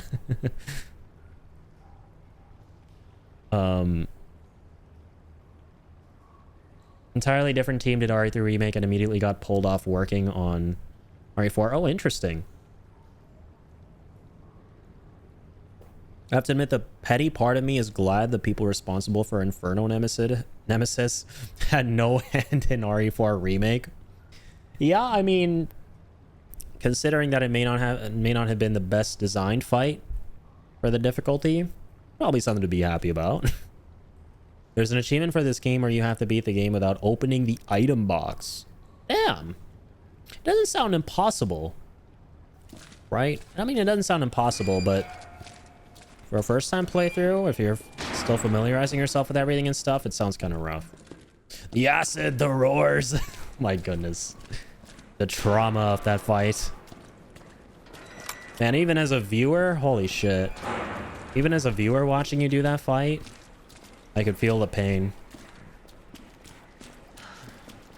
So I can't even imagine how you felt as a player. I was so happy when I heard the developers of this game are working on the RE4 remake. So I'm happy. Yeah, that's something to be really excited about. And I'm not familiar with that, actually. Like, I don't know.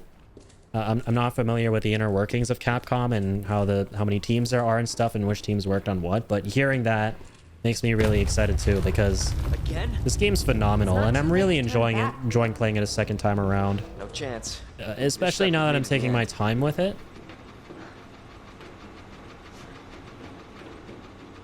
Okay, Ada, let's go. Ugh. Ugh. You sure this is the right way? Unfortunately. Come on, now it's your turn. Wait there.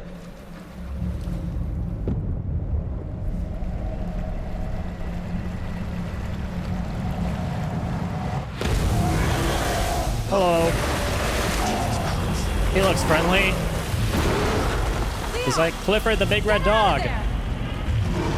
Hey, yeah, no shit. Oh, is this a set piece? Okay.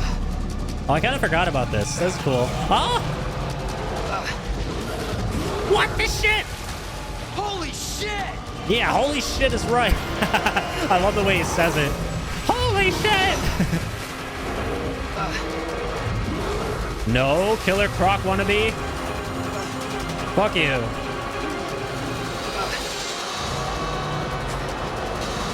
Ah! Let's go. Let's go. Maybe I shouldn't have used my mag gun. Or whatever it's called, a lightning... Magnum lightning hawk thing. I call it a mag gun. You overgrown son of a bitch. I like how he's getting progressively quippier. Leon, up here. What the hell was... I'm really paying Just close get attention to up that, here. by the way. I'm seeing, like, I'm really trying to see the subtle changes in this game from Leon going from this optimistic, naive guy at the start Say I didn't warn you. to You said the the virus turned people into monsters. the cocky, not suave kind of dude reptiles. he is at Fair the start of point. RE4. I'm just impressed you made it in one piece. And it's there. It's subtle, but it's there. Like, when I played RE4, I was kind of questioning how Leon got to the point where he was at. Because when I look back at RE2 Remake, or just RE2 in general, I was like, he seemed a lot more serious there. How is this the same character? Like, it almost feels like you're going from Dante from DMC 1 to 2, but then Umbrella sells monsters like that. there are signs To who? here, and it also kind of made sense. Our military? Somebody else's? They don't sell the monsters. They sell the viruses that make them. And Annette is who makes the viruses. As scary as that alligator was, Annette is far more dangerous.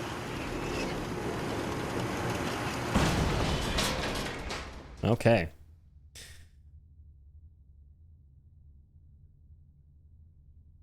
Not sure why 3 handed off, not sure why they handed off 3 Remake to what I would say is their B team, considering 3 was the best game of the original trilogy. Yeah, that's kind of unfortunate. I don't know why they kind of, like, half-assed that game, you know? They kind of phoned it in.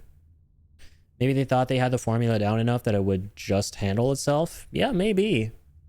It is weird that that game is very phoned in compared to this, from what I've heard, right? I still gotta experience it myself. They did this part better in the original. I liked the original fight better. It was a puzzle, not a set piece. Oh, really? Interesting. Don't really consider the RE4 Leon and the remake Leon as the same person. Yeah, that's fair. I didn't think once RE4 Remake comes out, he's going to be a lot more in line with who he is in RE2 Remake. And he kind of already is, but at the same time, he is slightly cockier and, you know, more exuberant overall, which I like.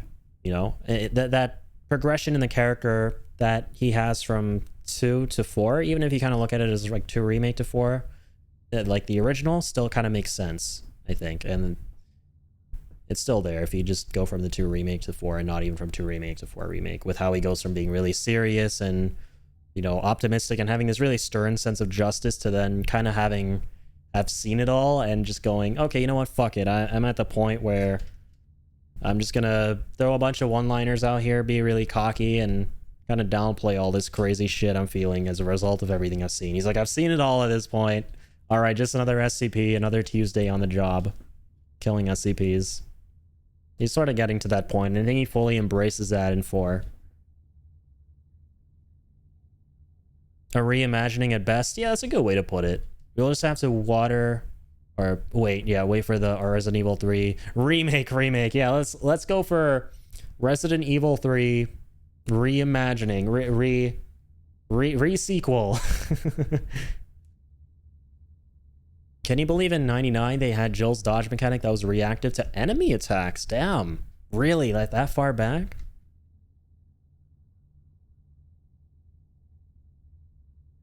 It's cool, man. Like, from what I'm hearing about the older Resident Evil games, besides just 4, they all seem to kind of have things that made them really ahead of their time. Like, 4, from what I understand, gets a lot of love, particularly out of all of them, but it wasn't just that game that kind of pushed things forward for the industry, from what I'm hearing. Which is really awesome. The dodge in remake, or I'm sorry, the dodge in 3, you sucked at the dodge, you hated it? Damn. I don't know what the general consensus is on the original 3. I know Ingenious, you said it was really good. Annette Birkin. She's who we're looking for? Not much time. Need to dispose of it. We're here for the G virus. That's not gonna happen. I'm warning you, Doctor. Oh, yeah? Hey! Stop! Oh, fuck. She's a very nice lady. What's that? Didn't expect that from a scientist. Oh shit, I got shot! Forget about me. Just go. Oh snap, are we gonna play as Ada now? I remember this. Yeah, these little puzzle segments with Ada that are kind of cool. She has her little gizmo or something or another that she uses to interact with some weird traps or something. I'm right outside the facility in pursuit of Annette. Alright, let's go. If it's not on her, it must Ada be looking Nest. cute.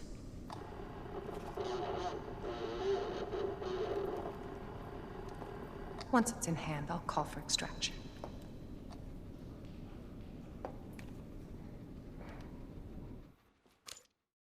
I once saw someone Annette. I once saw a mod for Ada in this game where she wears Tifa's OG outfit from Final Fantasy VII. And let's just say I had a warrant out for my arrest for a night in horny jail. Just gonna leave it at that. Bracing myself to see Leon's bare forearms.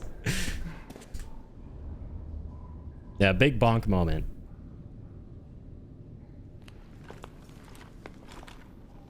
Enjoy the RE2 remake over 3. I got lost like an MF in 3. It wasn't my favorite, but the game is solid. Can't complain that it's bad just because I suck. That's totally fair. Yeah, and I think that from what I understand, the general consensus is that this game is far superior to 3. Right? It's like, just go off what that one guy said on its own, right? Where it's like, oh, I just feel like 3 remake is a DLC to 2, right? That's all you really need to know, I suppose. I'm gonna get the bonk when we get back to Leon. I love his injured police look.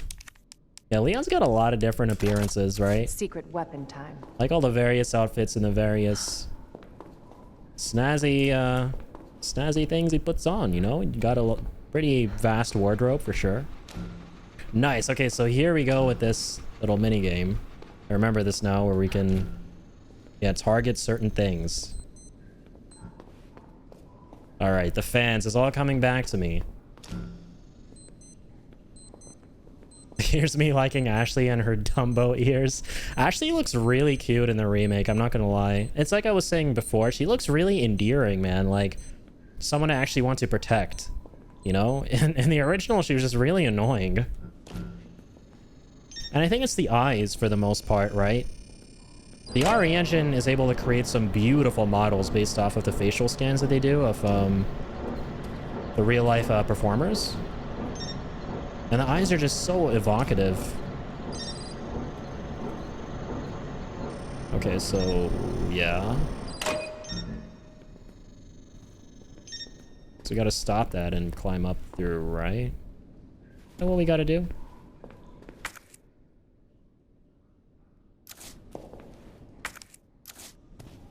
I'm gonna climb the ladder. Did you, come on. Oh, yeah, we gotta bust it. Uh-huh, I see. There we go. Candy from a baby. Candy from a baby. Now she sounds a lot more like herself from 4. Because I played 4 recently, and she had all of these cheesy kind of one-liners and stuff.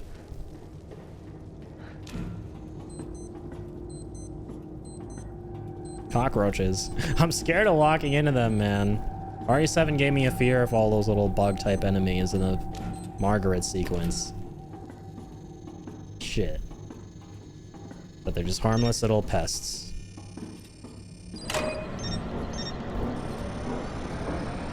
But yeah, I saw the original has the, I'm sorry, the remake also has a little DLC for the original character models too, or the character outfits from the OG RE2. I think I had that, yeah, I think I had that version of the game if I'm not mistaken. My mom literally got into gaming because of Ada, so she's one of my favorites in 4. Yeah, Ada's super cool. I really like her character. I already put in a request last week. Like, she is kind of bad, but kind of good at this. She's like a really gray character. Kind of like a... What's the name? Like a chaotic good.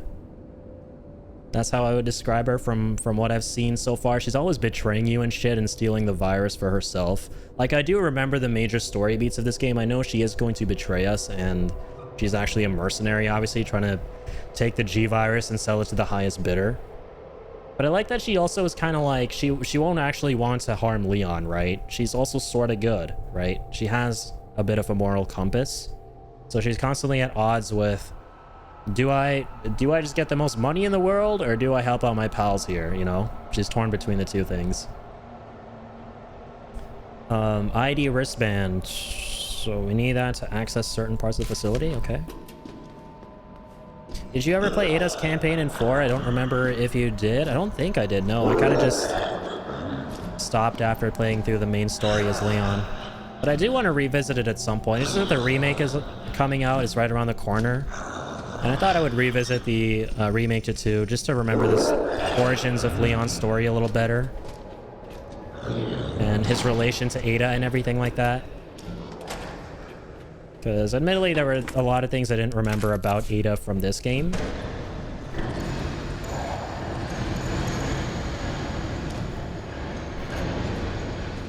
And how, like, the whole story for Leon begins and Ada and everyone who is going to be in 4. So I thought it would be a pretty good idea to play this before the remake came out. But I do want to also go back to 4 at some point for sure and just play through the mercenaries and all the other things I kind of missed out on for sure. Maybe even do a replay, because I know there were a bunch of things I should have done on my first playthrough that I didn't.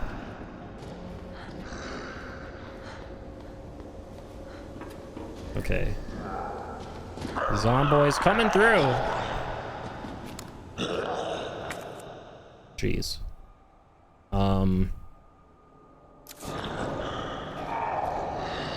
Trying to find the doctor.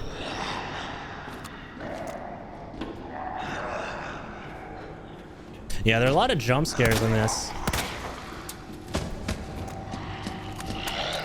Like, the lickers jump scared me more than once, man. And it's mostly just because of their, like, the really loud noises they make and shit out of nowhere. Man, where do I gotta go? Oh, I see. Up there somewhere.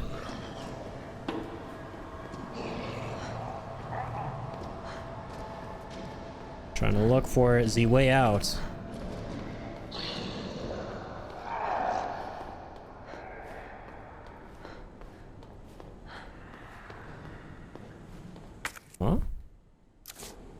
there's stuff back here. What the fuck? Real smooth, dumbass. That was a great landing. 10 out of 10. I will take that flashbang. For a second, I thought she had a tattoo on her neck, and I realized, damn, that's a bite mark. Not looking good, Ada. Don't worry, put some aloe vera. We'll be good. Okay, so we explored everything, allegedly. Where do we go?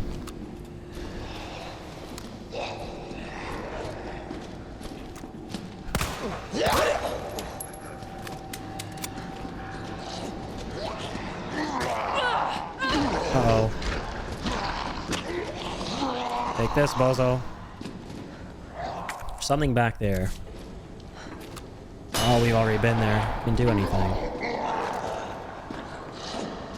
Oh, there we go. I was trying to figure out how to switch to her gizmo. My bad. Ah, the zombies, though. Screw you guys. At least buy me a drink first.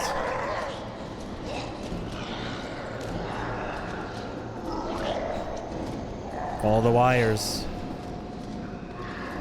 Oof, I'm just gonna pause for a sec. I need to stretch. Damn. Get a little sip of my ginger ale. I hope they have the remakes of all the game modes. I know we have Mercenaries. Yeah, I was gonna say we have Mercenaries, I'm pretty sure, but I forgot there were others. Yeah, I now I remember. Yeah, the 2 other modes in the main menu. I remember looking at that screen when I was done and seeing other stuff. Guess Leon and Claire just came out for Fortnite. Wait, did they? I never spent $1 in Fortnite, but now I might have to. Fortnite has like everyone in it now. Holy shit. There's not a single fictional character from another property that Fortnite doesn't have. They got me too pickle, don't worry. It was worth it to watch the Resident Evil cast dance to Doja Cat. Oh yeah, and all the Fortnite dances and stuff. Only Bruno Mars dance and the Lights by the Weekend dances are the ones you have. There we go. Never mind. True that. Where are the Ghostbusters? What the hell? Come on, Fortnite.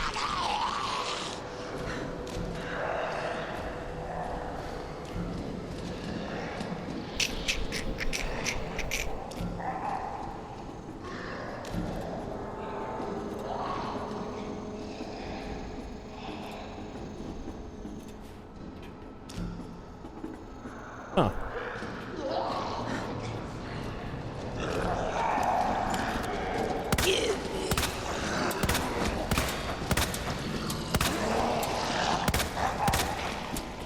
That's real ugly. Let me make your faces prettier.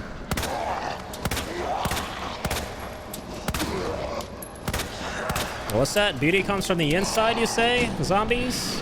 Well, let me show you your insides. Fuck!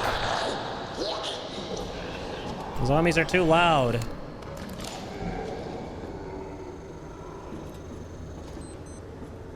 Feel like there are kids in an elementary school library. Jeez.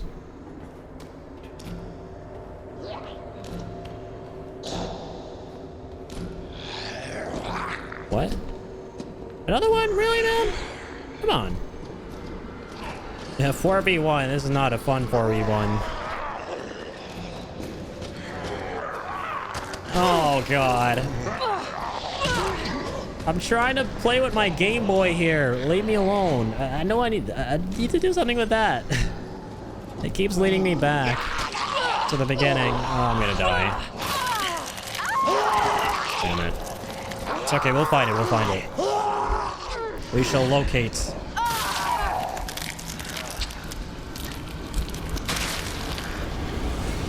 We shall locate the thingy-mabobber. Social assistant mode? No. What do you think I am, game? A scrub? I actually kind of am a scrub. Oh, shit. From all the way back here. Really? I mean, did we make that much progress? I don't even remember. Fuck. Was there much between here and where we were? EMF visualizer. It's secret weapon time. We had to secret weapon time. We had to stay after school and mop the floors if we were allowed in our library in elementary school. That sounds like quite the school experience. Sounds worse than jail. Which is basically school in a nutshell. Yeah, let's go, Sombra.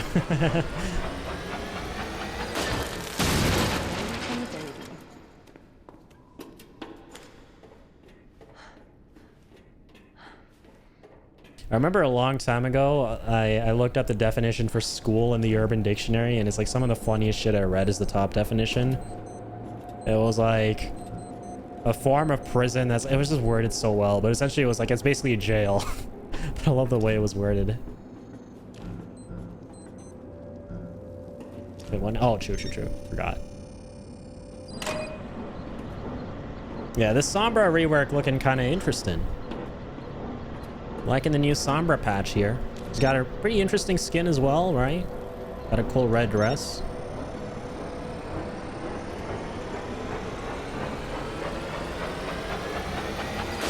Having flashbacks from when she first came out. Dude, those were good times. I love the whole approach to revealing Sombra for Overwatch. It was a really fun and engaged thing that they did with the community. A really fun and involved thing that they did where they had a whole ARG and everything. And people were just really excited trying to put together all the clues from the ARG. Yeah, her reveal was amazing. And I remember the hype for it. Like, shit, I was hyped. Even though she was definitely not my kind of hero. Just love seeing the community get excited, you know? Because when a community you're a part of gets excited for something, I think you by default get excited as well.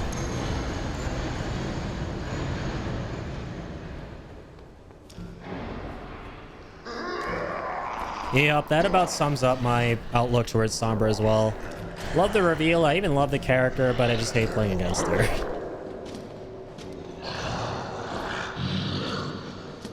Oh my god, you guys suck.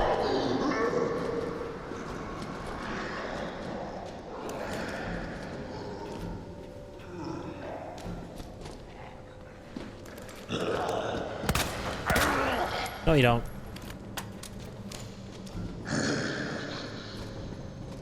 Oh, yes. Getting warmer? Never mind. We're cold as shit.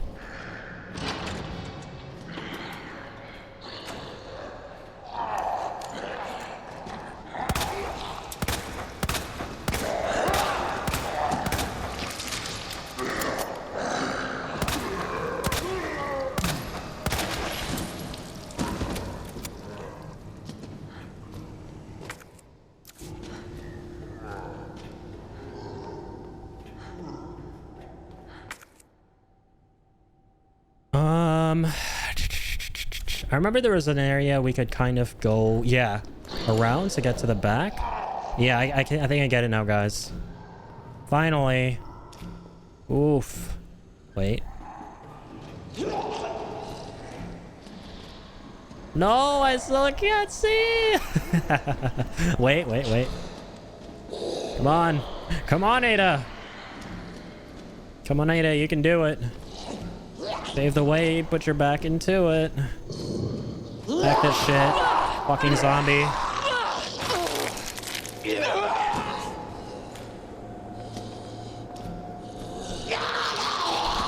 Whoa.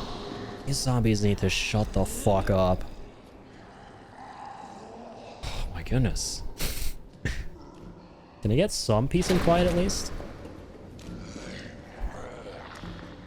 There we go.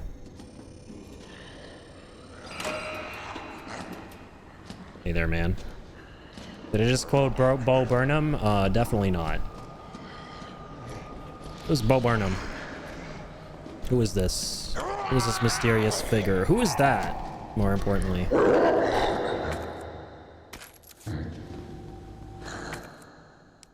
Let's go. Okay. Alright. The Jukes The Jukies. Oh god.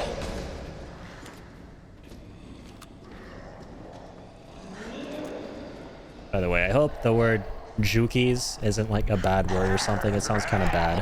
I just wanted to say the word jukes in a funny way. Please, no one cancel me. I don't know why the Juki doesn't sound like a right word. Like, I feel bad saying that.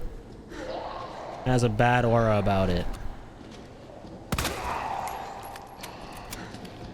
Ada runs faster in caution. You were just speeding her up. Let's go. She runs faster than Leon, I feel. That's for sure. Okay, wait, what? So yeah, so now I go back to that computer, right?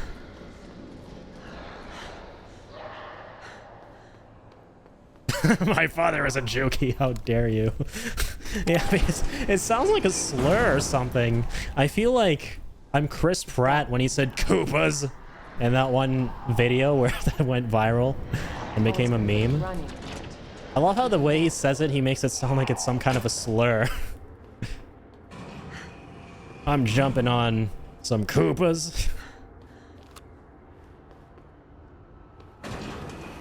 Alright, we're up here now. Persistent bastard, aren't you? Really? Mr. X. Mr. X, I am not in the mood for sex. No. Shit, oh god. What the fuck? My device! I keep forgetting to pull this shit out. I'm really smart, by the way. Fuck, as soon as I did it. No, I don't want to restart everything again. You son of a bitch. Fuck you. And that trench coat you rode in on. Promise, I'm not ignoring you guys. I'm gonna catch up. I'm dying here.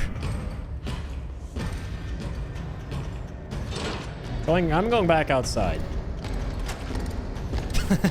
I want to read that in a sec. But I like that so far. I don't agree with the cast of the Mario movie. Oh, I can't go down. Fuck. GG's. I wanted to somehow juke his ass. I'm alive. Oh, and I clipped through him. Nice. But can I go? Why would I want to go up there? Am I stupid? Wait, maybe I do. That is where I have to go. I'm not stupid. I'm really smart. I'm stupid for doubting myself.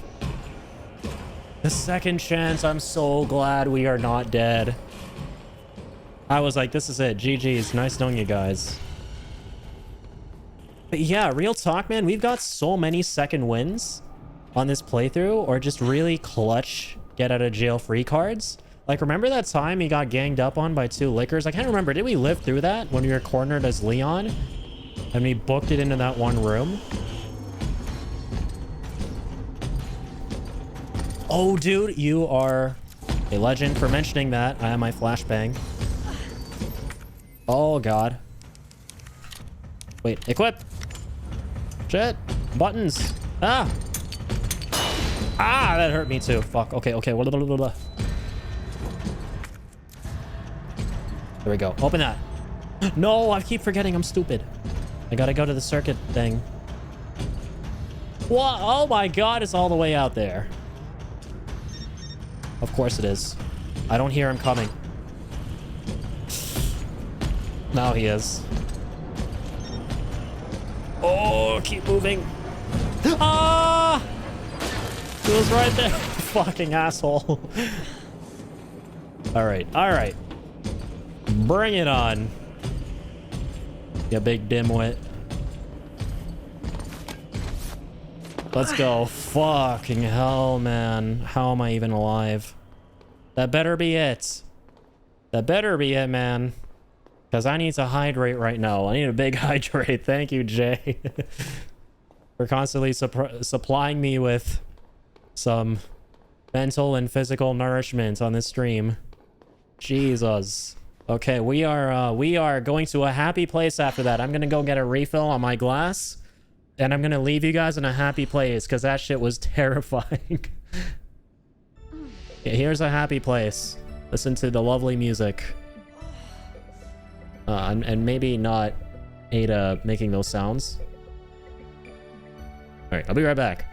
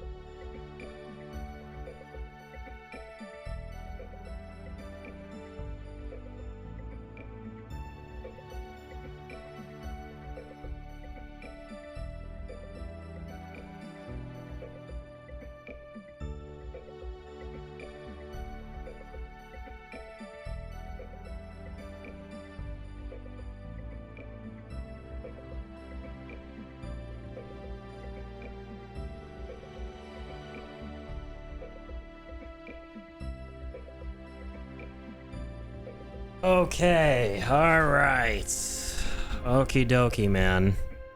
Holy. Holy, holy, holy. Holy the Festival of Colors. That shit was nuts. That was stressful.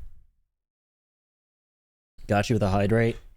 Dude, I was sweating my ass off, dude. Like, I stood up on my chair. My legs literally hurt because I feel like all the hairs on my legs are fucking glued with sweat to my pants. This shit is uncomfortable AF. My god. Let me catch up here.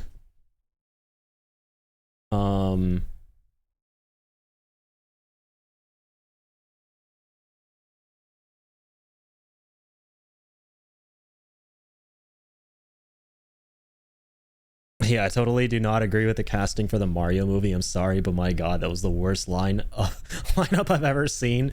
Jack Black is the only one going. I actually really like Jack Black as Bowser. Yeah, he's surprisingly good. I mean, not even surprisingly, I had a feeling he would kill it, and he did. But yeah, I mean, now that I've heard the characters and the trailers and stuff, I don't mind them much, but yeah, man, with that first announcement, that was some goofy shit. Right, with the very first reveal of the Mario movie, with the announcement of who's going to be playing who. Man, one of my favorite things was watching Video Game Donkey's reaction to that shit. That was some 10 out of 10 shit. I love it. That was really stressful, man.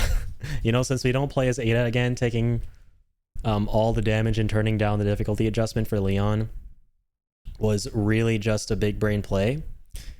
Yeah, I mean, I would hope that that things got a little easier through my scrubby newbie skills and the difficult or dynamic difficulty shit kicked in and made things easier after all the hits we tanked as Leon. Because I'm dreading thinking about what this would have been like if that hadn't kicked in. Seth, oh my god, I forgot that. I forgot Donkey Kong's even in the film. Shit. Seth Rogen's playing him. It's gonna be such an interesting Mario movie, man. Donkey Kong coexisting in a Mario film with Mario and Bowser at the same time. It's usually either Mario against Donkey Kong or Mario against Bowser. But never together at once. Unless Donkey Kong isn't a villain in this movie. It's genuinely interesting. All I heard was his laugh coming out of Donkey Kong's mouth. Yeah, I gotta go back and maybe watch one of the trailers he's in. I totally forgot that he's in the movie.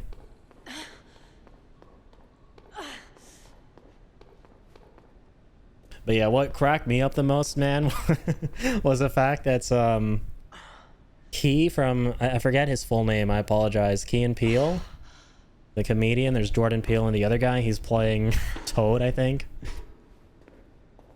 Just thought that was so funny.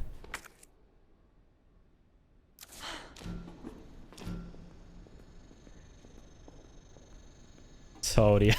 It's literally like the most unlikely combo to ever exist. Key playing Toad. Most unlikely casting on paper, but it happened. And you know what? I'm actually kind of stoked. He doesn't sound bad.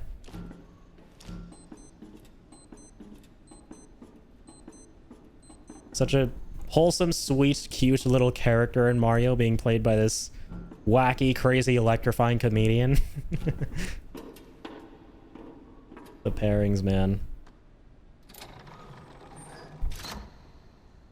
Okay. Inspection. The new wristband. Do-do-do. Incinerator. Oh my god, I remember this part! There's an incinerator that we have to burn something in. Yeah, these little levels are starting to come back to me now that you play as Ada through. Or play through as Ada.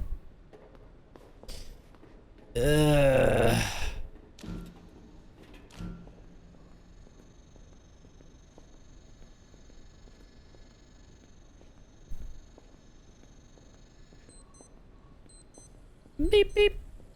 Sounds like an alarm clock. I'm not gonna lie. It's almost as jarring as seeing Daniel Radcliffe play anyone but Harry Potter. I watched Guns Akimbo and hearing him swear and shoot people made me die. Yeah, I feel that, man. I saw a movie with him in it, and I just couldn't unsee him as Harry Potter. He has gotten so typecast as a result of the Harry Potter films. But good for him for doing his best to branch out and, you know, taking on roles that he genuinely enjoys playing. I saw him in, I think, what was the name of that film? I think it was called Jungle. Yeah, I totally thought your watch was going. This sounds like a watch or something. Yeah, I saw him in Jungle. I saw a bit of this other really wacky, weird, absurd kind of movie that was actually kind of fun with Paul Dano. I think it was called Swiss Army Man. Yeah. Weird as fuck movie, but actually kind of good. Gonna burn me alive now. You'll never get your filthy hands on the G. I'm not the only one after it. You realize that. And you won't die alone. Can you not monologue for too long? I'm bleeding out. Not that you care, because they're trying to burn me alive. Shit, okay, Ada, use your hacking skills. God damn it. Let's go.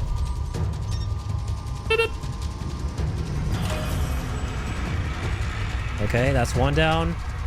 One circuit thingy down. Oh, where's the other? Oh, wait.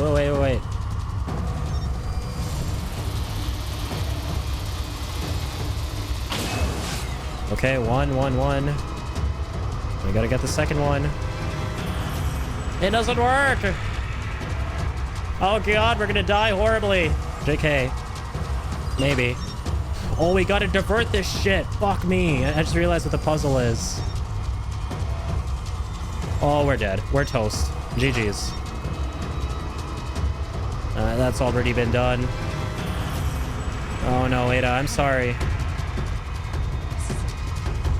Let me turn into fondue here. Or crisps.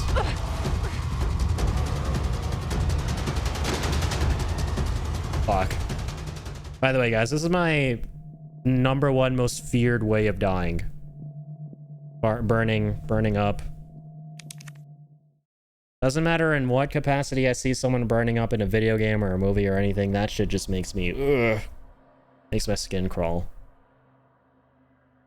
I'm dreadfully scared of burning and dying. Drowning, I'm weirdly not as afraid of. I know a lot of people are scared of drowning, and usually, yeah, and you just said it, right? Just as I mentioned it. A lot of people compare drowning to burning to death.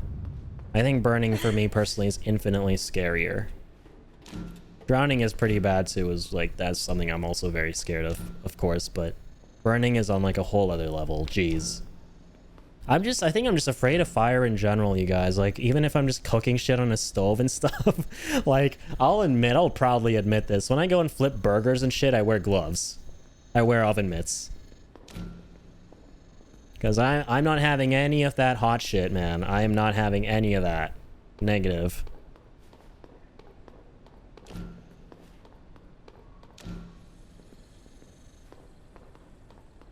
Oh, sure, we gotta go back in, sorry. Dying as Ada and not burning alive, I should say. Oh, Frel's wristband. Okay, so we got the wristband. Skip. Bravo. Skip it. Bravo! I've got the power of checkpoints, lady. You'll never get your filthy hands on the G. I'm not the only one after it. You realize that. Oh, we can't do this shit while we're talking to her? Ada, come on. It's always important to get a head start in life. Wait. We still can't. Huh?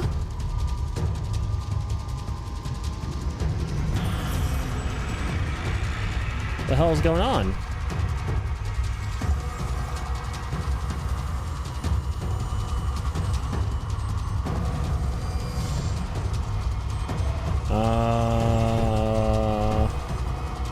What did I do last time? Can't interact with anything.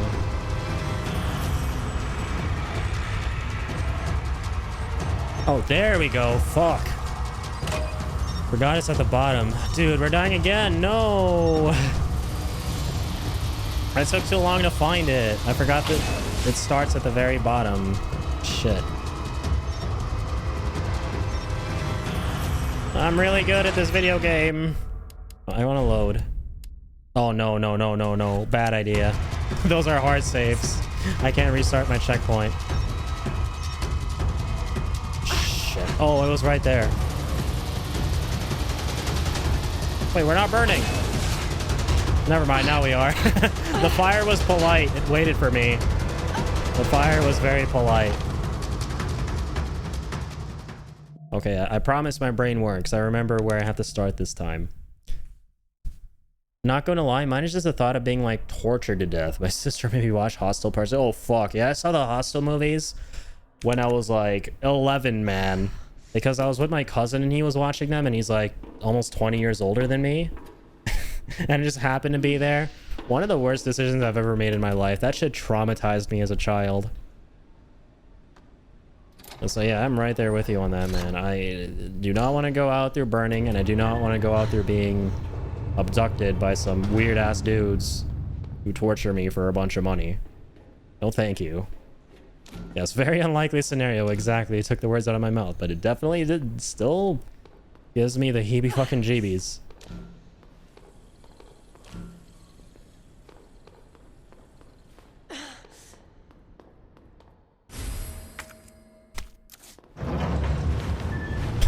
Almost like, it's always funny to think about what the thought process is of a director who makes a movie that's just straight up torture porn. Like, hey, you guys want to get together and make like the goriest film imaginable where we have people's dicks getting cut off with scissors and stuff? Like, let's go. Are you excited? I'm excited. Let's get this party started. And you won't die alone. Like, what is the conversation in the writer's room like? These are, I'm asking the real questions here, man.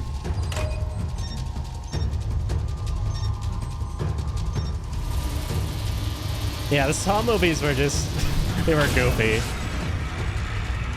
Well, when I was a little kid, I couldn't watch them because the mask was too scary. I was fucking terrified of the Jigsaw mask.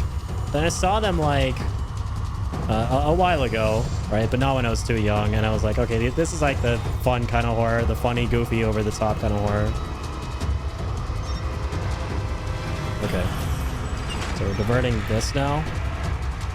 Goes around. Goes around. It's already done.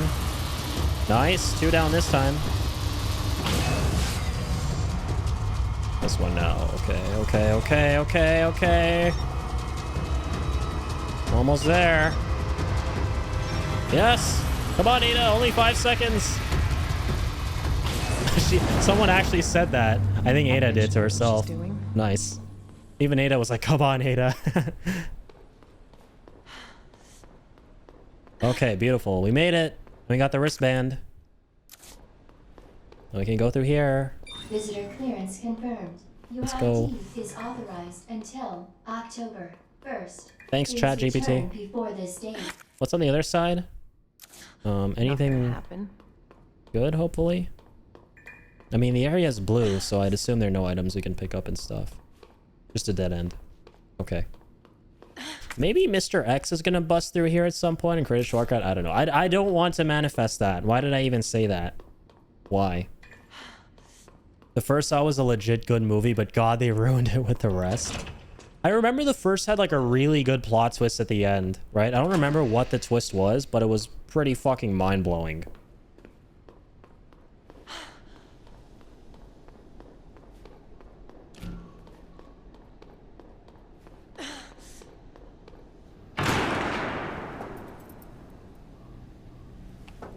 Hey there. Enough with this cat and mouse game. The game is over. You lost. Tell me, is your husband still alive? Or did you kill him so you can take credit for G? Interesting theory. Nice. Thanks for the hydrate. I'll get a sample from the nest. Hit you with that double. Let's go. Gonna need the H2O buff for this. Oh no. Oh God.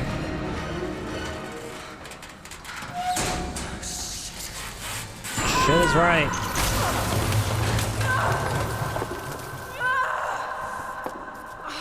Ooh. That does not look too fun. Come on, Ada, you've been You've been bitten through by zombies. Surely you can just handle a little twig that's gone through your thigh. Got bitten by like 5 zombies in a row, right in the jugular. And you lived through it. Don't give up now. Nice, Leon's just napping here. Alright. You've got our R&R, rest and recuperation. Or relaxation. Either one works.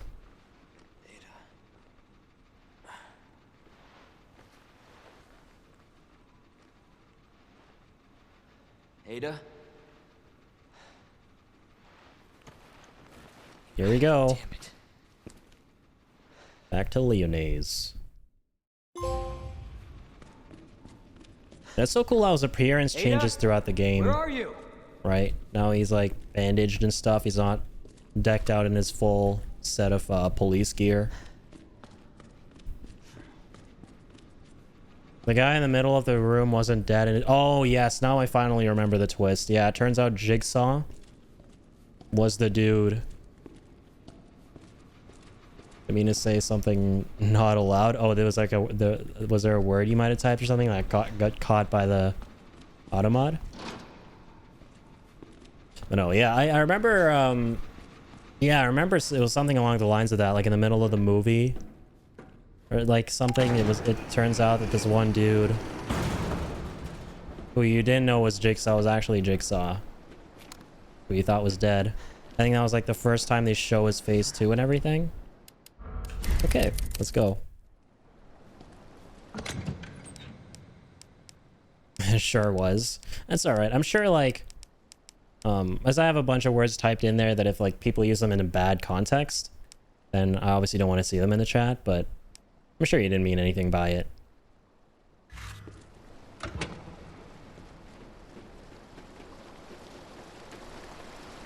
So I'm gonna hold on only one herb, even though I have a lot of room. Yes, that is a great idea, Ingenious. Let's add Juki's Uwo to auto mod.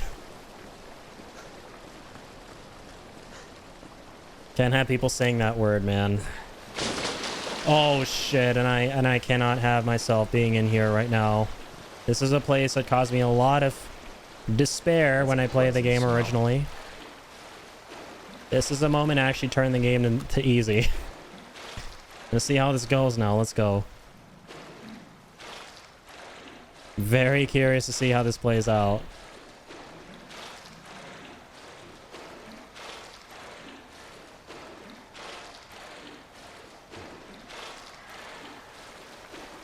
Yes, I believe. I'm hoping it's just a matter of when I played it originally, I was kind of an idiot and didn't really know what I was doing. But now I'm back and I got the power. I'm like Leon after the time skip. I'm all special forces and shit. Let's go. Definitely not. But let me have this moment.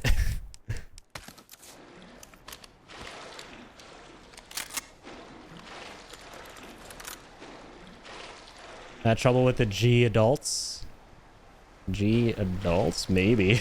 All they remember from my original playthrough is I think Killer Croc is around here somewhere. Or there's some bullshit that just keeps pulling you underwater and fucking you the hell up.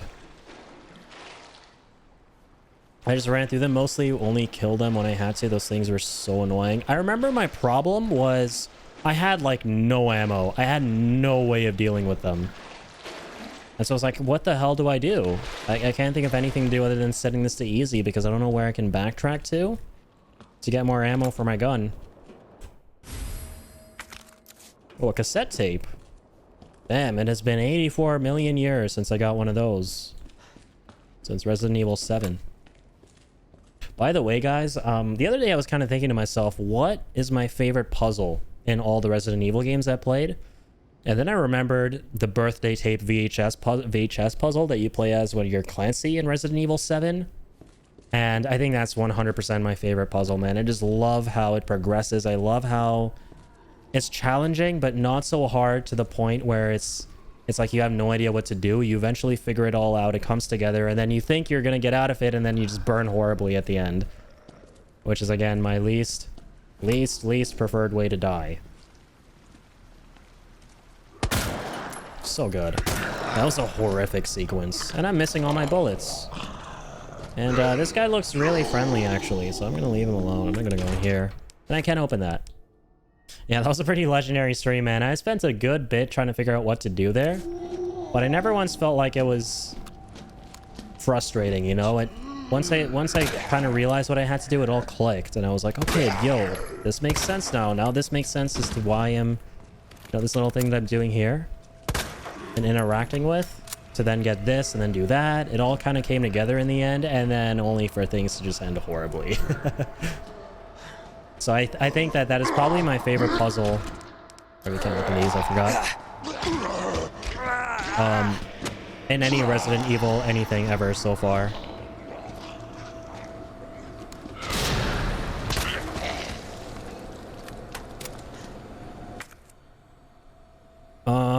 Lower waterway, damn. So there's quite a few places we can go. Right there. I have a shotgun. I have shotgun ammo. Fuck, I can't speak anymore. Let's just use that. Plug socket. Got an electronic part. Yeah, good thing I turned around because there are clearly some things that I needed. Was it though? What? What's going on here? I'm just gonna go that way. Never mind, I can't. Regenerators will still be the most horrific sequence to me. Those things gave me nightmares. It made me cry the first time I saw them. They were pretty creepy, man, especially with that music. But the moment you get that thermal scope and the way the tables turn against them and you finally realize that you can kill them and you feel like a badass as Leon was indelible, man. I'm never gonna forget that shit from my Resident Evil 4 playthrough. I just felt like a complete badass. I was cornered in a room. I was like, shit, how the fuck do I get out of here? It's kind of like a Lickers moment from this game where I got cornered that one time by the Lickers. I've got nothing I can do. I turned around and I saw the scope in there. And then I put the scope on my gun and I realized, holy shit, I get it now. We can see the parasites in him. We can kill him.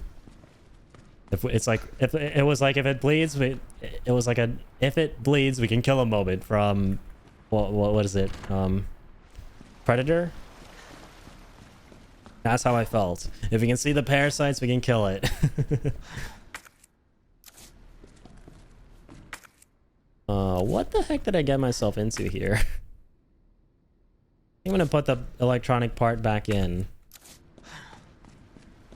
You can miss the infrared scope, and guess who did the first time playing? Oh no, I couldn't do anything to them. I was too young to be playing that game. I feel you though, yeah. When you're young, you miss a lot of things in games. Okay, so we can't take this out just yet, I think. Because we gotta get to the other side.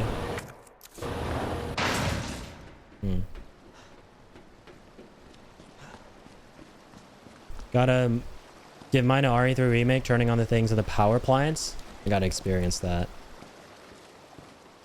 But for me, guys, it will hands down 100%. This will never change, I don't think, unless they bring back the horror of 7 and 9. The kind of horror that it had for me, that really scared me. It was, of course, and it's for a lot of people, getting chased by Jack at the start of Resident Evil 7. I still think he is the scariest anything to ever exist in Resident Evil. And I think I mentioned this a bit in my review, but the devices that really scare me the most in horror games and movies and stuff aren't things that are like monstrous and shit like that, but just regular people who have these uncanny abilities and are just batshit insane, or you know, just turn into these grotesque things eventually to just hurt you in the scariest ways imaginable. And I think Jack is like the epitome of that from RE7. First off, he's a creepy looking ordinary dude, and then on top of that he has powers, and on top of that he's crazy like someone straight out of Texas Chainsaw Massacre. And when you combine all three of those things, I'm like, I'm out of here, man. Fuck this. There were so many times in my playthrough where I was panicking so hard, I was so anxious.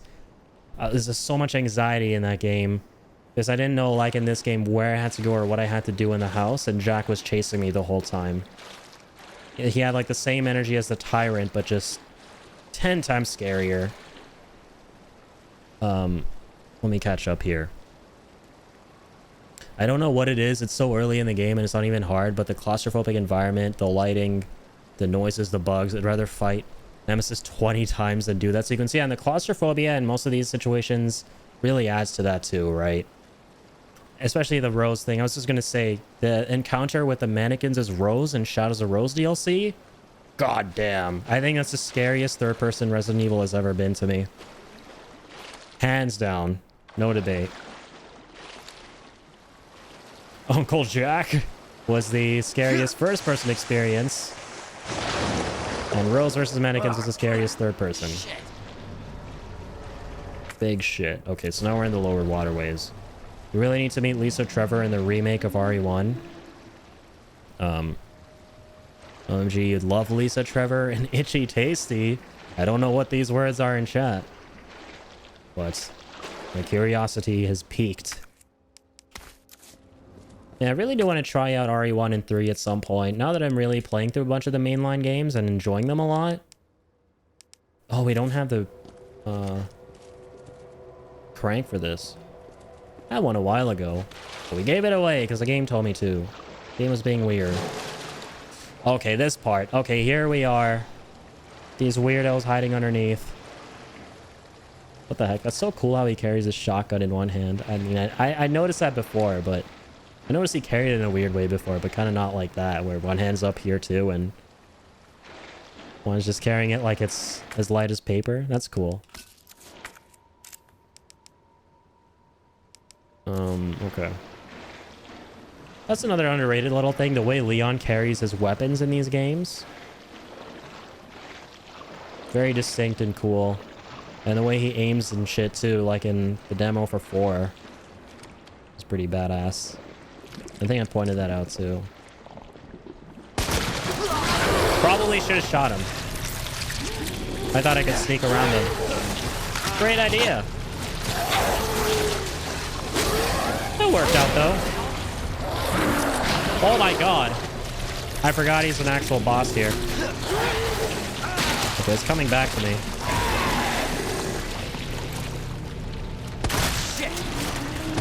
Son of a bitch. Good thing I have a lot of ammo on this playthrough, man. That's all I'm gonna say.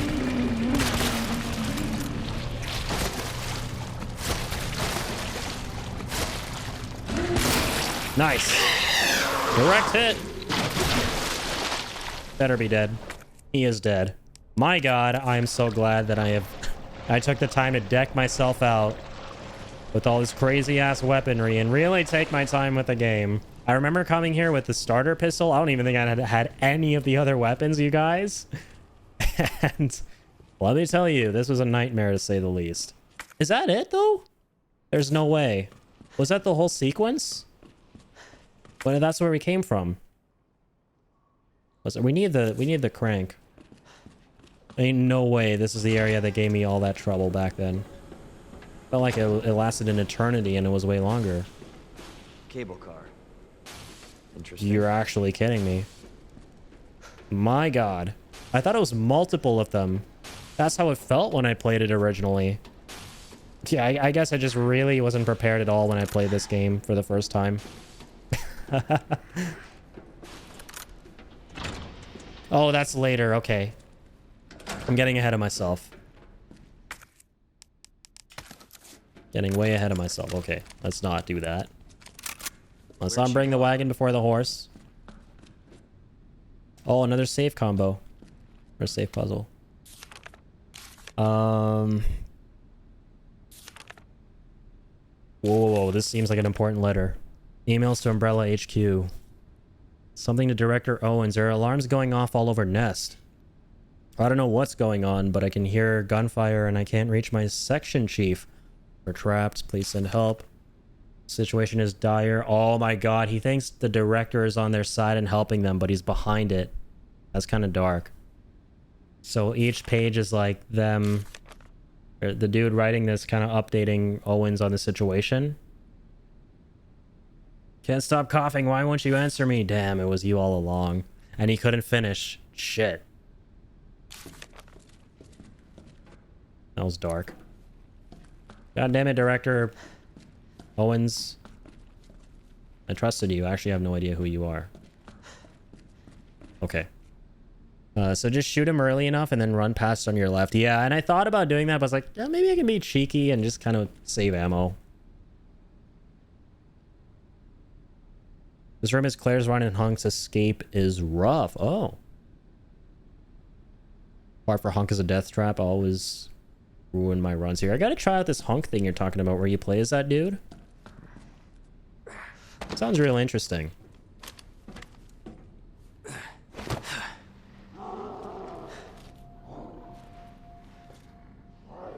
What's all this? I don't like the sound of that. I don't either. At least it's not menacing footsteps. Come on. Oh, it's Ada. Ada.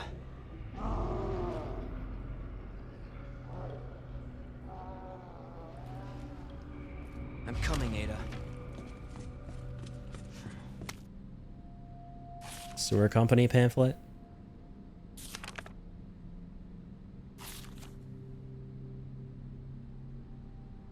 Okay. Ah, my VHS tape. Damn. Takes me back to being in a haunted house in a bayou. Please. Oh, please, stop. Pig RE7 vibes. No. The fuck? What the hell's going on? Oh, this asshat. Right. We never had a round 2 against him. We never finished him off. He just fell over a ledge. The virus. I'll bet those rats spread it.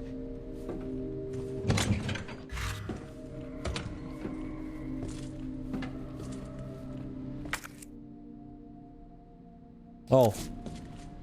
Don't mind if I do. There's some ammo back there. Let's go. And the tape is done, so I'm gonna break you with my hammer.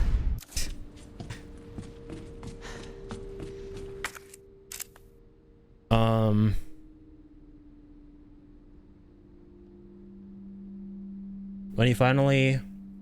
Wait, hold up. Yeah, I missed a lot. You'll need all your skills as the hardest mode in the game. Really? Dang. Sounds like quite the challenge. When you finally get around to Hunk and the sheriff modes, beating them feels so satisfying. I can imagine, yeah. Considering it's so challenging? Shit. I like me a good challenge. You have to run from the sewers to the front gate in one life. Holy. And every enemy is hunting you down? Jeez. Including Mr. X? Damn it, that must suck. That true culmination of the game. That is what it sounds like to me. Never did sheriff mode, was too hard. Speaking of Hunk, there he be. It also includes Mr. X, of course. Oh, Hunk was in that footage. I see. It's the run killer. Or it feels great though, because most of the time it's the last achievement you need for platinum. Oh, nice. Yeah, I gotta like platinum one of these games. That'll be real fun. Like, one to just go for like 100% sort of run. Ooh. Another one of these. This one needs the night. Clearly.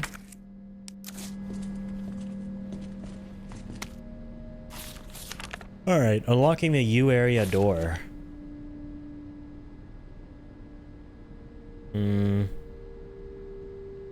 Okay, basically he's like, find the pieces. Yeah, find the plugs. Pretty sure the Rook and Knight are on the same wall and the Bishop and Queen aren't next to each other. Okay, so it's like a little puzzle that's just slightly more complicated than I thought it would be. But we'll get it.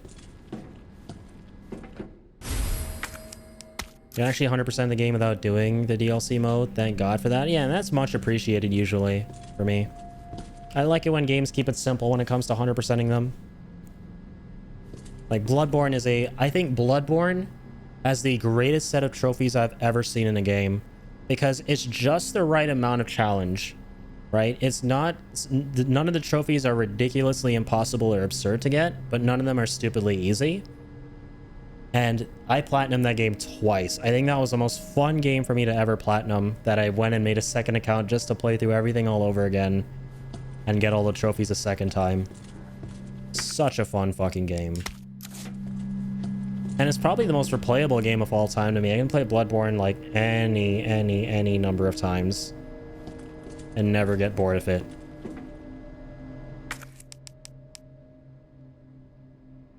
Okay, so we have the 3 pieces, right?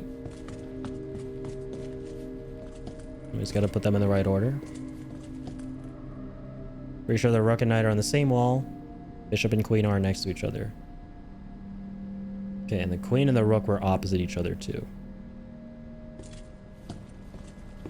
So for starters, we're kind of given the answers to where the Knight has to be and where the pawn has to be. The problem is we don't have... What shape is that? That's a bishop, okay. We don't have the other pieces yet. We still gotta find them. Where are they? Yeah, we'll come back here once you have all the other pieces. I want to say that that one electronic piece we ran into earlier that lifted the bridge up, that we didn't want to happen at the time, was a chess piece, but I'm not sure. Can you guys confirm if that was a chess piece or not for this puzzle? It was? Okay, gotcha. I had a feeling. So we somehow need to get back there and get that for this thing. Interesting. Starting to make sense.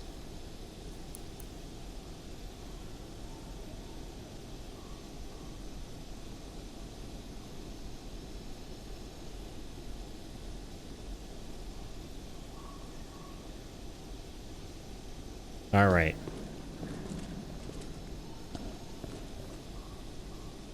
%, in every version of RE4. That's actually awesome. Excluding the Wii version, never had a Wii. Yeah, that's right. I never knew if it was on Wii or not. I'm sure, like, it's on a lot of platforms. Puzzle makes me want to rip the hair from my balding head. By the by, there's a safe in this room, and the code is written on the side. I don't think the game ever tells you it's there. Oh, really?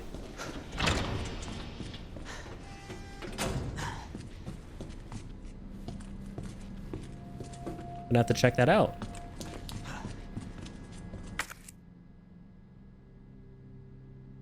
Well, cool. It also tells me where the pieces are. Some of them. Oh, across the bridge, not in this room. My bad. What's that? Glad I picked that up.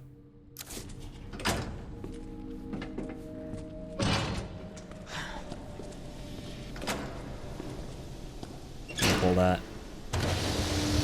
Wasn't clear, my bad. It's all good. You said across the bridge, so... This one?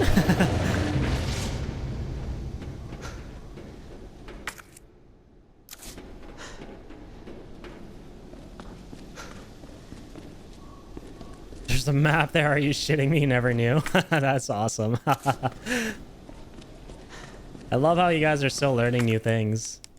Always so cool to see. Oh, a tool. Oh, and yeah, the room with the safe. I'm still trying to find that. Was that... So it wasn't the one I've been in with the electronic parts. You said it's by the sleepy zombie. The monitor room? Sorry, guys. I'm a little bit lost. Because I'm colorblind, you jerks. Oh, no. I meant that, like... I meant that pretty sincerely. Like, it's honestly really cool when you see people, still learning new things about the games they love and stuff.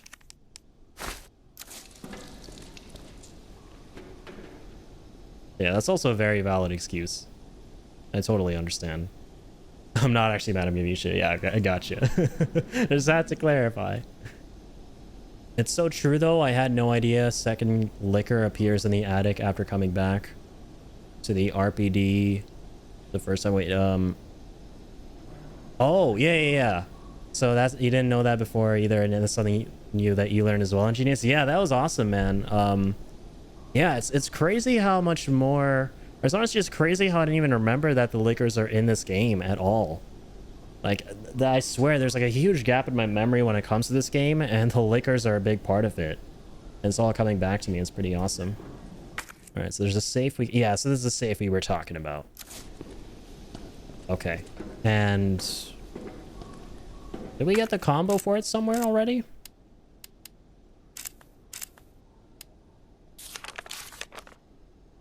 Also, I'm probably going to end it here soon. I'm getting kind of sleepy.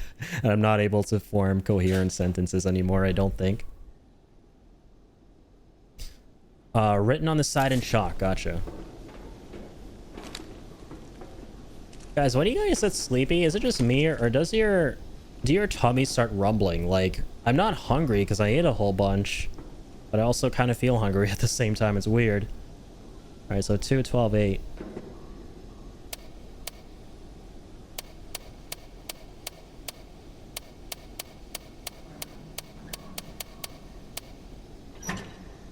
Awesome.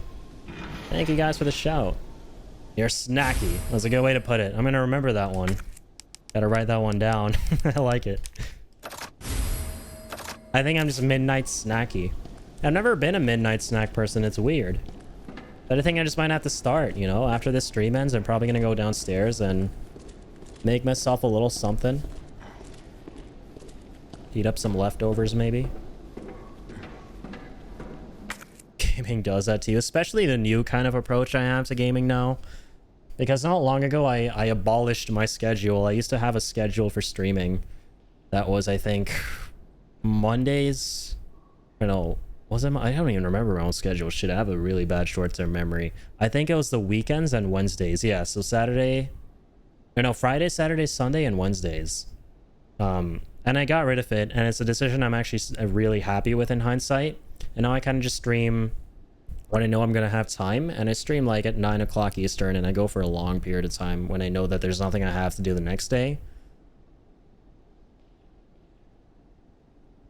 And it's also a good time because I've gotten everything else out of the way from earlier on in the day. So it's a nice time to sit down at night, stream for a long ass period of time into the early hours of the morning, and then be able to go to sleep like really late, or really early in the morning in this case.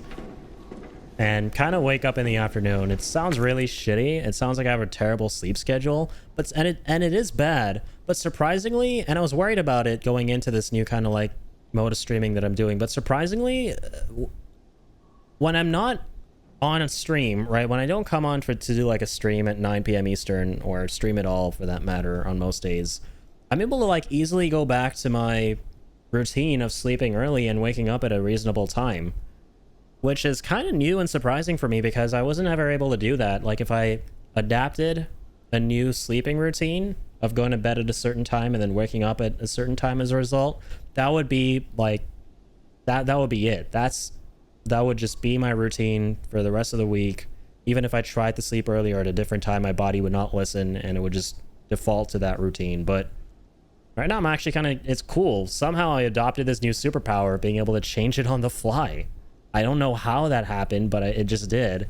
And so I'm just embracing it as much as possible. Like, the day after tomorrow, I think I have to be up pretty early for something. And I'm not at all anxious, because I know that, like, the night before, I'm going to be able to go to sleep pretty early despite doing this crazy all-nighter sort of stream. Because I'm just kind of able to change, or, you know, make my body go to bed at what time I want to make it go to bed, which is kind of nuts. I never ever have been able to do that until now. Sorry. This is random, completely unnecessary, but the Laker statue I have is so detailed they give it a butthole, and the models in this game also have one? Wait, you have a Laker statue? That's awesome. Mind the Lakers on the way to the snacks. They've been surprising us at every turn. That is very true. Thank you for that warning, Ingenious.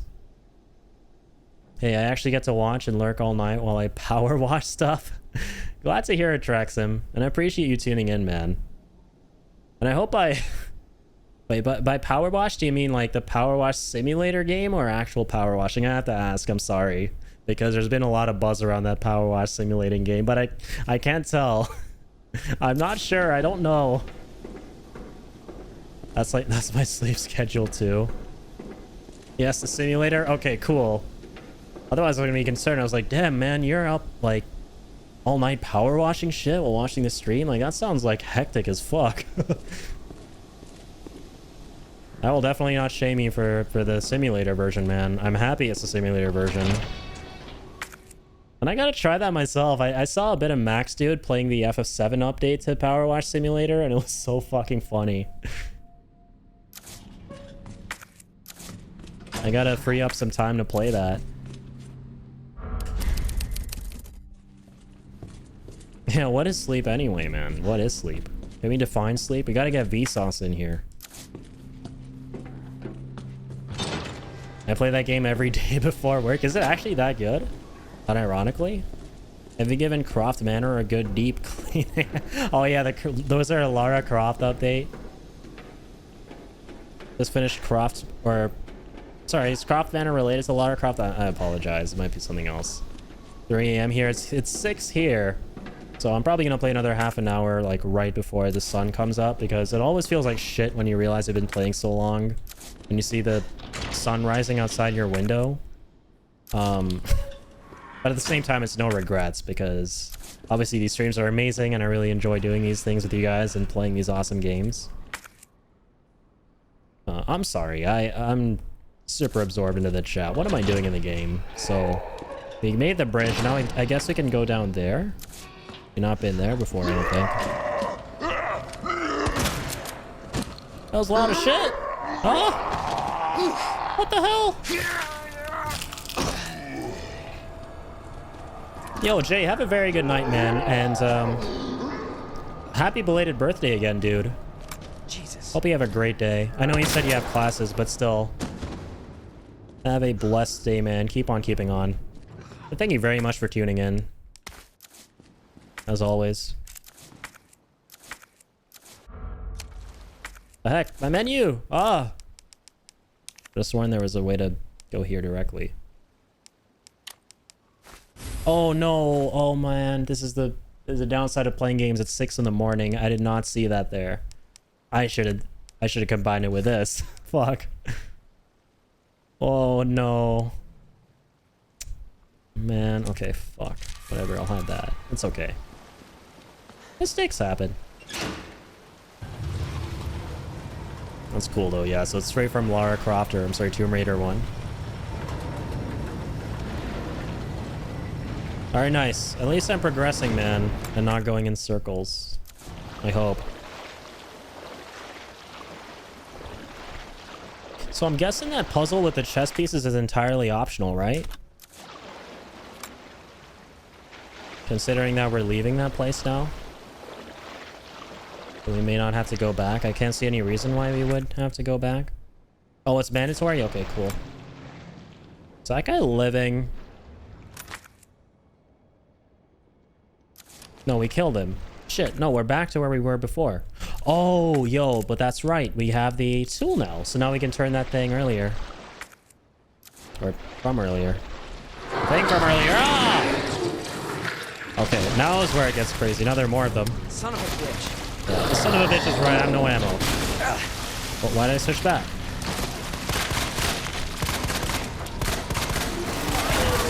I have grenades and shit like that? I do. Beautiful. Whee! Oh, let's go.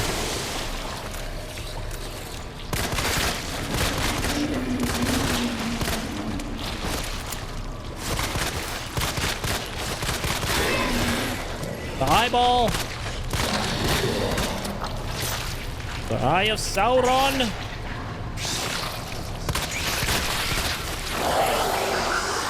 What the hell? What are those? I saw little things jumping around. I'm gonna pretend I didn't see those. I pretend I didn't see you. Did he not drop anything? Oh no. Not gonna waste my time on him. I'm gonna go over here. Gonna go up there. Oh my god, now I vividly remember this area, you guys. Holy shit. I remember being on this platform Is there a save slot in there? A typewriter? This is starting to come back to me, man. I remember this little hydrant thingy. And being on this platform and having to restart every time going down there and getting absolutely chomped on by those freaks. I remember the specific area where I was like really having trouble.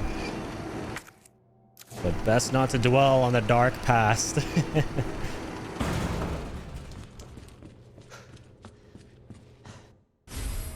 Hey, more roll film. Okay. Appreciate you. Bigger hip pouch. Appreciate you a lot. Combine. Don't mind if I do. Doop, doop, doop, doop, doop. Oh, sorry, by the way. I know Jay must have already left, but I forgot to fulfill the hydrate. Got you. Oh, let's go. I get it now. Okay, this is awesome. So now we have the rook piece. And now we can go from the left side instead of having to go from straight to kind of get to where we ought to be. So we don't have to worry about the bridge going up.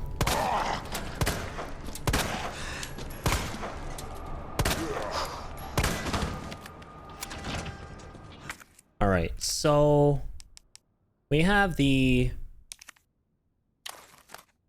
bishop. We have the rook.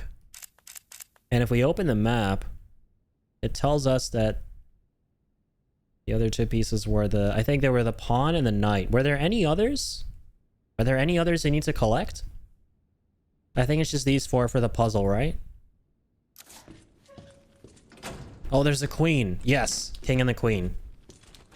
Thank you. Well, the king and the... Damn, so there are two. I was just gonna say the queen. Okay, interesting. So now I gotta think about where we get those. Upper, middle, lower. Oh my god, this place is hell. I forgot there are multiple floors here. Plug socket. That's where we gotta go back to eventually. Maybe this place. Gotta open that somehow. Bottom waterway. What is all this? Oh my goodness. Can I open these now? These red gates?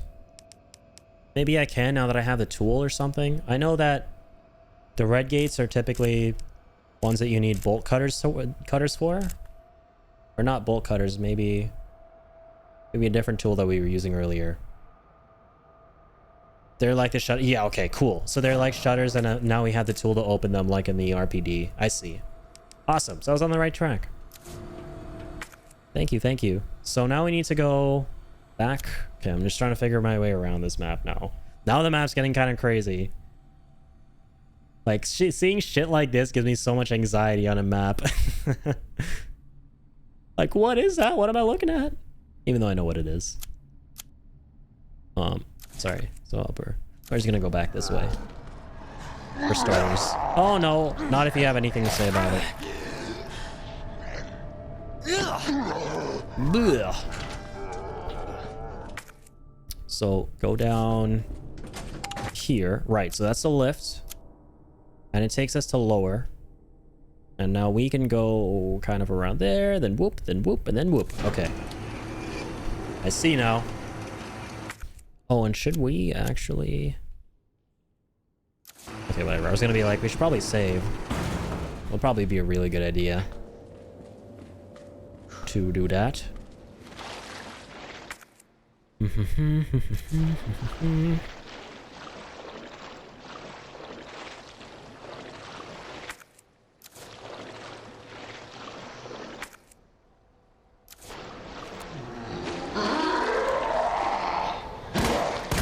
Hey, bad guy. Bye, bad guy.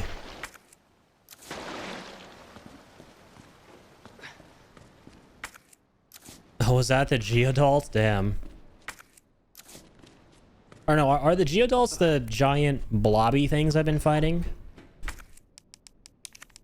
I must clarify once and for all who the Geodalts are. I mean, that guy looked like an adult, but certainly not no OG adult, I'd imagine. The many eyes that spit out the babies. Okay, I see. I had a feeling. So, damn, you're telling me there was another one there and he kind of fucked off somewhere else? Let's go. I dodged a bullet there. Bottom waterway. Okay. So now we are here. Oh, what are those? We got some keys.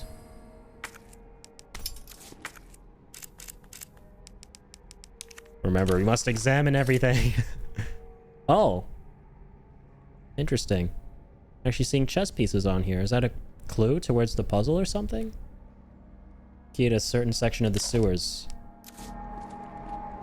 Okay, then. Yeah, I'd imagine it's a key to a door that gives us chess pieces, maybe. Sometimes they can reset and go off that side passage. You don't need to go. I see. Okay, that's actually really good to know. Shit. There's Bart up here. What? This thing is crushed! No! I blame Mr. X. He was here, wasn't he? He crushed that thing. Got angry. He's like, that thing looks like a fire hydrant. It's gonna, like, spew forth water. And I hate water. That's why I wear a trench coat. With all his arms folded and shit, complaining about it. Okay, I guess I gotta go down here. Alright. Time to get our feet wet.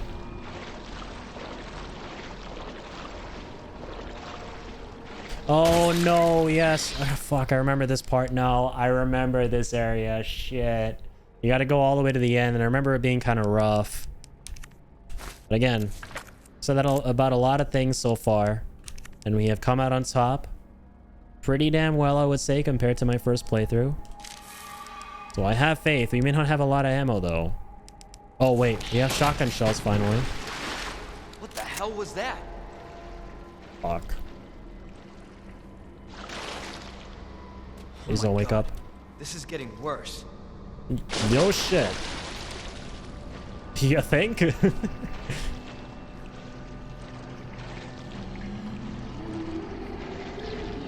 Leon is too precious in this game, man. You gotta protect him at all costs. Oh, fuck. Oh, God. I did not realize. I should have known.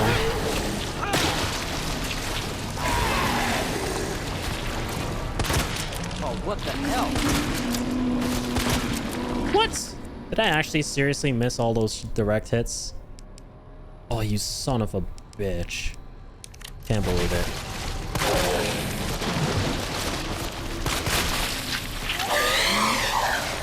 Oh, that wasn't so bad. Okay, let's go.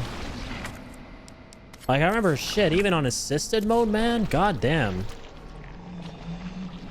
Oh, they were direct hits? Okay, nice. Very happy to hear that. Because it looked like the eyeball didn't react as much or shoot out as much pus or whatever.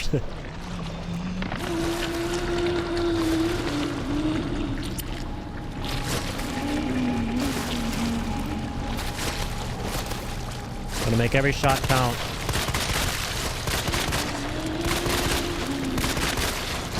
No, and now I'm totally out. Fuck. This is the exact same issue I had on my first playthrough. These guys are so spongy. Maybe I can circle around somehow? No, I can't climb back up. Fuck. That's bad. No, there has to be a way. I refuse. I refuse to believe it. Please don't hurt me. Oh shit. Oh no, I don't know what to do. Maybe I can sort of juke him. I mean, at max HP and a shield. Alright. Got a knife as well. I should keep him down for a second. No, or not.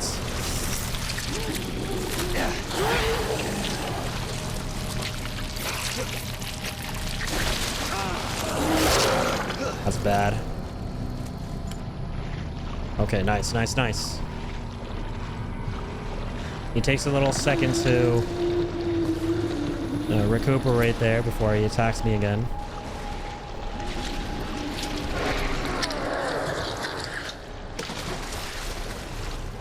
Damn, it's not even to stop. I'm out.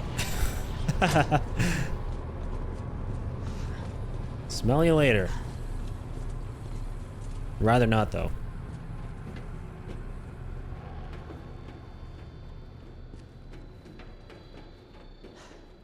What's this area? Supply storage room. Okay. We made it to the end. Oh, red herbs.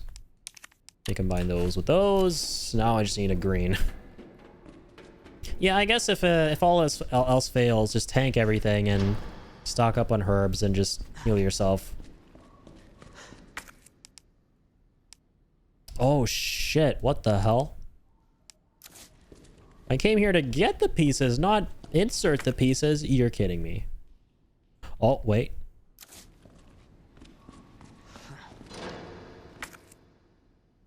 Damn.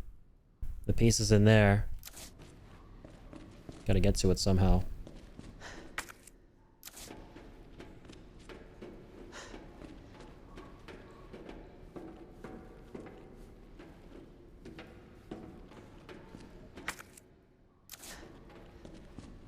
What's that? Oh, flamethrower? What the shit? Where? Excuse me? Where and how? Oh, we're right above it. Oh, damn. Damn. Okay. Oh, this is gonna be kind of weird. So clearly we need... Oh, no, wait. There's more stuff here. Oh, beautiful. That's all we have to do. Fantastic.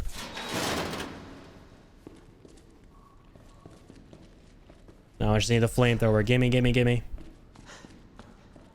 That's how we're making it out of here. Okay, now we just need the queen plug, which is not in here. Negative. And no way. We need the queen piece to get the flamethrower, I guess. I'm sad. Because I'd imagine the queen piece is somewhere entirely different. Wait, I'm holding it? Am I actually? That's the bishop. Oh, is that the queen plug? It is. That's a rook plug. Oh, I'm sorry. I thought this was the king area. My bad. Thought I got the king piece for some reason. Huh. I was holding it. Okay, but now we need the king one. Alright, so I had them mixed up. Maybe you'll get it up here, I hope. I mean, it's not marked on the map, but... I knew that would happen. I knew it. He's alive. Never mind. Gonna examine that so I can get the name. Okay, awesome. So it was here. Let's go. We got all of them. I'm so glad they're all in one place. I was dreading the notion of having to go all the way across this map to some other obscure area to get the final piece.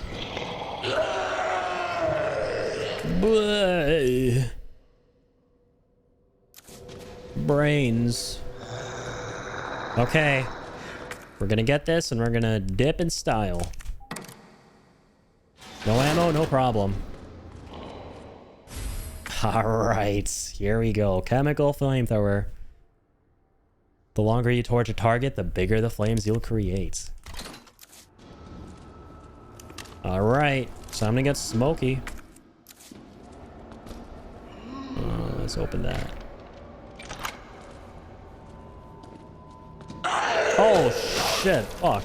It was way closer than I thought.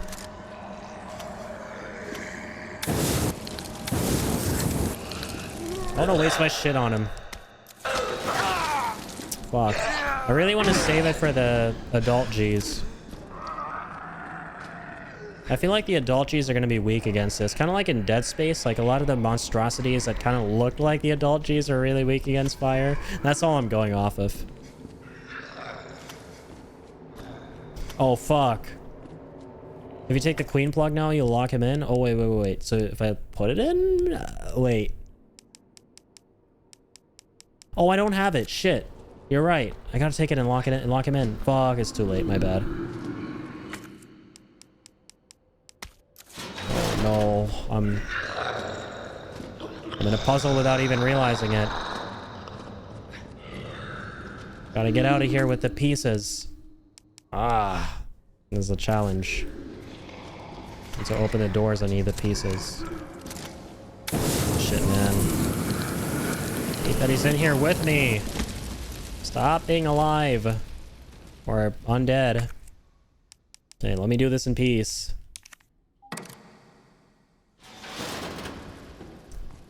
Alright. So, easy peasy, but the problem is... we don't have the piece. But hold on. This is now open.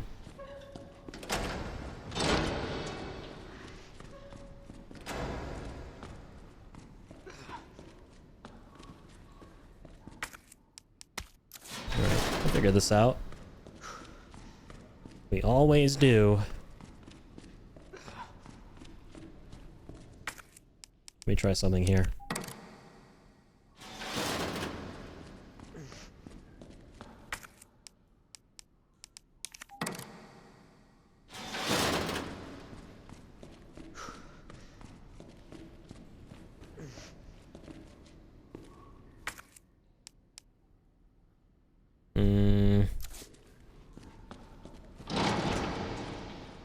Nah. This ain't it. Wait, did I actually get it?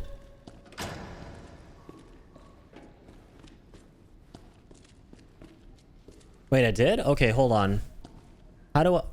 I'm not seeing it though. Shit, my bad. Do I? Oh, okay, I get it now. I get it. I get it, I get it. I see it now.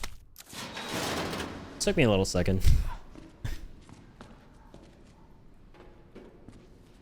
Awesome. Let's go. All right.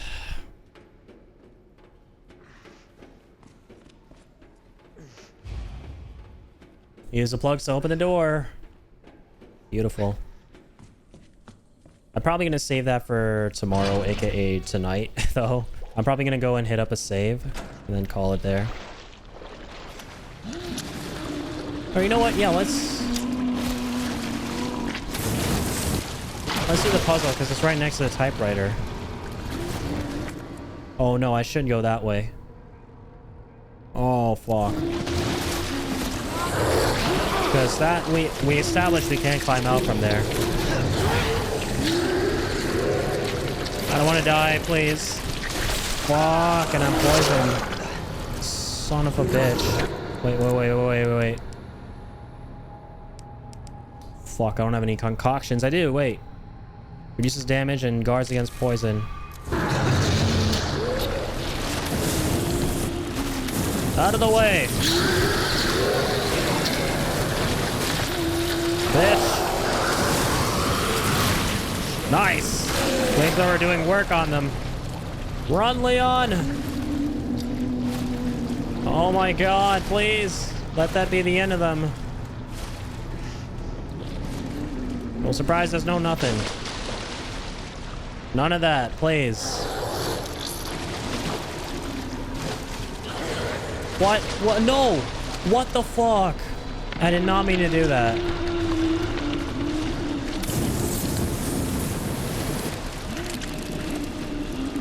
I dropped down by accident on the other side. I can't believe it. He's alive, right? No, he's dead.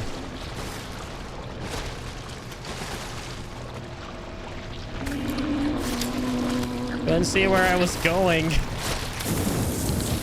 Please be enough to kill him.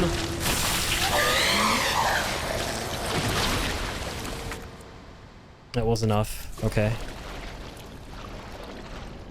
Just about enough. I'm nothing and nothing now. No more mistakes. No. This way. Okay. Wait. Not okay. So up here. And then, wait, what? Yeah, so far so good. And then we climb up here. Oh, I'm dead. I'm dead. I'm dead. I'm so dead.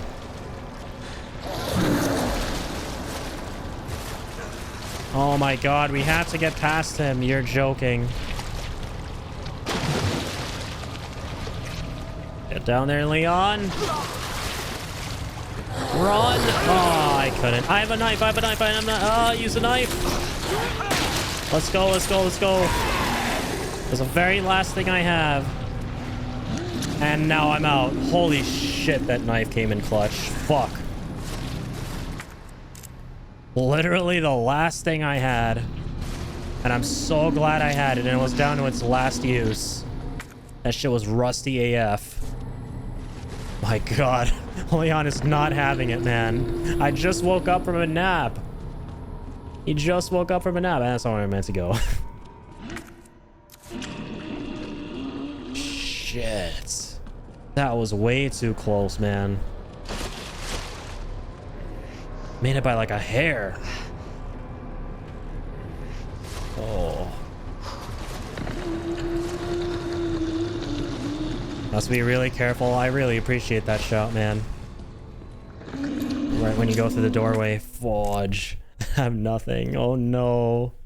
Oh no, man. I do not even want to think about where I have to respawn from. I'm scared.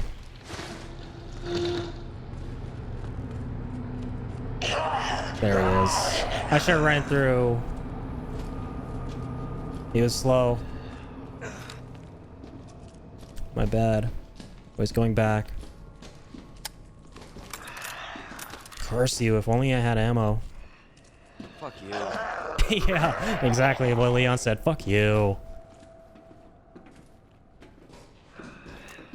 I like the way he says it too. Yeah, I think he reset off to the side. Okay, we're gonna make a run for it. Beautiful, beautiful, beautiful. Okay, what the heck is this staircase now? It leads up to here. Okay, lovely. That's where we need to go. Ay, ay, ay. Please, no more surprises. Please, let's make this a smooth trip back to the monitor room. Smooth sailing. No more weirdos, no more nothings. You made it, let's go. I really hope that means there's no one else between me and the save point now. Which I'm very happy to report I don't think there will be. Let's go. There in fact will not be. Alright, beautiful, man. Yeah, I think we're just gonna end here tonight. Perfect place to stop. We're gonna start off with a puzzle tonight. I think I should be back tonight to finish off RE2 Remake, or at least make a huge chunk of progress in it. It's not as long as RE4 for sure, so I think it's totally doable to finish it off tonight when I come back. I like how I'm saying tonight because it's literally 6:30 a.m. But yeah, I'll likely be back tonight, guys. Thank you so much for tuning in. Can't wait to continue more. So many cool people in the chat tonight. I appreciate all of you. Ingenious, Jay, Pickle. I know we had Nor as well. I think a couple other folks. Traxim. Thank you guys so much. I'm sorry if I missed anyone. Sorry for all my backseating. Dude, Ingenious, you're completely fine, man. The kind of backseating that you were providing, I wouldn't even consider it backseating in my book. Backseating to me is more like giving unsolicited advice that kind of just gives away a lot. Like, you know what? Maybe don't go that way. You know, go there first. Or don't get that weapon. Get that other weapon instead. Or, you know, this thing is coming up now in the game. You know, sometimes it borders into spoilers territory. And you did none of that, man. If anything, you really helped me out when I was confused and when I was actually asking for help, and also giving me little tips that kind of supplemented my gameplay instead of trying to take control of it and, you know, telling me how to play and almost making it feel like you were the one playing. So you were completely fine, man. Don't worry. It was really a blast playing and getting to kind of make progress through this game and figure things out with your tips and stuff like that. I do not consider it backseating, so thank you very much, dude. I appreciate it. And yo, Traxon, you have a good night yourself too, man. I appreciate you being in here. And yeah, take care of yourselves, guys. I'm going to go crash now, but I will be back tonight, like I said. I will be back. I was gonna say very likely for like the millionth time, but I think I will definitely be back for some more RE2 remake. But all right, stay happy, stay healthy, stay positive, and as always, keep on keeping on, y'all.